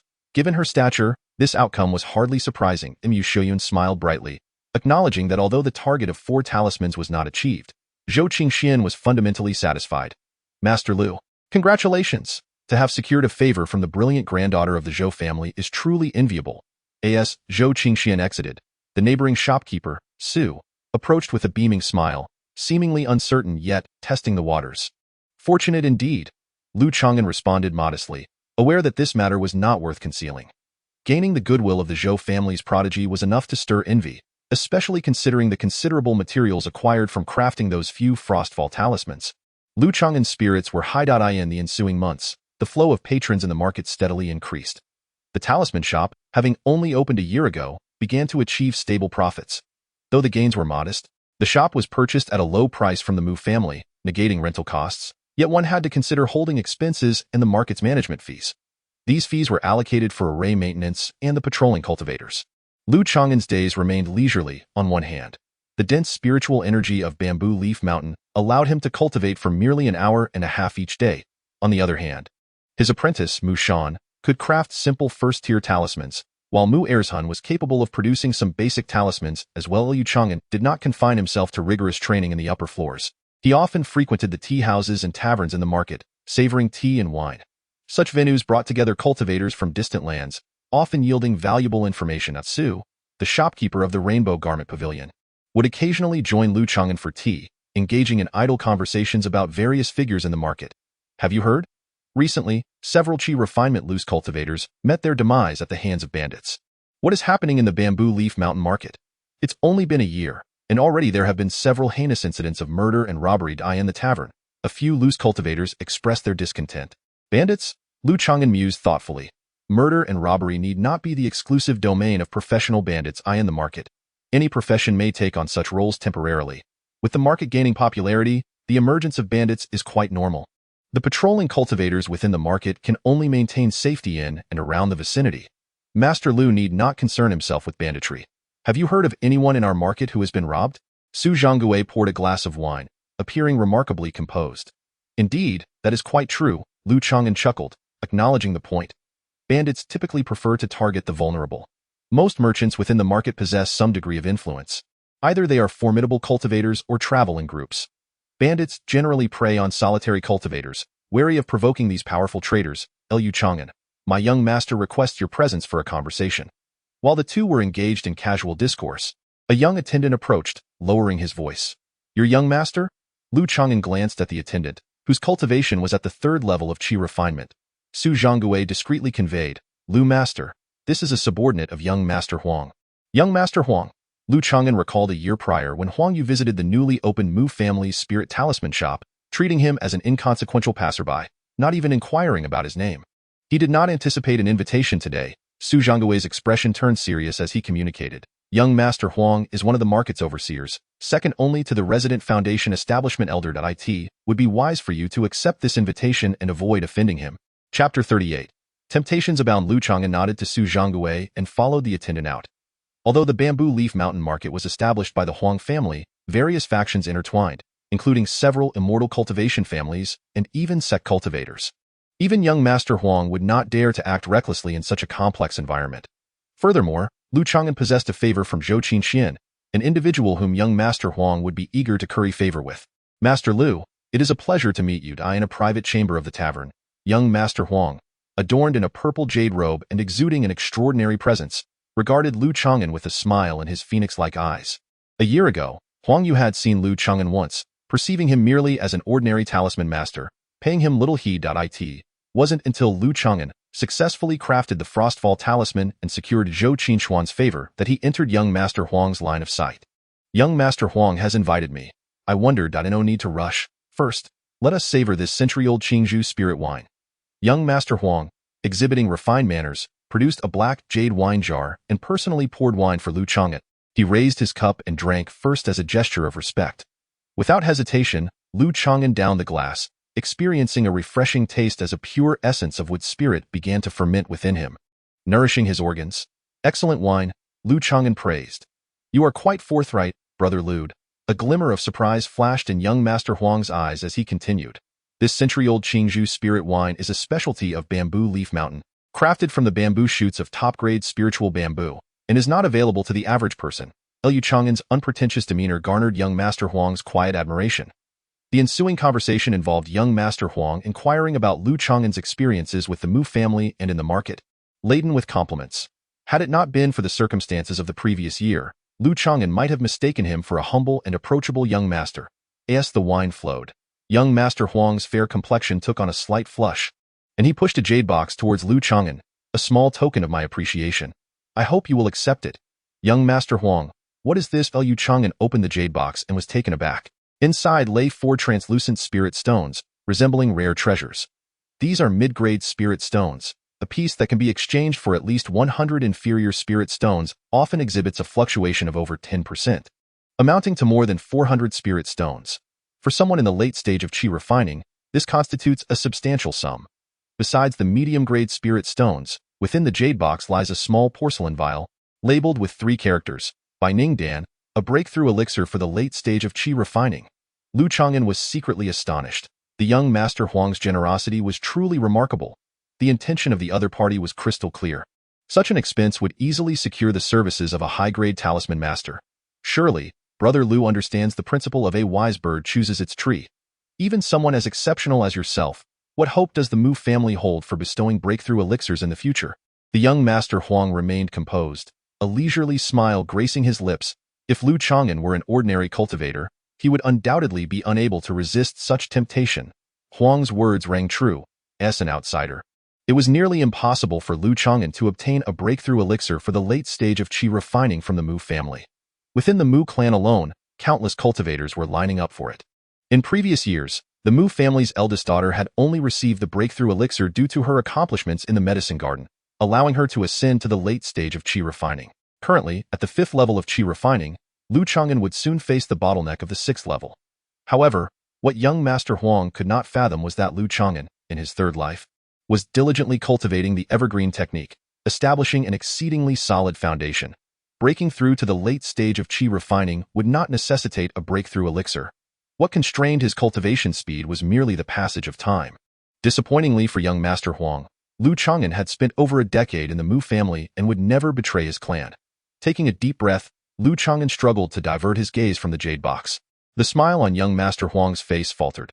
He had never anticipated that such a cost would fail to sway Lu Changan. His interest in Lu Changan was predominantly based on 2 factors. First, Lu Changan possessed a commendable talent for talisman crafting, making him a valuable asset. He excelled in relatively obscure and challenging talismans, thereby enhancing the competitiveness of the Mu family's talisman shop. Should Lu Changan advance further in his craft and collaborate with Mu Xiaoyun, it would yield significant benefits for the Mu family, reflected in increased financial resources and a reserve of high-quality talismans. If Lu Changan were to be poached, it would deal a blow to the Mu family. Second, Lu Changan had the favor of the talented granddaughter of the Zhou family, and if leveraged effectively, this could aid the Huang family strategy. Haha, I see it now. Young Master Huang's thoughts raced, and enlightenment dawned upon him. You are enamored with Mu Xiaoyun, are you not? That is why you willingly choose to remain by her side. Fear not. Once I have secured her, I shall reward you with her as a concubine. When that time comes, your path to immortality shall be unobstructed, and you will embrace beauty. How glorious that would be! As he concluded, young Master Huang clapped his hands and laughed, exuding a man's flirtation, convinced he had deciphered Lu Changan's thoughts.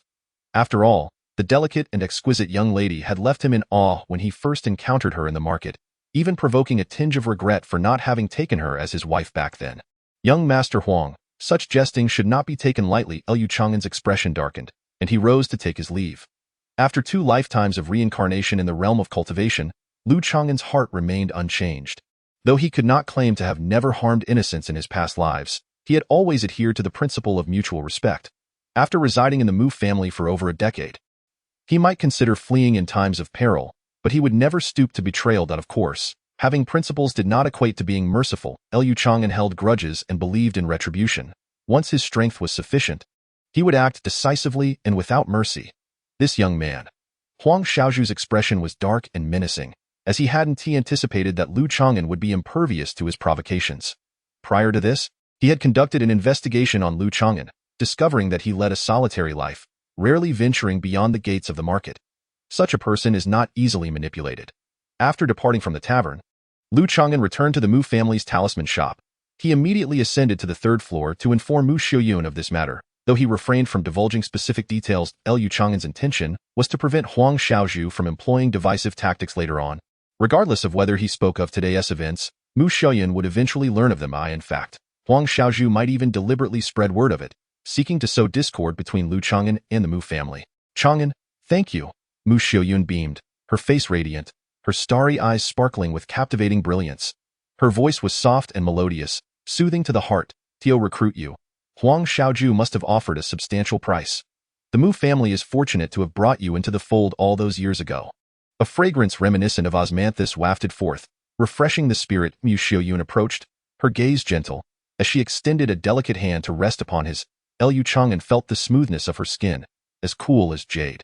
Clad in a flowing gown of azure silk, the elegant young lady lowered her starry gaze, her countenance radiant like the dawn, breathtakingly beautiful. Even with his cultivated demeanor, the tranquil waters of his heart stirred with a ripple of emotion. It was only fitting. Without the Mu family's nurturing, I would not be who I am today. Lu Changan remained composed. Withdrawing his hand, he cupped his hands in a gesture of respect and exited the room. Mu Xiaoyun was momentarily taken aback, her face flushed like a blooming flower, lightly biting her lip, on the verge of speaking yet hesitating. Watching Lu Changan's departing figure, her gaze grew distant, and she soon fell into contemplation. Ah, this marketplace is indeed unlike the clan. In a mere half-day, one is confronted with such overwhelming temptations. Upon returning to his room on the second floor, Lu Changan could not help but reflect. First, there was Huang Xiaoju's enticing offer, and then the enchanting presence of the young lady. Had Lu Changan chosen to seize the moment, he could have easily fallen in love with Mu Xiaoyun. However, there was a significant distinction between the allure of Mu Xiaoyun and Huang Xiaoju's proposition. Since the incident at the medicinal garden, he had sensed the trust and affection that the young lady harbored for him. After arriving at the marketplace, Mu Xiaoyun had even incurred losses to allow Lu Changan to practice crafting high-quality talismans. If Lu Changan were to marry into the Mu family, it would be a mutually beneficial arrangement for her. Marrying into the Mu family certainly presented a viable path for advancement. Yet, in this lifetime, Lu Changan wished to remain unencumbered. With a long lifespan ahead, steady progress, and a promising chance of advancing to the Nascent Soul stage, he sought to live a life free of desires and burdens. His days in the marketplace were carefree and worry-free. Half a month later, Lu Changan sat chatting with manager Su in a tea house. "Brother Lu, given our ages and qualifications, if we do not strive for success in this lifetime, we may never hope to reach the foundation establishment stage." The silver-haired manager Su expressed with a sense of urgency. "Oh, Manager Su, what insights do you have?" Lu Changan replied with a slight smile, adopting a listening posture. As the head of the Nizhang Pavilion, Manager Su was a core figure in a qi refining family. A century ago, their clan boasted members at the foundation establishment stage, but they had since fallen into decline. Their clan still possessed remnants of foundation establishment prowess, with several late-stage qi refiners whose strength should not be underestimated. "Brother Lu, let me share a secret with you," Manager Su whispered, lowering his voice for confidential communication. "Beneath the ruins, 100 miles from Zhuye Mountain, I stumbled upon what appears to be a hidden treasure trove left behind by the Zhang family." A hidden treasure trove of the Zhang family? Lu Changan felt a twinge of skepticism. However, this area was once the domain of the Zhang clan, which had been ravaged by malevolent cultivators and nearly exterminated by the Mu family. Thus, the existence of a concealed treasure was not entirely far-fetched. Lu Changan's gaze flickered. "Why would Master Su reveal such a secret to me?" To speak candidly, that hidden treasure is fortified with formidable prohibitions, making it challenging to breach in a short time, and it is prone to leaking information. If I sought the assistance of other powerful cultivators, I could not guarantee my own interests. Yet, Brother Lu, with his modest cultivation, trustworthy character, and the aid of talismans to assist in breaking the prohibitions, is the most ideal collaborator for Su. Chapter 39. Reluctance to venture out. Master Su's words were imbued with emotion and reason. Delivered with earnest conviction, Lu Changan found no overt flaws in his argument. Surely, there could not be a foundation establishment pill hidden within that treasure trove? Lu Changan jested. A foundation establishment pill is most likely absent." Master Su paused, his facial muscles twitching slightly. If the Zhang family possessed a foundation establishment pill, they would have used it long ago, rather than wait for the Mu family to come knocking. Even if one were to fabricate a tale, basic logic must be adhered to. "Thank you for your kind intentions, Master Su, but I am concerned that there may be traps or concealed prohibitions within that treasure trove. It would be more prudent to focus on crafting talismans in the market." Lu Changan tactfully declined. Regardless of the truth, he had no interest in venturing out to seek treasures. As a talisman master, his income was stable, and he was comfortably reaping the rewards from the Mu family, lacking neither spirit stones nor resources. With a job as secure as this, supplemented by a bit of gray income, what could be more reliable? At this stage, the only thing that truly attracted him was the foundation establishment pill. If Master Su dared to claim the hidden treasure contained such a pill, he would be promptly blocked from further communication. Since Brother Lu is unwilling to take risks, Su can only seek others. I hope this matter remains confidential. Master Su expressed a hint of regret but did not press further. Certainly. Lu Changan assured him, though the other party had not specified the exact location. In the days that followed, Master Su from the neighboring Nikhang pavilion vanished without a trace, seemingly embarking on a treasure hunt. When he reappeared, it was 10 days later. Master Su returned, travel-worn yet beaming, with 2 additional storage bags at his waist. Brother Lu, tonight, accompany me to Chunyi Lu. Choose whichever enchanting female cultivator catches your eye, and Su shall foot the bill. Master Su donned a scholarly robe, exuding confidence, and extended a warm invitation to Lu Changan. Chunyi Lu is a tavern within the market, distinguished from the mundane by the fact that its attendants are all female cultivators, each possessing beauty and exceptional grace.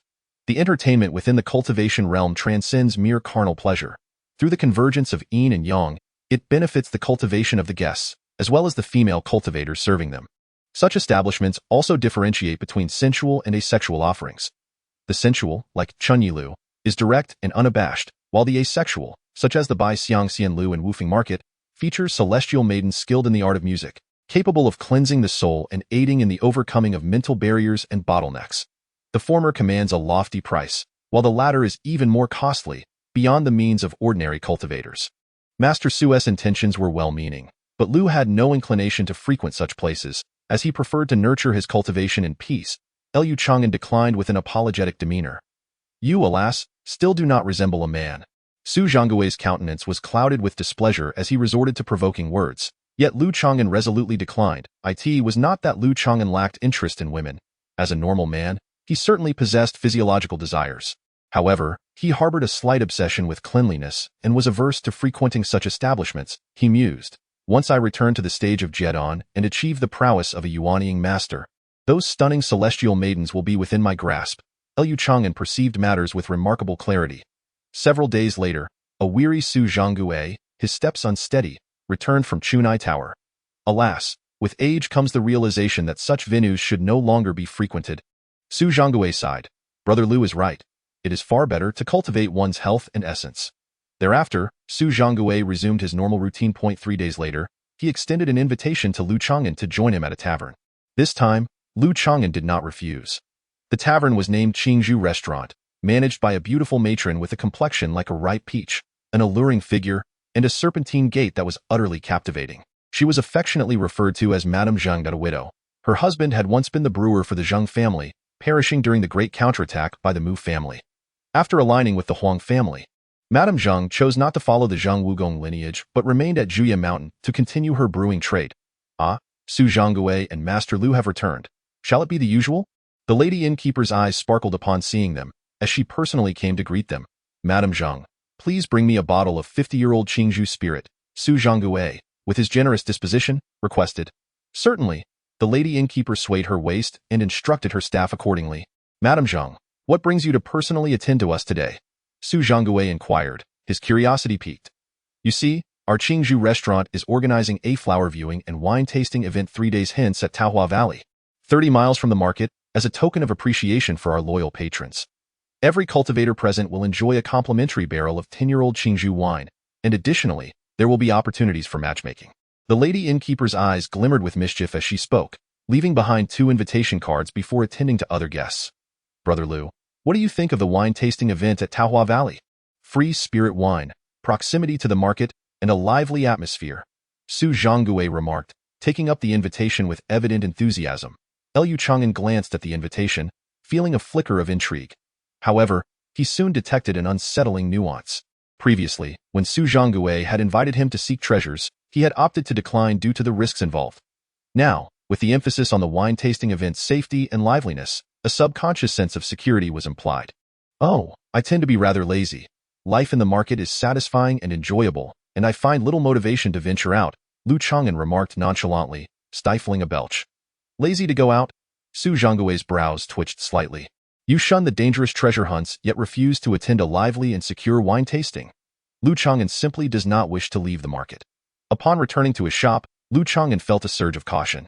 The market represented a complete living circle, fulfilling all his needs for medicinal pills, talisman materials, spiritual stones for body refinement, and various forms of leisure and entertainment. With all these provisions, Lu Changan saw no reason to venture beyond. Especially at the behest of others, in the previous 2 lifetimes, he had witnessed a nefarious tactic. A long-time friend luring a familiar cultivator from the marketplace, only to ambush and rob them of their treasures. Should a genuine necessity arise to leave the marketplace, one would don a disguise and quietly slip away, thus ensuring safety, Lu Changan mused to himself. Growing increasingly suspicious of Manager Su, Lu Changan gradually distanced himself from him. He had mentioned this incident to Mu Xiaoyun. If someone were indeed targeting him, it was highly probable that it was a potential enemy of the Mu family. Do not worry. My routes vary each time I venture out. With a flying vessel at my disposal, the average 9th-layer Qi practitioner poses no threat to me, Mu Xiaoyun replied with a charming smile, exuding confidence.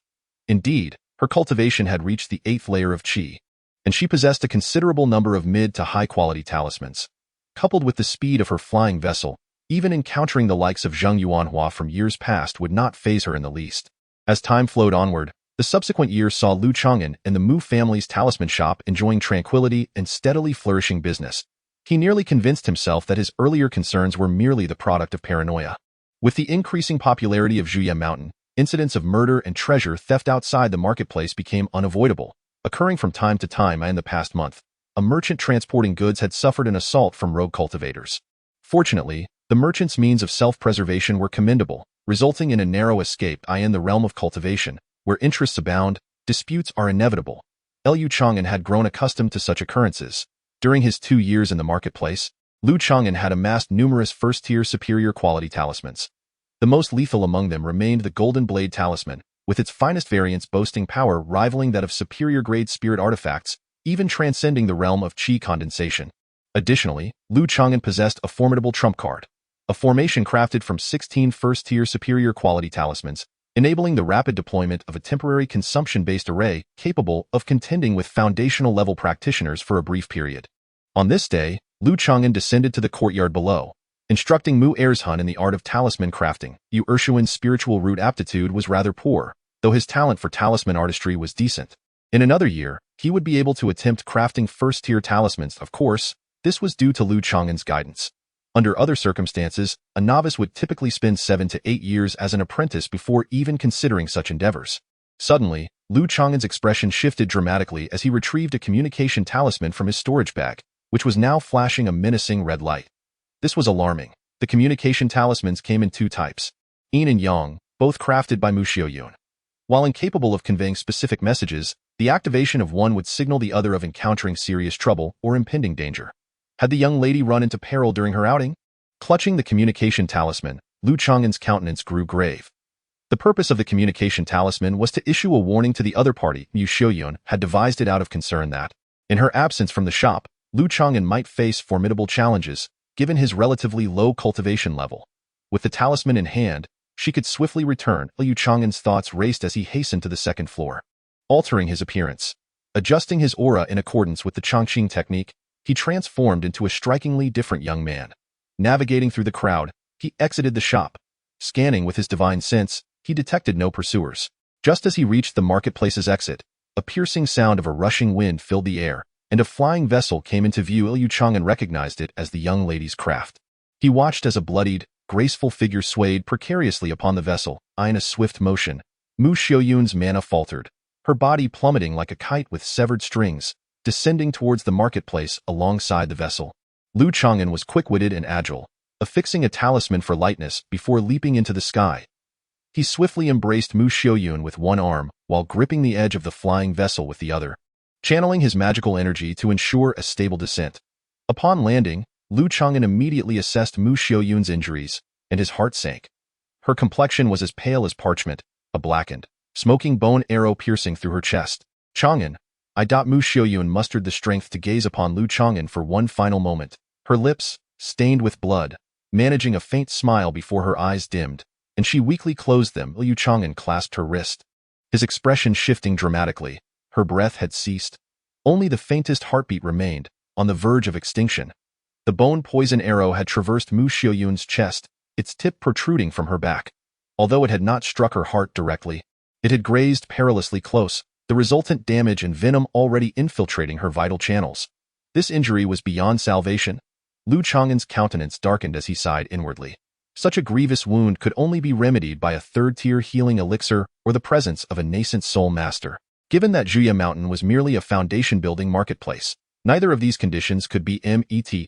Lu Changan could only channel his long-green magical energy to dispel the poison and protect Mu Xiaoyun's vital channels, hoping to revive her enough to leave behind a final message, at the very least, to reveal the true culprit, ensuring Lu Changan could remain vigilant in the future. However, by the time he had carried Mu Xiaoyun to a private chamber on the 3rd floor of the inn, the heartbeat of the enchanting lady had already faded into silence. Her heart had ceased to beat. Though Lu Changan's long green magic had countered the potent toxin, the arrow's power had already ravaged her vital channels. Had she succumbed? Lu Changan stared blankly at the elegant and ethereal young lady lying on the bed, her breath and heartbeat extinguished, life irreversibly slipping away. For mortals or lower-tier cultivators, she had become a mere corpse, albeit a beautiful one. It would not be long before her soul dissipated, and her body began to decay. Yet, coming from Earth and having traversed 2 lifetimes in the realm of cultivation, Lu Changan understood that a stopped heartbeat did not signify the absence of hope for revival. Performing CPR?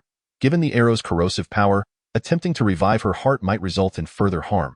He could only try the healing techniques of his long green cultivation, even if it were merely a temporary measure. Lu Changan sat cross-legged before the bed, treating her as a dead horse in the hopes of reviving it. The ancient with long green technique, being of the wood element, inherently possessed healing capabilities, including a secret method for mending wounds. Due to its consumption of vital energy, Lu Changan had never employed it before. As he began to channel his magical energy, a verdant, ancient aura enveloped his palms, swirling like new green shoots emerging from ancient wood, exuding the essence of life. In that moment, he could not concern himself with the distinctions of gender. Lu Changan loosened Mu Xiaoyun's garments, placing his hands, aglow with the emerald light, upon the site of her wound. The dark bruise at the wound's edge visibly faded at an astonishing rate, slowly scabbing over, while the surrounding skin regained its pristine, snowy purity. Lu Changan was taken aback. The healing technique of the long green magic was unexpectedly effective, far surpassing the ordinary capabilities of wood-based cultivation. A soft groan escaped Mu Xiaoyun as she lay on the bed, a fine sheen of sweat appearing on her forehead, and a hint of color returning to her pallid visage. Had she experienced a moment of revival? Lu Changan felt a surge of hope, his palm pressed firmly against her chest, unwilling to move it, fearful that she might breathe her last at any moment. I am not dead. Mu Xiaoyun opened her starry eyes and gazed at Lu Changan, her pale visage barely managing to form a faint smile. Changan, it truly is you. During that fateful incident in the medicinal garden, she had felt herself sinking into an abyss of endless darkness, only to be pulled back by a fleeting warmth. Today, that sensation returns once more. Even though Lu Changan had disguised himself, the familiar aura of masculinity was unmistakable. Steadying her breath, she spoke softly. Lu Changan removed his disguise, raising his hand to halt her, his expression grave. Quickly, leave your last words. Who was the murderer? I need to provide an account to the Mu family. Mu Xiaoyun paused momentarily, her snow-white complexion reflecting a faint, tragic beauty. The killer is a bandit. 3 of them are in the late stage of chi refinement, wearing masks. The leader, a remarkable figure in the 9th level of chi refinement, wields a superior grade bow and arrow, accompanied by a swift, flying spirit beast. As she recounted the details, her starry eyes glimmered with reluctance, instinctively clutching Lu Changan's warm hand, unwilling to let it leave her heart. Having disclosed the identity of the murderer, Mu Xiaoyun felt an immense weight lift from her shoulders. She gazed serenely at Lu Changan, her delicate and graceful countenance revealing a smile of acceptance. Changan, to die before you is indeed a stroke of fortune. Do you know why I declared I would not marry outside my family? You, with your path to immortality so bleak, why do you refuse to join the Mu family? If you were willing, perhaps one day our child could bear your surname. Mu Xiaoyun's heartfelt confessions before her demise left Lu Changan momentarily stunned. However, dear young lady, your thoughts are rather far-reaching. Just then, Lu Changan, drained of magical energy and gravely weakened, had to cease his healing techniques. Mu Xiaoyun clung desperately to his hand, her only option to keep it against her chest, in her final moments. Could you hold me? A hint of shyness graced her face. Certainly. The last wishes of a dying person are difficult to refuse, especially considering how much the young lady had nurtured and cared for him. Lu Changan embraced the gentle and elegant Mu Xiaoyun, her head nestled in his chest, savoring the warmth of life before departing. With his hand still resting on her chest, he sensed her heartbeat growing steadier. Realizing something was amiss in his earlier urgency, he had inadvertently touched an inappropriate area, causing him to lose focus. Why am I not dead yet? After a few breaths, Mu Xiaoyun appeared bewildered, touching the white bone arrow lodged in her chest. Strange. Why am I still alive? Lu Changan, filled with uncertainty, spoke instinctively. He released her hand to examine her condition. Her pulse was steady, and the fatal injury at her heart had healed. The white bone arrow remained embedded in her chest, a wound that would not claim the life of an immortal cultivator in the short term. What now? A glimmer of hope shone in Mu Xiaoyun's eyes. Lu Changan's expression was peculiar. You have survived. I truly live. Mu Xiaoyun's face blossomed like the morning sun, tears of joy streaming down her cheeks. I am alive. Do you seem displeased? Mu Xiaoyun's starry eyes turned to Lu Changan, who appeared deep in thought. Note Lu Changan had intended merely to extend Mu Xiaoyun's life so she could leave her last words and reveal the true culprit. However, plans often falter in the face of unexpected turns. The healing technique of the eternal green art exceeded his expectations, astonishingly bringing Mu Xiaoyun back to life.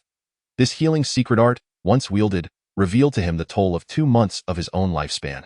The evergreen technique, known for prolonging life, necessitates the absorption of the essence of time. Yet, this miraculous healing art also consumes one's vitality. Through this unexpected revelation, Lu Changan grasped the profound secret at the heart of the evergreen technique. Hiss! Mu Xiaoyun was overwhelmed with joy, inadvertently aggravating her wound, causing cold sweat to cascade down her brow. Do not move. I shall extract the arrow for you. Lu Changan instructed Mu Xiaoyun to lie on her side upon the bed, first employing a cleansing spell to eliminate the poison from the arrowhead. One hand rested upon her chest, safeguarding her heart with evergreen magic, while the other hand gently withdrew the white bone arrow. The process of extraction caused Mu Xiaoyun to perspire profusely from the pain, yet she maintained a serene smile, silently observing Lu Changan's earnest expression. Once the arrow was removed, Lu Changan applied ointment and infused the wound with evergreen magic to expedite her healing. Changan, your wooden cultivation technique is extraordinary. The healing efficacy is truly remarkable. Mu Xiaoyun, after a brief silence, could not contain her thoughts. Noticing the slight furrow of Lu Changan's brow, she seemed to comprehend something, her lips curving into a smile. Changan, every cultivator possesses their own secrets. Ever since the incident in the medicinal garden, I sensed you were unlike ordinary practitioners. If you harbor any doubts, Xiaoyun vows by her heart's demons that today's events shall not be mentioned to a third party. Mu Xiaoyun raised her hand, solemnly pledging her oath. The young lady was not a stranger. Thus, there was no need for such gravity. Lu Changan's furrowed brow relaxed into a smile, feeling satisfied with Mu Xiaoyun's intelligence and thoughtfulness. The efficacy of his technique, while impressive, was not an earth-shattering secret. For the average cultivator, the allure of foundational elixirs like the breaking stage pill was far greater. Even the life-prolonging effects of the evergreen technique could be matched by some advanced wooden techniques, capable of extending life by over 10%. Lu Changan's greatest secret lay in the 9-seal tablet. The evergreen technique was but a secondary concern, merely the tip of the iceberg. As for what I just referred to as my last words. With Mu Xiaoyun's injuries stabilized, the memory of his near-death confession ignited a blush upon her cheeks, a mix of embarrassment and frustration. What last words? I was unaware of any. Lu Changan replied with a nonchalant demeanor. Just as he spoke, Mu Xiaoyun entwined her arm around his shoulder, her silken tresses dancing in the air, her delicate, graceful visage magnified before him. Lu Changan was taken aback, suddenly enveloped by the soft, sweet fragrance of her lips. The enchanting aroma, akin to osmanthus and orchid, encircled them as they shared a kiss. Moments later, with his mind clear, Lu Changan gently released the still weak maiden. You must rest and recuperate well, he advised, allowing Mu Xiaoyun to recline upon the bed. Changan, will you not fly far away? Mu Xiaoyun, feeling a sense of unease, tightened her grip on his hand. Lu Changan was momentarily stunned, astonished by Mu Xiaoyun's intuition, and decided to be forthright. After reaching the 7th layer of qi refining, I shall depart from the Mu family. After attaining the 7th layer, he intended to seek opportunities for foundational cultivation, as the Mu family offered little assistance. The timing was still not ripe. How could Mu Xiaoyun fail to discern the unspoken implications? Her starry eyes dimmed as she released his hand, watching him leave. She murmured softly, you truly are forthright. Knowing you will leave in the future, do you wish to avoid entanglements with me? In the span of a decade or two, cannot the entire Mu family evoke even a fleeting memory in your heart? The attack on Mu Xiaoyun outside the marketplace nearly claimed her life, and the incident reverberated throughout the market. This marks the second incident of a merchant being attacked by a bandit. A few days later, Mu Xiaoyun united the prominent merchants of the market to exert pressure on the Fengya Huang family, insisting that they bolster the security of the marketplace and eradicate the rampant bandits. Concerned for their own safety, the merchants rallied in solidarity against a common foe. The Fengya Huang family, feeling the weight of this pressure, was compelled to convene a meeting to discuss countermeasures. Chapter 41. The malevolent-faced flying eagle. That evening, the proprietors of various shops in the marketplace gathered at the Fengya residence atop Bamboo Leaf Mountain for a conference convened by the Huang family. An hour later, Mu Xiaoyun returned to her shop and promptly sought out Lu Changan to brief him on the situation. The bandit who attacked me is known as the malevolent-faced flying eagle, a scourge that had plagued other marketplaces years ago. This individual had once been pursued by foundational cultivators. After sustaining injuries, he had lain low for several years, only to resurface around Bamboo Leaf Mountain. The first piece of information Mu Xiaoyun shared was precisely what Lu Changan was concerned about.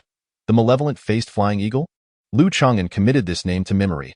Escaping the pursuit of foundational cultivators was no small feat, indicating that he was far from an ordinary ninth-layer Qi cultivator. It was no wonder he had forced Mu Xiaoyun into such dire straits. Subsequently, Mu Xiaoyun mentioned a second matter. The Huang family would provide compensation to the two attacked merchants, waiving their management fees for the next decade. A 10-year exemption from management fees held significant value. The Fengya Huang family was making some effort to appease the merchants, considering the attacks had occurred some distance away from the marketplace. Lu Changan mused. While the merchants received compensation, those unfortunate rogue cultivators who had perished were beyond consolation. This exemplified the brutal law of survival of the fittest in the realm of cultivation. Most merchants in the marketplace had influential backgrounds, some of whom even the Fengya Huang family dared not offend lightly. Furthermore, the Huang family planned to enhance the formations and law enforcement cultivators in the marketplace, actively rooting out bandits. Due to the increased expenses, starting next year, management fees for merchants would rise by 30%. Mu Xiaoyun's melodious voice carried a hint of sarcasm. An increase in management fees. Lu Changan could not help but admire the Huang family's opportunism in the initial 2 years following the marketplace's opening. They had kept management fees low to attract business. Now, with the influx of customers and most shops beginning to turn a profit, the Huang family seized upon the threat posed by bandits to justify raising the management fees. The situation had indeed changed. Previously, the marketplace had sought to entice patrons, but now, foot traffic was steadily increasing, with many eager to enter. The Huang family publicly declared, if any merchant was dissatisfied with the increased fees, they could sell their shop at the current market price, with compensation provided. This illustrated the Huang family's optimistic outlook on the future of the marketplace. Upon returning to his room, Lu Changan fell into deep contemplation. He recalled how, a year prior, shopkeeper Su and Madame Zhang had gone to great lengths to facilitate his departure from the marketplace. With the collaborative efforts between Lu Changan and Mu Xiaoyun, the talisman shop's business had flourished, boasting competitive quality and variety in its talismans. Aside from the Feiyue Lake's aquatic products and the purple copper mining area, the Mu family had gained yet another lucrative venture, and their development was increasingly prosperous. If only one of them could be removed, the momentum could be slightly curtailed. Lu Changan remained steadfast, unwilling to leave the marketplace, thus rendering himself without opportunity. Mu Xiaoyun, however, traveled back and forth between her family and the marketplace.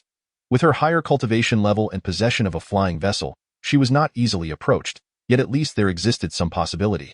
Atop Bamboo Leaf Mountain, within the Fengya residence, in one of the halls, a voice spoke. Your actions this time have gone a bit too far. An elderly man with prominent cheekbones, seated in a lotus position upon the cushion at the apex of the hall, bore an expression of discontent. The merchants in the marketplace were far from innocent. Targeting them would indeed be a misguided strategy. What need was there for a mere young girl to warrant your direct involvement, risking the marketplace's reputation? Uncle Ling was right. Huang Yu, with a demeanor of respect, elucidated, I was not personally involved in this matter. I merely provided intelligence to the evil-faced flying carving. That individual became intrigued by the esteemed beauty of the young lady from the Mu family and acted on his own accord. As he recounted this incident, a flicker of malice crossed Huang Yu's gaze. He had intended to devise a comprehensive plan to capture Mu Xiaoyun, using the guise of a robbery to manipulate both the Mu family and Lu Changan. However, the evil-faced flying carving, overconfident in his abilities, misjudged the potency of the talismans in Mu Xiaoyun's possession and initially suffered minor setbacks, sustaining injuries from her talismans. In a fit of anger and humiliation, he resorted to ruthless measures. Were it not for Mu Xiaoyun's unexpected survival, she would have simply been eliminated. Yet she rallied the merchants to jointly exert pressure on the Huang family. The elderly man let out a cold snort and remarked, "Take care of yourself. The prosperity of this marketplace is integral to the Huang family's grand plans for the next century." Following Mu Xiuyun's attack, the Huang family intensified patrols around the marketplace, even addressing several incidents of murder and theft. The security situation around Bamboo Leaf Mountain improved markedly. The flow of people in the marketplace steadily increased, and the businesses thrived, showing less resistance to rising management fees. 3 years later, Lu Changan achieved the 6th level of qi refinement, elevating his cultivation to new heights, in line with his expectations, taking a total of 6 years. The spiritual energy of the flora within the marketplace merely enhanced his training efficiency, yet could not halt the passage of time. Each day, Lu Changan found himself with ample leisure, engaging in cultivation, talisman crafting, body refinement, alchemy, and nurturing his spiritual pets.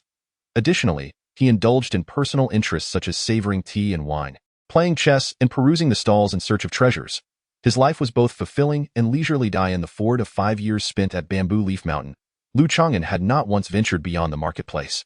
He remained oblivious to the individual who had bestowed upon him the moniker of Turtle Talisman Master, which became a source of amusement among some cultivators during their tea and wine gatherings. Lu Changan paid little heed to this, believing that when he eventually ascended to the realms of Golden Elixir and Yuan Ying, those who mocked him would likely be reduced to mere dust. In the past 2 to 3 years, aside from his cultivation and hobbies, Lu Changan's life experienced subtle shifts. One day, brimming with vitality, he rose from his bed and donned his attire. Scattered near the bedside were various garments belonging to a female cultivator: a flowing green silk dress, a blue undergarment, white silk stockings, and intricately embroidered shoes. The air was infused with a lingering fragrance. A beautiful figure with skin as smooth as jade and graceful curves revealed a pair of long, snow-like legs.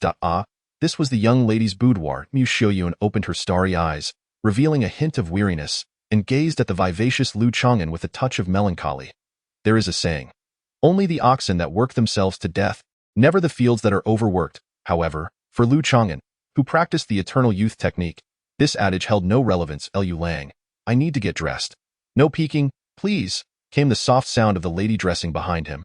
Lu Changan approached the window, lost in thought, reflecting on how swiftly the past 2 or 3 years of indulgence had flown by. 3 years ago, following that miraculous revival, the young lady gradually relinquished her aloofness associated with her status, occasionally exchanging tender glances and proactively engaging in discussions about talismanic arts. On one occasion, while they were drawing talismans together, she revealed her heartfelt sentiments. Her very life was bestowed upon her by Lu Changan, and even if he were to depart in the future, she would willingly accept it. With such profound words spoken, if Lu Changan were to decline further, he would not be considered a normal man.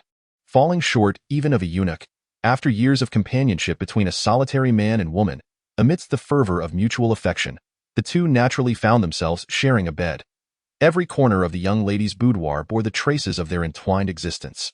Yet, despite their deep emotional connection, Lu Changan remained composed, employing the secret techniques from the Locking Dragon's secret manual to preserve his essence, ensuring that no offspring would come of their union. In the early morning, on the first floor of the shop, Mu Erzhun and Mu Shan were organizing the merchandise at the counter. Now, both apprentices were capable of refining some first-tier talismans, albeit with a low success rate, fluctuating around the break-even point. Mu Xiuyun was patrolling the shop, addressing any shortcomings. Lu Changan, unconcerned with shop affairs, prepared to stroll through the stall area for wandering cultivators. In his previous life, he had heard tales of cultivators discovering hidden treasures and acquiring rare magical artifacts at such stalls.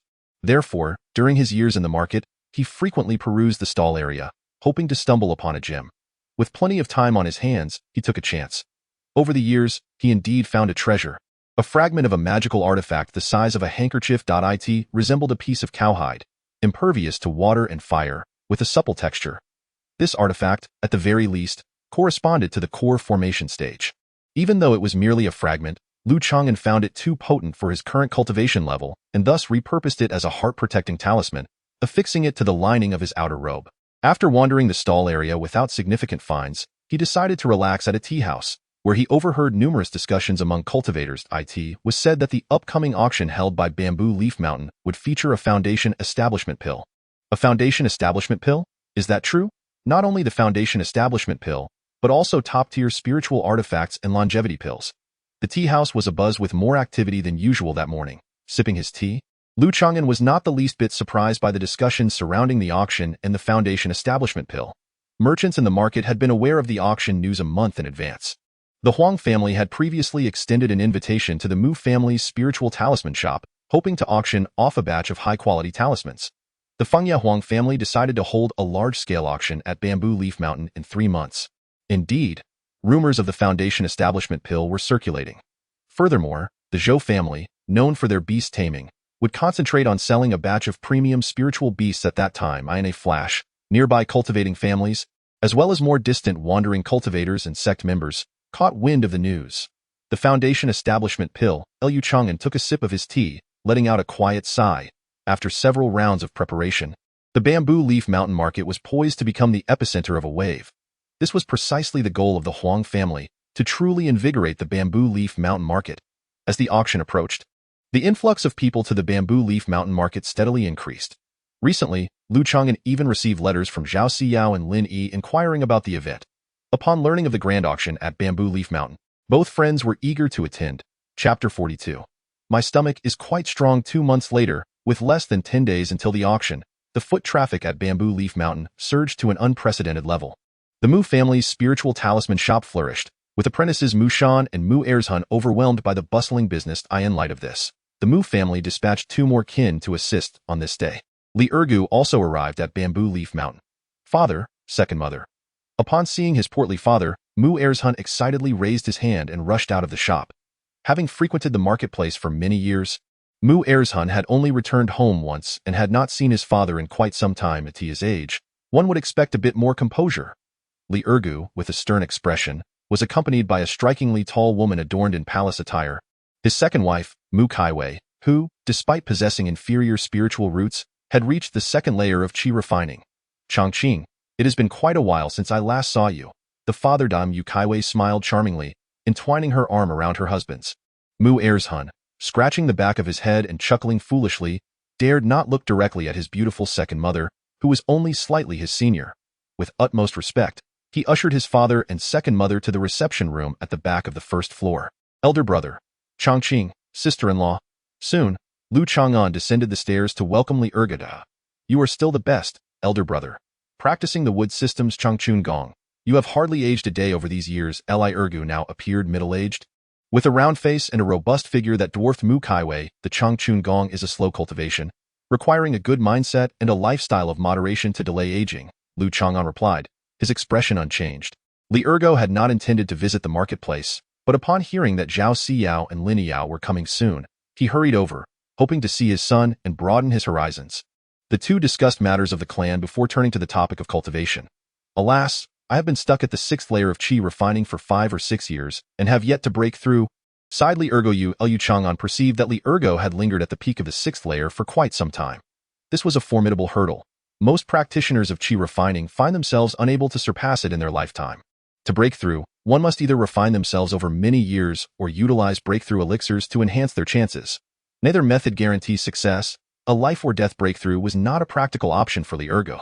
You have had a smooth journey these past years. Taking the time to consolidate your foundation is not a bad idea. In the future, you may await a binding pill, Lu Changan remarked with a smile.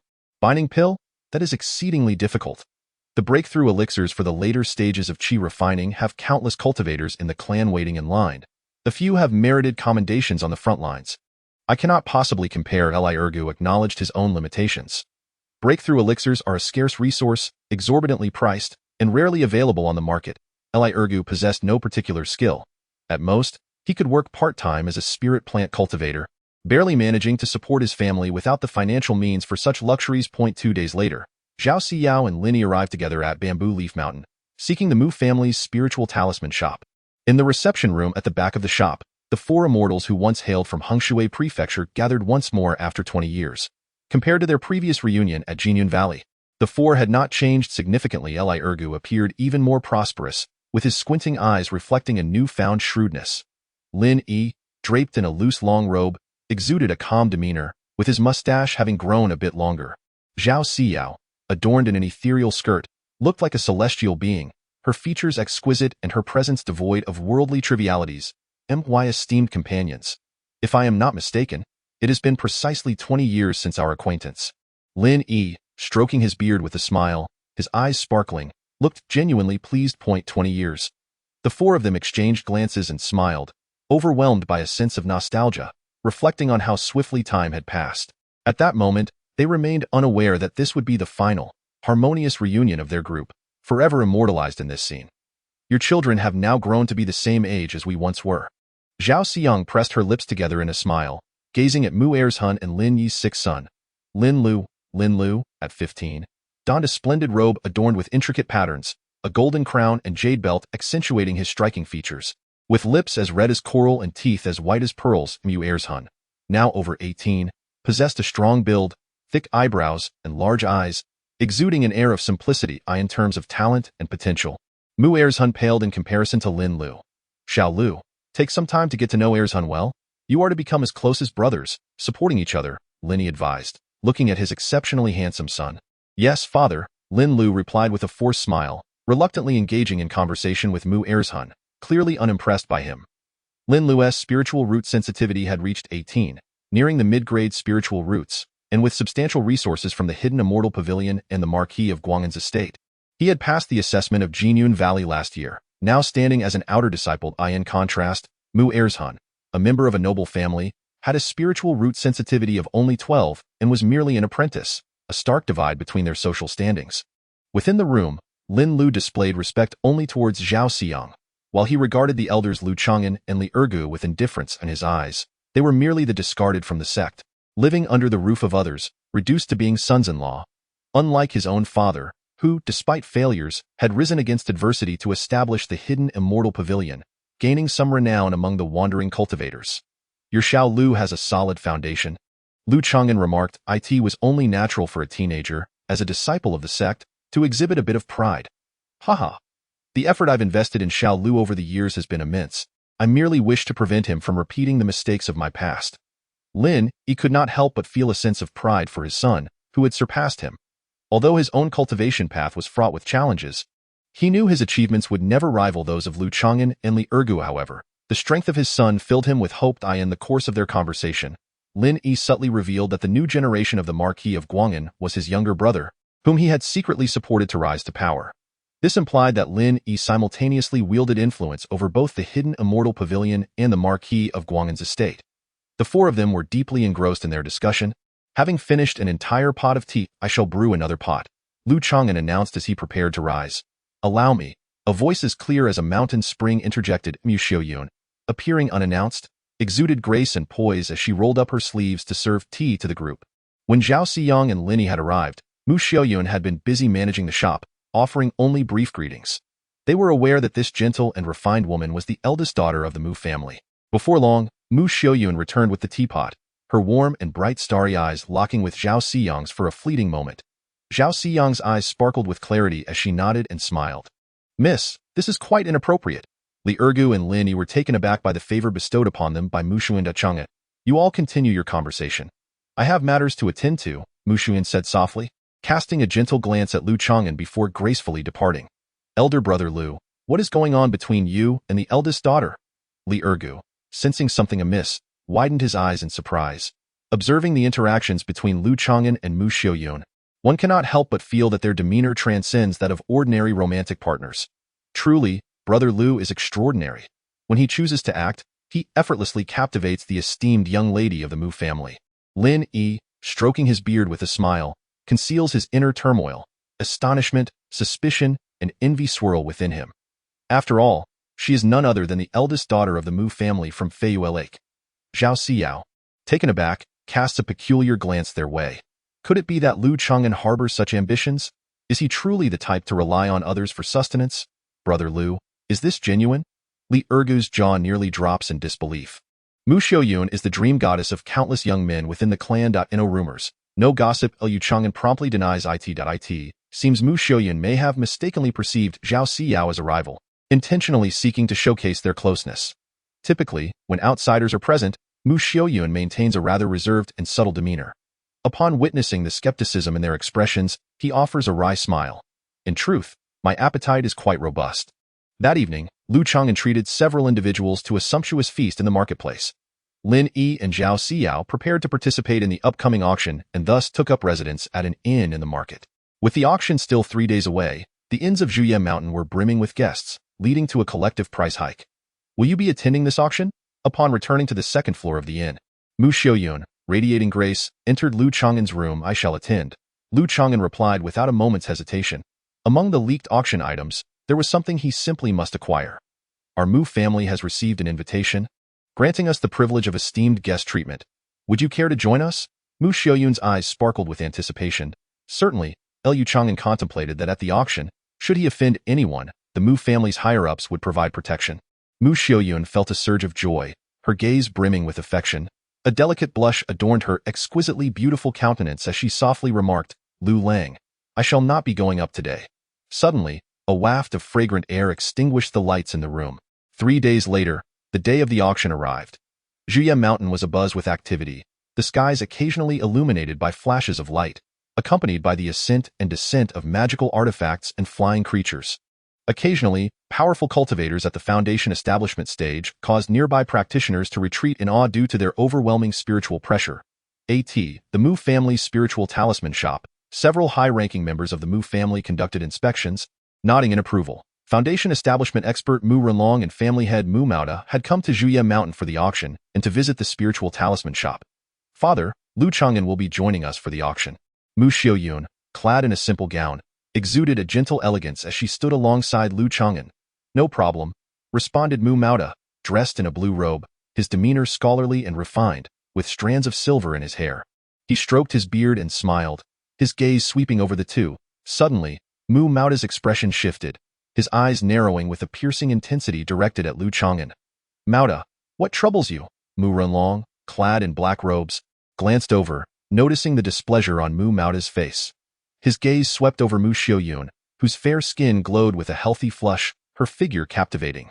Realization dawned upon him. This contemporary foundation establishment figure of the Mu family, with a slight smile playing on his lips, regarded Lu Changan with a glimmer of approval in his keen eyes. Lu Changan, how many years have you been with the Mu family? Mu Renlong's commanding presence and deep voice exuded an air of authority. Not needing to raise his voice to convey his PowerPoint 20 years, Lu Changan replied, Has it been so long? Mu Renlong couldn't help but express his astonishment. Over the years, you have made considerable contributions to the Mu family, and you are indeed one of us now. Should you take a liking to any young lady within the clan, no matter who she may be, our family shall support you. Mu Renlong cast an encouraging glance, his tone imbued with a hint of authority. Without waiting for Lu Changan's response, he rose and proceeded to the auction. Lu Changan discerned the underlying meaning in Mu Renlong's words, his endorsement of a union with Mu Xiaoyun. Even if Mu Maoda were to disagree, he would have to yield. After all, in the Mu family, Mu Renlong, a cultivator at the foundation establishment stage, wielded absolute power, his demeanor more domineering than that of the previous ancestor. Mu Maoda's expression turned sour, his heart heavy with disappointment. With such an outstanding daughter, renowned for her exquisite beauty and as a first-tier high-ranking talisman master, it was disheartening to see her courted by someone who seemed utterly unremarkable. Yet, upon further reflection, if it were to be a marriage of incorporation, Lu Changan, being an exceptional talisman master with striking looks and a composed demeanor, would indeed be a fitting match. This way, both remarkable talents would remain within the Mu family, firmly bonded together. He had previously been blinded by his father's emotional state. In contrast, Mu Renlong possessed a broader perspective and acted with greater rationality, directly supporting Lu Changan. The Bamboo Leaf Mountain auction was held in a newly constructed hall near the mountain summit. The event was of considerable prestige, requiring participants to verify possession of 200 spirit stones or items of greater value, effectively excluding those impoverished wanderers merely seeking to join the fray. The Mu family, as esteemed guests, naturally bypassed these checks, entering through a special passage. Brother Renlong, your presence here truly elevates the stature of Bamboo Leaf Mountain, greeted an affable elder from the Huang family. A foundation establishment cultivator, known as Huang Kechangling, Lu Changan recognized the elder, having spent several years in the market and encountered many prominent figures from the Huang family, if not personally, at least by reputation. The Huang family boasted 3 foundation establishment cultivators, and while Huang Changling may not be the most powerful, his extensive experience had seen him long stationed at the Bamboo Leaf Mountain Market. Given the significance of the auction, it was certain that the Huang family had sent more than one foundation establishment cultivator. The auction hall was semicircular and remarkably spacious, with mats laid out on the ground, each maintaining a distance of more than 2 zhang apart. The VIP seating area for the Mu family resembled a floating terrace, accommodating 10 individuals. For this auction, the Mu family, in addition to senior cultivators, brought along 2 promising young talents to broaden their horizons. Seated at the VIP table, Lu Changan savored the spirit tea and spirit fruits presented by a serving maid, surveying the various details of the auction venue from his elevated position. He noticed Li Ergu, Zhao Xiao, and Linny seated on adjacent mats. Li Ergu broke into a grin upon spotting Lu Changan at the VIP table. Lu Changan has certainly secured a formidable ally. Seeing Lu Changan seated alongside Mu Xiaoyun and the senior members of the Mu family, Lin Yi couldn't help but feel a twinge of envy. The prospect of Lu Changan potentially marrying the Mu family's eldest daughter, even as an incorporated member, was already a source of great admiration. Truly impressive, brother, Li Ergu remarked in awe, recalling how they had narrowly escaped peril as fledgling cultivators and were first captivated by the gentle beauty of that jade-like maiden. The thought of marrying into the Mu family was beyond their wildest imaginings. Half an hour later, the auction venue was nearly filled with shadows of people seated on the cushions.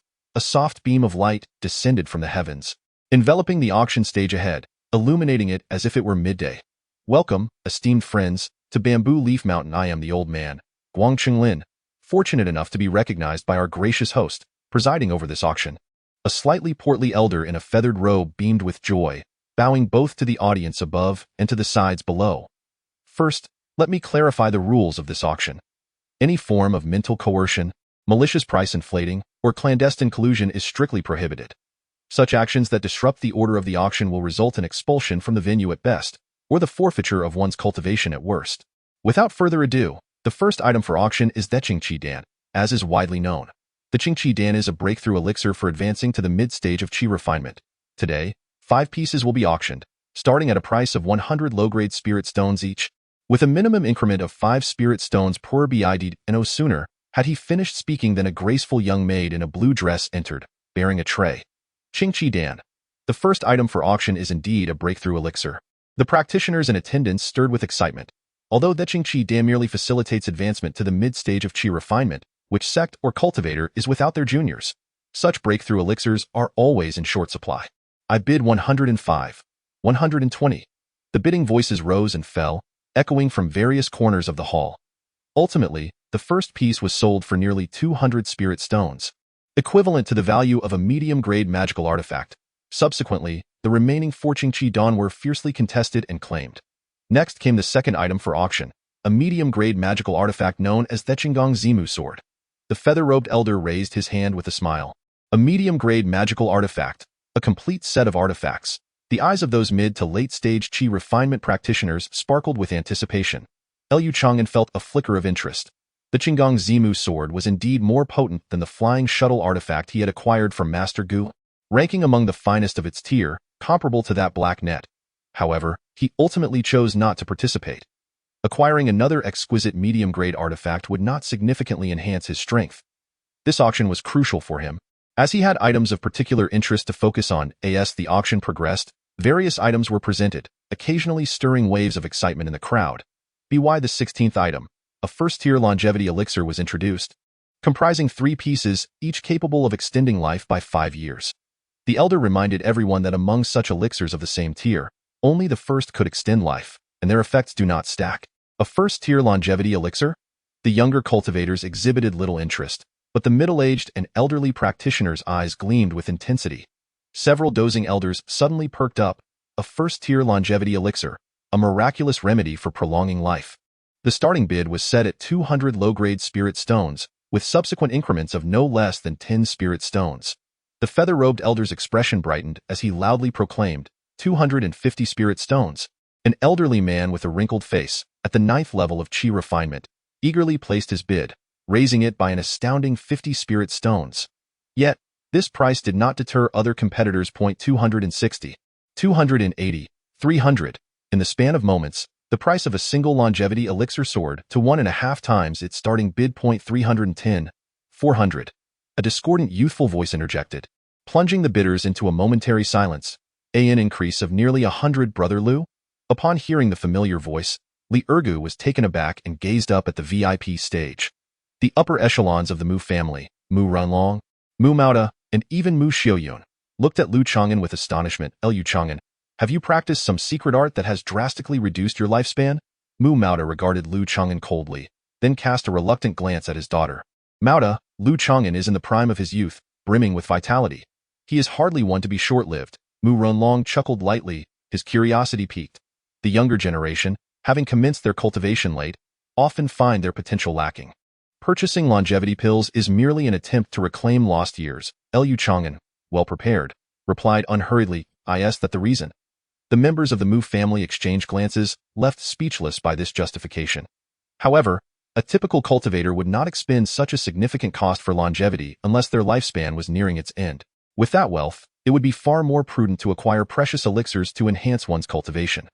Moreover, for a cultivator, the ability to ascend to a higher realm is seldom influenced by 5 years.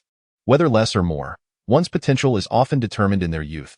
Lu Changan's bid for the longevity pill was rooted in the consideration that the practice of the eternal youth technique requires the absorption of temporal essence, and employing healing secret arts would consume one's lifespan. The term longevity is intrinsically linked to the effects of the eternal youth technique. He wished to test the effects of consuming the longevity pill. 410. A disdainful snort echoed as an elderly cultivator in the late Qi refinement stage added 10 spirit stones.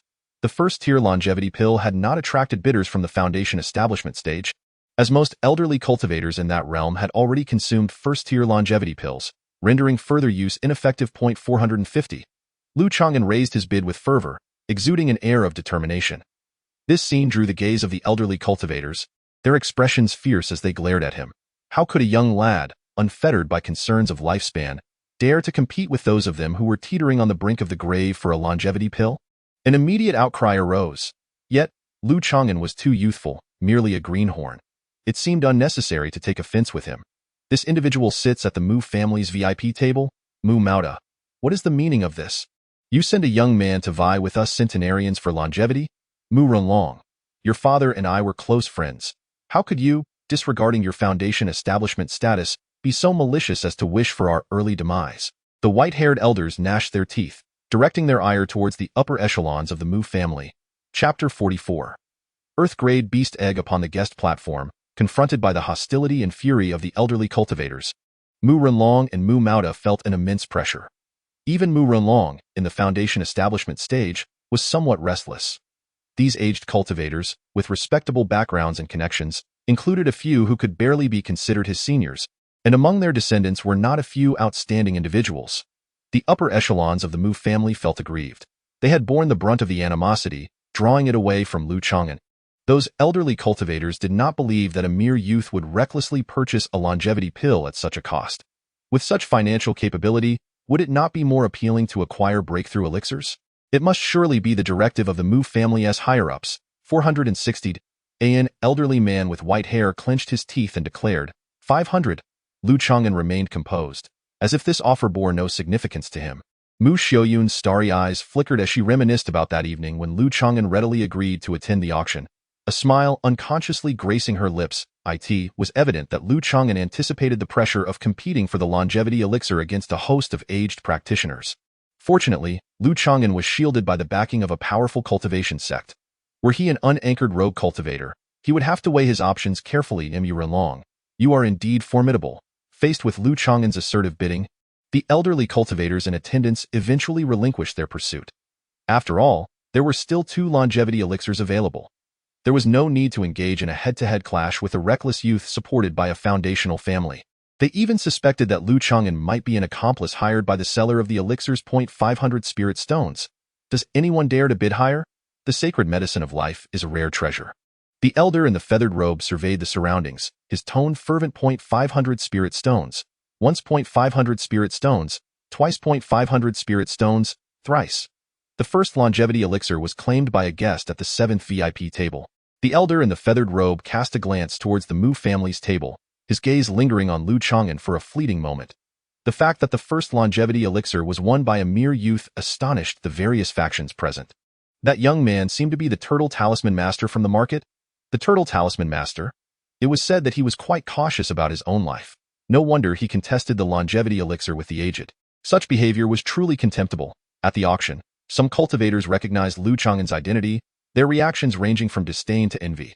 After all, Lu Changan's ability to produce such a large sum of spirit stones to purchase a longevity elixir indicated that his financial resources surpassed that of most chi refining stage cultivators. The starting bid for the second longevity elixir was similarly set at 200 inferior spirit stones. Everyone should seize this opportunity. On the auction stage, the bidding for the second longevity elixir commenced. Lu Changan felt a slight stir within. A single longevity elixir might not suffice to test his conjecture regarding the evergreen technique. However, it would be unwise to compete for a second one.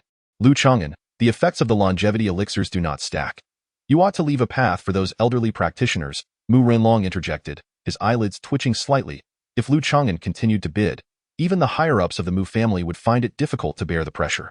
Although Lu Changan's actions had drawn animosity toward the Mu family, it was only natural for the family to shield their younger members from the storm. Thus, they did not blame Lu Changan. The cohesion of the family stemmed from their unity.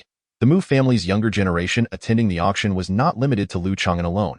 Following Lu Changan's bid, the second and third longevity elixirs were successively auctioned off for prices exceeding 550 stones. In retrospect, Lu Changan's forceful acquisition of the first elixir had indeed afforded him an advantage. In truth, some of the elder cultivators present could have potentially bid even higher if they had been willing to exhaust their life savings. It was merely a matter of worth. Much like in Lu Changan's previous life on Earth, many elderly individuals facing severe illness would, if driven to desperation, sell their homes and cars to barely sustain their lives for a few more years.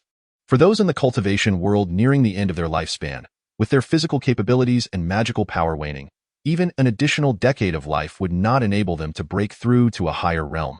The cost was too great. It would be more prudent to nurture a few more chi refining practitioners. Elder, here is the longevity elixir you bid for. It's the venue. A law enforcement monk escorted a graceful maiden, delivering a first-tier longevity pill to the esteemed guest platform of the Mu family. Lu Changan received the longevity pill, examined it briefly, and paid 500 spirit stones. Although the auction typically incurs a service fee, it is borne by the seller. Lu Changan carefully stored the longevity pill, refraining from consuming it immediately, as the current setting was not suitable for testing the everlasting technique. The auction proceeded in an orderly fashion. Subsequently, various auction items were presented, including secret techniques, the inheritance of immortal arts, exquisite talismans, and superior magical artifacts, dazzling the audience and generating continuous excitement. During this time, senior members of the Mu family actively competed for a superior magical artifact. Mu Xiaoyan personally bid for a beauty-enhancing pill, her cheeks flushing slightly under her father's gaze. The beauty-enhancing pill significantly delays the aging of one's appearance, though it is somewhat less effective than the second-tier charm pill. Lu Changan understood her choice. Mu Xiaoyan, despite being of a similar age to him, appeared to be in her 20s due to her high cultivation and beauty techniques, her skin as smooth as jade, radiant and luminous. This was indeed the stage of a woman's most captivating charm and allure. The auction lasted a full day, with an intermission included. Esteemed guests, the next segment features the Spirit Beast auction presented by the U-Beast Zhou family, showcasing 10 spirit beasts and their offspring of excellent lineage. As the auction entered its second half, the elder in feathered robes raised his hand to gracefully welcome a pure and charming young lady in a yellow dress onto the stage. This was Zhou Qingxian, the prodigious beast master of the Zhou family, who would co-host the upcoming auction with me, the elder announced. The young lady's features were exquisite, her eyes resembling polished lacquer, pure and unparalleled. She was none other than Zhou Qingxian, with whom Lu Changan had previously interacted. Qingxian merely assisted with the auction, providing information and answering questions regarding the spirit beasts. Zhou Qingxian performed an elegant bow, exuding composure, a stark contrast to her previously playful demeanor. Lu Changan sighed inwardly. Indeed, she was the talented granddaughter of the Zhou family. After 3 or 4 years apart, the Zhou Qingxian, who once shared his cultivation level, had now advanced to the 7th layer of qi refinement. The fact that she was invited to the Zhou family auction highlighted her significance. The first spirit beast auctioned by the U-Beast Zhou family was a black blood spirit steed, possessing a mid-tier bloodline. This steed was a rare variant, with endurance and speed far surpassing that of ordinary spirit steeds, capable of leaping across chasms of 3 to 5 zhong and adapting to various terrains.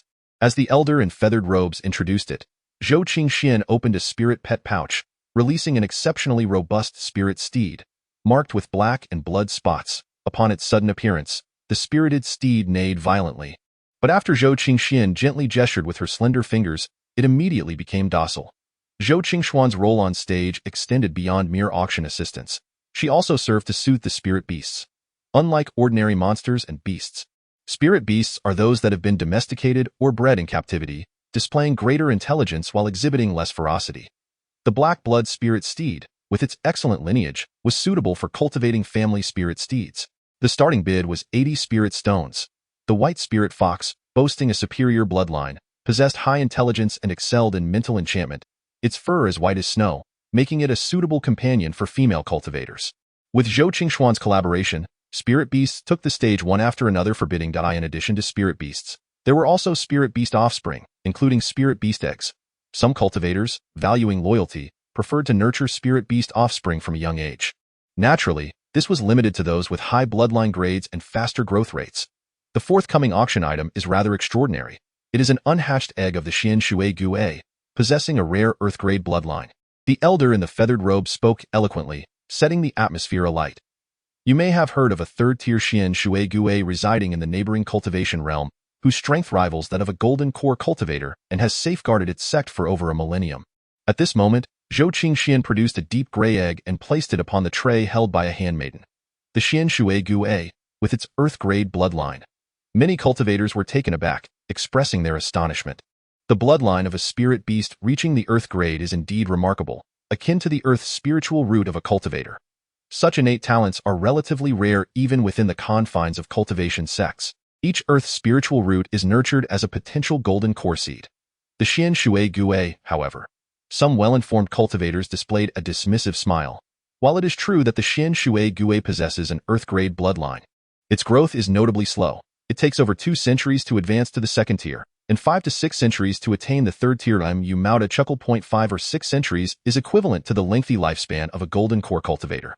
Ordinary foundational families often do not last 5 to 6 centuries. Even the beast tamer Zhou family, under the protection of a false golden core cultivator, with a lifespan of merely 300 years, would not witness the day when the Xian Shui Gui matures to the third tier. This does not even account for the resources expended during the Xian Shui Gui's growth. One advantage of the Xian Shui Gui is its longevity, 3 times that of cultivators of the same tier. This aspect resonates with me, Lu Changan mused. Miss Zhou, doesn't this Xian Shui Gui egg seem to possess a rather faint life force? Inquired a foundational cultivator, his consciousness sweeping over the gray egg on the tray, his brow furrowing slightly. Go be candid.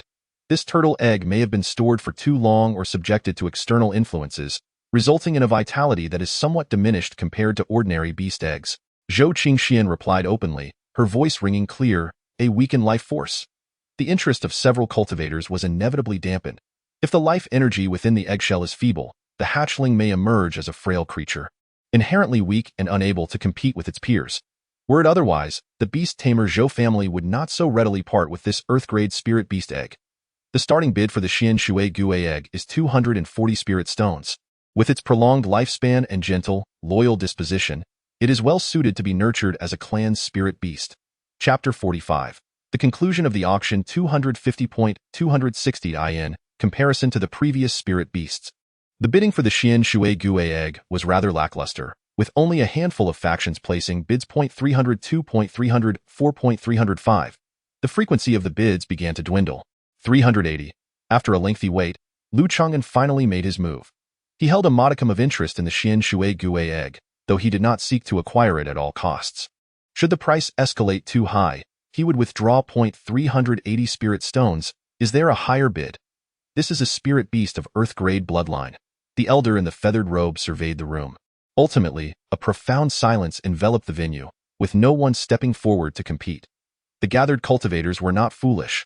A slowly maturing spirit beast egg with a weak life force, even if hatched, harbors uncertain prospects. 380 spirit stones, sold. The Xian Shui Gui egg has been claimed by the friend at VIP table number 7. Lu Changan was somewhat taken aback. It was quite unexpected that he successfully acquired the Xian Shui turtle egg so smoothly. As a talisman master, he enjoyed dual salaries, and with additional earnings, it was only natural for his net worth to be substantial. However, it should not be excessively extravagant. Spending several hundred spiritual stones was nearly the limit. Especially considering his familial background. It seemed that this item was destined for him. A knowing smile graced Lu Changan's lips. Mu Xiuyun, pondering thoughtfully, was aware of Lu Changan's cultivation techniques, which possessed miraculous healing secrets. If applied to the Xian Shui turtle egg, it might well nurture a turtle with a normal constitution, yielding a modest profit. The higher-ups of the Mu family did not comprehend Lu Changan's motivation for purchasing the turtle egg, yet they did not impede him. Even if Lu Changan consumed a first-tier longevity pill, as long as he did not establish his foundation, he would not live to witness the turtle's growth.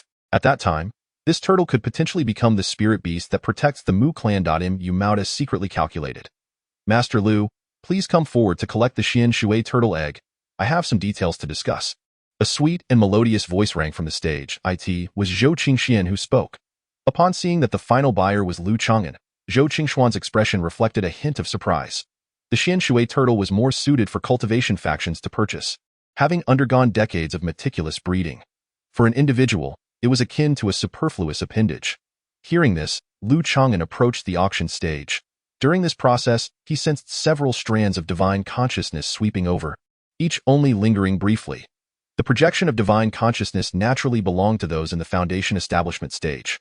Lu Changan keenly detected a familiar presence among them, one that was bizarre and unpredictable, sending a chill through his body. Liang Xiaotian? He actually came to Zhuye Mountain to join the fray?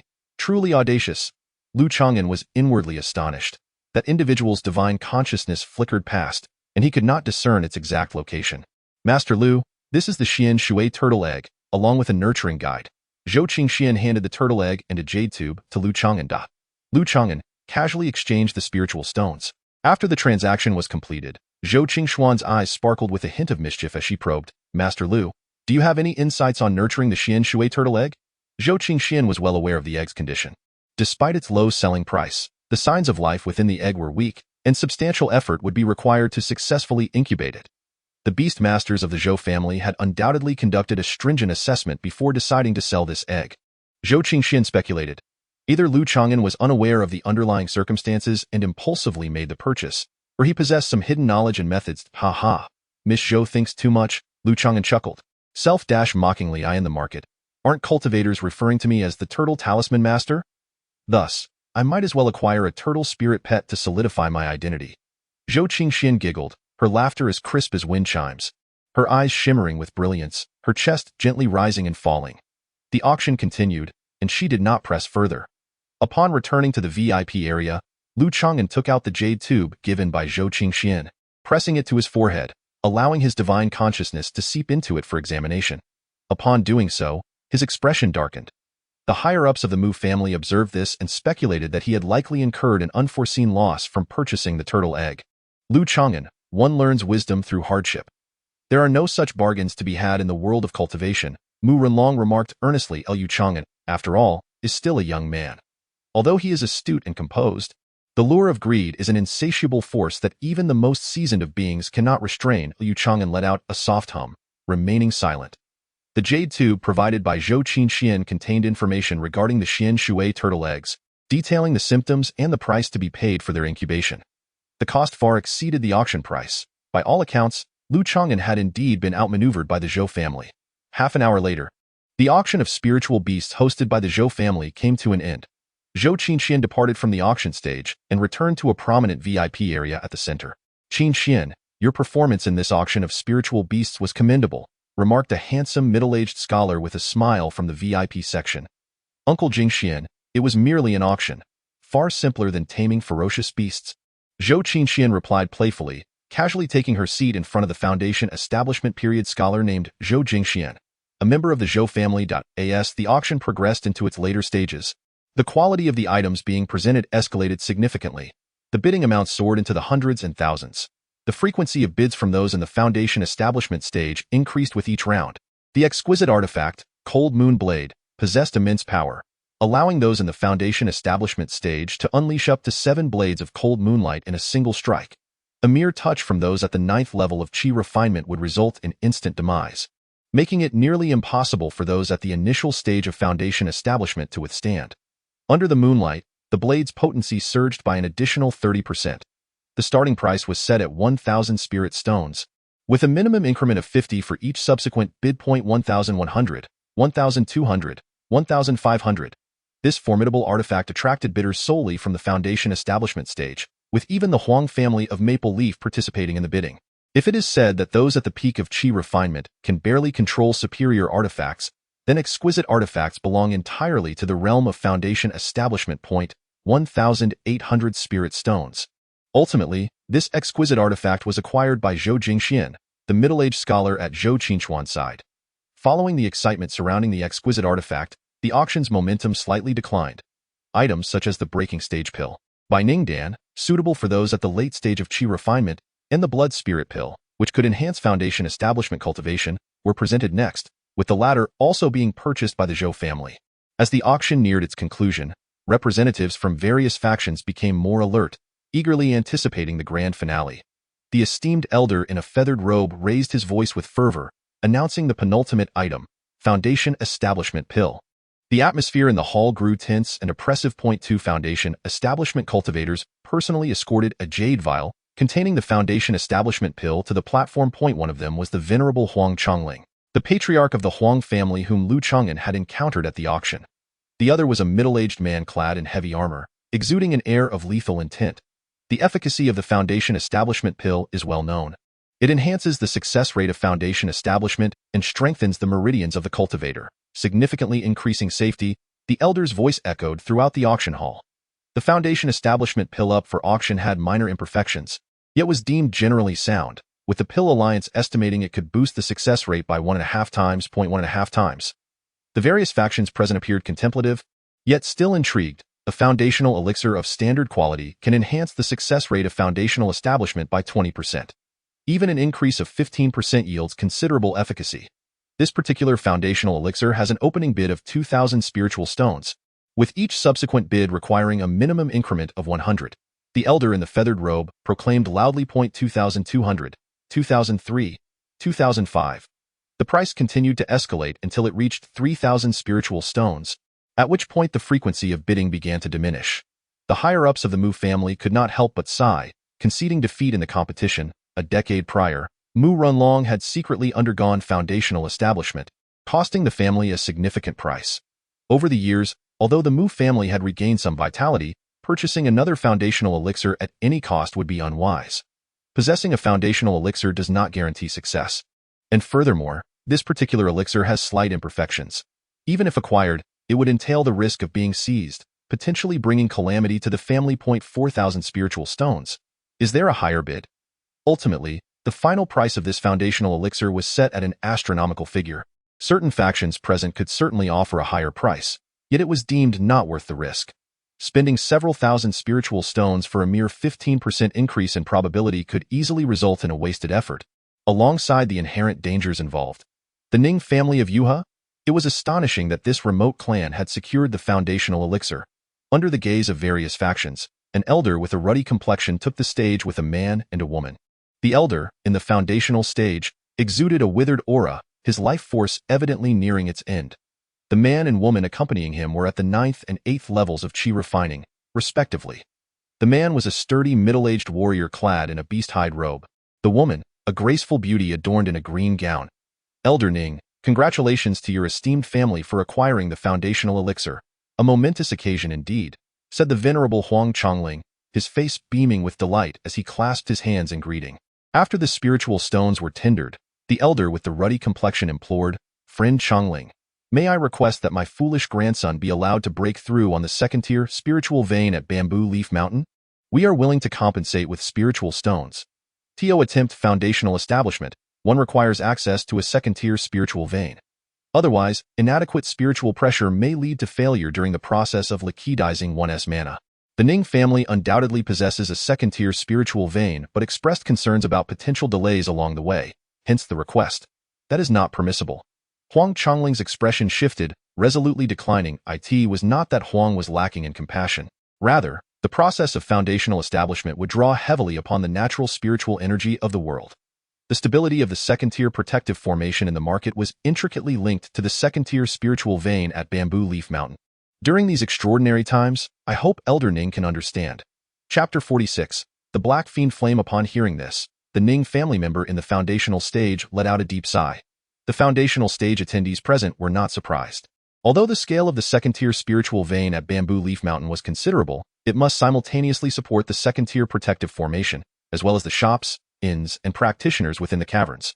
Only a small area at the mountain's summit could enjoy the benefits of the second-tier spiritual vein. Even with the aid of a spirit-gathering formation, The daily burden on the second-tier spiritual vein was substantial. Should a foundational establishment attempt draw in a large amount of natural spiritual energy, it would indeed affect the second-tier formation. Moreover, with a dozen or so foundational stage practitioners attending this auction, some were well known, while others concealed their true identities. If the Ning family were to attempt foundational establishment here, it could create vulnerabilities in the formation, and should any disturbances arise, the Huang family may not be able to contain the situation. Tragic incidents instigated by a foundational elixir have occurred in the past within the realms of cultivation.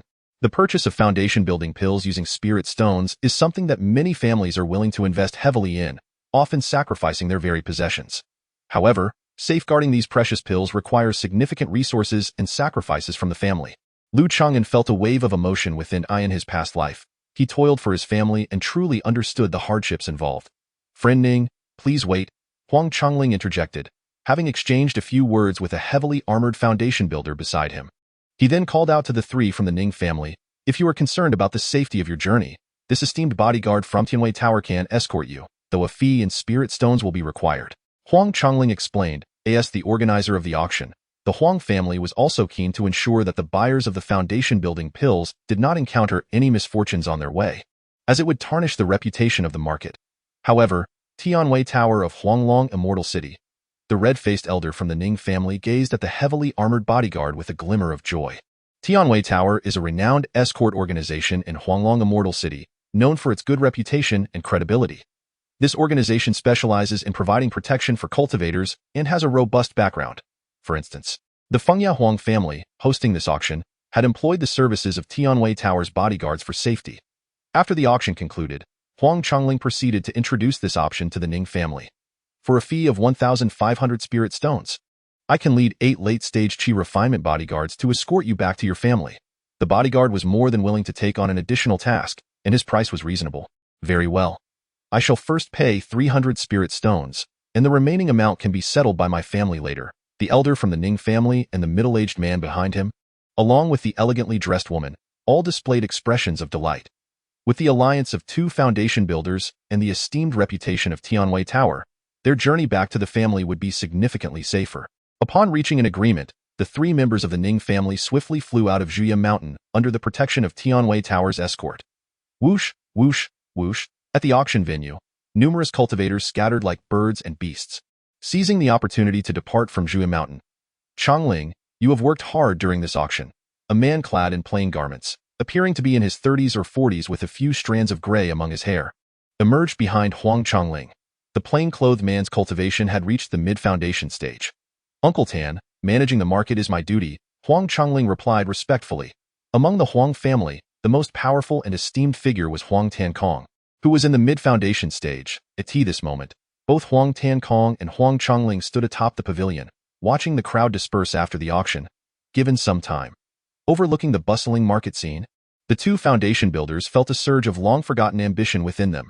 Just then, several miles away from Zhuya Mountain, a bold shout pierced the air, followed by the fluctuations of a battle. The powerful aura of colliding magical energies unmistakably indicated a foundation stage confrontation. There was a skirmish outside the market. Were they attempting to seize the foundation-building pills? The expressions of the 2 Huang family foundation builders darkened significantly. To engage in such bloodshed, so close to the market, disregarding the Huang family's presence, was utterly outrageous. If you wish to fight, at least do so at a distance. Meanwhile, several miles outside the market, the 3 members of the Ning family were swiftly retreating aboard their flying vessel, escorted by the bodyguards from Tianwei Tower. Suddenly, they sensed a formidable wave of sinister energy and dark winds. In the distance, ominous clouds churned in the sky. A man with long hair, exuding an air of malevolence, stood upon a swirling cloud of darkness, obstructing a flying vessel piloted by a foundational cultivator. He left behind the frost moon blade and blood spirit pill, declaring, "Liang shall spare you from death." His voice was chilling, imbued with an undeniable authority. Boldly robbing a cultivator. "How dare you obstruct the Zhou family of beastmasters?" On the flying vessel, a middle-aged scholar at the foundational stage felt the oppressive aura of malice enveloping him, prompting him to shout in anger. This was Zhou Jingxian, a foundational member of the Zhou family. "Uncle Jingxian, this man is Liang Xiaotian," exclaimed a young girl in a yellow dress, her cultivation at the 7th level of Qi refinement, her voice filled with alarm. The long-haired man was clad in a black robe adorned with cloud patterns, his face slightly pale, with sharp sword-like brows and a nose resembling a hanging gallbladder. His slender, piercing black eyes resembled a deep and frigid pool. As Zhou Qingxuan's gaze met his, a tremor coursed through her, nearly causing her to collapse. How audacious of the Zhou family of beastmasters! Blind to their own folly! Liang Xiaoyan's flowing black hair billowed as his form blurred eye in the next instant. 2 or 3 shadows of black wind surged towards the middle-aged scholar. Boom! Pft. Several massive black wind blades, accompanied by the crackling sound of electric arcs, violently struck before the middle-aged scholar. Qingxian, be careful! The middle-aged scholar, filled with rage and fear, summoned a black inkstone that expanded to several zhang in size, dark clouds swirling around it as if it were a miniature mountain peak. However, under the onslaught of the black wind blades and electric arcs, this superior-grade magical artifact only held for a brief moment before its spiritual light dimmed and it shrank. This is bad. The middle-aged scholar retreated hastily, conjuring a layer of magical barrier, and spat out a mouthful of vital blood onto the black inkstone, causing its aura to surge slightly, barely withstanding the first wave of attack. Amidst the fierce winds generated by the clash of foundational cultivators, Zhou Qingxuan's delicate form tumbled through the air, her protective talisman shield shattering multiple times as she narrowly evaded the battleground. Foundational elders nearby, we are the Zhou family of beastmasters. Please lend us your aid. Zhou Qingxuan's face was pale with anxiety as she cried for help. The Zhou family was under attack. It was the infamous Liang Xiaotian. Several foundational cultivators departing from the market were taken aback as they scanned the scene. They saw Zhou Jingxian severely wounded and bleeding, on the brink of death. They're not targeting us. Retreat quickly. The massive bodyguard from Tianwei Tower, with a stern expression, urged, yes, hurry. The foundational ancestor of the Ning family was eager to flee. The foundational pills they carried were already a hot potato. They dared not attract further trouble. The nearby foundational cultivators sought to distance themselves, fearing that Liang Xiaotian would slay Zhou Jingxian and then pursue them. With a resounding crash, the middle-aged scholar Zhou Jingxian fell from the sky, collapsing to the ground, barely clinging to life. Senior Liang, my uncle has been most offensive. I implore you to show mercy. We are willing to offer the Frost Moonblade and Blood Spirit Pill. Zhou Qingxian supported her uncle, recalling certain rumors about Liang Xiaotian, and bowed respectfully, pleading for mercy. Qingxian, how can one submit to such? Zhou Jingxuan's words were cut short as Zhou Qingxian covered his mouth. She removed a storage pouch from Zhou Jingxian and, with a graceful gesture, presented it to Liang Xiaotian. It is too late to beg for mercy now. Liang Xiaotian accepted the storage pouch, scanning its contents with his spiritual sense, casting a cold glance at the severely injured Zhou Jingxian. Senior Liang, you are a formidable figure of the demonic path. Surely you possess great magnanimity. Zhou Qingxuan's cheeks glistened with tears, a sight both heart-wrenching and poignant. Sever an arm. Liang Xiaotian stood with an indifferent expression, hands clasped behind his back. Suddenly, without awaiting his uncle's consent, Zhou Qingxian drew forth a gleaming silver blade. With a swift motion, she severed one of Zhou Jingxuan's arms. Ah! The middle-aged scholar fainted from the shock. Predecessor Liang, are you satisfied? Blood splattered onto the young girl's exquisitely delicate face, a hint of alluring charm mingling with her innocence.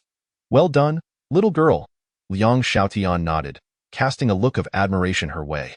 With his hands still behind his back, he stepped onto the dark, cloud-like mist, preparing to depart. Whoosh whoosh! At that moment, 2 auras of foundational establishment rushed in from the Bamboo Leaf Mountain Market. Bold heretics! How dare you pillage near the market? Huang Tankong and Huang Chongling, both at the foundational level, tore through the air.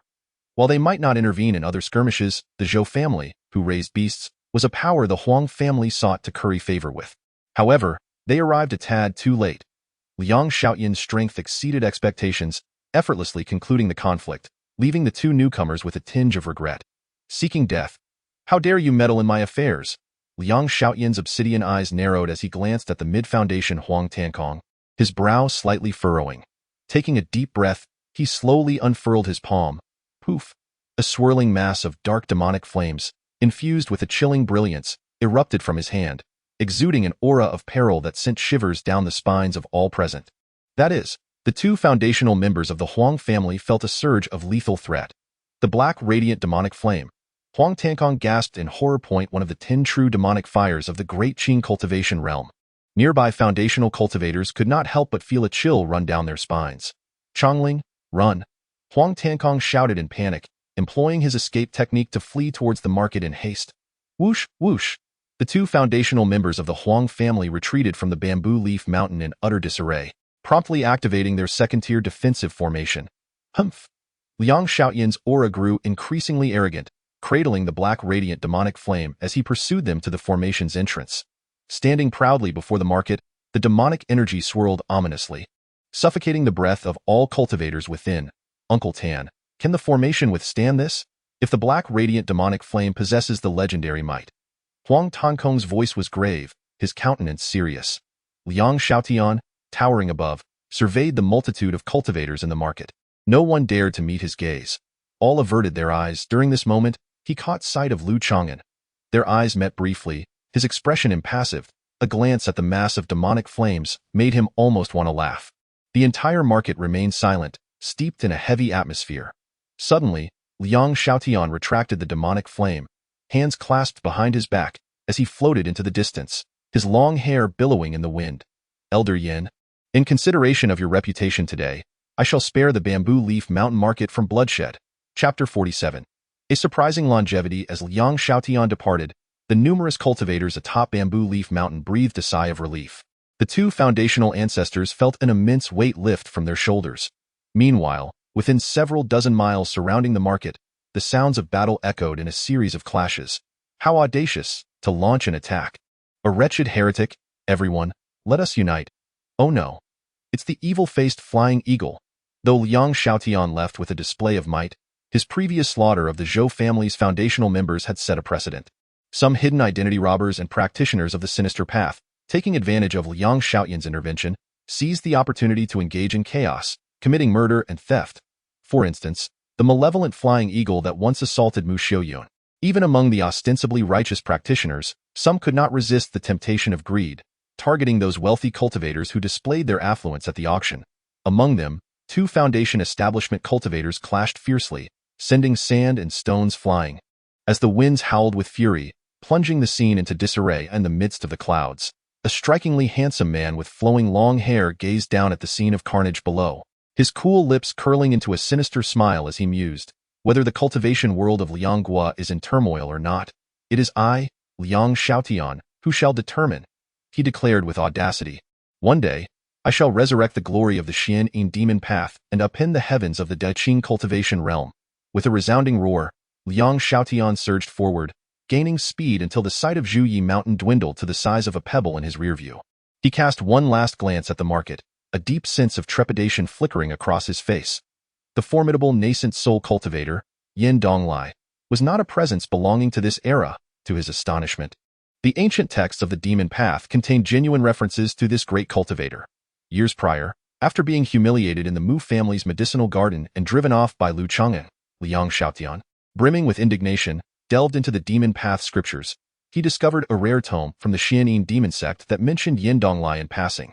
The essence was that a legendary nascent soul cultivator named Yin Donglai had graced the Daqing cultivation realm a myriad of years ago, receiving a personal welcome from the heads of both the righteous and demonic paths. Other pertinent details remained elusive. Liang Xiaotian had sought numerous ancient texts thereafter, but none spoke of Yin Donglai. Consequently, he harbored no lingering doubts regarding Lu Changan's residual soul identity, concealing his thoughts deep within. He dared not recklessly approach the practitioner possessed by that ancient anomaly. This area could no longer be lingered in. He needed to procure several rare materials to begin refining the Black Gang demon flame. Fortunately, the two foundation establishment cultivators from the Huang family were inexperienced and retreated in fear. A disdainful smile played on Liang Xiaotian's lips. As the sounds of battle outside Zhuyi Mountain's market gradually subsided, numerous practitioners remained within, hesitant to venture outside, fearing that Liang Xiaotian and the other robbers had not yet departed. Can Elder Yin come out for a brief meeting? The two ancestors of the Huang family floated in midair, clasping their hands respectfully as they spoke. Elder Yin? Upon hearing the voices of the Huang family's foundation establishment elders, Lu Changan felt an odd sensation stir within him. At that moment, Liang Xiaotian brandished the Black Gang demon flame, appearing as though he would obliterate the market. He could only shake his head in disbelief, having never encountered such a pretentious individual. The two foundation establishment cultivators of the Huang family were excessively timid. If they fought with all their might, in conjunction with other neutral foundation establishment cultivators, they would have a legitimate chance of eliminating Liang Xiaotian. After all, Liang Xiaotian was merely at the peak of the early Foundation establishment stage, inferior to the mid-Foundation establishment practitioner, Huang Tankoing.at. The Foundation establishment stage. The disparities between each minor realm were immense, especially when bolstered by numerical superiority. The so-called Black Gang Demon Flame was nothing more than an empty facade. While its surface might exude an intimidating aura, it had not been fully refined. Lu Changan, possessing the insight of a peak Golden Core practitioner from his previous life, could see through it at a glance. Since Elder Yin does not wish to meet, we shall not impose further. In midair, Huang Tankong politely clasped his hands once more to it. Is likely that Liang Xiaotian harbors a certain level of trepidation, referring to himself as a predecessor, suggesting that he is at least a false Dan true practitioner, with even greater probabilities of being above the true dance stage. Such an ancient being, who traverses the mundane world and refrains from appearing in person, is to be expected from the Huang family's Foundation establishment. Their display of actions merely serves as a token of respect. Zhou, my friend, are your injuries manageable? Huang Tankong and Huang Chongling, both Foundation establishment practitioners, arrived before a cave dwelling near the mountain's peak. Zhou Jingxian from the Zhou family, who had previously suffered grave injuries, was recuperating within the cave. As the restrictions were lifted, the two entered. I am not severely harmed. Fortunately, Qingxian acted wisely and preserved my severed arm, reattaching it in a timely manner. Zhou Jingxian lay wearily on the bed, one arm bound in bandages, exuding a peculiar medicinal aroma. Attending to him was the young woman in a yellow dress, Zhou Qingxian. Upon learning the circumstances, Huang Chongling expressed surprise. Miss Zhou, how can you be certain that this method would ensure your survival? At that moment, it would have been effortless for Liang Xiaotian to eliminate both of them. I had previously harbored curiosity about Liang Xiaotian. It is said that he is quite concerned with his reputation, with his actions largely dictated by his mood. Most of the surviving cultivators under his command have spoken flattering words. Zhou Qingxian, still haunted by the experience, managed a strained smile. The two Foundation establishment practitioners from the Huang family exchanged looks of astonishment, silently resolving to relay this critical information back to their younger kin, so that in the unfortunate event of encountering Liang Xiaotian in the future, they might secure a glimmer of hope. After the Huang family practitioners departed, Zhou Jingxian lifted his eyelids, speaking with evident displeasure. Qingxian, could you at least give me a heads up next time you sever your uncle's arm? Hee. I did this for Uncle Jingshuan's own good. A quick pain is preferable to prolonged suffering. Zhou Qingxian, having shifted from worry to joy, resumed her playful and lively demeanor. After a brief silence, she softly declared, Uncle Jingxian, I no longer wish to return to the family. Do you intend to remain on Bamboo Leaf Mountain? The enterprises here are managed by the practitioners of our clan. Zhou Jingxian inquired, perplexed. I wish to spend a few years here to settle down and investigate the mysterious Elder Yin. Zhou Qingxian articulated her decision. Elder Yin? How would you ever locate such an enigmatic figure who wanders through the mundane realm? In the world of cultivation, excessive curiosity is often detrimental. Zhou Jingxian expressed his disapproval, attempting to dissuade her. However, upon observing the girl biting her lip and pouting, he understood that his counsel would fall on deaf ears. Zhou Qingxian, typically spirited and endearing, could at times be quite obstinate. 2 days later, the marketplace of Bamboo Leaf Mountain gradually returned to normalcy. Most of the cultivators who attended the auction had departed, leaving the market noticeably quieter. Nevertheless, discussions regarding Liang Xiaotian and Elder Yin continued within the tea houses and taverns. The turmoil and crisis of the auction left many distant cultivators with lingering psychological scars. For many subsequent years, the popularity of the Bamboo Leaf Mountain marketplace never reached the Huang family's expectations. The fervor of this auction seemed to mark the historical zenith of the marketplace. On the third floor of the Spirit Talisman shop, Lu Changan set up formations and multiple restrictions within his room. He retrieved a first-tier longevity pill purchased at the auction from his storage bag. Over the past 2 days, the marketplace had been bustling with people, and Mu Xiaoyun had remained in the shop. He had refrained from hastily consuming the longevity pill for testing. Now, in the quietude, Lu Changan gazed at the dark, bluish pill resting in his palm. Emitting an odd aroma, it is hard to fathom that this is the remarkably precious longevity elixir from the realm of immortals. As he channels the Longqing technique, the magical energy within Lu Changan stirs with eager anticipation, further corroborating his suspicions. Sitting cross-legged, he ingests a first-tier longevity pill and closes his eyes to quietly contemplate. The moment the elixir enters his stomach, the Longqing energy surges forth, enveloping the pill entirely. In the next instant, Lu Changan's heart races as he perceives a significantly stronger aura of the passage of time than ever before. In mere moments, he feels as though he is transformed into a towering ancient tree, experiencing the cyclical changes of spring and autumn, life and rebirth, over and over again. After 10 cycles, the effects of the longevity pill dissipate. Within his state of mind, he gains a profound understanding born from the vicissitudes of time. 10 more years of life. Lu Changan opens his deep-set eyes, revealing a hint of astonishment. He distinctly senses that his lifespan has increased by a decade, double what he had anticipated. This revelation astonishes him. After much contemplation, he can only surmise that the Longqing technique maximizes the benefits of the longevity elixir. Lu Changan carefully examines the changes in his magical energy. Soon, a look of ecstatic joy illuminates his face. Not only does this longevity elixir extend his lifespan, but it also slightly enhances the strength of his magical power. Overwhelmed with delight, Lu Changan considers the unique circumstances of his situation. He suspects that consuming a second or third longevity pill may yield beneficial effects. While the enhancement may not be as pronounced, the potential for an increase in magical power remains significant. Regrettably, he hesitates to procure a second longevity pill. Beyond the pressure from elder cultivators, purchasing another would defy common sense. After all, for ordinary cultivators, ingesting a second pill of the same tier typically yields no effect. Lu Changan muses. Henceforth, in addition to longevity pills, he must pay heed to the rare treasures that aid in extending life. Having consumed a single low-tier longevity pill, he has already experienced a slight augmentation in his magical power. If he could one day consume higher-tier longevity substances, the cumulative effects would be worthy of anticipation. Moreover, the Longqing technique inherently strengthens one's magical prowess the longer one lives. Currently, the power of his Longqing magic exceeds that of common techniques, yet pales in comparison to the sect's arts, particularly the clan's signature techniques.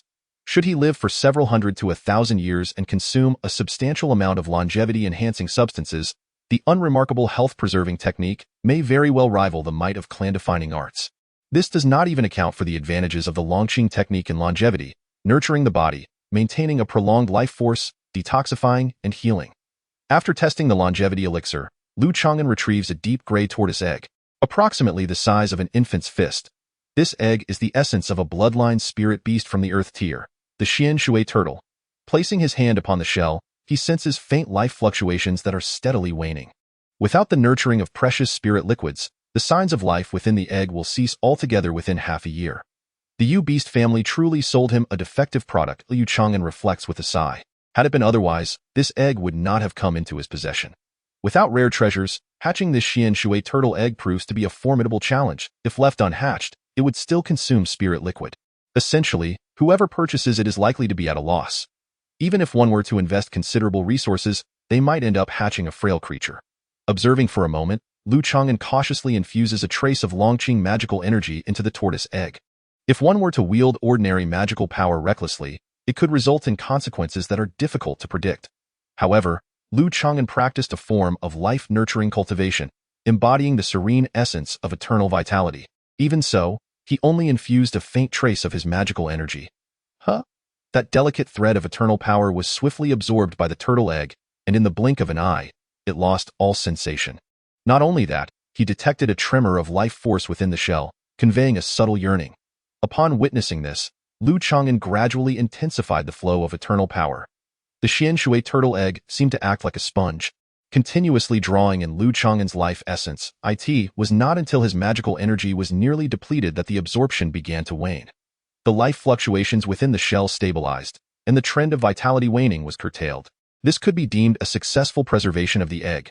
However, the turtle egg appeared to be influenced by some external force, leaving the life embryo within still feeble, its nature unchanged.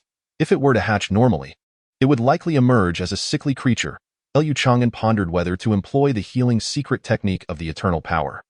This technique had even revived Mu Xiuyun, whose life had ceased, so curing a sickly creature should be well within reach. Yet, the use of this healing technique would come at the cost of his own lifespan. The last time he revived Mu Xiuyun, he sacrificed 2 months of his life. If he were to expend merely a year and a half, that would be acceptable. Lu Changan had recently consumed a first-tier longevity pill, extending his life by a decade.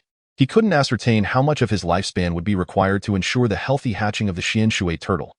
Furthermore, under the influence of the eternal power, would there be any unforeseen changes upon successful hatching? All of this remained uncertain, akin to opening a mystery box. There was no need to rush. Zhou Qingxian was still in the market, and this woman possessed remarkable beast-taming talents, which warranted caution. Should Zhou Qingxian take a sudden interest in checking on the Xian Shui turtle egg, it could pose quite a dilemma. The following morning, Lu Changan visited the inn in the market to bid farewell to Zhao Siyao. The previous day, Li Ergu and Linny had returned. Zhao Siyao had no intention of returning to the sect but planned to venture out in search of foundational opportunities, intending to stay in the market for a few days to procure some resources. Zhao Daoyu, have you truly considered this? You really wish to venture into the Haimu Mountains for training? Gazing at Zhao Siyao, whose demeanor was ethereal and tranquil, Lu Changan felt somewhat taken aback by her decision. Zhao Siyao had reached the pinnacle of the qi refining stage, merely needing to follow the routine within the sect, accumulate experience, complete tasks, and await the opportunity to exchange for foundation-building pills. I have lingered at the 9th level of qi refining for over a decade, my cultivation stagnating, my thoughts weary, and my will weakened. This auction has opened my eyes to the rampant evil cultivators in the market, igniting a realization within me. Zhao Siyao sighed, in terms of life experience, I cannot compare to Lin Yi, nor to you, Lu Daoyu. This time, I intend to travel to Huanglong Xianqing and hone my skills in the Haimu Mountains, slaying beasts to solidify my foundation. Her voice rang clear, her gaze resolute. Lu Changan contemplated deeply. The risks of training in the Haimu Mountains were not to be underestimated. Venturing out to temper one's resolve was one aspect, but the precious spirit herbs and materials from the beasts within the Haimu Mountains could be exchanged for contributions within the sect. Zhao Siyao wished to exchange for foundation-building pills, yet her contributions to the sect were insufficient, and the routine approach was bound to stir anxiety.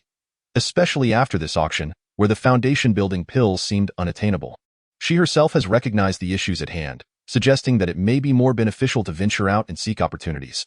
Zhao Daoyu, has Master not offered you any guidance? Lu Changan inquired, his heart stirred. Zhao Siyuan had taken her vows under a pseudo-Dan practitioner, and upon learning this, Lu Changan felt a sense of relief. In this manner, her exceptional beauty and poise would afford her a certain level of protection within the sect, making her less susceptible to covetous gazes and the unspoken rules of the elders. Logically, with the status of a pseudo-Dan practitioner, even a modicum of attention from the sect could expedite Zhao Siyuan's foundational cultivation. My esteemed master has several disciples and little resources to spare for me, Zhao Siyuan replied with a forced smile, her mood noticeably subdued. Moreover, her grandson, now an inner disciple, required considerable investment. Although Zhao Siyuan did not articulate this explicitly, Lu Changan immediately surmised the implications.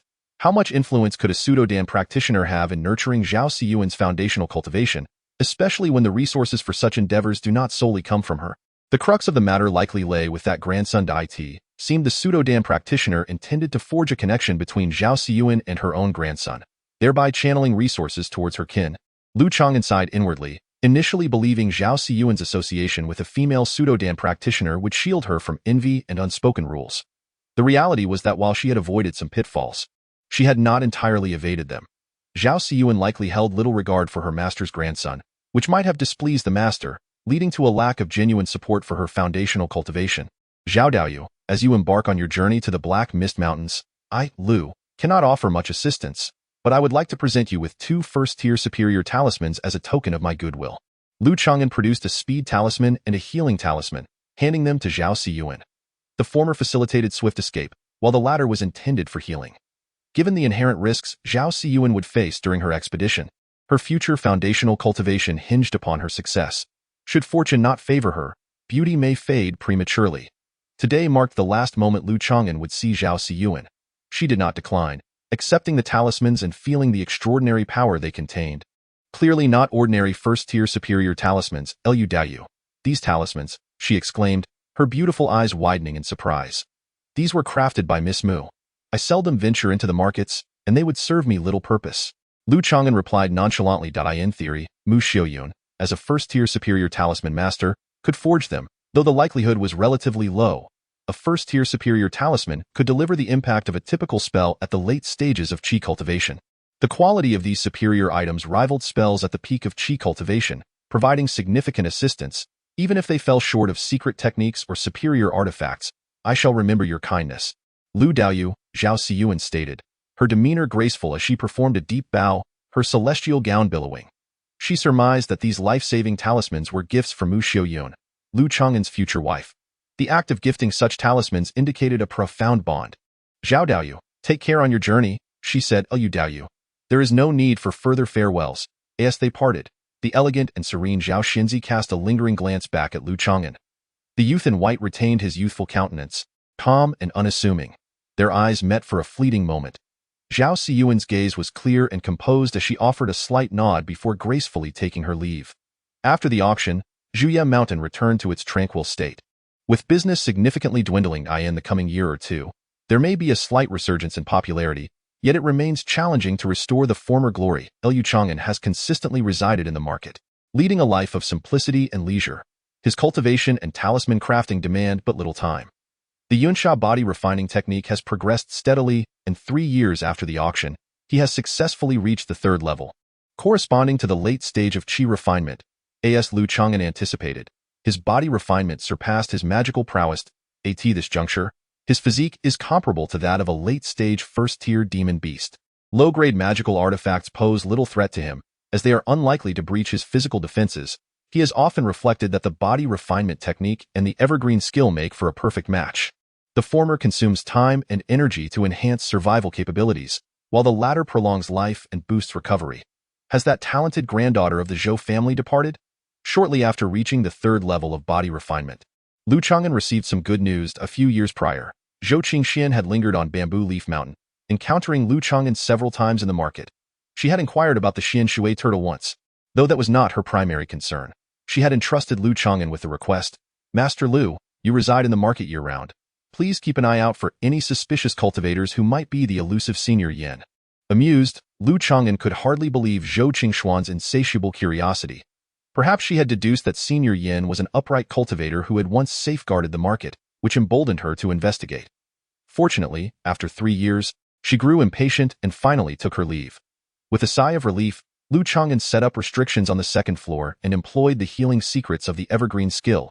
A hum resonated within him as his magical energy surged, enveloping his hands in a halo of ancient verdant light, akin to tender new shoots, infusing the turtle egg with vitality. Inside the shell, waves of eager joy emanated. 1 month, 2 months, 3 months. Liu Changan monitored the consumption of his lifespan, finding it to be rather moderate.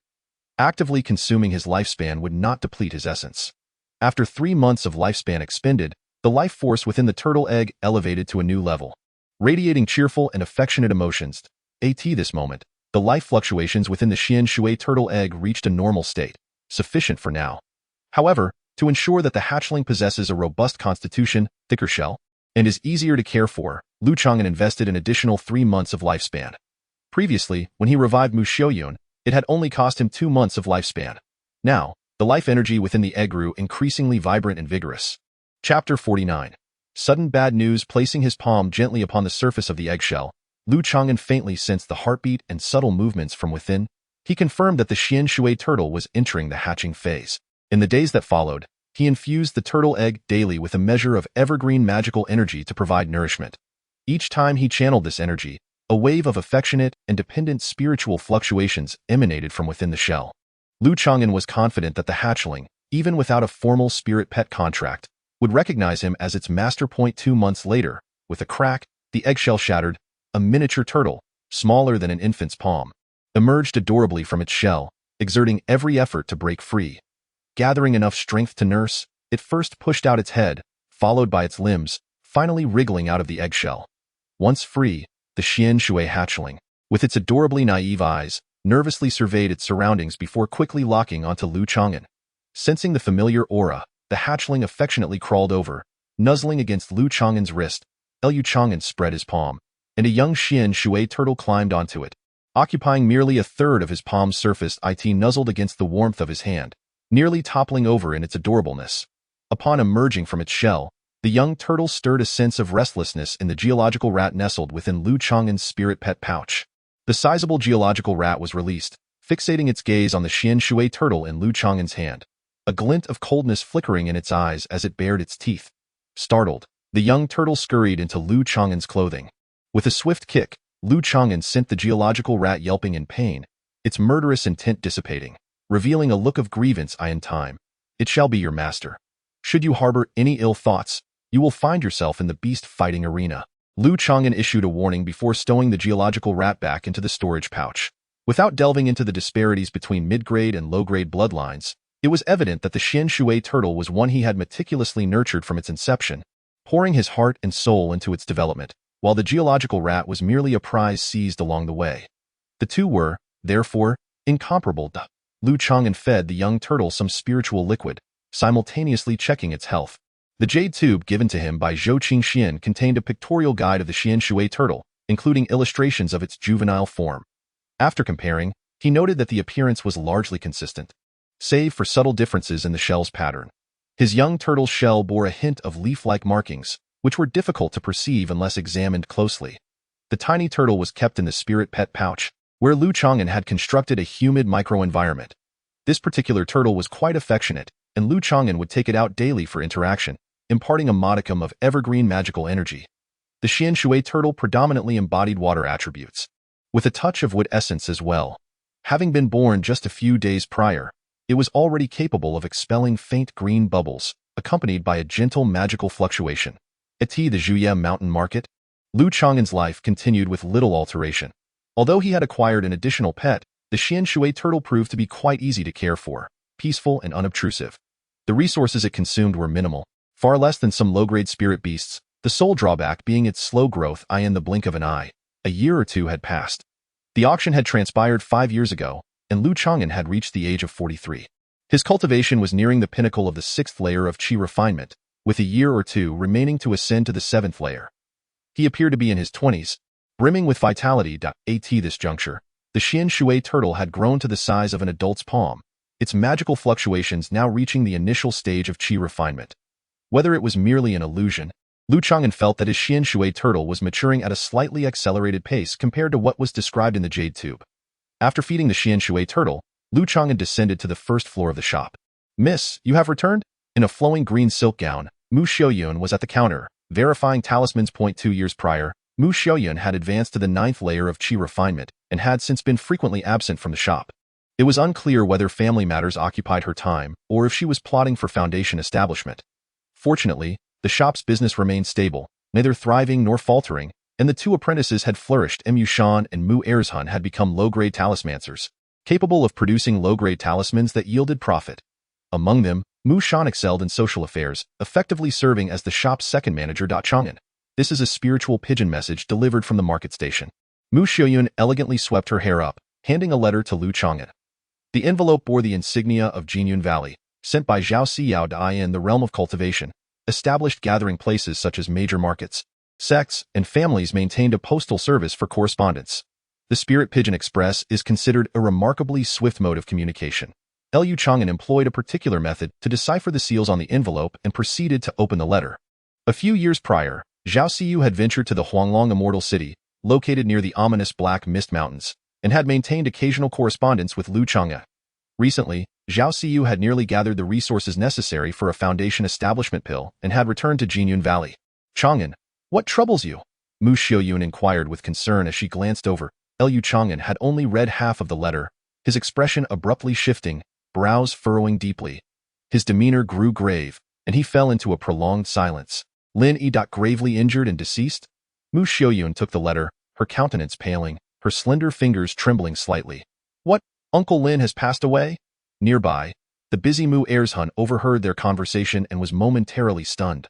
Linny was a friend of his father, having visited the Mu family multiple times over the past 2 decades, attending auctions and market events. The last meeting had occurred 5 years ago, during which Uncle Lin had encouraged his esteemed son, Lin Lu, to foster a closer relationship with Mu Erzhan. Yet today, this dreadful news had arrived unexpectedly. Dame Yushun set the letter down and spoke softly. "Changan, do you intend to visit?" "Indeed," Lu Changan nodded, recalling the bond forged over more than 20 years. As a talisman master, he had frequently engaged in transactions with Lin Yi's hidden immortal pavilion, receiving a considerable volume of correspondence over the years. Zhao Siyu was en route to Hengshui Prefecture regarding the circumstances of Lin Yi's demise. The letter detailed that Lin Yi had led the practitioners of the hidden immortal pavilion, collaborating with disciples from Jinyun Valley to apprehend a notorious evil cultivator. What was initially a certainty had turned into an ambush.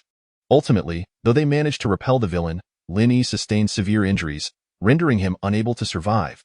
By the time he was returned to Hengshui Prefecture, he had succumbed to his wounds. "First, let us seek out Chongqing," Lu Changan said as he boarded Mu Xiaoyun's flying vessel, and the two set off together. It was the first time in 10 years that Lu Changan had departed from the market. Oh, the sun is rising from the west.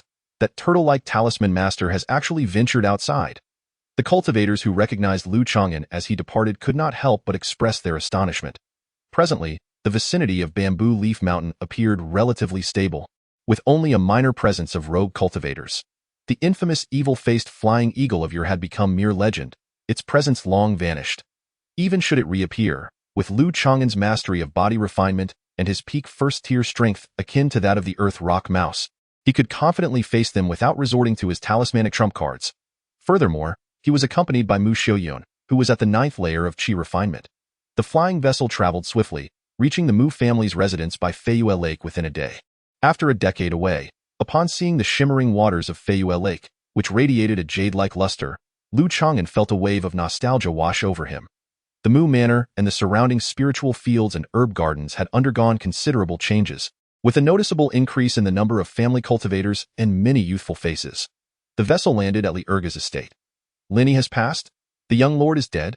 Upon receiving the devastating news, Li Erga's round face quivered slightly, remaining in stunned silence for a protracted moment. Perhaps the most profound impression Linny had left on him was that of the awe-inspiring young lord. Exuding an air of regal authority, from 20 years prior, Lu Changan and Li Ergu made arrangements to visit Hengshui Prefecture to pay their respects to the deceased Changan. I will accompany you, Mu Xiuyun said softly. No need. You are now a key figure in the Mu family and have pressing matters to attend to, Lu Changan replied, aware of Mu Xiuyun's busy schedule as she navigated family affairs and shop responsibilities while also planning for her foundation establishment. Moreover, Mu Xiuyun had no significant ties with Lin Yi. Her gentle gaze darkened momentarily as she softly replied, then I shall lend you the flying boat. A few days later, the flying boat arrived at a valley situated 100 miles south of Hengshui City. This was the stronghold of the hidden immortal pavilion, shrouded by an illusory array. Linny had left instructions to be buried here before his untimely demise. Upon descending into the valley, Lu Changan observed 5 or 6 cultivators seated in a corner. There stood a tomb, marked by a gravestone. Zhao Siyao, clad in white, sat beside a slightly dark-skinned youth, gesturing to the two, Uncle Lu, Uncle Li. Lin Lu knelt before the gravestone, his eyes betraying traces of red. His complexion wan and desolate, Li Ergu gazed blankly at the name inscribed on the gravestone. Suddenly, overwhelmed by despair, he broke down into a fit of sobs, prompting Lin Lu, kneeling beside him, to weep as well. Lu Changan felt a twinge of surprise. Although Li Ergu and Lin had known each other for a long time, their bond had never been particularly close. Initially, Lin had regarded Li Ergu with disdain, who in turn had harbored a fear of the young noble. Eventually, they became friends, putting aside past grievances, sharing everything without reservation. Zhao Siyao and several cultivators approached, attempting to console Li Ergu. Brother, Lin Yi was far more clever and resourceful than I, single-handedly establishing a sect of cultivation that flourished for a time. I am nowhere near his equal. Li Ergu wiped his tears as he spoke. On this arduous path of cultivation, how many more steps can we take compared to him? In the end, we shall all. The death of Lin Yi had dealt a severe blow to Li Ergu's resolve. Lin Yi was the first, but he would certainly not be the last. The road ahead appeared shrouded in darkness. This pessimism began to infect Zhao Siyao and the other cultivators, casting a pall over the atmosphere. Lu Changan lit an incense stick and bowed to the gravestone. Breaking the silence, he declared, You speak the truth. We cannot see the end of the immortal path, and each step carries the risk of falling. Yet, with every step we take, we may behold vistas previously unseen, making this life of cultivation worthwhile. If we do not succeed in this life, there is always the next. I do not seek eternal grandeur, but merely wish for the immortal path to remain ever vibrant. Chapter 50. Accumulated strength unleashed. Lu Changan's eulogy at the gravestone seemed to illuminate the darkness, bringing a flicker of hope to the hearts of the gathered cultivators. Lu Daoyu is correct. The departed have gone, yet the living remain. Let us strive together. May the immortal path endure. Beside Zhao Siyao, a resolute youth with slightly dark skin spoke up in praise. Lu Changan regarded the youth, who was at the 9th level of Qi refinement. He felt a sense of familiarity and quickly recalled, You are Zhang Taizhan, Zhang Daoyu? 20 years have passed, and Lu Daoyu still remembers Zhang. Zhang Taizhan nodded. His expression was somber as he sighed. Back then, when we met in Hengshui Prefecture, Lu Daoyu should have advised Lin Daoyu against accompanying me to the haunted house to exorcise ghosts. At these words, Lu Changan's heart stirred. There was a hint of remorse in Zhang Tieshan's tone. Through their conversation, Lu Changan learned that Lin Yi's death bore some connection to Zhang Taizhan. 20 years prior, Lin Yi had accompanied Zhang Taizhan to the haunted house, where they had encountered some minor success, thus forming a bond that endured thereafter. Zhang Taizhan possesses ordinary qualifications, yet his indomitable will and commendable combat prowess reveal a remarkable talent for dueling. Frequently, he undertakes missions from his sect, vanquishing the nefarious cultivators sought after by the organization. Lin Yi's hidden immortal pavilion provides Zhang Taizhan with invaluable intelligence and assistance.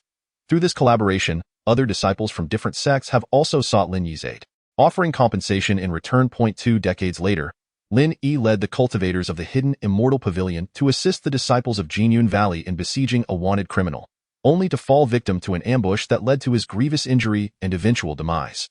Reflecting on these past 20 years, Lu Changan feels a profound sense of lament. It seems that the trajectory of fate was subtly woven towards today's conclusion ever since Lin Yi chose to accompany Zhang Taizhan to the haunted abode to exorcise malevolent spirits. Friend Zhang, there is no need for self-reproach. Brother Lin would undoubtedly have no regrets regarding his earlier decision, Lu Changan contemplates. Had Lin Yi not met Zhang Taizhan, he would not have enjoyed his later successes, founding the hidden immortal pavilion, attracting rogue cultivators, and amassing resources that allowed his son to seamlessly enter Jinyun Valley. With Lin Yi's talents, it would have been impossible for him to establish a foundation in the secular world, and even if he were to survive today, he would only gain a few more decades of life. Lin Lu, your father left you a considerable inheritance in his lifetime. Henceforth, you must diligently cultivate, taking one step at a time, Zhang Taizhan earnestly encourages. Yes, Uncle Zhang, Lin Lu replies respectfully, his head bowed in shame. He recalls how he had once competed for the affection of a beautiful female cultivator within the sect, a matter Zhang Taizhan had previously admonished him about. Before Lin Yi's grave, the cultivators who had been close to him in life had mostly gathered. Some offered incense in tribute, while others poured out wine at the gravestone. Zhao Siyao and Zhang Taizhan took the lead in proposing to extend some care towards Lin Yi's son. Apart from the support provided by the sect, it was imperative to safeguard this sacred ground of the hidden immortal pavilion. Now 20 years old, Lin Lu has attained the 4th level of qi refining and is a disciple of the sect, displaying strength that rivals his father's. As long as the cultivators present speak up, others would not dare covet Lin Lu's inheritance or this spiritual land. Whether to maintain the hidden immortal pavilion would be a matter for Lin Lu to decide. 7 days after Lin Yi's burial, Zhang Taizhan and the other cultivators took their leave one after another. Lin Lu, what has become of Xia Feiluan, who your father captured in the underground palace for alchemy? Lu Changan inquires privately. Lin Lu's expression shifts slightly, and he responds, according to my father's last wishes, I have ensured that he ingested poison and took his own life. Lu Changan refrains from commenting, simply wishing to ascertain the outcome. Should Xia Feiluan still be alive, he would certainly harbor resentment towards Lin Yi and his son, potentially endangering Lu Changan and others as well. Before my father passed, he instructed me to learn from Uncle Lu, so that I might endure long in the realm of cultivation. Lin Lu speaks softly. Lu Changan pauses, taken aback by the praise implied in Lin Yi's last testament. In this encounter, Lin Lu exhibits a notable reduction in arrogance. Before the gravestone, only Zhao Siyao, Lu Changan, and Li Erga remain, 3 external cultivators. After discussing a few matters, the trio bids farewell and departs from the valley of the hidden immortal pavilion. As they exit, Lu Changan and Zhao Siyao exchange a few words, primarily concerning the latter's progress in foundation establishment. I have gathered the necessary contributions and have applied to the sect for a redemption. The next batch of foundation establishment pills will include one for me, Zhao Siyao mentions with a tone of delight. That is splendid. Congratulations to Daoist Zhao on your impending foundation establishment. Lu Changan responds warmly. Lu Changan and Li Ergu extended their early congratulations. There is one matter for which I have yet to express my gratitude to Daoist Lu. Before parting, Zhao Siyao, with an air of elegance, offered a graceful bow to Lu Changan. Several years prior, the 2 exquisite talismans bestowed by Daoist Lu had provided me with crucial support amidst the treacherous Black Mist Mountains. Given the depth of our friendship, the 2 superior talismans are but trifles. Lu Changan spoke with a generous tone, uttering kind words. Once Zhao Siyao establishes her foundation, what significance do 2 first-tier talismans hold? Since our bond is so profound, should Zhao be fortunate enough to establish her foundation in the future, I hope Daoist Lu will not regard me as an outsider and refrain from altering your address. Zhao Siyao smiled charmingly and waved goodbye. Change of address? Li Ergu paused for a moment, then realized. According to the customs of the cultivation world, should Zhao establish her foundation, we would have to address her as senior. such as the nature of the cultivation realm, where cultivation and achievements take precedence. Unless one is a direct blood relation or a master-disciple pair, seniority is largely determined by one's level of cultivation. The fact that this woman recalled the matter of changing addresses from the Gathering Immortal's tower so clearly suggests that it may have caused her some discontent. Lu Changan inwardly chuckled bitterly. Nonetheless, Zhao Siyao's words today, forbidding Lu Changan from addressing her as senior in the future, indicate her genuine acknowledgement of their friendship. She is not a person of ingratitude. In the cultivation world, there are indeed many who are ungrateful. For instance, in Lu Changan's previous life, his family once produced an exceptionally gifted earth spirit root cultivator. The family had sent this individual to the sect, sparing no expense in providing resources. That earth spirit root cultivator took this for granted. Later, upon successfully forming a core, this cultivator distanced themselves from the family and remained indifferent during their times of peril. If even blood relations could act thus, what could be expected from acquaintances? A few days later, Lu Changan and his companion returned to Feiyue Mountain Manor. Lu Changan intended to return Mu Xiaoyun's flying boat and made a trip to Moonheart Island. Moonheart Island is a place for high-level family cultivation, and this was Lu Changan's first visit. He sent out a sound transmission talisman. Shortly after, Mu Xiaoyun, clad in a simple gown, flew out from the island's cave dwelling. Having consumed a beauty elixir, Mu Xiaoyun appeared to be in her 20s, radiant and fair-skinned, with scarcely a wrinkle in sight. After returning the flying boat, Lu Changan expressed his desire to resign from his position as the chief talisman master at the talisman shop in the market. This was because Lu Changan estimated that within 2 years he would advance to the 7th layer of Qi refinement, after which he would leave Feiyue Lake and the Mu family. The talisman shop was lacking in experienced talisman masters, and if I remain for a few more years, I can help you apply for Abai Ningdan. How does that sound? She pursed her red lips, her starry eyes revealing a hint of expectation. And no need for that. Mu Erzhun and Mu Shan are nearly capable of shouldering the responsibilities, and the stock of obscure talismans at the shop is sufficient for several years. Lu Changan clasped his hands in farewell. Watching the retreating figure in white robes, Mu Xiaoyun sensed something, her serene countenance dimming as she stood in contemplation for a long while. Feiyue Mountain Manor. Lu Changan returned to the long-cherished lakeside villa. Activating the array's restrictions, he immediately commenced his seclusion for cultivation. Although he called it seclusion, he only needed to cultivate for 1 or 2 hours each day, yielding slightly lesser results than at Bamboo Leaf Mountain. 1 or 2 years passed in the blink of an eye. On this day, a powerful surge of magical energy emanated from the lakeside villa, resonating with the heavens and earth. Ordinary formations struggled to conceal it. 7th layer of Qi refinement? The nearby families of cultivators could not help but sense the stirring. Who is the newly advanced practitioner at the 7th layer of Qi refinement? It appears to be Master Lu Changan. It is indeed him. Numerous cultivators turned their attention towards the direction of Lu Changan's villa. While the 7th layer of Qi refinement may seem inconspicuous within a sect, it is regarded as a position of moderate to high standing within a foundational family. Should he deepen his experience further and reach the 8th layer of Qi refinement, he could attain the status of an elder within the Mu family. The senior cultivators of the Mu family were not surprised by Lu Changan's ascension to the 7th layer of Qi refinement. After all, Lu Changan's aptitude is commendable. He has diligently practiced for many years and has benefited from the resources earned as a talisman master. His promotion to the 7th layer of Qi refinement can be seen as the fruition of his hard work. At the age of 45, he has reached the 7th layer of Qi refinement. Inside his villa, Lu Changan felt a surge of vibrant spiritual energy within him, stirring his emotions. In this 3rd life, he has finally transcended the most fragile phase. Elated, he could not help but let out a light shout. Attaining the 7th layer of Qi refinement marks his entry into the later stage of Qi refinement. This advancement not only signifies a significant increase in his spiritual power but, when combined with the enhancements from his previous 2 lives, his capabilities have multiplied exponentially.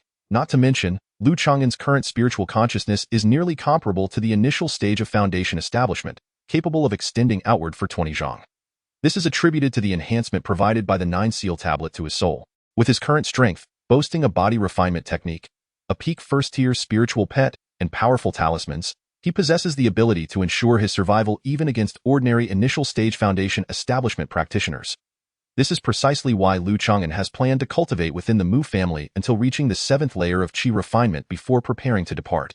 Apart from seeking opportunities for foundation establishment, he now possesses sufficient strength to navigate the lower echelons of the cultivation world without overly relying on his family's spiritual lineage. In the later stage of Qi refinement, as a first-tier superior talisman master, he could live comfortably in the various markets of the Liang Kingdom's cultivation world.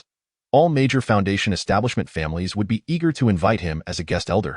Though his status would be slightly lower than that of the former Master Gudan, his strength has undoubtedly surpassed it by a considerable margin. Chapter 51. The small celebration of foundation establishment 3 days later, Lu Changan emerged from seclusion at Feyue Villa. Many family members came to offer their congratulations, even presenting gifts. Brother, how delightful! The first to approach was the neighbor, Li Ergo, accompanied by his 2 wives and several children. Congratulations, Uncle Lu, on your remarkable achievement in spiritual power. The joyous clamor of adults and children alike filled the AIR. Lu Changan could discern that Li Ergo felt a tinge of disappointment. After all, in recent years, he had gained substantial rewards and breakthrough pills through fathering children, leading to a period where his cultivation had significantly surpassed Lu Changan's. Now, however, it is Lu Changan who has taken the lead in reaching the 7th layer of chi refinement. Nevertheless, Li Ergo was genuinely happy for him. Lu Changan, without a wife or children, possesses superior aptitude and has diligently toiled without distraction, making his current achievements entirely reasonable. Master Lu, this is a message from your spiritual dove. During their conversation, a family messenger delivered a letter bearing the familiar emblem of Jinyun Valley. As Lu Changan opened the letter, a smile gradually spread across his face. Brother, what does it say? Li Ergo inquired. Sensing the significance, Taoist Zhao has successfully established his foundation. He invites us to Jinyun Valley to attend a small celebration for his foundation establishment. Lu Changan's tone was filled with satisfaction. Foundation establishment. Despite having anticipated this news, Li Ergo could not help but gasp in astonishment, taking a deep breath. This is a level of achievement he never dared to dream of, belonging to the realm of the family ancestors. In terms of status and identity, Zhao Xiao surpasses even the foundational ancestor of the Mu family. From the direction of Feyue Lake, the sound of breaking air arrived, accompanied by the spiritual pressure of the foundation establishment stage. Greetings, Uncle Ancestor. I have met the family head. I have met the elders. 3 figures, 2 men and 1 woman, descended upon Lu Changan's villa, with surrounding Mu family cultivators bowing in respect. The 3 visitors were none other than Mu Renlong, Mu Maoda, and Mu Xian. 1 at the foundation establishment stage, and 2 at the 9th level of chi refinement. Such a scene was rarely witnessed at Feyue Manor. Lu Changan, quite impressive. There is no need for breakthrough elixirs. You have smoothly ascended to the late stage of chi refinement. Clad in black robes, Mu Renlong's gaze was piercing, his face radiating admiration, exuding a formidable aura. The younger generation merely had a stroke of luck, Lu Changan humbly replied. His steady progress, breaking through minor realms through diligent effort, without the aid of breakthrough elixirs, was only natural. 45 years old. Being at the 7th level of chi refinement was hardly a point of pride. Lu Changan, this is our congratulatory gift. Mu Maoda, with a stoic expression, presented a storage bag. Changan, congratulations, Mu Xiaoyun, adorned in a flowing azure dress, said softly, exuding grace and poise, before falling silent and standing elegantly to the side. The grandeur of the occasion led Lu Changan to suspect that Mu Xiaoyun subtly hinted at her potential departure from the family. This was within reason. Although Mu Xiaoyun harbored feelings for Lu Changan, her allegiance ultimately lay with her clan. Furthermore, if she truly wished to retain Lu Changan, it would complicate matters. Lu Changan, let us converse inside, Mu Renlong asserted. Taking the lead into the house, Lu Changan cast a glance at Mu Xiaoyun before entering with poise, closing the door behind him. With restrictions laid down by a foundation establishment cultivator, no one could discern the contents of their discussion. Meanwhile, Mu Xiaoyun lightly bit her crimson lips, her starry eyes reflecting both hope and concern. Mu Maoda remained sullen, silent as ever. After a moment, Mu Renlong and Lu Changan emerged in succession.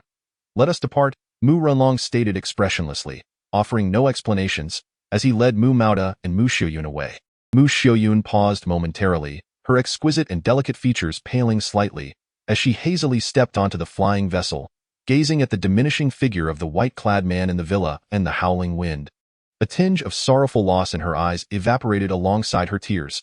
Ultimately, she seemed to arrive at a resolution, her starry gaze bright and resolute, her hair partially concealing her face, casting one last glance at Lu Changan. Seeing the final glimmer in Mu Xiaoyun's eyes, Lu Changan felt a sense of comfort and relief, mixed with a hint of admiration. For he sensed Mu Xiaoyun's unwavering resolve. In the realm of cultivation, one's path of practice is paramount. The rest is but fleeting clouds or passing travelers. Any competent female cultivator is far from being a love-struck fool. Severing a bond may bring pain, yet it is not an insurmountable task. Big brother, what did the ancestor discuss with you? Li Ergu could not help but inquire. He speculated that with Lu Changan's current cultivation and talisman-making skills, the Mu family would offer generous incentives to retain such talent. Apart from the initial 2 or 3 years upon joining the Mu family, Lu Changan had maintained a cooperative relationship with the clan. Over the past 2 decades, he had crafted an innumerable amount of talismans for the Mu family, creating substantial benefits and potential value. Although he had reaped some rewards during this time, it was a result of his own skill in talisman crafting. In summary, even if Lu Changan were to terminate his collaboration, he would owe the Mu family nothing. This is a truth well understood by the Mu family. Unless they are a family inclined towards the demonic path, there is no reason for them to insist on retaining him. Even a master talisman maker cannot be deemed of strategic value to the extent that they would impose any restrictions. Moreover, the Mu family does not lack talents in talisman crafting. What they truly require is an experienced alchemist.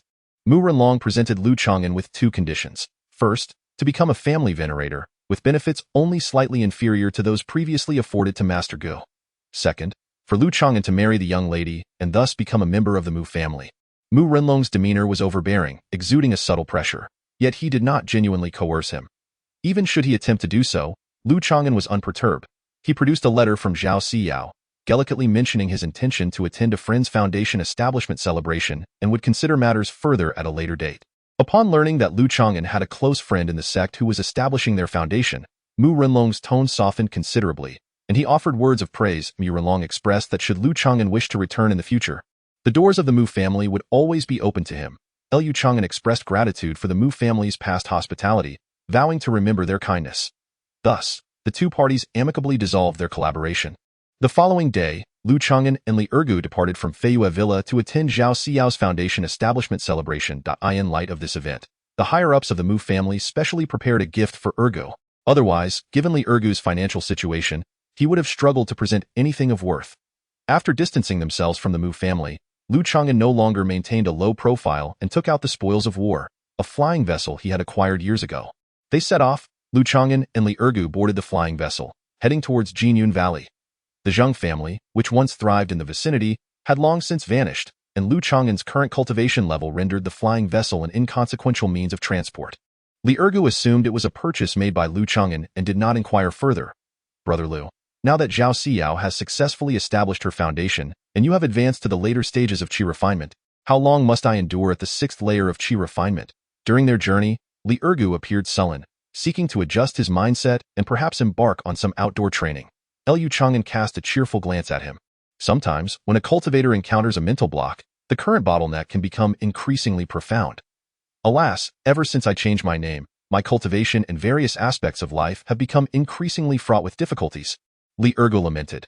Before adopting the name Li Chongqing, he had thrived within the Mu family, even obtaining breakthrough elixirs with ease. However, after advancing to the 4th layer of Qi refinement, his fortunes took a turn. He first suffered a leg injury on the front lines and subsequently faced continuous setbacks in his cultivation. Over the years, his children had caused him much worry, and his relationships with his wives had become rather strained. Brother, do you think I should change my name back? Li Ergu asked unexpectedly. In the realm of cultivation, there is no such thing as superstition. Concepts of feng shui, luck, and fate have existed since ancient times, with even some prominent cultivators holding steadfast beliefs in them. What name do you wish to adopt? I don't want to revert to Ergu. It's simply too unappealing. Brother, could you bestow a name upon me? Li Ergu implored. Lu Changan felt a stir in his heart and replied, the name Chongqing may be too grand for your talents and fate to bear. He had previously inquired about a certain cultivator in the Liang kingdom who held the title Chongqing. That individual had perished after merely 200 years. How about the name Li Erqing? Li Erqing? Excellent. I quite like that name. Ergu's cheeks jiggled with fat, quite pleasing to the eye, and he whimsically combined his previous 2 names. Henceforth, I shall be known as Li Erqing. Thus, Li Ergu made this hasty decision. 10 days later, the flying vessel descended before the entrance of Jinyun Valley. Lu Changan presented a token to the gatekeeper disciple for transmission. Half an hour later, a streak of luminous clouds shot forth from within the mountain gate, accompanied by the spiritual pressure of the foundation establishment stage.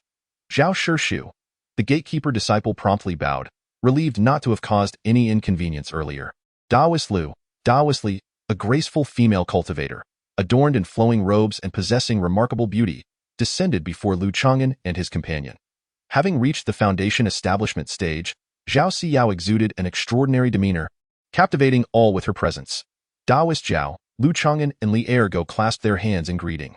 With a graceful wave of her jade hand, Zhao Siyao beckoned the two to board the luminous clouds and enter Jinyun Valley. Daoist Zhao, congratulations on your foundation establishment. Here is our gift of congratulations. Lu Changan and his companion presented a gift box. Zhao Siyao accepted the offering, casting a wry smile at Lu Changan. Back then, when I became a core disciple and ventured into the Haimu Mountains for training, Daoist Lu was of great assistance. I had intended to surprise you during this meeting, but I didn't expect Daoist Lu to have already advanced to the later stage of Qi refinement. Surprise? It wouldn't be the Bai Ning Dan, would it? Indeed, it is this very item. Zhao Siyao produced a jade vial containing a breakthrough elixir for the later stage of Qi refinement. Today, this Bai Ning Dan shall be returned as a gift to Chongqing. Next time, I shall find something more suitable for you. With that, she passed the jade vial to Li Ergo. Upon receiving the breakthrough elixir, Li Ergo could not contain his elation. Thank you? Daoist Zhao, by the way, I am no longer called Chongqing. I am now Li Erqing. Chapter 52. Out of place in a cultivation family, the birth of a foundation establishment cultivator often warrants a grand ceremony to showcase the family's strength. However, in a sect, such an act is deemed inappropriate. A foundation establishment cultivator is regarded as merely a minor middle-tier figure. Newly ascended foundation establishment cultivators typically celebrate on a smaller scale, inviting close friends and compatriots, referring to it as a modest foundation establishment celebration. The luminous clouds carried the three through the celestial realms, approaching the heart of Jinyun Valley, landing midway up a peak amidst a second-tier superior spiritual vein environment. Lu Changan sensed the exceptionally pure and abundant spiritual energy of heaven and earth, surpassing even that found at the Moon Heart Island, home to the ancestor of the Mu family. Zhao Siyao's modest celebration for her foundation establishment was held within her cave dwelling. The cave spanned several acres, with the main hall soaring to a height of 5 or 6 zhang, featuring gardens, medicinal fields, tranquil pools, and quiet chambers distributed throughout. At this moment, the main hall was filled with 2 or 3 dozen cultivators, predominantly from Jinyun Valley, judging by their attire. Upon entering, Li Ergo's face turned ashen, beads of sweat forming on his forehead, nearly collapsing to the ground. Within the cave alone, there were 6 or 7 cultivators at the foundation establishment stage. Zhao Siyao personally welcomed the two, drawing curious and inquisitive gazes from numerous cultivators. Even without deliberately exerting their presence, the collective pressure from the gazes of those at the foundation establishment stage could overwhelm an ordinary Qi refinement cultivator. Lu Changan intentionally heightened his breathing to exhibit a hint of tension and pressure. Li Ergo was somewhat stunned, taken aback by the unexpected presence of so many eminent foundation establishment cultivators. Daoist Li, please take a seat over here. Do not feel constrained. These are my fellow disciples, Zhao Siyuan said with a smile, alleviating the tension between the two. Zhao Junior sister, may I inquire about these 2 guests? Asked a broad-shouldered man in loose robes, who was at the foundation establishment stage. Lu Changan and Li Erqing, cultivators from the Mu family of Feiyue Lake, with whom I have shared a long-standing friendship. Siyuan's ability to establish her foundation was aided by their support. Upon hearing Zhao Siyuan's introduction, the assembled sect members immediately lost interest. Some wore playful smirks, while one individual chuckled lightly. Zhao Junior sister ascends to foundation establishment, yet does not forget her old friends.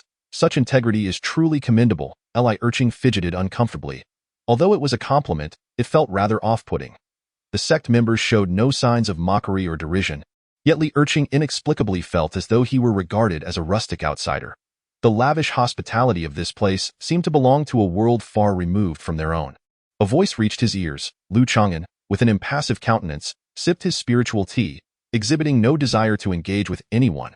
Upon hearing this, Li Erqing felt considerably more at ease. The celebration of Zhao Siyuan's foundation establishment attracted cultivators of at least intersect status, or those of considerable prowess at the foundation establishment stage. Such a circle was simply not on the same level as that of ordinary family cultivators. However, as long as one did not aspire to intrude upon this circle, there was no need to tread lightly or remain anxious. Lu Changan, ever perceptive, gleaned information from the conversations of the sect disciples.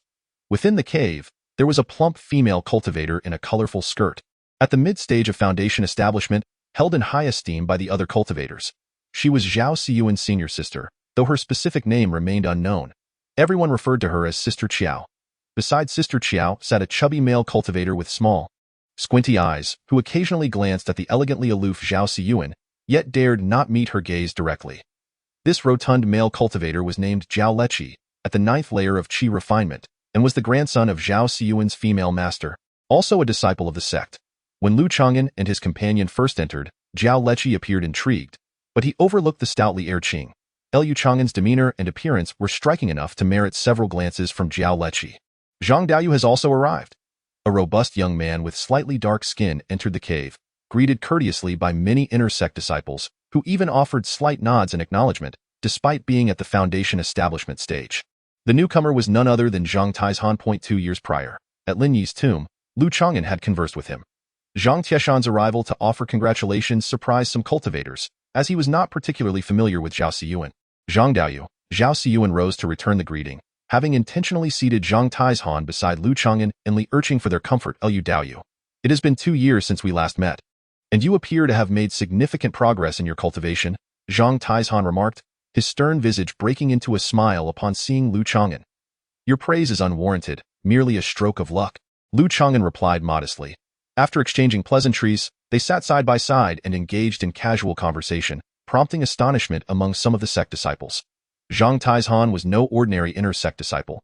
He had earned the favor of the elders from the Outer Peak and currently held a position within the Law Enforcement Hall. Known for his fierce sense of justice and formidable combat skills, he had brought down numerous sect-wanted criminals. Brother Zhang, it seems you bear some injuries?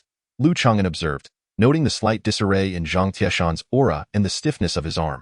Recently, I encountered a rather notorious rogue cultivator known for his malevolence. This individual possessed a flying eagle spirit beast, capable of traversing the skies with remarkable agility, rendering me powerless against him. Zhang Taizhan, without reservation, divulged the details. The flying eagle spirit beast? Could it be the infamous evil-faced eagle? A thought struck Lu Changan. Years ago, Mu Xiuyun had nearly perished at the talons of the evil-faced eagle. It was he.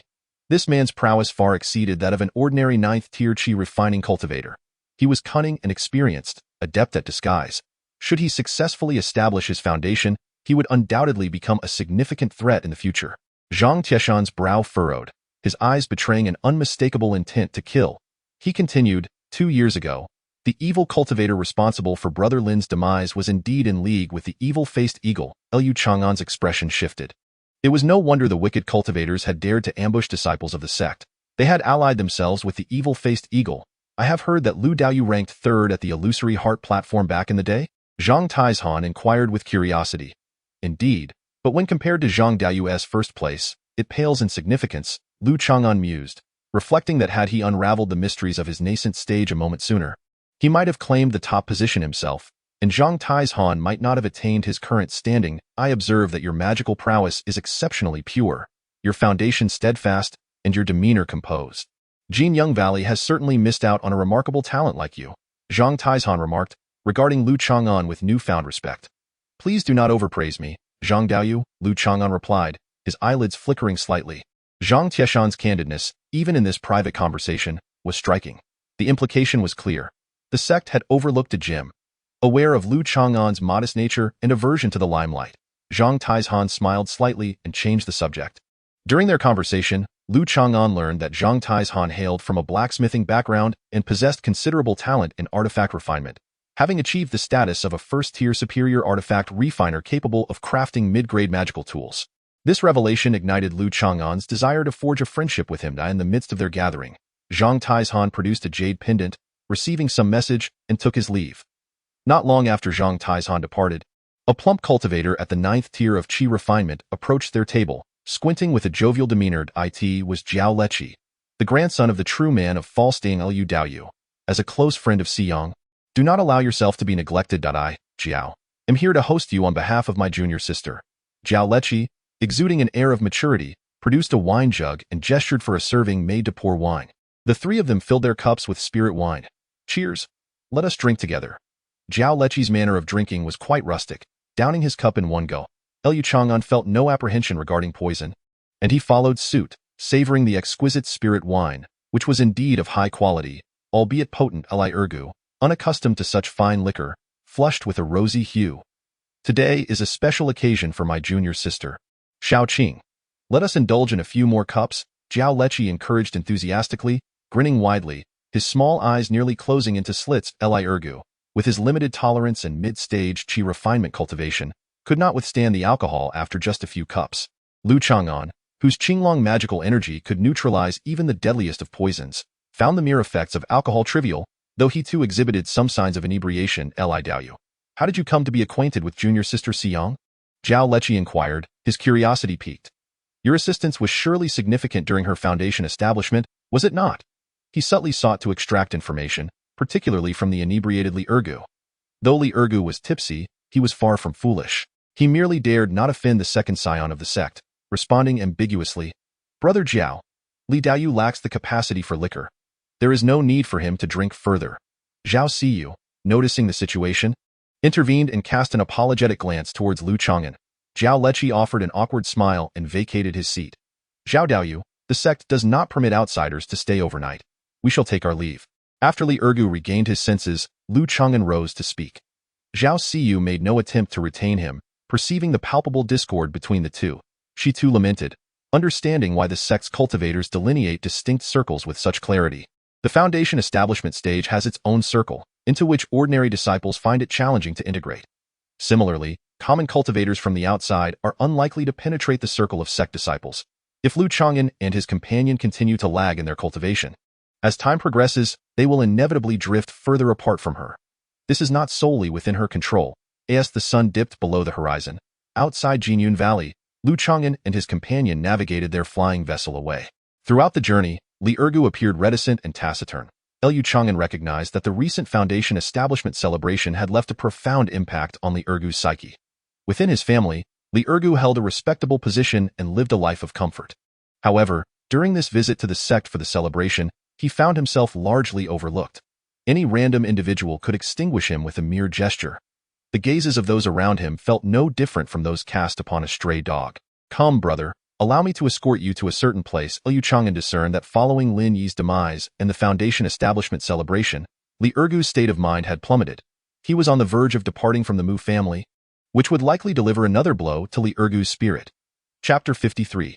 Journeying north 10 days later, the flying vessel arrived at Wufeng Fengshe, situated in the southern part of Jinyun Valley. Years ago, Lu Changan had engaged in illicit dealings here, assisting Zhao Siyu in repairing a high-quality magical artifact. In terms of scale, Wufeng Fengshe surpassed Zhu Mountain. Lu Changan navigated with ease, heading straight for the tallest building adorned with antique charm and lanterns. Within, the faint sound of a guqin could be heard, accompanied by a subtle fragrance. Bai Xiang Xianlu, brother, are you really taking me to Li Erqing stammered, struggling to articulate his disbelief. The brother he admired was one devoted to diligent cultivation and a life of moderation. How could he possibly visit such a place? This is my first time here as well. I thought to bring you for some leisure. Yu Changan maintained an unruffled demeanor. Upon entering Baixiang Xianlu, Li Erqing realized his misconceptions. The establishment exuded elegance, indeed a venue for enjoying music and dance. The first floor resembled a theater, where an elegant female cultivator, adorned with a white veil, was skillfully plucking the strings of a guqin. She radiated grace and dignity, her music flowing like a tranquil stream, alleviating the burdens of the heart and dispelling negativity. Esteemed guests, would you prefer to be seated on the first floor, or shall you ascend to a private room on the second floor? A middle-aged female cultivator welcomed them with a smile. Please prepare a private room on the second floor, along with a high-quality music master, Lu Changan instructed. Music is one of the myriad arts of cultivation. A skilled music master can cleanse the soul, aiding in the dissolution of mental barriers and the resolution of inner demons. Would the esteemed guests prefer the guqin, a flute, or a shao? The guqin, flute, and shao are the most commonly utilized musical instruments among music masters. Let us choose the shao. Its ethereal essence is more suitable. Lu Changan glanced at Li Erqing, who showed no objections. Before long, a graceful female cultivator clad in a blue dress entered their private room, bowing gently in greeting. The female sound master had reached the late stage of chi refinement, her cultivation surpassing that of Li Erqing. After merely half a day of listening, the cost amounted to dozens of spirit stones. Naturally, such ethereal melodies that cleanse the heart and soul are immensely taxing on both mana and spirit. Amidst the melodious whispers of the flutes echoing through the tranquil mountains, the two closed their eyes, feeling as though every part of their being had been gently caressed by a tender breeze.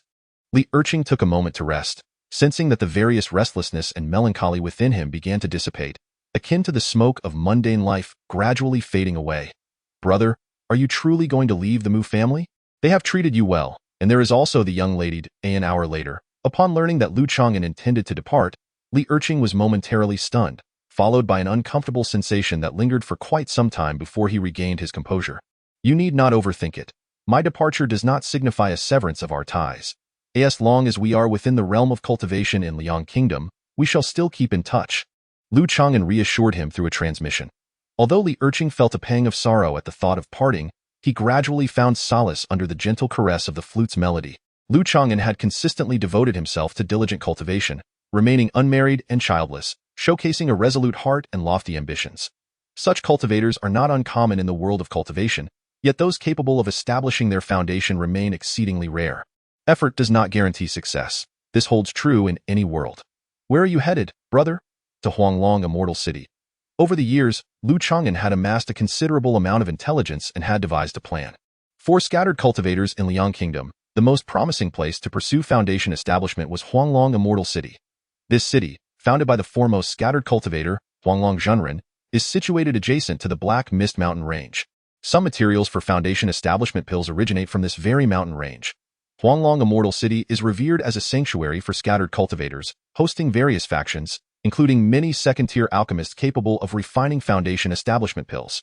Lu Changan suspected that the elder Mu Rainlong had secretly established his foundation years ago, and that the Mu family ancestor had vanished for a time, likely having journeyed to Huanglong Immortal City. The city is fortified by the presence of a core formation expert and is situated atop a third-tier spiritual vein, making foundation establishment here relatively inconspicuous. Zhao Siyue had previously ventured to Huanglong Immortal City to expedite her own foundation establishment, hunting beasts in the Black Mist Mountain Range, gathering spiritual herbs, and exchanging contributions for her sect. Half a day later, Lu Changan and Li Urching departed from Wufeng Fengshe. After the enlightening experience at Baixiang Xianlu, Li Urching's emotions stabilized, and a spark returned to his eyes. Urching, upon your return, endeavor to challenge your realm without relying on binding Dan. If it proves ineffective, then you may resort to this elixir. Aboard the flying vessel, Lu Changan instructed.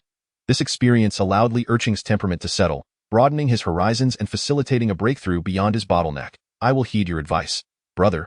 Li Urching nodded, fully aware that Lu Changan held no intentions of leading him astray. Drawing on his past experiences, Lu Changan understood that avoiding the reliance on breakthrough pills would enhance Li Urching's potential in the future.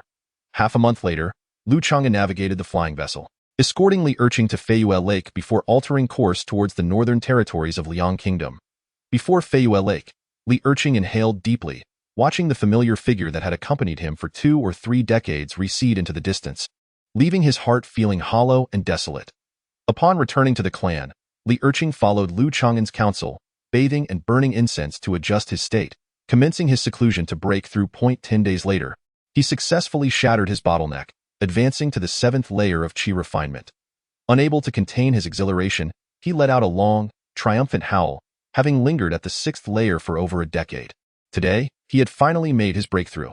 With his ascension to the 7th layer of chi refinement, Li Urching's status within the clan saw a significant elevation, earning him the reverence of his wives and concubines.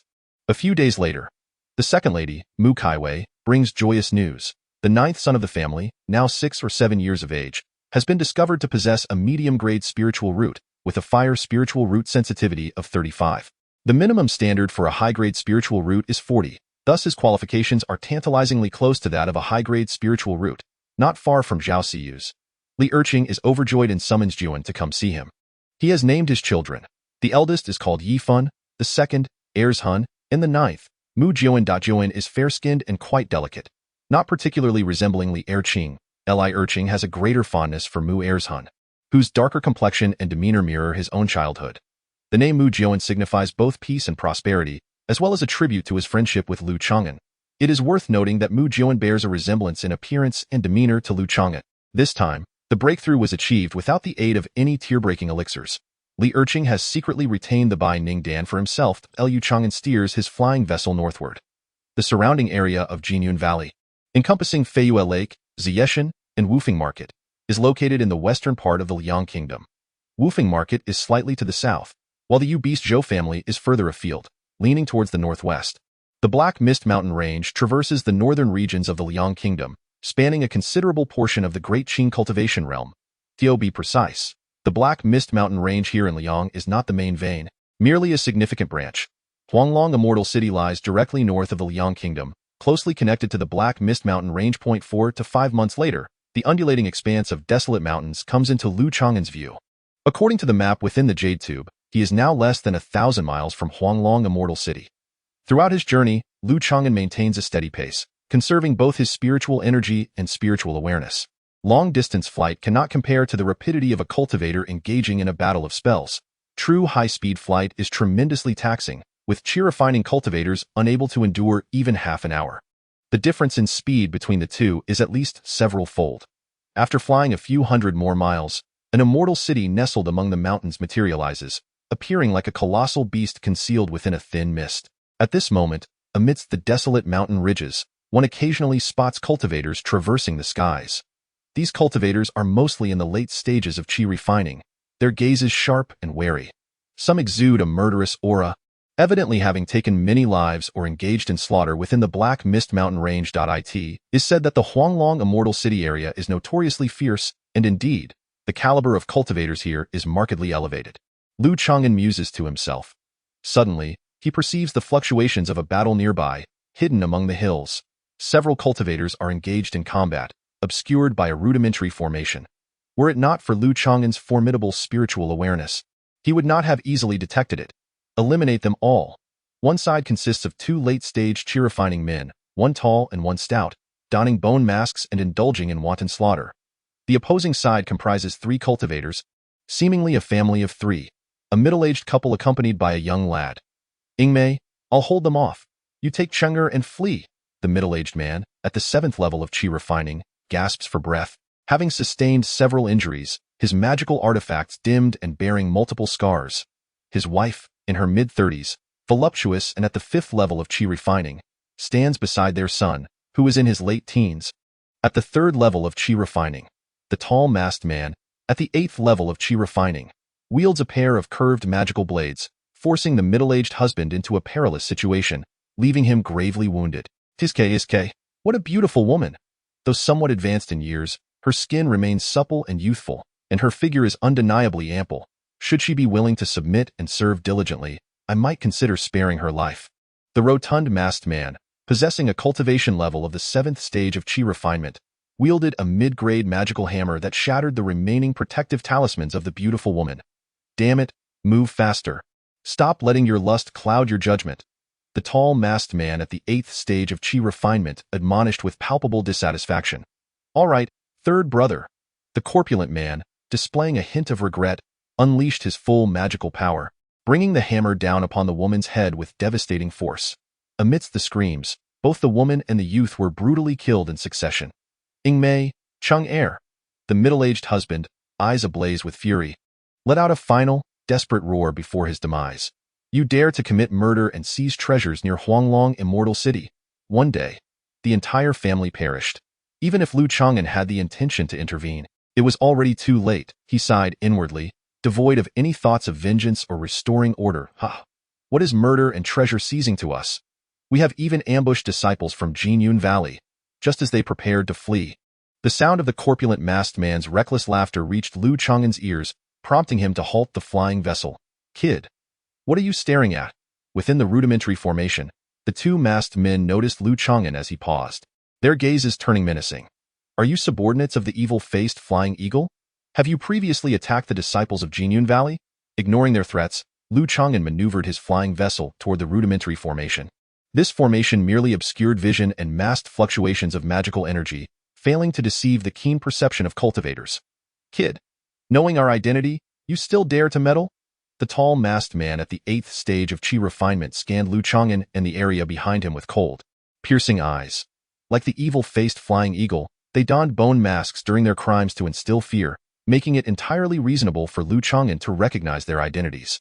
Seeing that they did not deny it, Lu Changan concluded that Lin Yiji's death was inextricably linked to them. A few years prior, disciples of Jinyun Valley had been ambushed, and it was during that incident that Zhang Taizhan had mentioned the culprits aligning with the evil-faced flying eagle.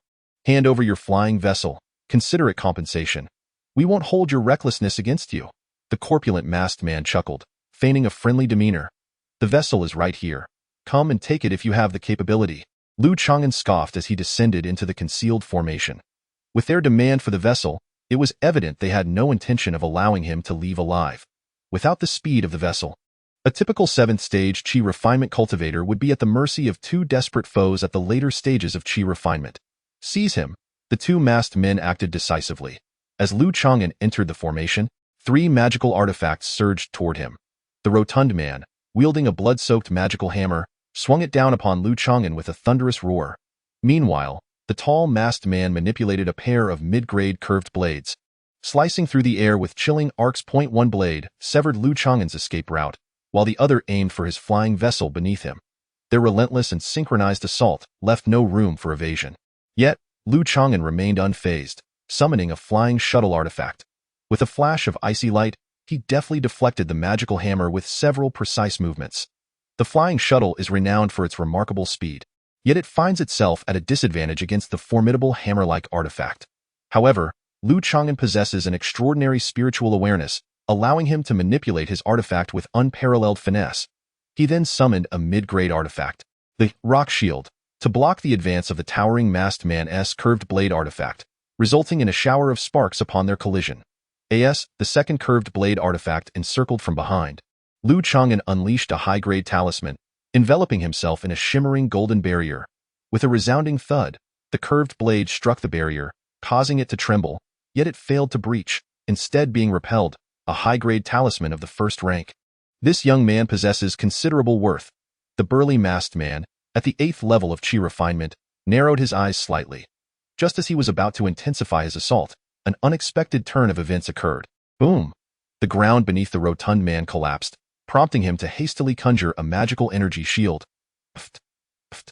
Several sharp rock spikes, each about a yard long, pierced through the rotund man's body, as the hastily activated energy shield proved as fragile as paper. No, the corpulent figure was impaled by multiple rock spikes, his head and organs chilled to the core, meeting a swift demise. An apex first-rank demonic beast, a gigantic brownish-yellow rodent, emerged from the earth, brandishing its powerful forelimbs and claws as hard as iron, lunging towards the 8th-level chi refinement man. The imposing masked man was filled with dread, finding himself cornered by the ground-dwelling rodent, struggling to wield both curved blade artifacts simultaneously. An apex, first-rank demonic beast possesses strength comparable to that of a peak 9th-level chi refinement practitioner. And even if the two of them joined forces, they might not prevail. Moreover, this rodent had launched a surprise attack from below, swiftly eliminating its companion. Lu Changan retracted the rock shield and summoned a black net artifact. Whoosh!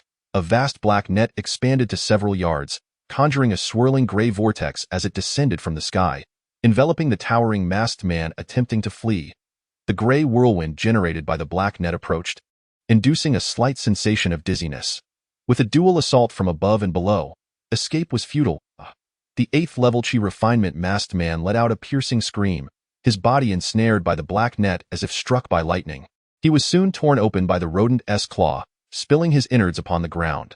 From the ground-dwelling rodent's swift execution of the 7th-level chi refinement rotund man to the capture of the 8th-level chi refinement masked man, no more than 4 or 5 breaths had elapsed. Lu Changan collected a golden knife talisman, having efficiently conserved his resources. He had anticipated resolving the conflict within 10 breaths. Given his current strength, even without employing potent talismans, he could easily dispatch an ordinary late-stage chi refinement practitioner. Chirp! The ground-dwelling rodent was responsible for clearing the battlefield, harvesting the spoils. Should the corpses harbor any hidden traps, Lu Changan would not need to take the risk as the masks of the 2 corpses cracked open. Dark diamond-shaped marks emerged on their foreheads, oozing a purplish-black liquid. Were they ensnared by a restriction? Lu Changan furrowed his brow, suspecting it to be the handiwork of the evil-faced flying sculpture. He refrained from probing further, gathering several storage bags of spoils, and steered the flying vessel directly towards the direction of Huanglong Immortal City. An hour later, a resounding cry pierced the clouds. A massive black eagle, spanning 3 to 4 yards across, circled ominously above the site of the incident, issuing a furious and high-pitched screech. Moments later, a man with shoulders as sharp as a chiseled blade, donning a conical hat, appeared before the corpses, leaving behind a trail of afterimages. Had Lu Changan been present, he would have recognized that the man in the hat was also a martial arts master. Adept at combining martial techniques with celestial spells, in the late stages of the first tier, a demon beast lurked, accompanied by a cultivator at the peak of chi refinement. Beneath his conical hat, crimson eyes glimmered as he surveyed every corner of the scene. Soon, his gaze shifted towards the direction of Huanglong Immortal City. Creak, creak. The bones of the hat-clad man emitted faint, brittle sounds as his features and physique underwent a series of transformations. Discarding his hat and outer robe, he transformed into a dashing young gentleman with ruby lips and pearly teeth. Stepping onto a flying vessel bound for Huanglong Immortal City, Changan skillfully navigated the vessel, unleashing its full potential, achieving speeds far beyond the ordinary. Along the way, he scanned several storage bags with his divine sense, destroying any suspicious items within. After eliminating artifacts and other objects, he confiscated nearly 1,000 spirit stones, a considerable fortune. Within less than half an hour, a majestic crystalline yellow metropolis loomed larger in his sight, the surrounding mountains appearing as mere hills in comparison. Huanglong Immortal City spanned hundreds of miles, beneath which lay a large high-grade spirit vein of the third tier, alongside several branches of first and second-tier spirit veins. The entire city was enveloped by a massive third-tier grand formation, shrouded in white mist and radiant yellow clouds. This formidable formation, safeguarding the city and its sect, was not merely tenfold the scale of ordinary formations of the same tier, but also consumed resources in proportionate excess. The air was filled with the sounds of rupturing space as artifacts, flying vessels, spiritual birds, and escape lights dazzled the senses, as if one had stepped into a realm of immortals.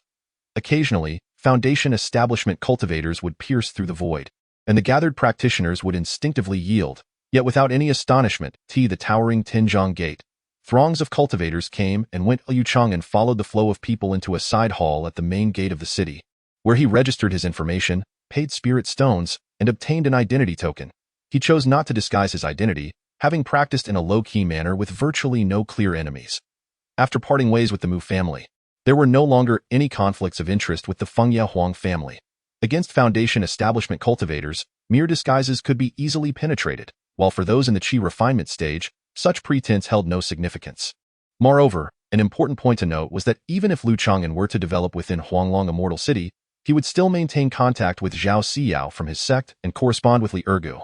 To a certain extent, Zhao Siyao, as a Foundation establishment cultivator, served as his backing. He had also retained connections from the now-defunct Mu family, which could prove useful in the future. This included the talented granddaughter of the Zhou family, who owed him a favor. With no enemies and the need to maintain relationships, there was simply no necessity to disguise himself. Huanglong Immortal City was divided into three main parts. The outer city, which enjoyed the aura of low-grade first-tier spirit veins, was populated not only by low-tier cultivators, but also by descendants of cultivators and martial arts masters seeking enlightenment, as well as the worldly elite. The inner city, benefiting from mid to high-grade spirit energy, varied by area. Here congregated the city's numerous shops, inns, relay stations, and residential areas. Finally, there was Huanglong Mountain, spanning several dozen miles, with only certain areas open to the public. The finest caves in the city, capable of supporting the breakthrough to Foundation establishment, were located within Huanglong Mountain. Changan had long since devised a plan. Years prior, he had acquired a general understanding of Huanglong Immortal City's circumstances. According to unverified rumors, Huanglong Immortal City had once been the site of a branch of demonic sect influence, a millennium ago. Changan had already made arrangements to rent a residence in the inner city, opting against the outer city, which resembled a slum, characterized by its lowly status and poor spiritual environment. In theory, Changan could lease a cave in Huanglong Mountain for an extended period, as the spiritual energy and security there are unparalleled, and his status could barely afford it. However, even a superior environment with a second-tier spiritual vein cannot alter the passage of time. For Changan, a sufficient level of spiritual energy suffices. Yet, there is one aspect of Huanglong Mountain that troubles him. It is the heart of Huanglong Immortal City, home to both real and false Dan transformation practitioners. Living beneath the watchful eyes of these adept beings daily, where one's every thought could be laid bare by a mere sweep of their consciousness, leaves little room for personal privacy. As Changan entered the inner city, he navigated through a throng of people, passing by several large establishments. He intended to seek out a pawn shop to rent an apartment. Suddenly, as he wandered down a narrow alley, he heard someone call out to him in a hoarse, aged voice. Turning his gaze, he beheld a grandfather and granddaughter duo. The one who called to him was a slightly hunchbacked old Taoist, at the 6th level of Qi refinement, whose murky old eyes reflected a mix of surprise and uncertainty as they scrutinized Changan. "Are you Taoist Guan?" Changan managed to recognize the identity from the old man's weathered face. His voice tinged with astonishment. Chapter 55. Foundations and Schemes, Revised Edition. Changan had never anticipated encountering his guide to immortality in Huanglong Immortal City. Before the awakening of his memories in this life, He had met a down-and-out, injured rogue cultivator on the territory of the Angry River Gang, who was none other than Taoist Guan. It was through his guidance that Lu Changan embarked on the path of immortality, eventually participating in the assessment at Jinyun Valley years ago. Upon returning to the Angry River Gang to see his adoptive father, he had inquired about Taoist Guan's whereabouts, only to learn that the latter had mysteriously departed 2 months after the sect's assessment, vanishing without a trace. Lu Changan, is that truly you? Taoist Guan's tone was filled with emotion, his white beard trembling slightly as he stepped closer. Nearly 30 years had passed since their last meeting, and Taoist Guan appeared significantly aged, nearing his twilight years, his cultivation stagnating at the 6th level of qi refinement. Beside him was a delicate young girl, around 13 or 14 years old, who timidly regarded Lu Changan with curious, almond-shaped eyes. This is my disciple, whom I have taken under my wing here in Huanglong Immortal City. Her name is Guan Xiaoji. Gazing at the young girl, Taoist Guan's expression softened considerably. Hello, Brother Lu, Guan Xiaoji greeted with a sweet, innocent voice. Hearing his disciple's address, Taoist Guan chuckled, stroking his beard. Xiaoji, do not be deceived by Lu Changan's youthful appearance. His actual age is likely greater than that of your biological father. Guan Xiaoji exclaimed in surprise, covering her mouth with her hand, her cheeks flushing a rosy hue. Internally, Lu Changan scoffed. Taoist Guan's lack of trust is apparent, revealing such personal details in front of a young girl upon their first meeting. Nevertheless, Taoist Guan's words held truth. Lu Changan had ascended to the 7th level of qi refinement at the age of 45, with his 46th birthday approaching in half a year. You may call me Brother Lu. Lu Changan kindly suggested to the slightly startled girl. Brother Lu, Guan Xiaoji replied with a respectful bow, her voice bright and clear. Witnessing this exchange, Taoist Guan looked at Lu Changan with gratitude, his demeanor growing more affable. In the realm of cultivation, there exists a saying. A guide to immortality holds a debt of gratitude akin to that between a father and son for a cultivator, a bond of profound significance. Such a fateful connection, from mortal to immortal, represents a rebirth, a transformation of the self, deeply intertwined with the concept of karma. Thus, cultivators often regard their spiritual guides with great respect. Certainly, it cannot be dismissed that some cultivators may exhibit a lack of loyalty and compassion. After attaining their cultivation goals, they may completely disregard the significance of the celestial guides. There are indeed accounts of grievances leading to the demise of celestial guides. At this moment, Lu Changan and Guan Xiaoji, treating each other as siblings, acknowledged the gratitude owed to Taoist Guan for his role as a celestial guide in the Huanglong Immortal City. Within the Qinxiang building, Lu Changan graciously invites Taoist Guan and his disciple to partake in a spiritual feast. Conversing as they dine in a private room. Changan, there is no need for such extravagance. Let us reduce the number of dishes by 2. Even as a top-tier talisman master, one should refrain from being wasteful, saving more spirit stones for future needs. Taoist Guan remarks, a hint of relief softening the wrinkles on his visage, genuinely pleased by Lu Changan's acknowledgement and hospitality. Through their conversation, Taoist Guan learns of Lu Changan's experiences over the years, expressing a mix of sympathy and admiration. The disappointment from Lu Changan's inability to enter the Jinyun Valley lingers in Taoist Guan's heart, yet he finds solace in the fact that Lu Changan has fared well. With a cultivation level of the 7th layer of qi refinement and being a first-tier talisman master, a little effort in the vast Huanglong Immortal City could lead to a comfortable life. Lu Changan also discovers Taoist Guan's past. Years ago, he had been pursued and injured, fleeing to the vicinity of the New River. After recuperating, upon learning that Lu Changan had failed the sect's assessment, he decided to relocate to the northern regions of the Liang Kingdom to evade his enemies. 2 decades ago, he arrived at the Huanglong Immortal City, a sanctuary for wandering cultivators. At that time, Taoist Guan, in his 50s, sought to make one last attempt at the path of immortality. However, upon reaching Huanglong Immortal City, he was met with the stark reality of fierce competition among lower-tier cultivators. Lacking exceptional cultivation and skills, he spent the first several years barely surviving in the outer city, achieving little and stagnating at the 6th layer of qi refinement, facing a bleak future. Guan Xiaoji, an orphan taken in by Taoist Guan, lost her biological parents at a young age but was fortunate to possess spiritual roots. With little hope for a path to immortality and a limited lifespan, Taoist Guan nurtured the desire to find a disciple to carry on his legacy.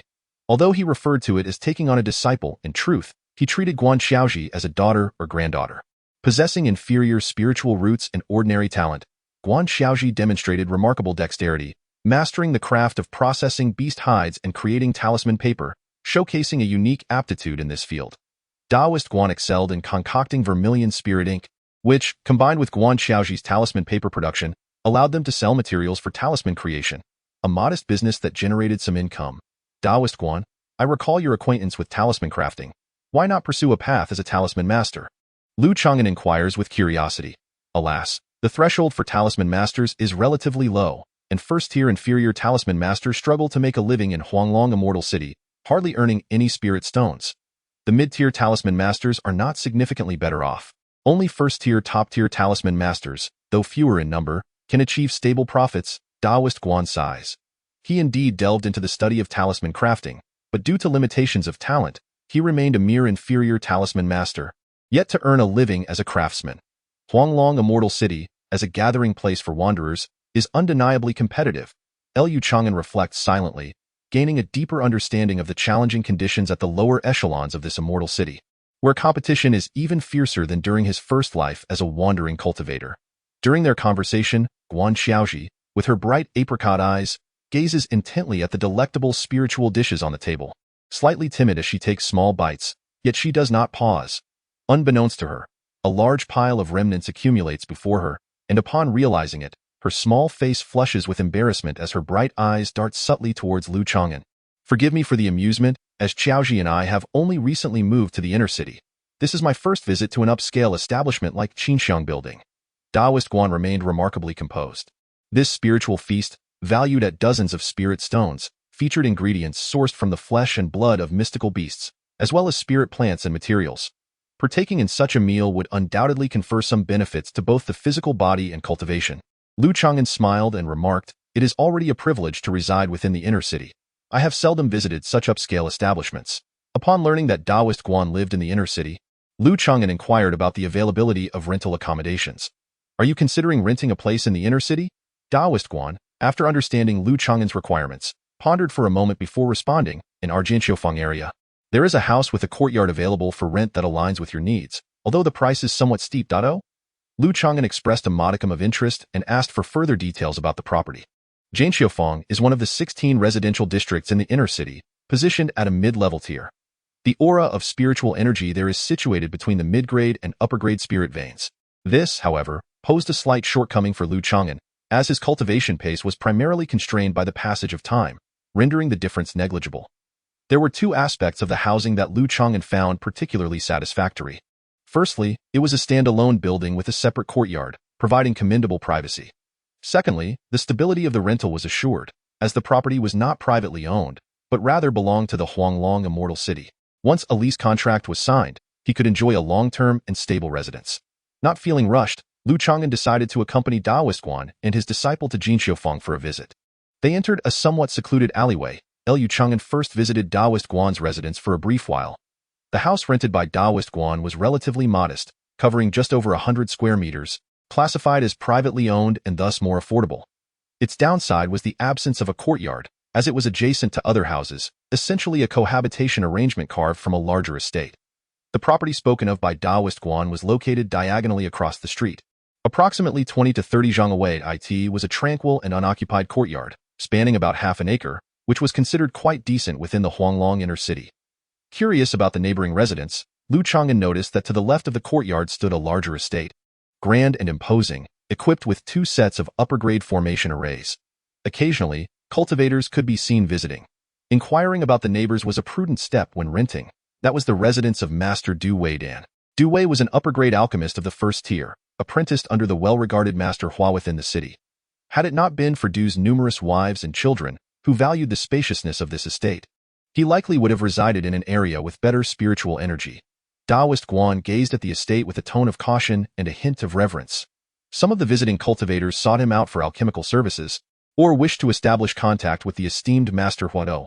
What tier of alchemist is Master Hua, under whom Du Wei apprenticed? Lu Changan's curiosity was piqued. An intermediate-grade alchemist of the second tier. Came the reply. With a renowned master comes an exceptional disciple. It was no wonder such a grand residence was occupied. Lu Changan expressed his admiration. He had resolved to rent the courtyard diagonally across, undeterred by the higher cost, for the opportunity to connect with an intermediate-grade alchemist of the second tier was one he would not let slip by. His primary intention for coming to Huanglong Immortal City was to strategize for foundation establishment. Foundation establishment pills, though available at large auctions, were otherwise seldom encountered. Such strategic resources are fundamentally not for sale by the immortal cultivation sects and prominent families. The Foundation establishment pills at the auction face fierce competition from various formidable factions, making it exceedingly difficult to secure one. Even if one were to win by sheer luck, it could easily incite enmity and animosity. Under the watchful eyes of many, it would indeed be overly ostentatious for a solitary cultivator. Aside from auctions, discreetly contacting alchemists of the second tier or above, who theoretically possess the ability to refine Foundation establishment pills, presents another avenue. The greatest challenge lies in the scarcity of the primary materials and several auxiliary herbs required for the pills, which are predominantly monopolized by the major powers, rendering them hard to procure. Nonetheless, this remains a potential pathway to acquiring a Foundation establishment pill, since it involves privately commissioning someone to refine it. It is considerably more discreet than vying for a pill at an auction. Regrettably, my alchemical talent is rather mediocre. Over the years, I have only managed to brush against the threshold of a first-tier high-grade alchemist. As dusk approached, Lu Changan politely declined Daoist Guan's invitation to stay overnight at his residence. After all, the living quarters were modest in size, and having a young girl present would not be entirely appropriate. Lu Changan chose to rest at an inn in the inner city for the night. The following day, accompanied by Daoist Guan, he arrived at a grand hall in the center of the inner city to sign a leasing spirit contract. The exquisite courtyard of Jinxiufeng was rented to Lu Changan for a decade at the price of 80 spirit stones per year. Due to the long-term lease, there was a certain discount. The total amounted to 800 spirit stones, with arrangements made for annual payments. Although the price was not trivial, Daoist Guan mentioned that this courtyard had only become available half a month prior. That very day, Lu Changan, traveling light, moved into this charming abode named Shuiwei Residence. Lu Changan cast a glance at the plaque hanging at the gate. Guan Xiaoji brought over some fresh vegetables and fruits.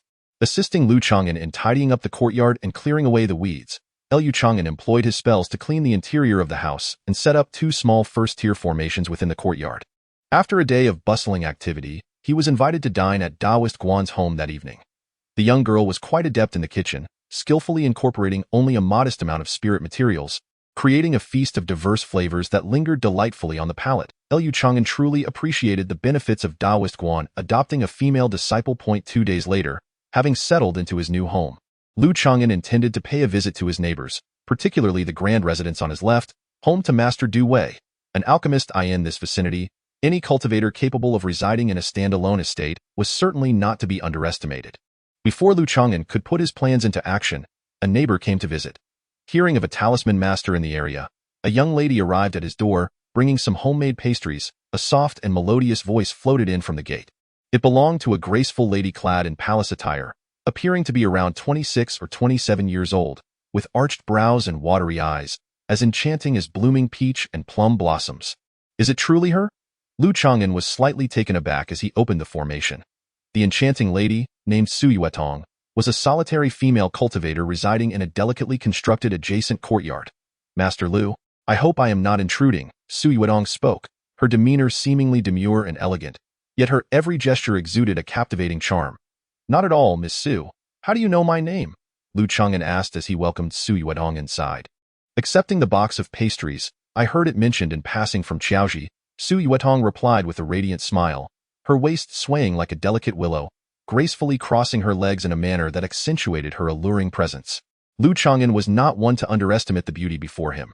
The solitary female cultivator, amidst the vast and diverse throngs of practitioners in the immortal city, often finds her circumstances far from simple. Not to mention, Su Yuetong possesses enchanting abilities while concealing her true cultivation level. Ostensibly at the 6th layer of qi refinement, her genuine prowess lies at the 8th layer. Su Yuetong's skills and subterfuge are remarkably sophisticated. However, Lu Changan, with a spiritual sense nearly on par with that of an early Foundation establishment cultivator, discerned the nuances upon closer interaction. Daoist Guan had previously cautioned Lu Changan not to be beguiled by her beauty. It is said that a late-stage qi refinement wandering cultivator, captivated by Su Yuetong's allure, attempted to flirt and overstep boundaries, only to be discovered days later, lifeless in a drainage ditch within the city. During that period, Su Yuetong had an impeccable alibi. Whispers circulated that Su Yuetong was a favored concubine of a significant figure, hidden away in a gilded chamber. Su Yuetong took her leave after a brief conversation with Lu Changan. She merely inquired about his talismanic arts and where he had previously held employment. Lu Changan mentioned that he had recently become a first-tier high-grade talisman master and had spent time in a certain market. deliberately omitting any reference to the Mu family of Feyue Lake. After inspecting the pastries left by her, he found nothing amiss and proceeded to dispose of them. Shortly thereafter, Lu Changan made his way to the grand residence adjacent to Shueyue Pavilion, which belonged to Master Du Dan. The plaque bore the name Danshin Residence. At the entrance stood an elderly servant of early Qi refinement. Lu Changan introduced himself as the new occupant of the neighboring Shueyue Pavilion and presented gifts to pay a visit to Master Du. He instructed the servant to inform Master Du, emphasizing the importance of gifts, as he had heard from Taoist Guan that Du Wei had a penchant for wealth. Typically, if the visitor brings gifts and Du Wei is not overly occupied, he would make time for them. Today, my master happens to be free, the old servant replied, leading Lu Changan directly into Danshin Residence without further announcement. Danshin Residence was a two-courtyard estate, with the main building boasting 3 intricately designed and opulently spacious floors. In a reception room, Lu Changan encountered the master himself. Du Wei was a middle-aged man with a distinctive mustache, of modest height and a portly build, with a prominent nose and bright, piercing eyes. To describe him in earthly terms, he could be considered short and stout. However, Du Wei was not impoverished. During this meeting, he was flanked by 2 tall, charming wives or concubines, both of whom were exceptionally youthful in appearance. "Ah, so you are Master Lu," Du Wei said with a warm smile, accepting the gift box containing talismans. "May I inquire about your age and your rank as a talisman master?" In the course of their conversation, Du Wei posed his question directly to "I am nearing 46, a first-tier high-grade talisman master," Lu Changan candidly replied. He saw no reason to conceal his status. Making a positive impression during their initial encounter was essential in this utilitarian social exchange. Du Wei exhibited no visible reaction, nor did he show any sign of disdain. Within a quarter of an hour, Du Wei lifted his teacup, and Lu Changan took his leave. As both were first-tier high-grade practitioners, the status of a Dan master naturally surpassed that of a talisman master. This disparity was particularly pronounced in Huanglong Immortal City, situated near the Black Mist Mountain Range, where an abundance of demonic beast pelts circulated year-round, providing the raw materials necessary for talisman crafting. This led to a proliferation of talisman masters within the city, especially those of mid to low-grade. First-tier high-grade talisman masters were relatively scarce, offering a modest comfort.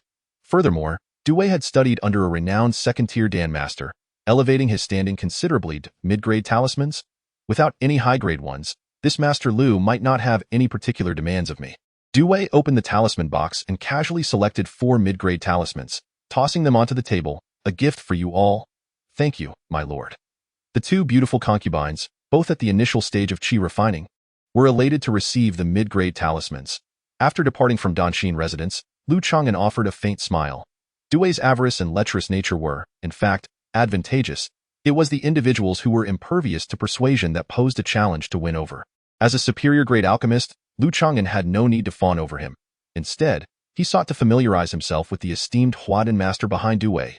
A second-tier mid-grade alchemist, still in the foundation-building stage, held a position of considerable prestige and required someone to facilitate the connection. With a minimum of another 10 to 20 years before he could enter the foundation-building stage, Lu Changan understood there was no need for haste. He estimated that it would take him 8 years to reach the 8th layer of Qi refining and another 9 years to attain the 9th layer. Ascending from the 9th layer to its pinnacle would also demand numerous years. With a lifespan that stretched long before him, he remained unhurried and composed, steadily pursuing his goals. Humans are not mere plants, who can remain devoid of emotions. Over the course of long years, he and Master Du would inevitably forge a bond. After visiting Du Wei, Lu Changan turned his gaze toward the small courtyard opposite Shueyue residence. The courtyard across bore no plaque and was separated from Taoist Guan's residence by 2 houses. It was home to a reclusive puppeteer, who seldom engaged with others. Puppetry was a relatively obscure craft, demanding a high level of skill and innate talent, as well as a keen sense of awareness. The creation of puppets was intricate, and with few inheritances available, this profession remained outside the mainstream. The door was ajar. Upon announcing his purpose, a male voice emanated from within the courtyard. Entering, Lu Changan beheld several puppets and scattered puppet components. A sturdy, barefooted man, hunched over, was diligently refining a puppet's claw. This man, surnamed Sang, was at the 7th layer of Qi refining. Upon noticing Lu Changan's arrival, he did not rise to greet him but continued with his tasks. Nevertheless, Sang would respond to Lu Changan's inquiries. Following their conversation, Lu Changan felt somewhat disheartened, as Sang could only craft first-tier mid-grade puppets, not nearly as formidable as his own physical prowess in the hands of an ordinary cultivator. Puppets struggled to unleash the combat potential of their corresponding tier. For lower-tier puppets to realize their true strength, one would require a control technique, necessitating a portion of one's awareness. Moreover, a chi-refining cultivator operating a magical artifact would also expend both spiritual energy and consciousness, thereby limiting the puppet's effectiveness. Additionally, puppets were considerably more expensive than artifacts of the same tier. Changan was an exception, possessing a consciousness that far surpassed those of his tier. Alas, the puppets that Master Sang could forge did not meet his expectations. After becoming acquainted with his neighbors, Changan officially settled in Huanglong Xianqing, Jinxiufeng, at Shuiwei residence. In the blink of an eye, 2.5 years had passed. After 30 years of cultivation, one day, Changan opened his eyes, a sense of weariness from the passage of time etched upon him. The strength of his long-lasting spiritual energy had seen a slight enhancement. From the awakening of his memories at 18 in Jinyun Valley to his current age of 48 in Huanglong Xianqing, a full 30 years had elapsed. In his first life, he had also reached the 7th layer of chi refining by this age. His second life, he had entered the foundation building stage before turning 40. However, in this life, his foundation was unprecedentedly solid, his consciousness powerful and refined, and his mental state far surpassed those of his previous lives. This was the life with the greatest potential for ascending to the Nascent Soul stage. Changan's heart remained tranquil and detached. In the Juin Stele, the venerable old man with a white beard, at the pinnacle of the second generation's Dan formation, has, over many years of nurturing his soul, managed to illuminate several strands of hair. It is estimated that he must reach the foundational stage to accelerate this illumination process. The handsome man of the first generation, possessing only peak chi refinement, finds his soul projection too weak to sustain a prolonged embodiment, thus limiting his capabilities. Changan speculates that the second generation, with its profound foundation and powerful soul at the Dan formation pinnacle, if it were to descend a soul projection, would wield abilities far surpassing those of its predecessor. The nature of this book is grounded in the realm of mortals, infused with elements of survival, longevity, and a touch of reincarnation, distinctly different from those narratives of endless rebirth across countless lifetimes. The protagonist possesses development potential that will unfold in subsequent chapters. While the narrative may lean towards survival, it does not represent an extreme form of it. Possessing sufficient strength allows for a guise of weakness, and overwhelming power will inevitably manifest. Resources at critical junctures will also be fiercely contested.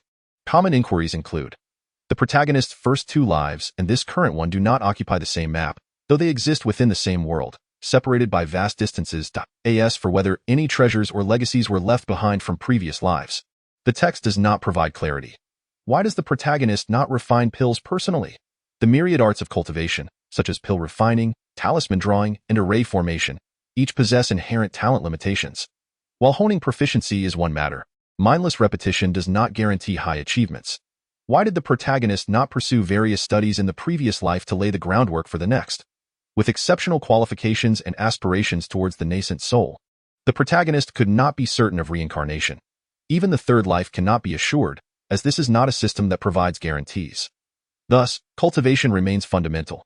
Reaching the 3rd tier of talisman arts is an extraordinary feat that demands immense energy and the management of family affairs, as well as the pursuit of opportunities. It truly believe that those at the Dan formation stage have ample leisure.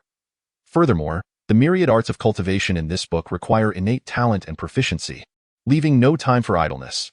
The book's spiritual root setting draws inspiration from the game Gui Gu Ba Huang, encompassing all 5 elements, focusing on the attribute that exhibits the strongest sensitivity to spiritual energy. The book's genre is currently being manually inputted, so please wait a moment. Once the content is updated, refresh the page to access the latest developments. Chapter 57. Foundation Establishment Failure. Changan gradually withdrew his energy, concluding today's routine cultivation. Beside his legs, a small Xian Shui turtle, no larger than a ladle, affectionately rubbed against his robes, absorbing the residual energy from his cultivation of the evergreen technique. Over the years, Changan made a delightful discovery, daily feeding the young turtle with evergreen mana, alongside its absorption of energy during his practice, remarkably facilitated the growth of the Xian Shui turtle's cultivation. Observations indicated that the growth rate of the Xian Shui turtle egg exceeded recorded rates by 30 to 40%. This outcome was understandable to him. The evergreen technique relates to longevity and time, and the Xian Shui turtle, being a long-lived species, requires extensive time to mature. At this pace, the turtle could reach the 2nd tier in a century and the 3rd tier in approximately 300 years. Comparable to a Dan formation master, Changan did not deliberately extend the duration or dosage, as that would be too conspicuous. However, the growth of the turtle's physique was normal. It was primarily its cultivation and bloodline talent that accelerated. Without being a specialized beast master, it would be challenging to detect any anomalies. The formidable physique of demonic beasts, endowed with bloodlines, naturally grants them access to certain spells and innate abilities. In this regard, human cultivators fall short and must engage in diligent practice and equip magical artifacts to contend with them. The Xianshui turtle is currently at the initial stage of qi refinement, having begun to exhibit certain innate talents. Firstly, it possesses the ability known as turtle breath, which allows it to adeptly conceal its presence and diminish its aura, thereby enhancing its chances of survival. Secondly, its affinity for water-based spells is becoming apparent, showcasing abilities such as water bubbles, water projectiles, and water ripples, hinting at its emerging talent in water escape techniques. Lastly, even as a juvenile, the turtle's shell is remarkably resilient. Lu Changan has tested it and found that even low-grade magical artifacts cannot penetrate its shell. If it were to grow for several more decades, the young turtle could simply retreat into its shell, rendering it nearly impervious to any threats below the foundation establishment stage. As Lu Changan interacted with the juvenile turtle, a Dian mouse scampered in from the courtyard, carrying 2 letters in its mouth, eager to curry favor. Over the years, Lu Changan's attentive care for the young turtle has instilled a sense of urgency in the Dian mouse, prompting it to frequently seek his approval. Although low-tier demonic beasts possess lesser intelligence than humans, they are still more astute than ordinary animals. However, the Dian mouse, with its mid-grade bloodline, is akin to a human with a moderate spiritual root, lacking significant opportunities for advancement, making the ascent to the second tier quite challenging. Lu Changan took the 2 letters, one originating from Feiyu Lake and the other from Jinyun Valley. A year prior, he had reached out to Li Erqing and Zhao Xiao via letters at the relay station in Huanglong Immortal City. However, given the considerable distance to Huanglong Immortal City, the exchange of letters, even with the use of spirit pigeons, would take no less than half a year. He first opened the letter from Li Erqing, feeling a sense of relief upon learning that Li Erqing had not used the breaking stage pill and had successfully reached the 7th layer of qi refinement. Mid-grade spiritual root, Mu Jiuan? Lu Changan's expression turned peculiar. Li Erqing's child, Mu Jiuan, possesses spiritual root qualifications nearing the upper grade, leading the family to bestow generous rewards upon Li Erqing, including spirit stones, magical artifacts, and qi refinement stage elixirs. It is evident that Li Erqing's cultivation speed is back on track, all thanks to the arrival of a child. The letter detailed various internal matters concerning the Mu family, including the eldest daughter, Mu Xiuyun. A year ago, Mu Xiuyun had purchased a pulse protection pill at a high price, only to fail in her attempt to break through to foundation establishment, suffering significant injuries and a considerable depletion of her vitality. This rather unfortunate news elicited a deep sigh from Lu Changan. The failure to break through poses a risk of physical demise. The pulse protection pill does not enhance the probability of success in breaking through but does offer benefits in strengthening the dantian and protecting the meridians, making death unlikely in the event of failure. Given Mu Xiuyun's qualifications and age, she is comparable to Lu Changan, being in her late 40s. Without a foundation establishment pill, it is quite normal to fail in such attempts. Had she succeeded, it would have been a stroke of good fortune. With her current state of depleted vitality, it seems she will require several years of recuperation before attempting to break through again. Likely in her 50s. As age increases, potential diminishes, and the chances of successfully establishing a foundation decrease each year. For those aspiring to form a true Dan, it is advisable to establish a foundation in their 30s to ensure greater potential in the future. Lu Changan then proceeded to open Zhao Xiao's letter. In his previous correspondence, he had inquired about the foundation establishment pill and the situation regarding alchemists within her sect. Zhao Xiao's response revealed that the foundation establishment pill obtainable within the sect could only be used internally, with a strict prohibition against selling it to outsiders. After Zhao Xiao establishes her foundation, she can exchange contributions made to the sect for the pill. However, due to the greater costs associated with such exchanges, she can only bestow the foundation establishment pill upon juniors or descendants within the sect. Even her direct descendants, if not affiliated with the sect, cannot receive such gifts. This effectively nullifies Lu Changan's hopes of seeking an advantageous arrangement through the sect. Regarding the alchemists of the sect, they typically do not assist outsiders in the crafting of foundational elixirs unless their relationships are particularly close. After all, aside from their busy schedule of refining pills, sect alchemists must also devote time to their own cultivation. Zhao Xiao, having just embarked on her foundational journey, finds her connections within the upper echelons of Jinyun Valley to be insufficient, lacking familiarity with any second-tier alchemists. Even if such individuals were available, procuring a foundational elixir would still require the gathering of materials, in the end. Zhao Siyao informed Lu Changan that Jinyun Valley maintains a presence in Huanglong Immortal City. Should he encounter any troublesome predicaments, mentioning her name as a token might yield assistance. In the event of a significant crisis, urgent communication could be relayed through the sect's outpost, and Zhao Siyao would make haste to arrive. Grateful and appreciative, Lu Changan commended his fellow cultivator, recognizing Zhao's noble character. He now finds himself with the backing of a sect, successfully securing a powerful ally, by fostering goodwill and avoiding enmity. The path of cultivation naturally becomes more navigable. Of course, this is only possible due to his ample lifespan, allowing him to proceed with such steady and deliberate steps. Ordinary cultivators, by refraining from competition and conflict, may as well resign themselves to a slow demise. Lu Changan stowed away his spirit pet and began to inventory the spoils within his storage pouch. The time was ripe. Today, he planned to offload his ill-gotten gains. 2 years prior, upon arriving near Huanglong Immortal City, he had dispatched 2 subordinates of the sinister-faced Flying Eagle and acquired various spoils, including the belongings of a slaughtered family of 3 elixirs, and other such items required no disposal. However, the mid- to low-grade magical artifacts bore the marks of stolen property, making them unsuitable for open sale. In his earlier exploits, Lu Changan had avenged himself against 2 of the Zheng family's vile women, obtaining a couple of low-grade magical artifacts in return. Presently, he found himself in possession of over 10 redundant artifacts, predominantly of low quality. In pursuit of a foundational elixir, it would be most advantageous to convert these stolen goods into currency. When he first arrived in Huanglong Immortal City, Lu Changan was unfamiliar with the surroundings and refrained from taking reckless actions. However, over the past 2 years, he had learned of establishments within the city that specialized in the acquisition of second-hand magical artifacts, albeit at a significantly reduced price and without inquiring about their origins. In essence, these establishments served as veiled markets for disposing of stolen goods. With a bustling populace and a blend of individuals, Huanglong Immortal City was inevitably rife with conflict and treasure-seeking. The outer city was particularly chaotic, and the perilous Black Mist Mountains claimed the lives of countless cultivators daily. As the accumulation of stolen goods surged, so too did the demand for their disposal. Well-connected shops engaged in such transactions would inevitably thrive. Lu Changan exited Shuiwei residence, greeting passing cultivators in the streets. Over the past 2 years, he had built rapport with his neighbors, and nearby cultivators often sought him out for talismans. The talismans Lu Changan offered were of exceptional quality and priced slightly lower than those in conventional shops. Huanglong Immortal City sprawled extensively, with most areas prohibiting flight. Lu Changan skillfully maneuvered his magical artifact, soaring from Jinxiu Workshop to the commercial district at the heart of the inner city. Stalls and most shops were concentrated in this bustling area. Rather than heading directly to a place for disposing of his goods, he first reserved a room at an inn. Within the confines of his guest room, he disguised himself. Seizing a moment of distraction, he slipped out of the room and joined the throng flowing from the inn. A quarter of an hour later, he arrived at a shop specializing in the purchase of second-hand magical artifacts. This establishment ostensibly focused on repairing magical artifacts, but also engaged in the acquisition of second-hand items, effectively serving as a front for the disposal of stolen goods. "What can I assist you with, esteemed guest?" the shopkeeper inquired, sizing him up and recognizing the guise, a knowing smile crossing his lips. "I have 3 magical artifacts that I no longer require. Will you accept them?"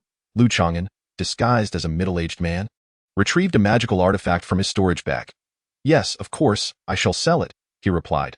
However, being a second-hand artifact, its price was inevitably lower by 30 to 50% compared to a brand new one. After verification, the shopkeeper quoted a price for the 3 artifacts, 1 of medium quality and 2 of inferior quality, all in decent condition, for 160 spirit stones.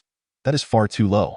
It must be at least 200. Lu Changan engaged in slight haggling, ultimately settling on 180 spirit stones. Although the price was inexpensive, it offered peace of mind. He strode out of the shop with confidence, discreetly extending his spiritual sense to ensure he was not being watched. The inner city boasted commendable security, yet it was not devoid of risk. The city's formations could detect fluctuations from battles, prompting law enforcement cultivators to arrive promptly. However, in secluded locations, one could swiftly eliminate a target or succeed in a poisoning ambush with minimal noise, theoretically allowing for murder and theft of treasures. Yet, the risks and difficulties associated with such actions were significantly higher than outside, making them rare occurrences. This was a genuine realm of cultivation, not a mere game hub. In the cultivation world, absolute safety was a myth. No one was trailing him. Lu Changan blended into the crowd, detecting no anomalies. The possession of 2 to 3 artifacts was insufficient to incite murderous intent within the city. He returned to the inn and assumed another identity to visit a different shop that acquired second-hand artifacts. This time, Lu Changan was bolder, selling 4 artifacts for over 200 spirit stones. Had he truly not attracted any attention? As he once again merged with the throng, he found himself pleasantly surprised. Huanglong Xianqing was indeed a sanctuary for scattered cultivators. It seemed that as long as the items were not of significant origin, the risk of selling ordinary artifacts was quite low. This led him to speculate about the number of unidentified rogue cultivators and thieves lurking within the city. Upon returning to the inn, Lu Changan made one final sale, disposing of 4 artifacts for over 200 spirit stones. Throughout his 3 transactions that day, he had accumulated 600 to 700 spirit stones in total.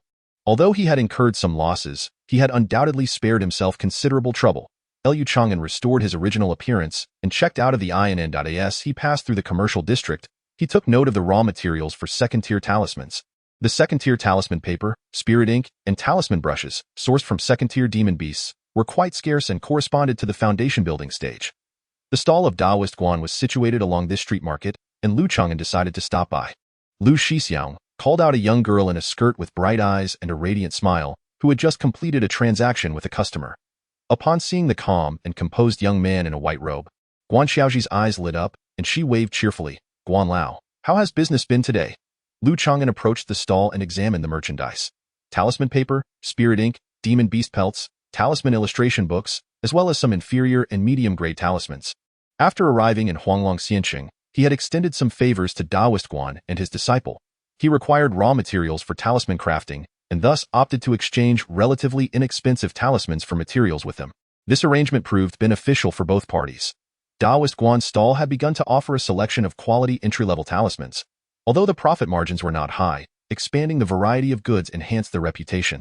Over the past 2 years, the income from the stall had seen a slight increase.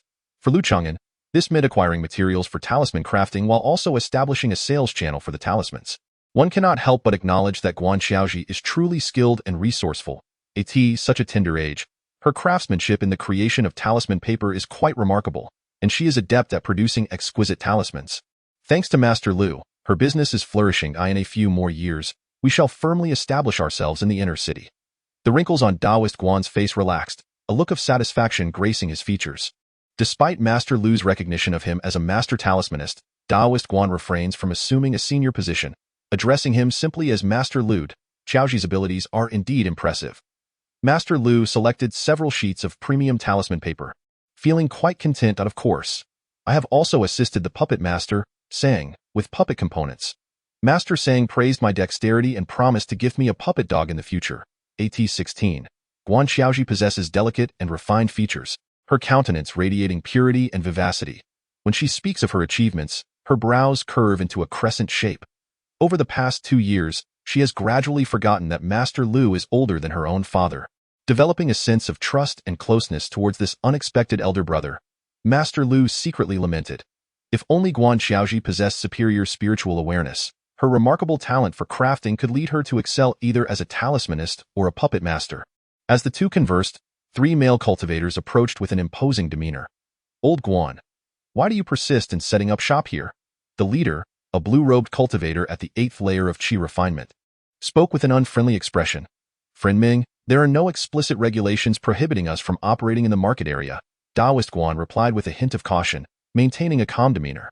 The talismans you sell are priced too low, violating the Talisman Alliance regulations. Either move your stall further away or ensure your prices reflect the quality. The blue-robed cultivator retorted in dissatisfaction. Old Guan, I advise you to be sensible. While there are no explicit regulations for the market area, the unspoken rules dictate that violators do not fare well at your age. You might stand firm, but you ought to consider your young disciple. The 2 companions of the blue-robed cultivator interjected, offering veiled threats. Observing this scene, Master Lu instantly grasped the underlying reason that it was simply that Daoist Guan's affordable and high-quality talismans had incited jealousy among his peers due to the increasing profits. The prices of Daoist Guan's talismans were indeed reasonable, albeit slightly better in quality. After all, they were crafted by Master Lu, whose products are known for their excellent and stable quality. He neither violated the regulations of the market stall area nor disrupted market order. Thus his pricing could not be deemed malicious. The so-called Talisman Alliance was likely nothing more than a group wielding insignificant power. Pray tell, esteemed friend, in this marketplace, whose authority prevails, the Talisman Alliance or the Order of Huanglong Immortal City? Master Lu remarked coolly. Who are you? The blue-robed cultivator furrowed his brow, casting a glance at the young cultivator in the later stages of qi refinement before him. They had targeted Taoist Guan and his disciple primarily because of their apparent weakness, hoping to extort some benefit.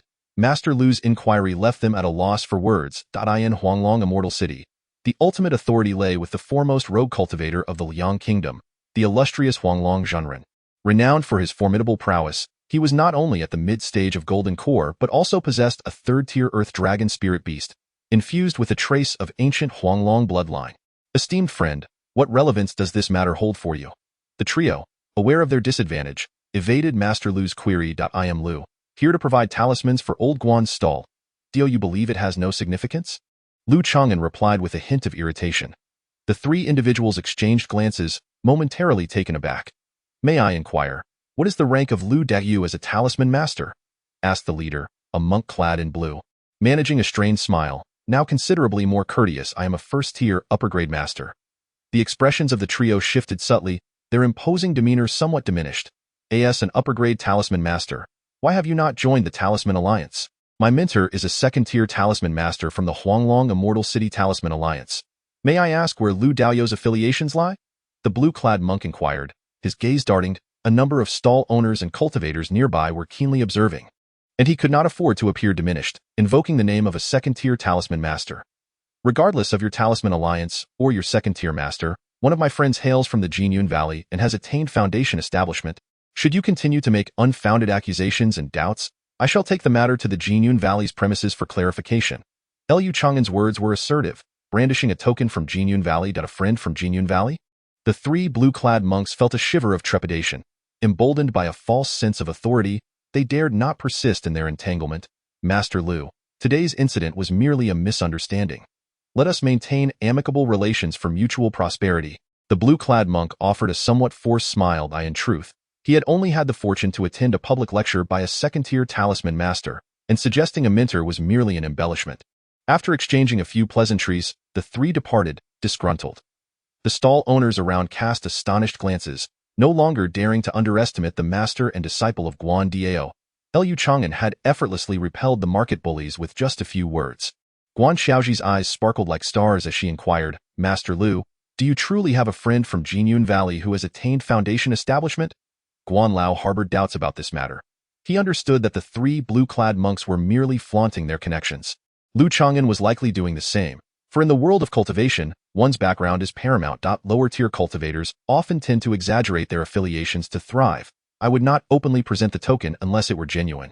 After all, the Huanglong Immortal City has a Jinyun Valley outpost. Lu Chang'an's mention of Jinyun Valley served not only to support Guan Dao's disciple, but also as one of his pillars of confidence in Huanglong Immortal City. Anyone harboring ill intentions towards him would need to think twice, as this connection could filter out a considerable amount of trouble. Hiding affiliations until trouble arises might seem appealing for the sake of bravado, but it could lead to enmity and embroil Zhao Siyuan as well. Such irrational and immature behavior was not something Lu Chang'an would entertain. Realizing that Lu Chang'an indeed had ties to Jinyun Valley, Guan Dao's eyes flickered with newfound respect, acknowledging that he had previously underestimated Lu Chang'an. Master Lu, you have helped us resolve a significant issue. Tonight, I invite you to my humble abode for a drink. Guan Dao extended his warm invitation. Certainly, Lu Chang'an felt tempted at the thought of Guan Xiaoji's culinary skills.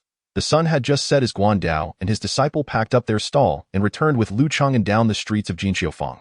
Upon arriving at Guan Dao's doorstep, a voice rang out, "Oh, Master Lu is actually out with Guan Lao. Could it be that he has taken a liking to that young lady?" Su Yuetong from the opposite courtyard chuckled, exuding charm. "Sister Su, must you always tease us?" Guan Xiaoji's cheeks flushed a rosy hue as she instinctively cast a glance at Lu Chang'an. Lu Chang'an merely smiled and shook his head, choosing not to engage. The solitary female cultivator residing next door is anything but ordinary in her leisure pursuits. Lacking any particular skill, she adorns herself in a vibrant and alluring manner, frequently indulging in extravagant expenditures within the city, acquiring exquisite robes and beauty-enhancing elixirs, and feasting upon rare spiritual fruits, occasionally dining at lavish spiritual banquets. This woman seems to have a clandestine paramour. On several occasions during the late hours of the night, Lu Changan has observed a robust man stealthily entering Su Yuedong's courtyard, only to depart in the early hours. This imposing figure, at the pinnacle of the 9th level of qi refining, possesses considerable power surpassing that of his peers. Lu Changan harbors no curiosity regarding the private affairs of others, but instinctively regards Su Yuetong with caution. Guan Xiaoji, feeling somewhat embarrassed, retreats to the kitchen to prepare a meal. Before long, she presents several delectable dishes, while the young girl continues her bustling endeavors. I, with my frail old bones, can expect to live another decade at most. I wonder who this considerate girl will ultimately benefit. Guan Daoren muses wistfully. Do not speak such morbid words, Elder Guan. It is not unheard of for legendary figures in the cultivation world to grow more resilient with age. Lu Changan refrains from engaging in Guan Xiaoji's topic. Leaving the elder somewhat disappointed, I shall raise a toast, wishing for Elder Guan's path of immortality to remain ever verdant. May your auspicious words bear fruit. Guan Daoren clinks cups with him and, glancing towards the kitchen, lowers his voice to confide. 3 years ago, Master Du expressed a desire for Xiaoji to serve as a maid in his household. I did not consent. Lu Changan is taken aback, realizing that the term maid is merely a euphemism, implying that she would become a concubine. At that time, Guan Xiaoji was only 13 years old. It is indeed audacious for Du Wei to utter such words. He is evidently a man of avarice and lust. The two men mention Master Du that evening, and the next day, Lu Changan receives an invitation from Du Wei, announcing that he has taken a beautiful concubine and inviting him to a celebratory feast in 3 days. Chapter 59. Crowdfunding alchemy. Lu Changan and Du Wei are merely acquaintances in the neighborhood. If the latter invites him to a wedding feast, it can only be seen as a means to garner wealth. Ordinary cultivators, especially those who are solitary, devote their lives to the pursuit of elixirs.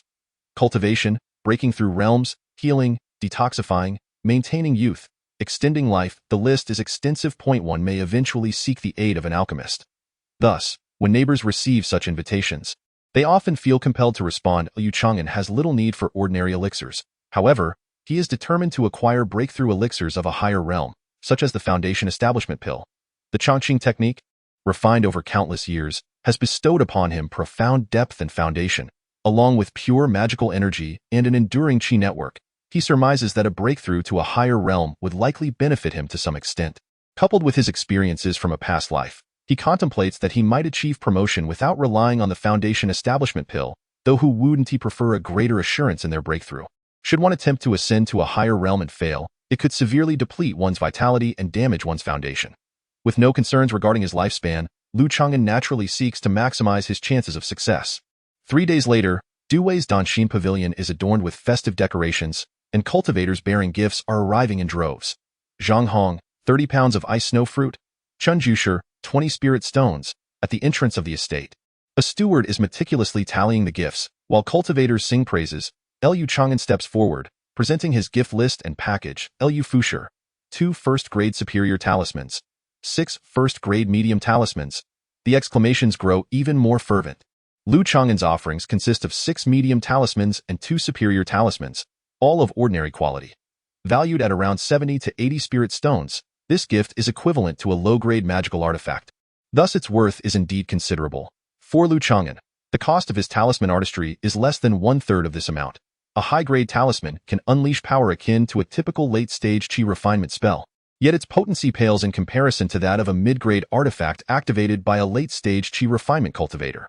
The advantage of talismans lies in their requirement for only a minimal amount of spiritual energy to activate. However, their drawbacks include being consumable items, lacking the might of artifacts and secret techniques of the same tier, and exhibiting somewhat inferior accuracy.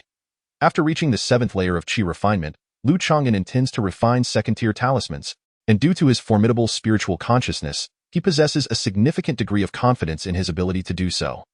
Yet, the materials for second-tier talismans are exceedingly rare. Gathering second-tier talisman brushes, second-tier spiritual ink, and second-tier talisman paper is no easy feat. Moreover, he cannot be too overt in his search for these items. Currently, Lu Changan has managed to acquire only a few sheets of subpar second-tier talisman paper, while the spiritual ink and talisman brush he possesses are merely of the first tier. His attempts at crafting have yielded only 2 inferior second-tier talismans. In terms of power, they are scarcely better than a premium golden blade talisman, which itself barely crosses the threshold of foundational establishment. Lu Changan is akin to a skilled cook without rice to cook with. He must await the day he gathers sufficient materials to produce more second-tier talismans. Master Lu, "Please, come in," Dewey exclaimed warmly upon hearing the sound of the congratulatory gift, ushering Lu Changan into the main hall to take a seat at a private table, a stark contrast to the communal banquet in the courtyard. For instance, the gift presented by Taoist Guan and his disciple, valued at merely a few spirit stones, was relegated to the courtyard. Meanwhile, Miss Su's gift amounted to 100 spirit stones, along with a mid-grade artifact. At the entrance of the estate, a more exuberant and uplifting voice resounded. A multitude of cultivators turned their heads in astonishment, recognizing the sender of the gift to be Su Yuetong. This offering, valued at approximately 200 to 300 spirit stones, stands as the most extravagant gift of the day. Lu Changan, too, was taken aback. His own offering was already substantial, considering it was merely a concubine banquet. Such a grand gesture from this woman likely indicates that her influential companion has requests of Master Hua Dian. Lu Changan pondered. It is quite probable that he, like her, seeks the foundational establishment pill. Other desires would not necessitate such an extravagant expenditure. With some time still before reaching foundational establishment and ample lifespan ahead, he felt no urgency. Observing Su Yuetong's lavishness, her companion might be rather impatient. Having lingered at the 9th layer of qi refinement for many years, eager to gain entry into Master Hua Dian's domain. "Master Lu," Su Yuetong greeted gracefully, her voice soft and alluring as she took a seat at the head of the table. At the banquet, she exuded charm and beauty, her captivating eyes sparkling with intrigue as she tentatively inquired, "Master Lu has secured a place in the main hall. I presume your gift is of considerable value. May I ask what you seek from Master Du?" "Nothing more than a simple desire to befriend Master Du," Lu Changan replied with a slight smile, his words deliberately vague. He remained indifferent to any suspicions Su Yuetong might harbor. Perhaps she surmised that his move to reside next to Du Wei was a strategic maneuver to curry favor for the foundational establishment pill on behalf of a backing force. Du Wei was adept at navigating social intricacies. Several days post-celebration, he systematically invited those who had offered substantial gifts to visit his residence for further discussions. Du Wei was acutely aware that many of the cultivators who presented lavish gifts likely had their own motives. If he merely accepted gifts without reciprocating, he risked tarnishing his reputation. In the future, who would bestow favors upon him? Furthermore, some of the cultivators who brought gifts were not ones he could afford to offend lightly, either due to their influential backgrounds or formidable prowess. Lu Changan and Su Yuetong, two neighbors among the same batch of invited cultivators, were graciously received by Du Wei himself. The two companions, one exuding a gentle warmth akin to jade and the other a breathtaking beauty, truly exemplified the perfect pairing of talent and charm. Du Wei chuckled in admiration, his mustache quivering slightly. "Alas, Master Lu would surely dismiss a mere withered flower like myself." Su Yuetong's gaze was filled with a poignant melancholy, reminiscent of a delicate willow swaying in the breeze. "I am but a novice in cultivation," Lu remarked expressionlessly, "and at nearly 50 years of age, I am unworthy of Miss Su." Had he not been aware of a hulking figure, a 9th layer qi refinement cultivator, who had clandestinely visited Su Yuetong's estate late at night, he might have genuinely believed that she held some interest in him. After all, Lu Changan's appearance and demeanor in this life were indeed commendable. Du Wei was merely jesting, seeking to enliven the atmosphere without any true intention of matchmaking. In truth, he harbored a certain envy for Su Yuetong, yet dared not provoke her. Once they had feasted and drunk to their fill, Du Wei invited the two to enjoy the blossoms in the courtyard. During this time, he engaged in private conversation with both Su Yuetong and Lu Changan. While conversing with Su Yuetong, Du Wei employed a soundproofing spell. Yet it could not elude Lu Changan's formidable spiritual sense. As Lu had surmised, Su Yuetong expressed a desire to be acquainted with Master Hua. The man behind her sought to concoct foundation establishment pills. "Miss Su, my Master's alchemical appointments are booked for the next decade. You must understand, there are numerous formidable factions in the city, and my master is not one to offend," Du Wei replied with a troubled expression. "Moreover, when it comes to the crafting of foundation establishment pills, you will need to prepare your own materials, ideally collaborating with other cultivators to gather them.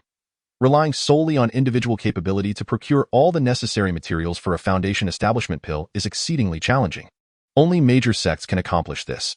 Securing a complete set of materials, a seasoned second-tier alchemist could, upon opening the furnace, often produce more than a single pill." Lu Changan understood this implicitly. In essence, it is a collective effort for alchemical crafting. We have managed to gather a portion of the materials, though one or two of the primary ingredients are rather troublesome, he explained. Su Yuetong then gently implored, "I hope Master Du can assist in introducing me to Senior Hua. I assure you, I will offer generous gratitude." Master Hua had previously assisted loose cultivators in crafting foundation establishment pills and held a commendable reputation. Establishing a connection with him would enable collaboration with other cultivators in the pursuit of gathering materials for the foundation establishment pill. I shall do my utmost, Due sighed. To be honest, I have scarcely been able to see my master in recent years. I appreciate your efforts, Master Du, Su Yuedong replied, her eyes shimmering with sincerity, her voice sweetly enticing. Subsequently, Due conversed privately with Lu Changan, probing into his desires. Having recently ascended to the 7th layer of qi refinement, my current need for medicinal pills is minimal, Lu remarked. Though he sought to foster a closer relationship with a seasoned alchemist living nearby, it would indeed be beneficial to cultivate our acquaintance, Lu Changan said with a smile, intentionally withholding his true intentions. Even if he were to reveal them, Due would likely assume they stemmed from the individuals behind him seeking to craft foundation establishment pills. It would be prudent to nurture our relationship. I've heard that your talisman techniques are quite impressive. I believe we will find mutual benefit in the future, Due responded with a radiant smile, perceiving the underlying implications of Lu's words. Though Lu Changan had no immediate needs, it was evident he would likely seek something in the future. Thus, during their interactions, Lu Changan would undoubtedly bring certain advantages to him. By the way, I once stumbled upon a legacy of an alchemist in the mundane world. Once I have organized it, I shall present it to Master Du for his perusal. At the conclusion of their conversation, Lu Changan cast a small bait. Alchemist legacy? What level is it? Due's eyes sparkled with interest. I am not well versed in this, but it is at least a first-tier superior alchemist legacy. It might even be a fragmented second-tier legacy, Lu Changan replied ambiguously. Master Lu is quite considerate. Due's tone became noticeably warmer. A first-tier superior legacy could serve as a reference to enhance his skills. If it were a second-tier legacy, its allure would be significantly greater. Although Due was a disciple of a second-tier alchemist, his master would certainly hold back, imparting core techniques only to his true heirs. Upon leaving Danshin residence, Lu Changan silently nodded, having successfully deepened his rapport with Due. The legacy of alchemy he possessed was not limited to a single copy. He recalled 3 second-tier alchemist legacies from his past life, in addition to one acquired from Liang Xiaotian, totaling 4 in the realm of alchemy. Possessing multiple legacies was undoubtedly advantageous. However, the obscure arts of body refinement and puppetry had not garnered much of his attention in his previous life due to limited energy. Lu Changan planned to present the least valuable second-tier inferior alchemist legacy to Due as bait. Once their friendship deepened and he had successfully hooked his quarry, he would not fear Due's reluctance to lend him assistance. Chapter 60. Second-tier talismans. The endeavor to procure foundation establishment pills and to recommend a senior second-tier alchemist is merely a crucial step in the process. The most formidable challenge lies in the collection of materials for the foundation establishment pills. Lu Changan was aware of the formula for the foundation establishment pill and knew of more than one recipe, each differing slightly in material composition and refining techniques. The myriad factions in the cultivation world are as numerous as the grains of sand in the Ganges. Over countless years, many powers have mastered the recipes for foundation establishment pills, which have undergone minor modifications over time. The commonly known formulas for foundation establishment pills are certainly not secrets. With determination, they are not difficult to acquire. The challenge lies not in the recipes themselves, but in the materials and the alchemists who possess the refining techniques. The key primary materials and auxiliary herbs for the foundation establishment pill are predominantly monopolized by major factions. In light of this, Lu Changan had already devised a plan upon his arrival in Huanglong Immortal City. 2 years prior, he had entrusted Zhao Siyao in a letter to keep an eye on the sect and gather materials for the foundation establishment pill. As long as it was not the primary materials or crucial scarce auxiliary herbs, there would be opportunities to purchase them within the sect. Some herbs serve purposes beyond just the foundation establishment pill. For non-strategic resources, the sect's control is not as stringent. Lu Changan had a fair degree of trust in Zhao Siyao's character. For cultivators at the foundation establishment stage, collecting non-key materials was not a daunting task. Once a certain amount of progress had been made in the collection, Lu Changan intended to visit Jinyun Valley and purchase the materials with spirit stones. He would not rely solely on Zhao Siyao. In Huanglong Immortal City, he would remain vigilant and gradually gather materials. The city hosts small auctions annually, with medium to large-scale auctions occurring every 3 to 5 years. As long as one possesses sufficient financial resources and is unafraid of attention and risks, theoretically, there would be opportunities to acquire foundation establishment pills. As time passed, the following 2 years saw Lu Changan's life in Huanglong Immortal City stabilize and become more leisurely. His routine of cultivating body refinement, caring for pets, and honing his skills remained unchanged, with the added task of collecting materials. Gathering materials, not limited to foundation building pills, but also the materials for second-grade talismans. 6 months ago, Lu Changan acquired a second-grade talisman brush at a high-end talisman shop, spending 1,500 spirit stones. This expenditure significantly depleted his reserves of spirit stones, prompting him to sell some of his stock of superior talismans. A seasoned first-grade superior talisman master can barely wield a second-grade talisman brush, thereby enhancing the success rate of talisman creation. Although this purchase might have revealed his wealth, his actions were not beyond the bounds of reason. After all, he was not a wandering cultivator without any backing. With the second-grade talisman brush in hand, Lu Changan only needed to procure second-grade talisman paper and spirit ink to create a greater number of second-grade talismans. However, when purchasing materials for second-grade talismans, he must exercise discretion. Lu Changan did not wish to expose his true talisman crafting skills, as this was his greatest reliance before entering the core formation stage. Over the past 2 years, Lu Changan's relationship with Du Wei has grown considerably closer, often visiting each other without the need to bring gifts each time. Shortly after the concubine banquet, Du Wei learned about Lu Changan's connections with a foundation-building friend from his sect, which caused him to regard Lu Changan with higher esteem.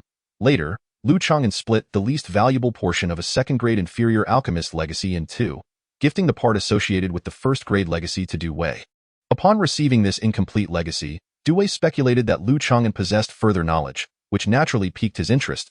Du Wei ceased to be merely a taker of benefits from Lu Changan and reciprocated with elixirs suitable for the late qi refinement stage. Their exchanges solidified a genuine friendship, deepening their bond with each passing day. On a particular day, Lu Changan was engrossed in crafting second-grade talismans within a secret chamber.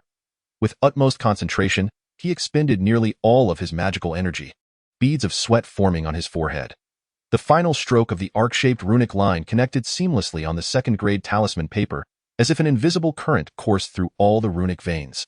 A surge of formidable spiritual pressure flashed and solidified upon the second-grade talisman paper. This was a second-grade inferior lightning talisman. Wiping the sweat from his brow, Lu Changan revealed a hint of a smile. The lightning talisman, classified as a second-grade talisman, is divided into inferior, middle, and superior grades, possessing slightly greater power than the average second-grade talisman. When utilized correctly, the lightning talisman he crafted could pose a threat to those in the early foundation building stage. However, there are limitations to talisman usage. The higher the grade, the more pronounced the restrictions become. One cannot simply wield a third-grade talisman as a qi refinement cultivator and expect to slaughter foundation building practitioners at will. High-grade talismans wield tremendous power and a broad range. They require not only magical energy to activate but also the guidance and control of the cultivator, demanding a certain level of mastery over both spiritual consciousness and magical energy. It would be naive to believe that talismans are akin to playing cards, casually throwing hundreds during a battle. If that were the case, the realm of cultivation would be dominated by talisman masters. For a qi refinement cultivator, harnessing the power of a second-grade talisman is quite a challenge, and any misstep could lead to self-harm. As for activating third-grade offensive talismans during the qi refinement stage, one could hardly guarantee the enemy's demise, while likely facing their own end. The residual power of a third-grade talisman could reduce one to ashes in an instant. Hence, when top-tier geniuses from great powers venture out, the high-grade talismans bestowed upon them by their elders are typically of a defensive or life-preserving nature. Fortunately for Lu Changan, his spiritual consciousness was on par with early foundation-building cultivators, allowing him to accurately guide second-grade talismans to unleash their full potential. After completing the talisman, Lu Changan meditated to recuperate. Just as his magical energy was nearly restored, a sound transmission talisman whizzed into the courtyard, which he promptly grasped in his hand. "Lu Talisman Master, I bring you good news. Please come to my residence." A sound resonated from the transmission talisman, echoing with the voice of Du Wei. Was it good news? Lu Changan felt a stir within his heart and, awaiting the restoration of his magical energy, made his way to the neighboring Danshin residence, Du Wei's estate. Not only had Lu Changan arrived, but also Su Yuetong, adorned in elegant palace attire with her hair elegantly swept up. "Today, my esteemed master is in good spirits and has some free time. I shall take you to meet him," Du Wei declared, a smile gracing his lips as his mustache curved upward. Su Yuetong could not suppress her delight. Their long-standing friendship with Du Wei had been nurtured for the sole purpose of meeting the illustrious Hua Dan Shi. "Come, I shall escort you to my master's residence." With decisive strides, Du Wei led the two towards the inner city, heading in the direction of Huanglong Mountain. As they neared the foot of the mountain, a panorama of opulent and antiquated estates unfolded before them, revealing a vibrant aura of second-tier spiritual veins. Lu Changan astutely discerned that they were in a transitional zone between the inner city and Huanglong Mountain, occasionally catching glimpses of foundational practitioners darting about like shooting stars. This area was Huanglong Square, where the inhabitants of the Grand Estates were predominantly foundational cultivators. Du Wei continued his discourse as he guided them into a magnificent garden estate, abundant with medicinal herbs. Please wait here while I consult my master. He instructed the two to remain in the courtyard and proceeded directly to one of the halls. During their wait, Lu Changan observed Su Yuetong, typically exuding grace and charm, now appearing rather reserved and anxious. This was the stark disparity of realms. Even a breathtaking beauty must humble herself before a senior of a higher order. Moreover, the Hua Danshi was no ordinary foundational practitioner, possessing the key to ascend to the pinnacle of qi refining and beyond.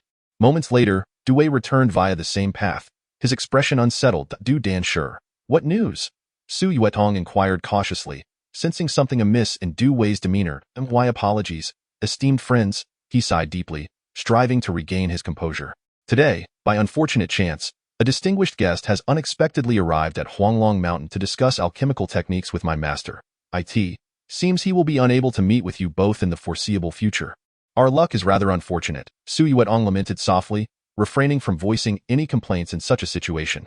Huanglong Square, nestled at the base of Huanglong Mountain, was a place where it was entirely plausible for the Hua Danshi to be acquainted with influential figures. Beyond the elusive Huanglong Zhenren, there were numerous disciples and prodigies, including two who had achieved the status of Jiadan Zhenren. The list of other high-ranking foundational masters was even more extensive.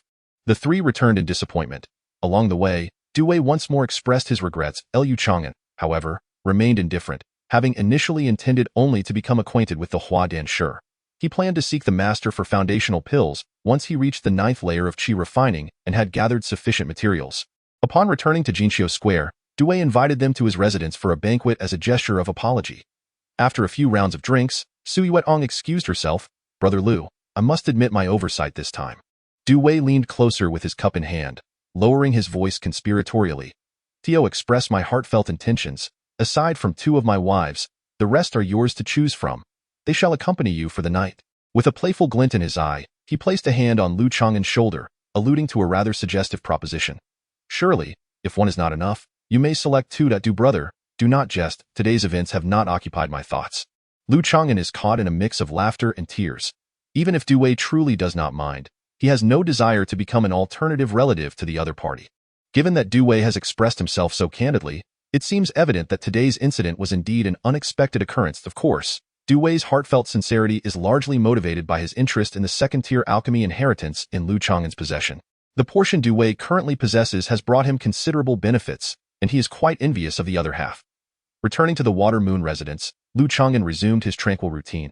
Each day, he interacted with the Xian Shui turtle, feeding it beast fodder and nourishing it with the power of longevity, accompanying it during his cultivation. By his side, as he sat cross-legged, the little turtle resembled a sapling, steadily thriving in the passage of time. 3 years later, the young turtle had grown significantly, now comparable in size to a fan. On this day, Lu Changan's power of longevity had reached new heights. At 53 years of age, he achieved the 8th layer of qi refinement. Lu Changan realized that he was one step closer to establishing his foundation. Shortly after his advancement to the 8th layer of qi refinement, a foundation-building cultivator came to visit the Water Moon residence. Chapter 61. After the old friend, the transition from the 7th to the 8th layer of qi refinement does not constitute a breakthrough in realms. Moving from the 7th to the 9th layer pertains to the 3 minor stages of the late qi refinement phase. Each layer attained results in a mere 2- or 3-fold increase in power. However, the leap from the early to mid qi refinement, or from mid to late, results in a significant surge in power, nearly doubling it. The same principle applies to the foundation building stage above. 2 days later, once his power stabilized, Lu Changan emerged from his secluded chamber. The Xian Shui turtle rubbed against him, eagerly following with its 4 limbs, displaying a somewhat clumsy demeanor. Now, after over a decade of hatching, the Xian Shui turtle had fully entered the ranks of first-tier spirit beasts. In terms of size, it fell short of its actual cultivation level. The Xian Shui turtle excelled at concealing its aura, making it difficult for ordinary cultivators to discern its true nature unless they were highly skilled beast tamers. Squeak! A stone rat hurriedly delivered a letter. Darting into the courtyard, Liu Changan took the letter, which was sent by Li Erqing. In the letter, Li Erqing expressed his longing, mentioning that, had it not been for the constraints of his wife and children, he would have visited Huanglong Immortal City. Approximately a year prior, Li Erqing had reached the 8th layer of qi refinement. With no minor bottlenecks in his progress, he had unraveled his mental knots and received rewards in the form of medicinal resources from his family, enabling steady advancement in his cultivation. It wasn't that Li Erqing progressed particularly quickly, but rather that Lu Changan's longevity technique was gradual, limited by the passage of time. In the letter, Li Erqing also mentioned Mu Xiuyun. 5 years ago, after Mu Xiuyun's failed attempt at foundation building, she had remained stationed at the Bamboo Leaf Mountain shop, with increasingly infrequent interactions with her family. It is easy to imagine the profound impact that her failure had on her state of mind. In previous years, Lu Changan had sent 2 letters to the Bamboo Leaf Mountain shop inquiring about Mu Xiuyun's well-being, offering comfort and guidance. However, there had been no response from her side. Just as Lu Changan finished reading the letter, a composed male voice called from outside the gate. "Is this the Water Moon residence? Is it the dwelling of Taoist Lu?" Lu Changan detected the fluctuations of external spiritual consciousness. The visitor was evidently a high-level foundation-building expert. It turned out to be Taoist Zhang. "Please, come in." Lu Changan activated the formation and welcomed them at the courtyard gate. Among the 2 visitors, one was a somewhat dark-skinned, stern-faced young cultivator, none other than Zhang Taizhan. After an absence of 7 or 8 years, Zhang Taizhan has now become a foundational period cultivator, appearing to have achieved a breakthrough in recent years. Uncle Lu, behind Zhang Taizhan, stands a disheartened young man, whose face faintly resembles the handsomeness of his past. "Lin Lu, you have arrived as well." Lu Changan responded coldly. Several years ago, Zhao Xiao had mentioned Lin Lu's circumstances in her letters. The last time Lu encountered Lin Lu was a decade ago. Before the tombstone of his father, Lin Yi. Now, this young man is nearly at the age of maturity, making it difficult to reconcile the present disheveled figure with the proud sect youth of over a decade ago. Over the past 10 years, Lin Lu has nearly squandered the inheritance left by his father. Lin Yi. Lu Changan recalled Zhao Xiao's words in her letter. In the first couple of years following Lin Yi's death, Lin Lu was relatively well-behaved. However, the subsequent 7 or 8 years were truly beyond words. Initially, Lin Lu befriended numerous dubious companions, some being loose cultivators and others outer disciples.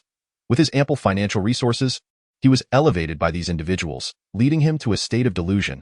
He hosted extravagant feasts, indulged in debauchery, and even changed dual cultivation partners twice, igniting jealousy among sect disciples. During this time, he extravagantly squandered his father's legacy. It was only a few years ago, after a stern reprimand from Zhang Taizhan, that Lin Lu severed ties with those dubious friends, resolved to amend his ways and strive for improvement. However, at that very moment, a pure and enchanting inner sect female disciple entered his life.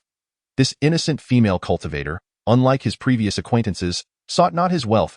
At the onset of their acquaintance, she frequently returned his gifts, which were of greater value than those Lin Yi had given. Lin Lu believed he had found true love. 2 years prior, this pure female disciple sought his assistance in competing for a core disciple position, borrowing a substantial sum of spirit stones.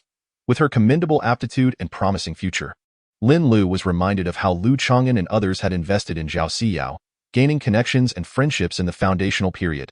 He thought that his heartfelt affection for the pure female disciple naturally signified a unique relationship, one that could certainly mirror that success. He envisioned a future with a foundational period female companion, one that would surpass Lu Changan's investment in Zhao Xiao. Lin Lu sold off his belongings, offering the last few hundred spirit stones he possessed to her. The outcome: once she became a core disciple, she turned her back on him, not only distancing herself but also aligning herself with a disciple of considerable background within the sect. As for the several hundred spirit stones Lin Lu had lent her, there was no written acknowledgement of the loan. Moreover, Lin Lu had initially declared it as a gift to appear magnanimous. The weary Lin Lu, with his cultivation stagnated at the 6th layer of qi refinement, finds himself bereft of both wealth and hope, disillusioned and unstable in his path. His father, Lin Yi, had sacrificed his life to provide him with an advantageous hand, yet he has fallen to such depths. The only principle Lin Lu has managed to uphold is that he has not lost the spiritual land stronghold of the hidden immortal pavilion, where Lin Yi is buried. "Zhang Daoyu, please come in and take a seat." Lu Changan courteously invited Zhang Taizhan. Zhang Tieshan's visit had been forewarned in a letter from Zhao Xiao 6 months prior. Zhang Taizhan had shared a deep bond with Lin Yi in the past and naturally wished to prevent his only disciple's son from descending into ruin. "Lu Daoyu, I would like Lin Lu to change his environment and undergo tempering in Huanglong Xianqing for a few years. I hope you can assist in looking after him." Zhang Taizhan expressed his intention. "Rest assured, fellow Taoist Lu, I shall not intrude upon your tranquil cultivation." I have secured a residence for Lin Lu in the inner city and arranged a task for him. Having known Lin Yi for over 2 decades, it is only natural that I extend my care towards his Eschewing. Liu Changan did not decline. His notion of care was merely to assist within his capabilities, ensuring that it would not interfere with his own cultivation or safety. Then, I am most grateful. Zhang Taizhan had actually prepared a broken stage elixir for Lin Lu. However, he wished to temper Lin Yi's character before bestowing it upon him. In doing so, he would have fulfilled his obligations. From then on, they would owe nothing to each other, treating Lin Lu as an ordinary disciple. Once the matters concerning Lin Lu were settled, Zhang Taizhan retrieved a storage pouch. Fellow Taoist Lu, this is a gift from Sister Zhao, which she asked me to deliver to you. Inside the pouch were the materials for foundational elixirs that Zhao Siyao had gathered over the years for Liu Changan. Upon opening it, Liu Changan felt a flicker of joy. The materials collected by Zhao Siyao included the primary ingredient for the foundational elixir, as well as 5 or 6 supplementary herbs. Liu Changan estimated that it would require at least several hundred spirit stones. Just as he contemplated retrieving the stones to entrust Zhang Taizhan with the return to Jinyun Valley, Zhang Taizhan interjected, stating that Sister Zhao had mentioned that for her foundational matters, your assistance had been invaluable, and these materials need not be compensated with spirit stones. Liu Changan sighed softly and did not press the issue. Zhao Siyao's actions were a means of repaying his kindness. However, once this debt of gratitude was fully expended, if there remained a significant disparity in their realms, their relationship would inevitably grow distant and estranged. Fellow Taoist Zhang, is your purpose for coming to Huanglong Immortal City to eliminate the evil-faced flying hawk? During their conversation, Liu Changan learned of one of Zhang Tieshan's objectives. The whereabouts of the evil-faced flying hawk had been unknown for years, but based on certain clues, it was speculated that he might be lurking around Huanglong Immortal City. Zhang Taizhan deduced, after all, this individual had lingered at the 9th level of qi refinement for many years, and in the chaotic environment of Huanglong Immortal City, he would have greater opportunities to establish a foundation. Liu Changan concurred, stating that if this rogue were to ascend to foundational status, the threat would multiply exponentially. With fellow Taoist Zhang achieving foundational success, I trust that your efforts will yield swift results. It is easier said than done. This rogue is adept at disguise and deception, cautious and cunning, having kept a low profile in recent years, Zhang Taizhan lamented. After some time, Zhang Taizhan took his leave with Lin Lu. As he exited the courtyard, he glanced thoughtfully at the Xian Shui turtle nestled in the corner. Years ago, at the auction in Ziyeshan, Liu Changan had vied for a longevity elixir against a centenarian and had acquired the Xian Shui turtle. Subsequently, the reputation of the turtle alchemist became a subject of jest among nearby cultivators and sparked quite a discussion. Liu Changan intended for the Xian Shui turtle to make occasional appearances. If it were to remain hidden at home, then one day suddenly revealed, it would seem quite jarring and out of place.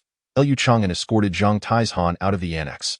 The visit from a foundational master drew the attention of the surrounding neighbors, dispelling any doubts they had regarding Liu Changan's background. Soon after, Taoist Guan learned of this matter and warmly hosted a banquet, inviting Liu Changan to his home. Having resided in Huanglong Immortal City for 7 or 8 years, Liu Changan had maintained a cooperative relationship with Taoist Guan and his disciples, frequently exchanging talismans for materials. In the evening, Liu Changan arrived at Taoist Guan's residence. Brother Liu, you have arrived, a sweet, youthful voice echoed through the air. Now, Guan Xiaoji has blossomed into a graceful young lady, adorned in an embroidered skirt, her figure light and her curves exquisite.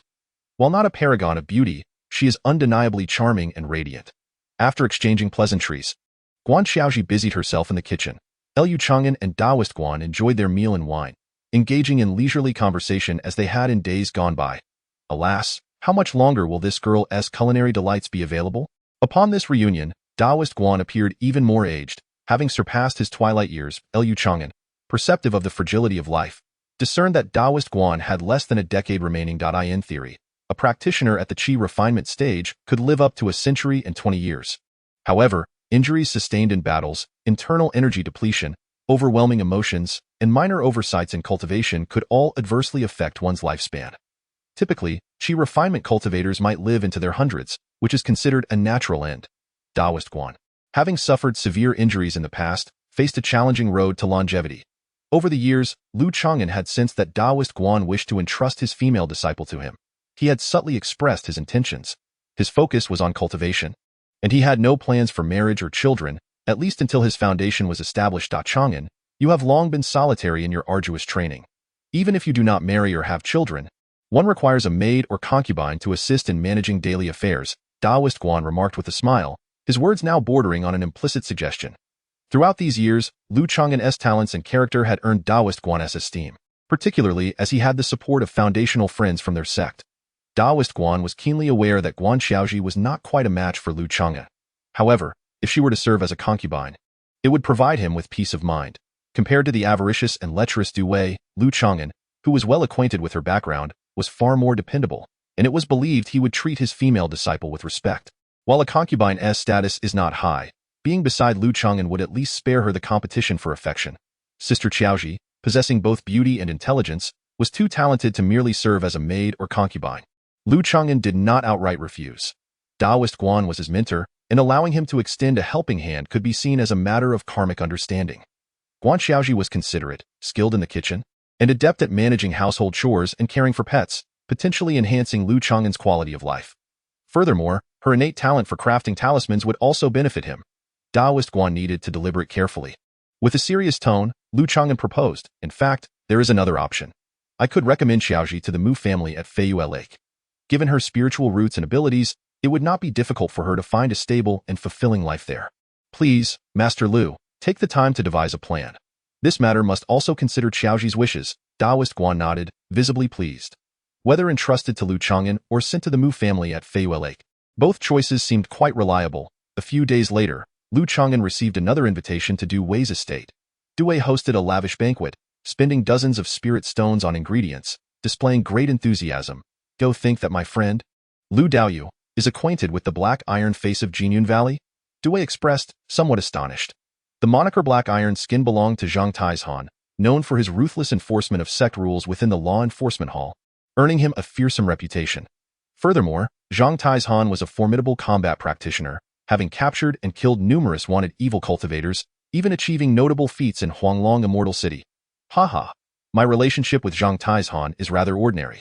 My true foundational friend from the sect is someone else, Lu Changan clarified, denying the extent of their connection. It is acceptable to maintain a private acquaintance with Zhang Taizhan. This individual likely has made numerous enemies outside, so it would be prudent not to publicly claim a close relationship with him. Moreover, Zhang Taizhan, possessing a low-grade spiritual root, is considerably inferior in aptitude compared to Zhao Siyao, though he possesses the advantage of a formidable will. Coupled with his strong combat skills, he steadily advances into the foundation establishment stage, and Lu Changan speculates that Zhang Taizhan may be harboring hidden opportunities. By the way, when does our neighbor, Taoist Su, intend to seek out Master Hua for alchemy? Lu Changan shifted the topic 3 years ago. That time when he recommended Master Hua resulted in a missed appointment. About a year later, Du Wei found another opportunity to bring Lu Changan and Su Yuedong to meet Master Hua. It was during this second encounter that Lu Changan presented a 200-year-old herb, along with several first-tier top-quality talismans, thereby establishing a familiar rapport with Master Hua. Su Yuedong's gift was even more precious. Although the contents of the gift box were concealed from view, Master Hua's amiable smile suggested much, indicating that Su Yuedong had evidently made a favorable impression on him. If the materials are adequately gathered, alchemy should be feasible. The furnace for alchemy is likely to be prepared within the next 2 years, Du Wei conjectured. That time, I hope Brother Du will take me along to broaden my horizons. Perhaps in the next alchemical session, I shall be a participant myself. Lu Changan raised a cup towards Du Wei. Since Su Yuedong and the others are pooling materials for alchemy, they must attend in person. Otherwise, if the resulting elixirs are subpar, who could say whether it was the alchemist who consumed the materials? Lu Changan wished to observe primarily to assess Master Hua's skills and character. One cannot entirely trust the external reputation. Agreed. I shall take you along then. Du Wei readily downed his drink. Before parting, he wore a beaming smile and quietly inquired, "Lu Daoist, have you organized the remaining portion of the alchemical inheritance?" "Oh, I have completed half of the remaining portion. If Brother Du is in a hurry, I can provide it to you now." Upon saying this, Lu Changan handed over a jade tube. Previously, the portion he had given to Du Wei mainly consisted of first-tier alchemical content. The remaining half contains second-tier alchemical knowledge. Now, Lu Changan divided this remaining half again, offering a quarter to Du Wei. The final quarter, naturally, is the essence, still held tightly in Lu Changan's grasp. If necessary, he could divide it into 1/8 as well. Brother Lu is most considerate. Du Wei's expression twitched slightly, yet he smiled as he escorted Lu Changan to the door. 2 years passed in the blink of an eye. Lu Changan turned 55. His alchemical skills have finally stabilized at the first-tier top-quality level. Compared to Du Wei and the former Master Gu, he certainly has a considerable gap. However, he can at least break even by refining several types of first-tier top-quality elixirs. Lu Changan's talent for alchemy is rather mediocre. This progress has been achieved through ample spare time and the slow passage of years.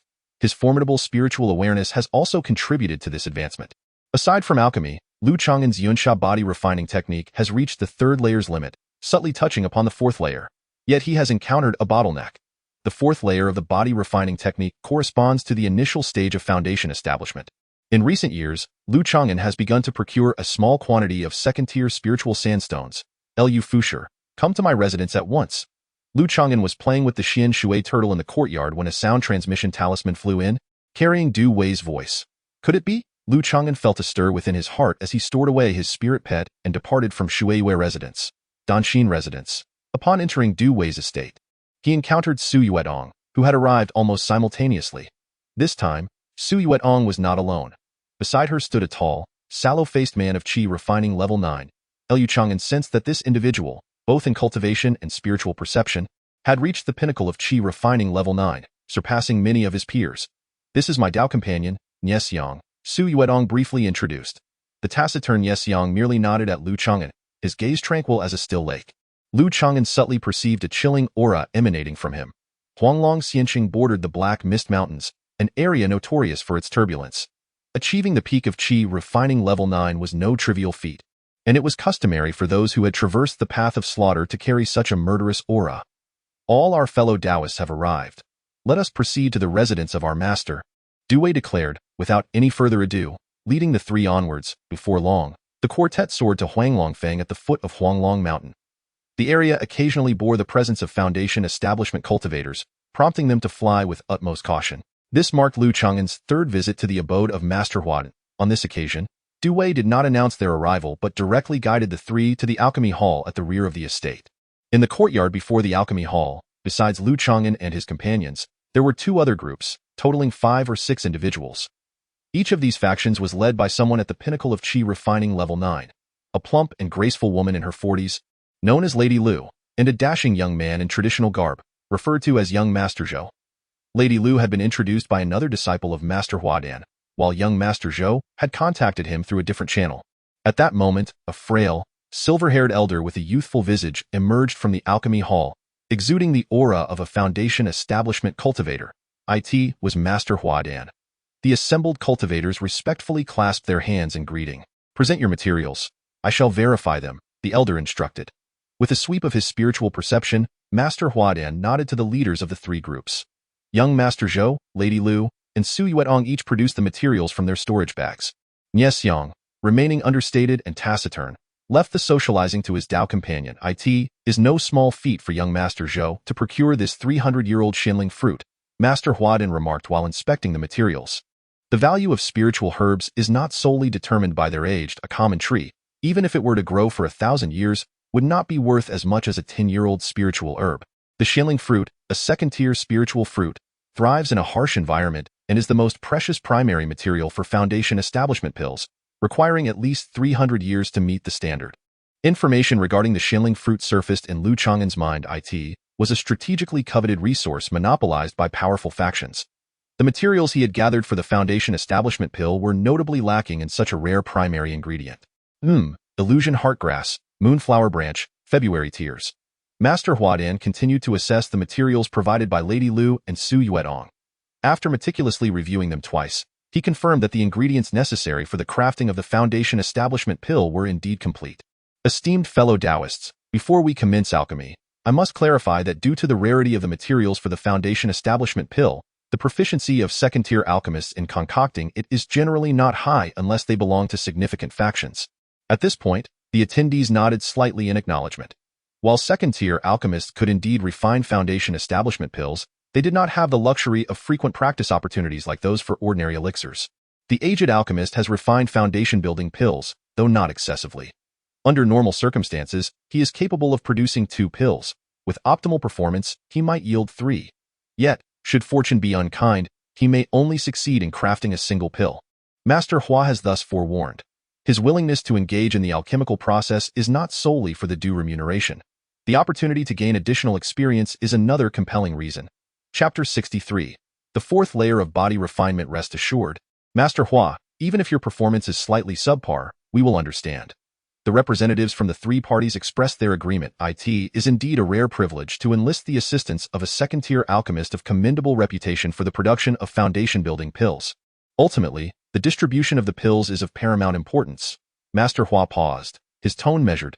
Eschewing and the others listened intently. As it pertained to their own interests in such collective alchemical endeavors, the allocation of pills is often determined by the value of the materials contributed, with priority granted to those who provided the most precious ingredients. In this instance, the hierarchy of material value places young Master Zhou first, Miss Su second, and Madame Lu third. Do any of you have objections to this order? Master Hua surveyed the three parties. This arrangement is quite fair. We have no objections. Both young Master Zhou and Su Yuetong nodded in agreement. Master Hua's normal output is expected to yield 2 pills. Madame Lu's expression shifted slightly. If only 1 or 2 pills are produced, then the materials I provided. Young Master Zhou interjected with a smile. Madame Lu, should you not receive a foundation-building pill? Miss Su and I will compensate you with spirit stones equivalent to the value of the materials you contributed. The specifics will depend on the total value of the pills produced. Upon hearing this, Madame Lu acquiesced to the proposed distribution scheme. Contributors of materials, even if they do not receive a foundation-building pill, will still be able to mitigate some losses. Since there are no objections, I shall commence the alchemical process in the alchemical hall. You may observe from a distance, but must not encroach or disturb. With that, Master Hua gestured to collect the 3 piles of alchemical materials and entered the alchemical hall. The hall was spacious, featuring a brass alchemical furnace approximately 10 feet high, certainly a second-tier furnace. The 3 groups took their seats on mats outside the hall, observing from afar. Fellow Su, Fellow Lu, please remain patient. Du Wei and another disciple moved to assist Master Hua. Before long, the temperature within the alchemical hall began to rise. Surrounding the alchemical furnace was a small second-tier flame array, supplemented by high-quality spirit bamboo charcoal, which was adjusted as needed to control the intensity of the spiritual flames. As a first-tier superior alchemist, Lu Changan could discern certain nuances. Typically, a stable supply of earthly fire is ideal for alchemy. Although Master Hua's residence lacked such a supply, the presence of a second-tier flame array and high-quality spirit bamboo charcoal rendered the conditions acceptable.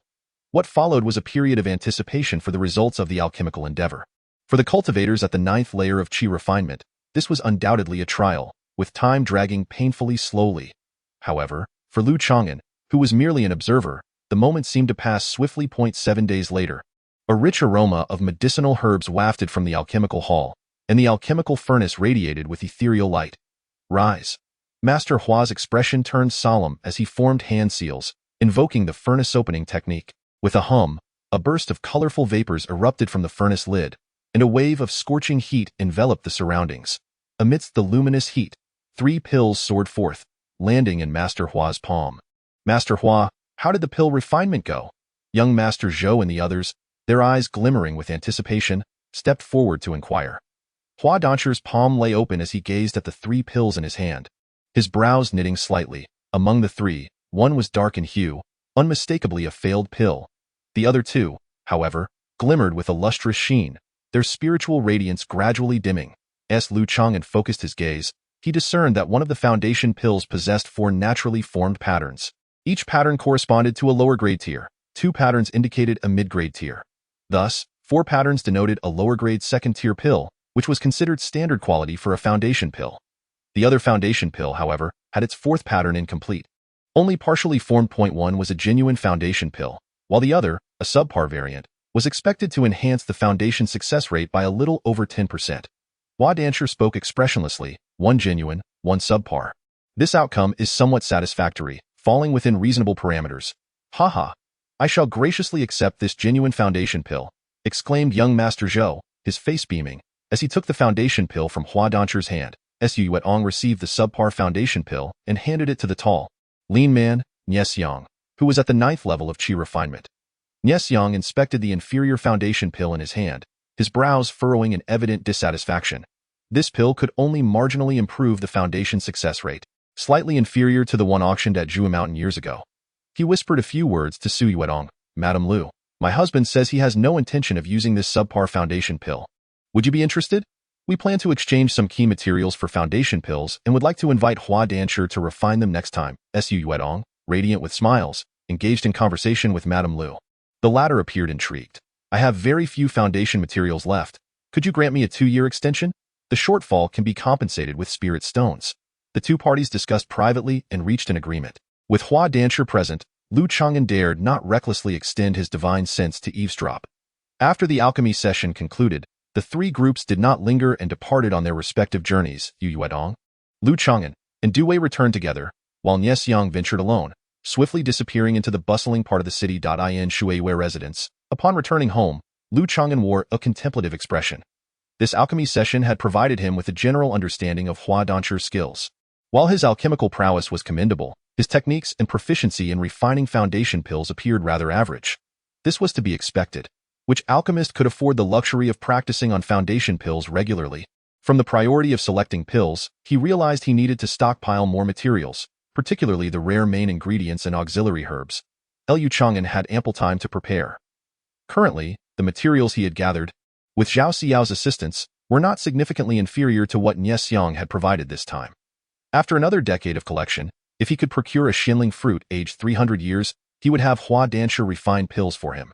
As long as luck was not particularly unfavorable, he would likely secure a genuine foundation pill. Foundation pills could indeed be classified into superior and exceptional grades. A superior foundation pill would possess 4.5 patterns, enhancing the foundation success rate by 2.5 times. An exceptional foundation pill, boasting 5 patterns, would transcend the quality constraints of pills, increasing the foundation success rate by 30%, a rarity in the cultivation world. Even difficult for a third-tier alchemist to achieve. Given Lu Changan's circumstances, he sought only genuine foundation pills and held no interest in inferior ones. The latter not only yielded poor results but also contained a greater amount of impurities. As time flowed by, 3 years later, within the concealed chamber of Shuiwei residence, shrouded by formations, Lu Changan sat within a medicinal barrel, a series of crisp cracks resonating through his skeletal frame, while his skin took on a crystalline texture akin to frosted stone. An aura of formidable strength emanated from his being, causing the nearby earth rock mouse and Xian Shui turtle to tremble in fear. With a sharp crack, Lu Changan seized a piece of first-grade fine iron ore, exerting his grip with such force that the stone shattered into fragments, comparable to a low-grade magical artifact. Subsequently, he retrieved a medium-grade magical artifact, a flying shuttle, and with a swift stroke across his arm, left behind a pale mark. After consuming such a vast quantity of sand and precious medicinal baths over the decades, it has not been in vain. He laughed heartily. At that moment, his cloud sand body refinement technique ascended to the 4th layer. In terms of physical prowess, he was on par with the second-tier early-stage demon beast. Of course, this was merely a testament to his body refinement technique, lacking the innate bloodline gifts and innate access to certain spells characteristic of demon beasts. Relying solely on his physical strength, Lu Changan could dominate the chi refining stage, yet he remained unable to contend against foundation-building stage practitioners and second-tier demon beasts. However, when combined with magical power, talismans, and other hidden cards, he could certainly engage in battle with early foundation-building practitioners. The remarkable progress in his body refinement technique was attributed to Lu Changan's financial resources, ample free time, and the self-healing benefits of his evergreen skill. It was not due to any exceptional innate talent or status as a genius in body refinement. The physical techniques within the cloud sand body refinement technique leaned towards speed, which he could further cultivate in the future. Rising from the medicinal barrel, Lu Changan exited the secluded chamber. "Senior brother Lu, allow me to assist you with your attire," a graceful and curvaceous young maiden approached, using a towel to dry Lu Changan's body. Utilizing a spell to evaporate the moisture from his skin, Guan Xiaoji helped him don his garments. Several years prior, Lu Changan had conferred with Daoist Guan regarding Guan Xiaoji's future prospects, presenting 2 options. One was to serve as Lu Changan's maid and concubine, while the other was to settle in the Mu family at Feiyue Lake. Daoist Guan sought the opinion of his female disciple. After careful consideration, Guan Xiaoji ultimately decided to serve as a concubine in Lu Changan's household. Of course, Daoist Guan was still alive. Guan Xiaoji merely came by occasionally to assist with household chores and care for the pet. Lu Changan treated her well, presenting her with a beauty-enhancing pill he had privately concocted. Blushing, Guan Xiaoji remarked that she had taken one when she was 18. However, beauty-enhancing pills were beneficial in abundance. Taking one every few years could yield the effects of a longevity pill. Even in her 20s, Guan Xiaoji maintained the appearance of a youthful maiden. "Whose wine is this?" Lu Changan inquired upon entering the courtyard, discovering a barrel of spiritual wine resting on a stone table. "It belongs to Lin Lu, a fellow cultivator. He left a message and departed while senior brother is in seclusion," Guanxian replied. Lu Changan pondered thoughtfully. Lin Lu had visited last year as well, bearing small gifts as a sign of respect for his elder. Such gestures indicated Lin Lu's desire to maintain a relationship with Lu Changan, his elder. Having weathered the vicissitudes of life, Lin Lu was no longer the arrogant young disciple of yore. He had matured considerably. 2 years prior, he had received a binding pill from Zhang Tai's Han, elevating him to the 7th layer of qi refining. Lu Changan couldn't help but feel a sense of regret. Lin Lu had reached his 30s upon arriving in Huanglong Immortal City. Awakening to his potential far too late, he was now 35. Otherwise, given his innate talent and starting point, and with the backing of his sect, he might have had opportunities to aspire towards foundation building. After reaching the 4th layer of the body refinement technique, Lu Changan felt increasingly liberated in Huanglong Immortal City, diligently gathering materials for foundation building, including those required for second-tier talismans. Unbeknownst to him, he gradually accumulated 10 second-tier talismans in his possession, including 2 escape talismans that greatly enhanced his life-saving capabilities. Chapter 64. The Killing Calamity in the Deep Courtyard. 2 months later, a sound transmission talisman soared into Shuiwei residence. Has Taoist Lu's material collection proceeded smoothly? I possess a superior channel for refining foundation establishment pills. Do come to my humble abode for a discussion. The melodious and enchanting voice of a woman echoed forth. The transmission talisman originating from his neighbor, Su Yuetong. 3 years prior, Lu Changan had attended a session on the refinement of foundation establishment pills and had been diligently gathering materials in Huanglong Immortal City for several years. A fact that could not be concealed from Du Wei and Su Yuetong. 3 years ago, Su Yuetong acquired a subpar foundation establishment pill, which her partner, Eschewing, deemed unworthy. She planned to trade the inferior pill for materials and seek someone to refine it anew. Lu Changan pondered this moment, noting that Su Yuetong had reached out to discuss a more advantageous channel for refining foundation establishment pills, seemingly dissatisfied with the quality produced by Master Hua. Should a more skilled alchemist be available, it would present an additional opportunity. After a moment of contemplation, a slight smile graced his lips as he rose to depart from Shuiwei residence. Master Lu. The door is left ajar at a voice, ethereal and enchanting, drifted from the courtyard, akin to that of a dignified and noble female instructor. Within the adjacent courtyard, a charming young woman donned in a flowing palace gown appeared, her brows like mountains and her eyes like waters, radiant as blooming peach and plum blossoms. Su Yuetong nestled beneath the osmanthus tree, her skirt elegantly parted to reveal her snow-white, slender legs. Beneath the sheer fabric, her alluring silhouette teased the imagination. Any ordinary man might find his heart racing in response. Master Lu, do come in for a more detailed discussion. Su Yuetong's eyes sparkled like rippling waters as she extended a delicate, jade-like arm, seemingly inviting Lu Changan to take her hand. The gentle scent of sandalwood wafted from her presence, intoxicating and fresh, stirring one's desires. How delightful the fragrance is! Lu Changan did not refuse and took hold of Su Yuetong's tender, boneless fingers. Su Yuetong was momentarily taken aback, her enchanting gaze deepening, as if narrating a poetic tale. You, always so pretentious. It seems you are no different from other men. Her soft, mellifluous voice was like honey to the ears. Holding the fair maiden's hand, Lu Changan remarked with a teasing smile, Miss Su, you are drawing so close to me. I wonder if Eschewing, who is in the room, will feel jealous. Upon hearing this, Su Yuetong's fair complexion paled. You know? Crack. With a slight increase of pressure, Lu Changan's hand caused a sound akin to bones fracturing, leaving Su Yuetong drenched in cold sweat from the pain.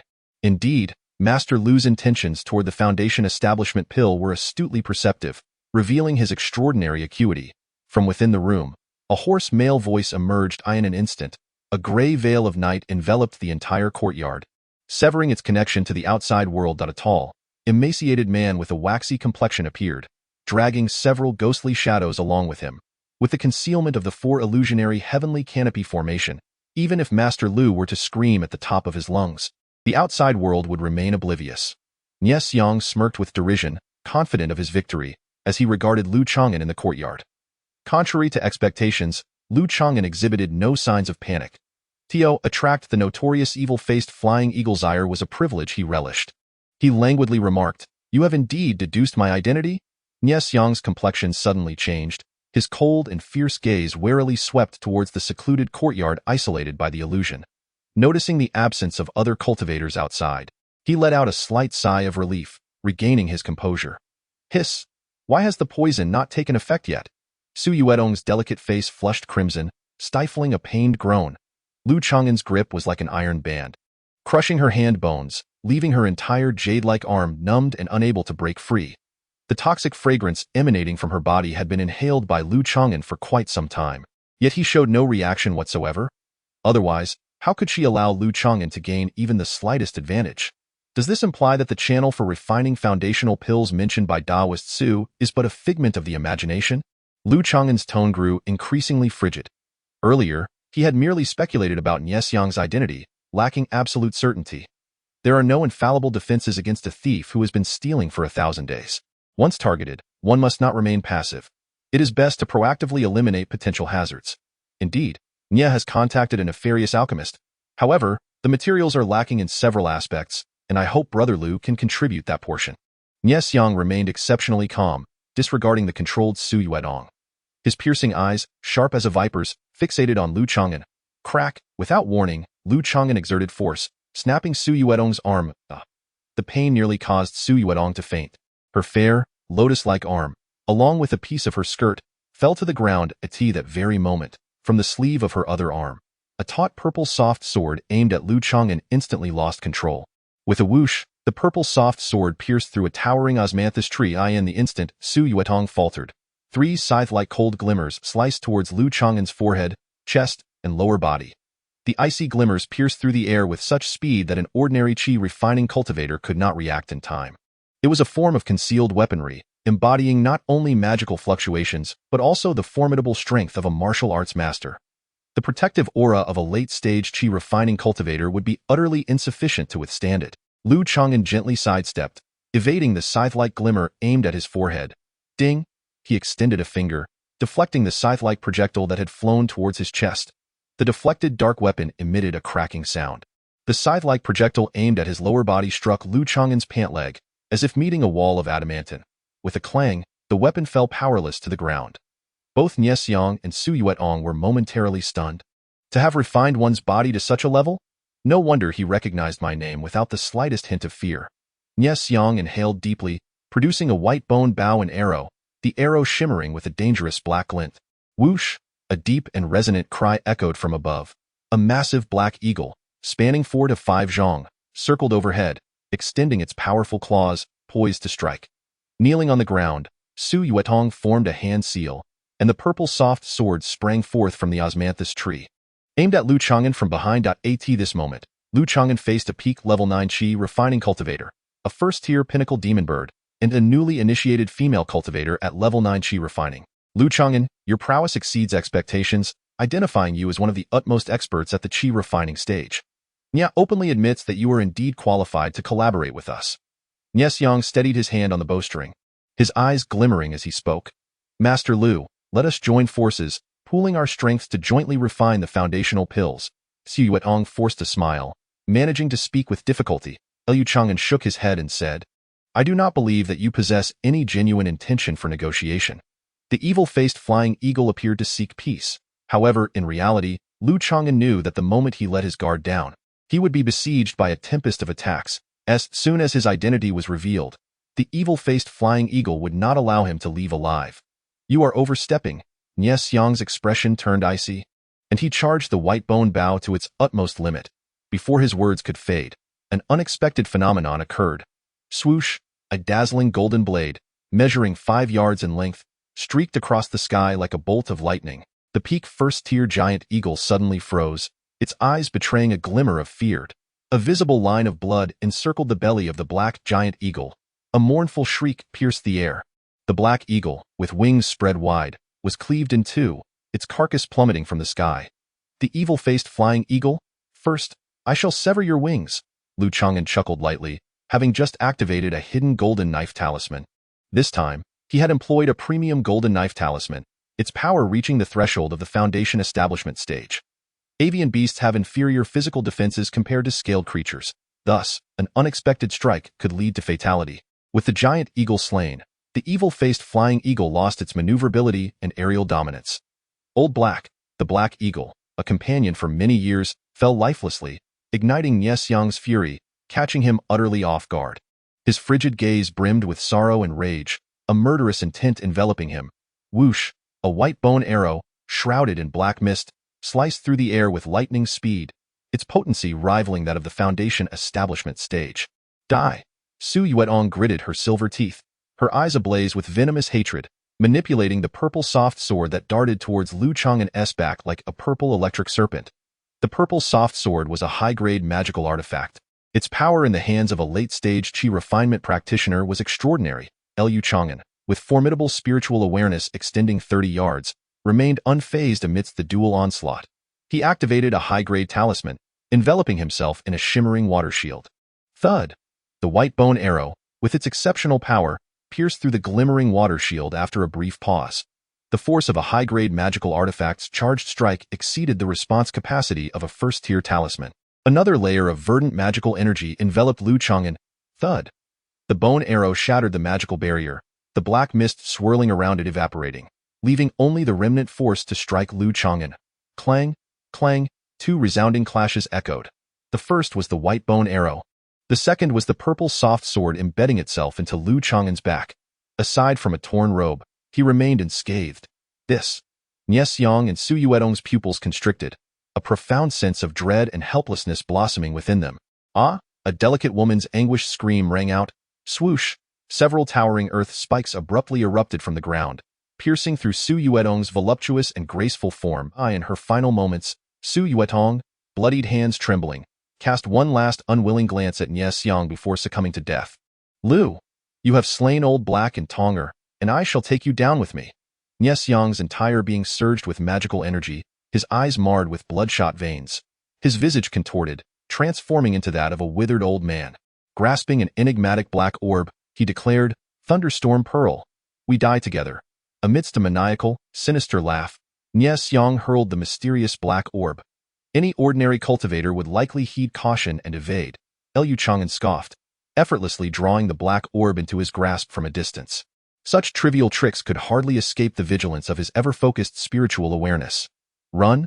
Nies Yang, in stark contrast to his frantic and desperate appearance, flung the black orb away, fleeing in terror without a glance back.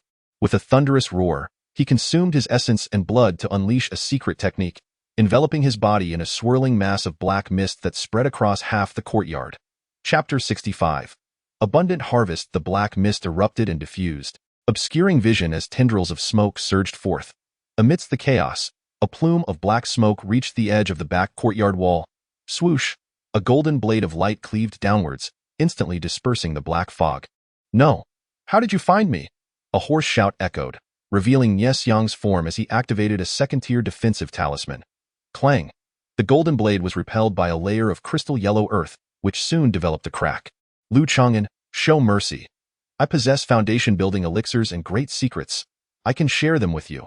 Within the earthen shield, an aged, shriveled face, pale and ashen, spoke urgently. Having invoked the escape technique, the malevolent-faced flying sculpture was gravely weakened. His disguise was shattered during the earlier battle. The malevolent-faced flying sculpture had gained notoriety for over 20 years at the 9th level of Qi refinement, older than Lu Chang'an. His reputation stemmed partially from his extraordinary first-tier pinnacle black sculpture lineage, whose flight speed outpaced that of most initial foundation-building cultivators. Lu Chang'an paid no heed. The first-tier pinnacle earth rock rat launched a direct assault on the second-tier earthen shield, producing a series of resounding thuds. He summoned a black net artifact, ensnaring Nies Yang. Crack! Under the combined onslaught, the protective earthen shield surrounding the malevolent-faced flying sculpture dimmed, the cracks widening until it shattered. Buzz! Nies Yang retrieved a white orb, a layer of glowing mist enveloping his body, akin to a superior defensive artifact. Yet, it was of no avail. It could not withstand the impending doom. Despair washed over Nies Yang, the adversary before him, though merely at the 8th level of Qi refinement, defied all logic. With a glimmer of hope for foundation building within reach, why had he antagonized such a formidable foe? Break. Lu Chang'an activated the body refining technique, his skin emanating a textured sheen, exuding the aura of a colossal beast, as he delivered a punch that shattered the protective mist. Crack! The residual force of his strike remained fierce, obliterating Nies Yang's chest cavity and rupturing his organs. Blood gushed from his 7 orifices as he collapsed to the ground, on the brink of death. Foundation building. You did this on purpose. In his final moments, Nies Yang seemingly grasped the truth, casting a resentful glare at Lu Chang'an. A flying dart zipped through the air, severing Eschewing's head. The once mighty malevolent-faced flying sculpture, a notorious calamity cultivator, met its demise. Only now did he comprehend, too late. Lu Changan's expression remained as placid as water. It turned out that during the ambush by the malevolent-faced flying sculpture couple, he had turned the tables on them. Or rather, it was a case of fishing for a catch. After his visit to Zhang Taizhan and the subsequent alchemical endeavor, Lu Changan had harbored suspicions that Eschewing might be the malevolent-faced flying sculpture. However, he had not reached absolute certainty. After all, in the Huanglong immortal city, there were numerous cultivators vying for foundation building, and those at the 9th level of qi refinement were not uncommon. Lu Changan's years of scheming for foundation building elixirs and collecting materials had not escaped the notice of the observant, particularly his neighbor Suyuetong, the consort of the malevolent-faced flying sculpture. The last time the malevolent-faced flying sculpture attempted alchemy, he had failed to obtain the genuine foundation building elixir and needed to gather materials anew. Yet, with age weighing on him, the malevolent-faced flying sculpture could not afford to wait. Thus, he targeted Lu Changan, who was also in pursuit of foundation-building elixir materials, fully motivated to commit his crime. The malevolent-faced flying sculpture had set his sights on the materials collected by Lu Changan. How could Lu Changan not be aware of this? On this occasion, Suyuetong could choose to forego the date. However, the lurking dangers remained ever present. Rather than allowing enemies to covertly observe, it would be wiser to take the initiative and neutralize the threats. His current strength was comparable to that of the foundation establishment stage, effortlessly capable of annihilating the two adversaries. In acquiring the materials for foundation establishment, he could simultaneously exact revenge for Mu Xiuyun. Foundation establishment pills. High-quality magical bows and arrows, the rare white-pearled, first-tier longevity pills. As Lu Changan meticulously examined the contents of the two storage bags, he couldn't help but beam with delight. The evil-faced flying sculpture had not sold the inferior foundation establishment pills it had previously concocted. This was something Lu Changan could easily comprehend. Retaining this pill would at least provide a safety net.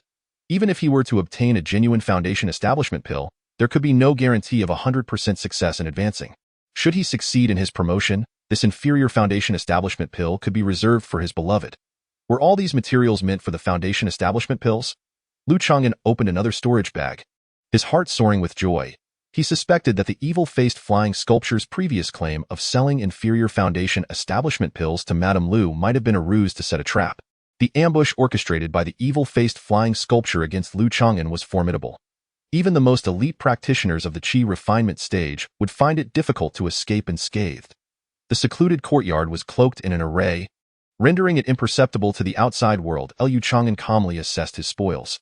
The most valuable among them was the foundation establishment pill, followed by the rare white pearl and the high-quality skeletal bows and arrows. The high-quality skeletal bows and arrows, if charged sufficiently, possessed a terrifying lethality, classifying them as exceptional within the same tier. Even in the early stages of foundation establishment, this bow would not be considered outdated. The white pearl, a first-tier natural treasure, required no refinement. Infusing it with spiritual energy could generate a protective radiance, rivaling that of high-quality defensive artifacts, while consuming significantly less mana. The Four Illusions celestial curtain array set up in the courtyard was a small second-tier formation, primarily designed for concealment and to ensnare foes in an illusion. Though its range was limited and it bore little lethality, it held considerable value among second-tier formations, equivalent to that of a high-quality artifact. The purple soft sword wielded by Suyuetong was classified as a mid-grade exceptional artifact, easily concealable and capable of transformation. Furthermore, the storage bag of the evil-faced flying sculpture contained 2 or 3 additional mid-grade artifacts and a flying vessel. Other artifacts, pills, and various items were also present. The combined total of spirit stones from the 2 storage bags amounted to a staggering 1 to 2,000, a substantial sum for the foundation establishment stage. However, spirit stones were merely the tip of the iceberg. The true wealth of the evil-faced flying sculpture lay in the conversion to foundation establishment pills and their materials. Decades of amassed value had ultimately served to enrich Lu Changan immensely.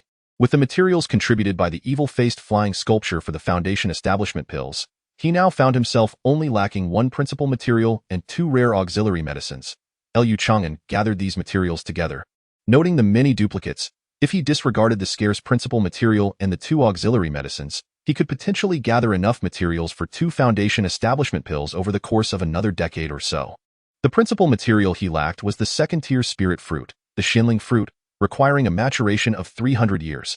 The 2 auxiliary medicines were the illusion heartgrass and the February tear. The shilling fruit was a strategic resource tightly controlled by various major factions. The latter two auxiliary medicines were rare resources, seldom encountered. This inferior foundation establishment pill I shall also retain as a safeguard. Lu Changan spent a considerable amount of time cataloging his spoils, ensuring the crucial foundation establishment pill was securely stored. Next, it was time to address the aftermath.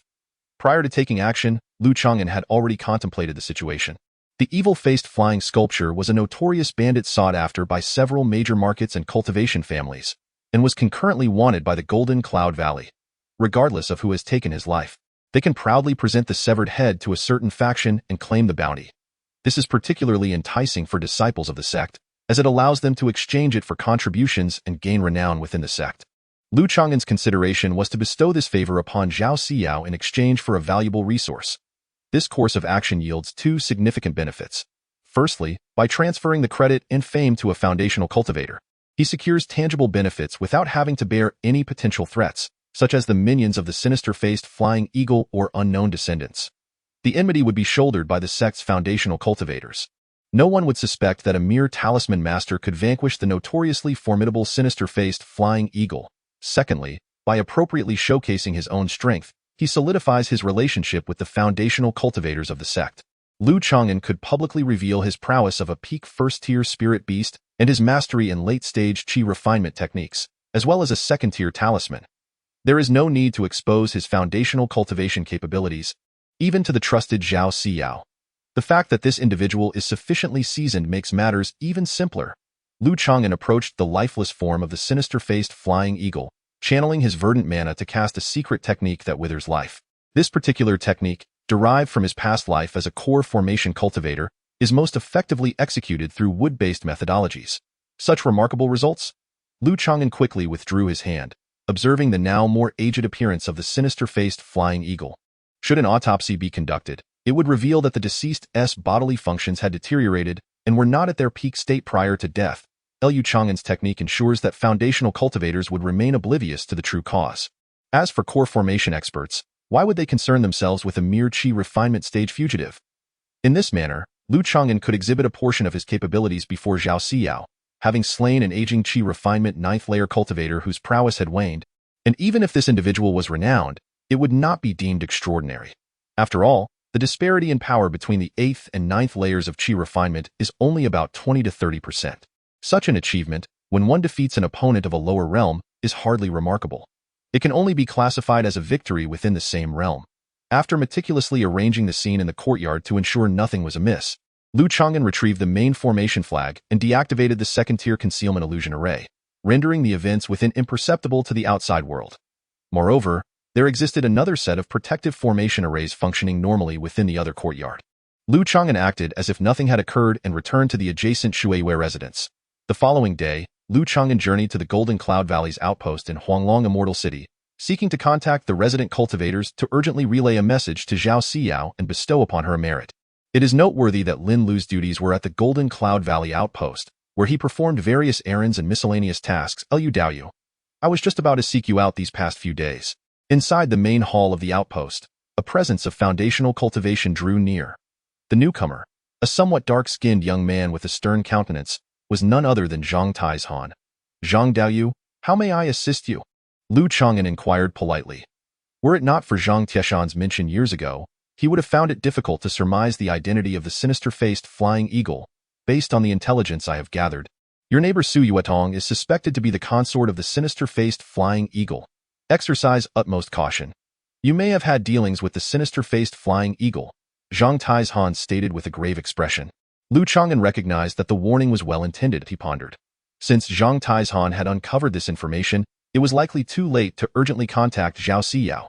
Even if he delayed to transfer the merit to Zhao Siyao, Zhang Taizhan would easily deduce the truth.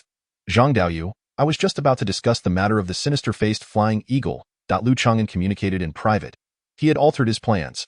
Although Zhang Tieshan's relationship with him is not particularly deep, this individual harbors a profound aversion to evil and possesses a commendable sense of integrity. He is known for his formidable reputation within the enforcement hall, earning him the moniker of Black Iron Face, which renders him quite trustworthy. Upon hearing the conveyed message, Zhang Taizhan revealed a hint of surprise, though it did not extend to shock. Daoist Lu, Please take me there for a closer inspection. Lu Changan noticed that Zhang Tieshan's tone had become noticeably more courteous. In a matter of moments, Lu Changan and Zhang Taizhan arrived at Su Yuedong's villa. The arrival of a foundation-establishing cultivator is likely to attract the attention of nearby practitioners. Lu Changan activated a second-tier concealment illusion array to create the illusion of a temporary lull in combat. Zhang Taizhan surveyed the remnants of the battle within the villa and approached the body of the evil-faced flying eagle. As a member of the enforcement hall, he was well-versed in the art of corpse examination. Although the evil-faced flying eagle was aged and weakened, no longer at its peak, it was indeed no easy feat for Daoist Lu to secure victory in this confrontation. After completing the examination and confirming the identity, Zhang Taizhan could not help but express his admiration. In his youth, when he was at the 9th layer of Qi refinement, he had crossed swords with the evil-faced flying eagle and was aware of its capabilities. Could Daoist Lu entrust me with the head of this individual and the token of proof? If there are any requests, please feel free to express them, Zhang Taizhan stated straightforwardly. Lu Changan couldn't help but regard Zhang Taizhan with increased respect. The latter did not inquire about the process of slaying the evil-faced flying eagle, nor did he delve into the secrets of other cultivators. Having prepared his responses in advance, Lu Changan had previously assessed that Zhang Taizhan possessed average aptitude, yet he had managed to advance steadily to the foundation-establishing stage, showcasing extraordinary combat talent, possibly harboring fortuitous opportunities. Furthermore, the already promoted Zhang Taizhan seemed to place significant value on this accomplishment. I require several key materials for refining foundation establishment pills. Xianling fruit, illusion heart grass, and February tears. Yu Changan articulated his primary requirements. I possess a portion of illusion heart grass, harvested from the Black Mist Mountain 6 months prior, originally intended for contribution to the sect. Zhang Taizhan replied, producing a jade box. Lu Changan accepted the jade box and, upon opening it, found a heart-shaped spirit herb within, its mere sight captivating his senses. Indeed, it was illusion heart grass, and the quantity was quite substantial. I also have the hide and blood of a second-tier demonic beast. As a talisman master, Daoist Lu must find these useful, Zhang Taizhan asserted confidently, presenting a sheet of second-tier beast hide and a large vial of demonic blood. Indeed, I require them, Lu Changan responded without hesitation. The second-tier beast hide and demonic blood were essential materials for talisman paper and spiritual ink. Having been a third-tier talisman master in his previous life, he understood the intricacies of talisman crafting. This labor-intensive craft could be entrusted to the dexterous Gu Qiaoji, to whom he could impart the necessary techniques. After completing the transaction, the body of the evil-faced flying eagle and the token of proof now belonged to Zhang Taizhan. As Zhang Taizhan examined the bisected corpse of the black eagle, he was moved. Such a clean incision, a swift kill, could only be achieved with the strength of a foundation-establishing cultivator, Lu Changan aptly explained. To defuse the crisis at that moment, I summoned a second-tier attack talisman to swiftly eliminate this eagle. Otherwise, I would not have had the pleasure of seeing Brother Zhang today.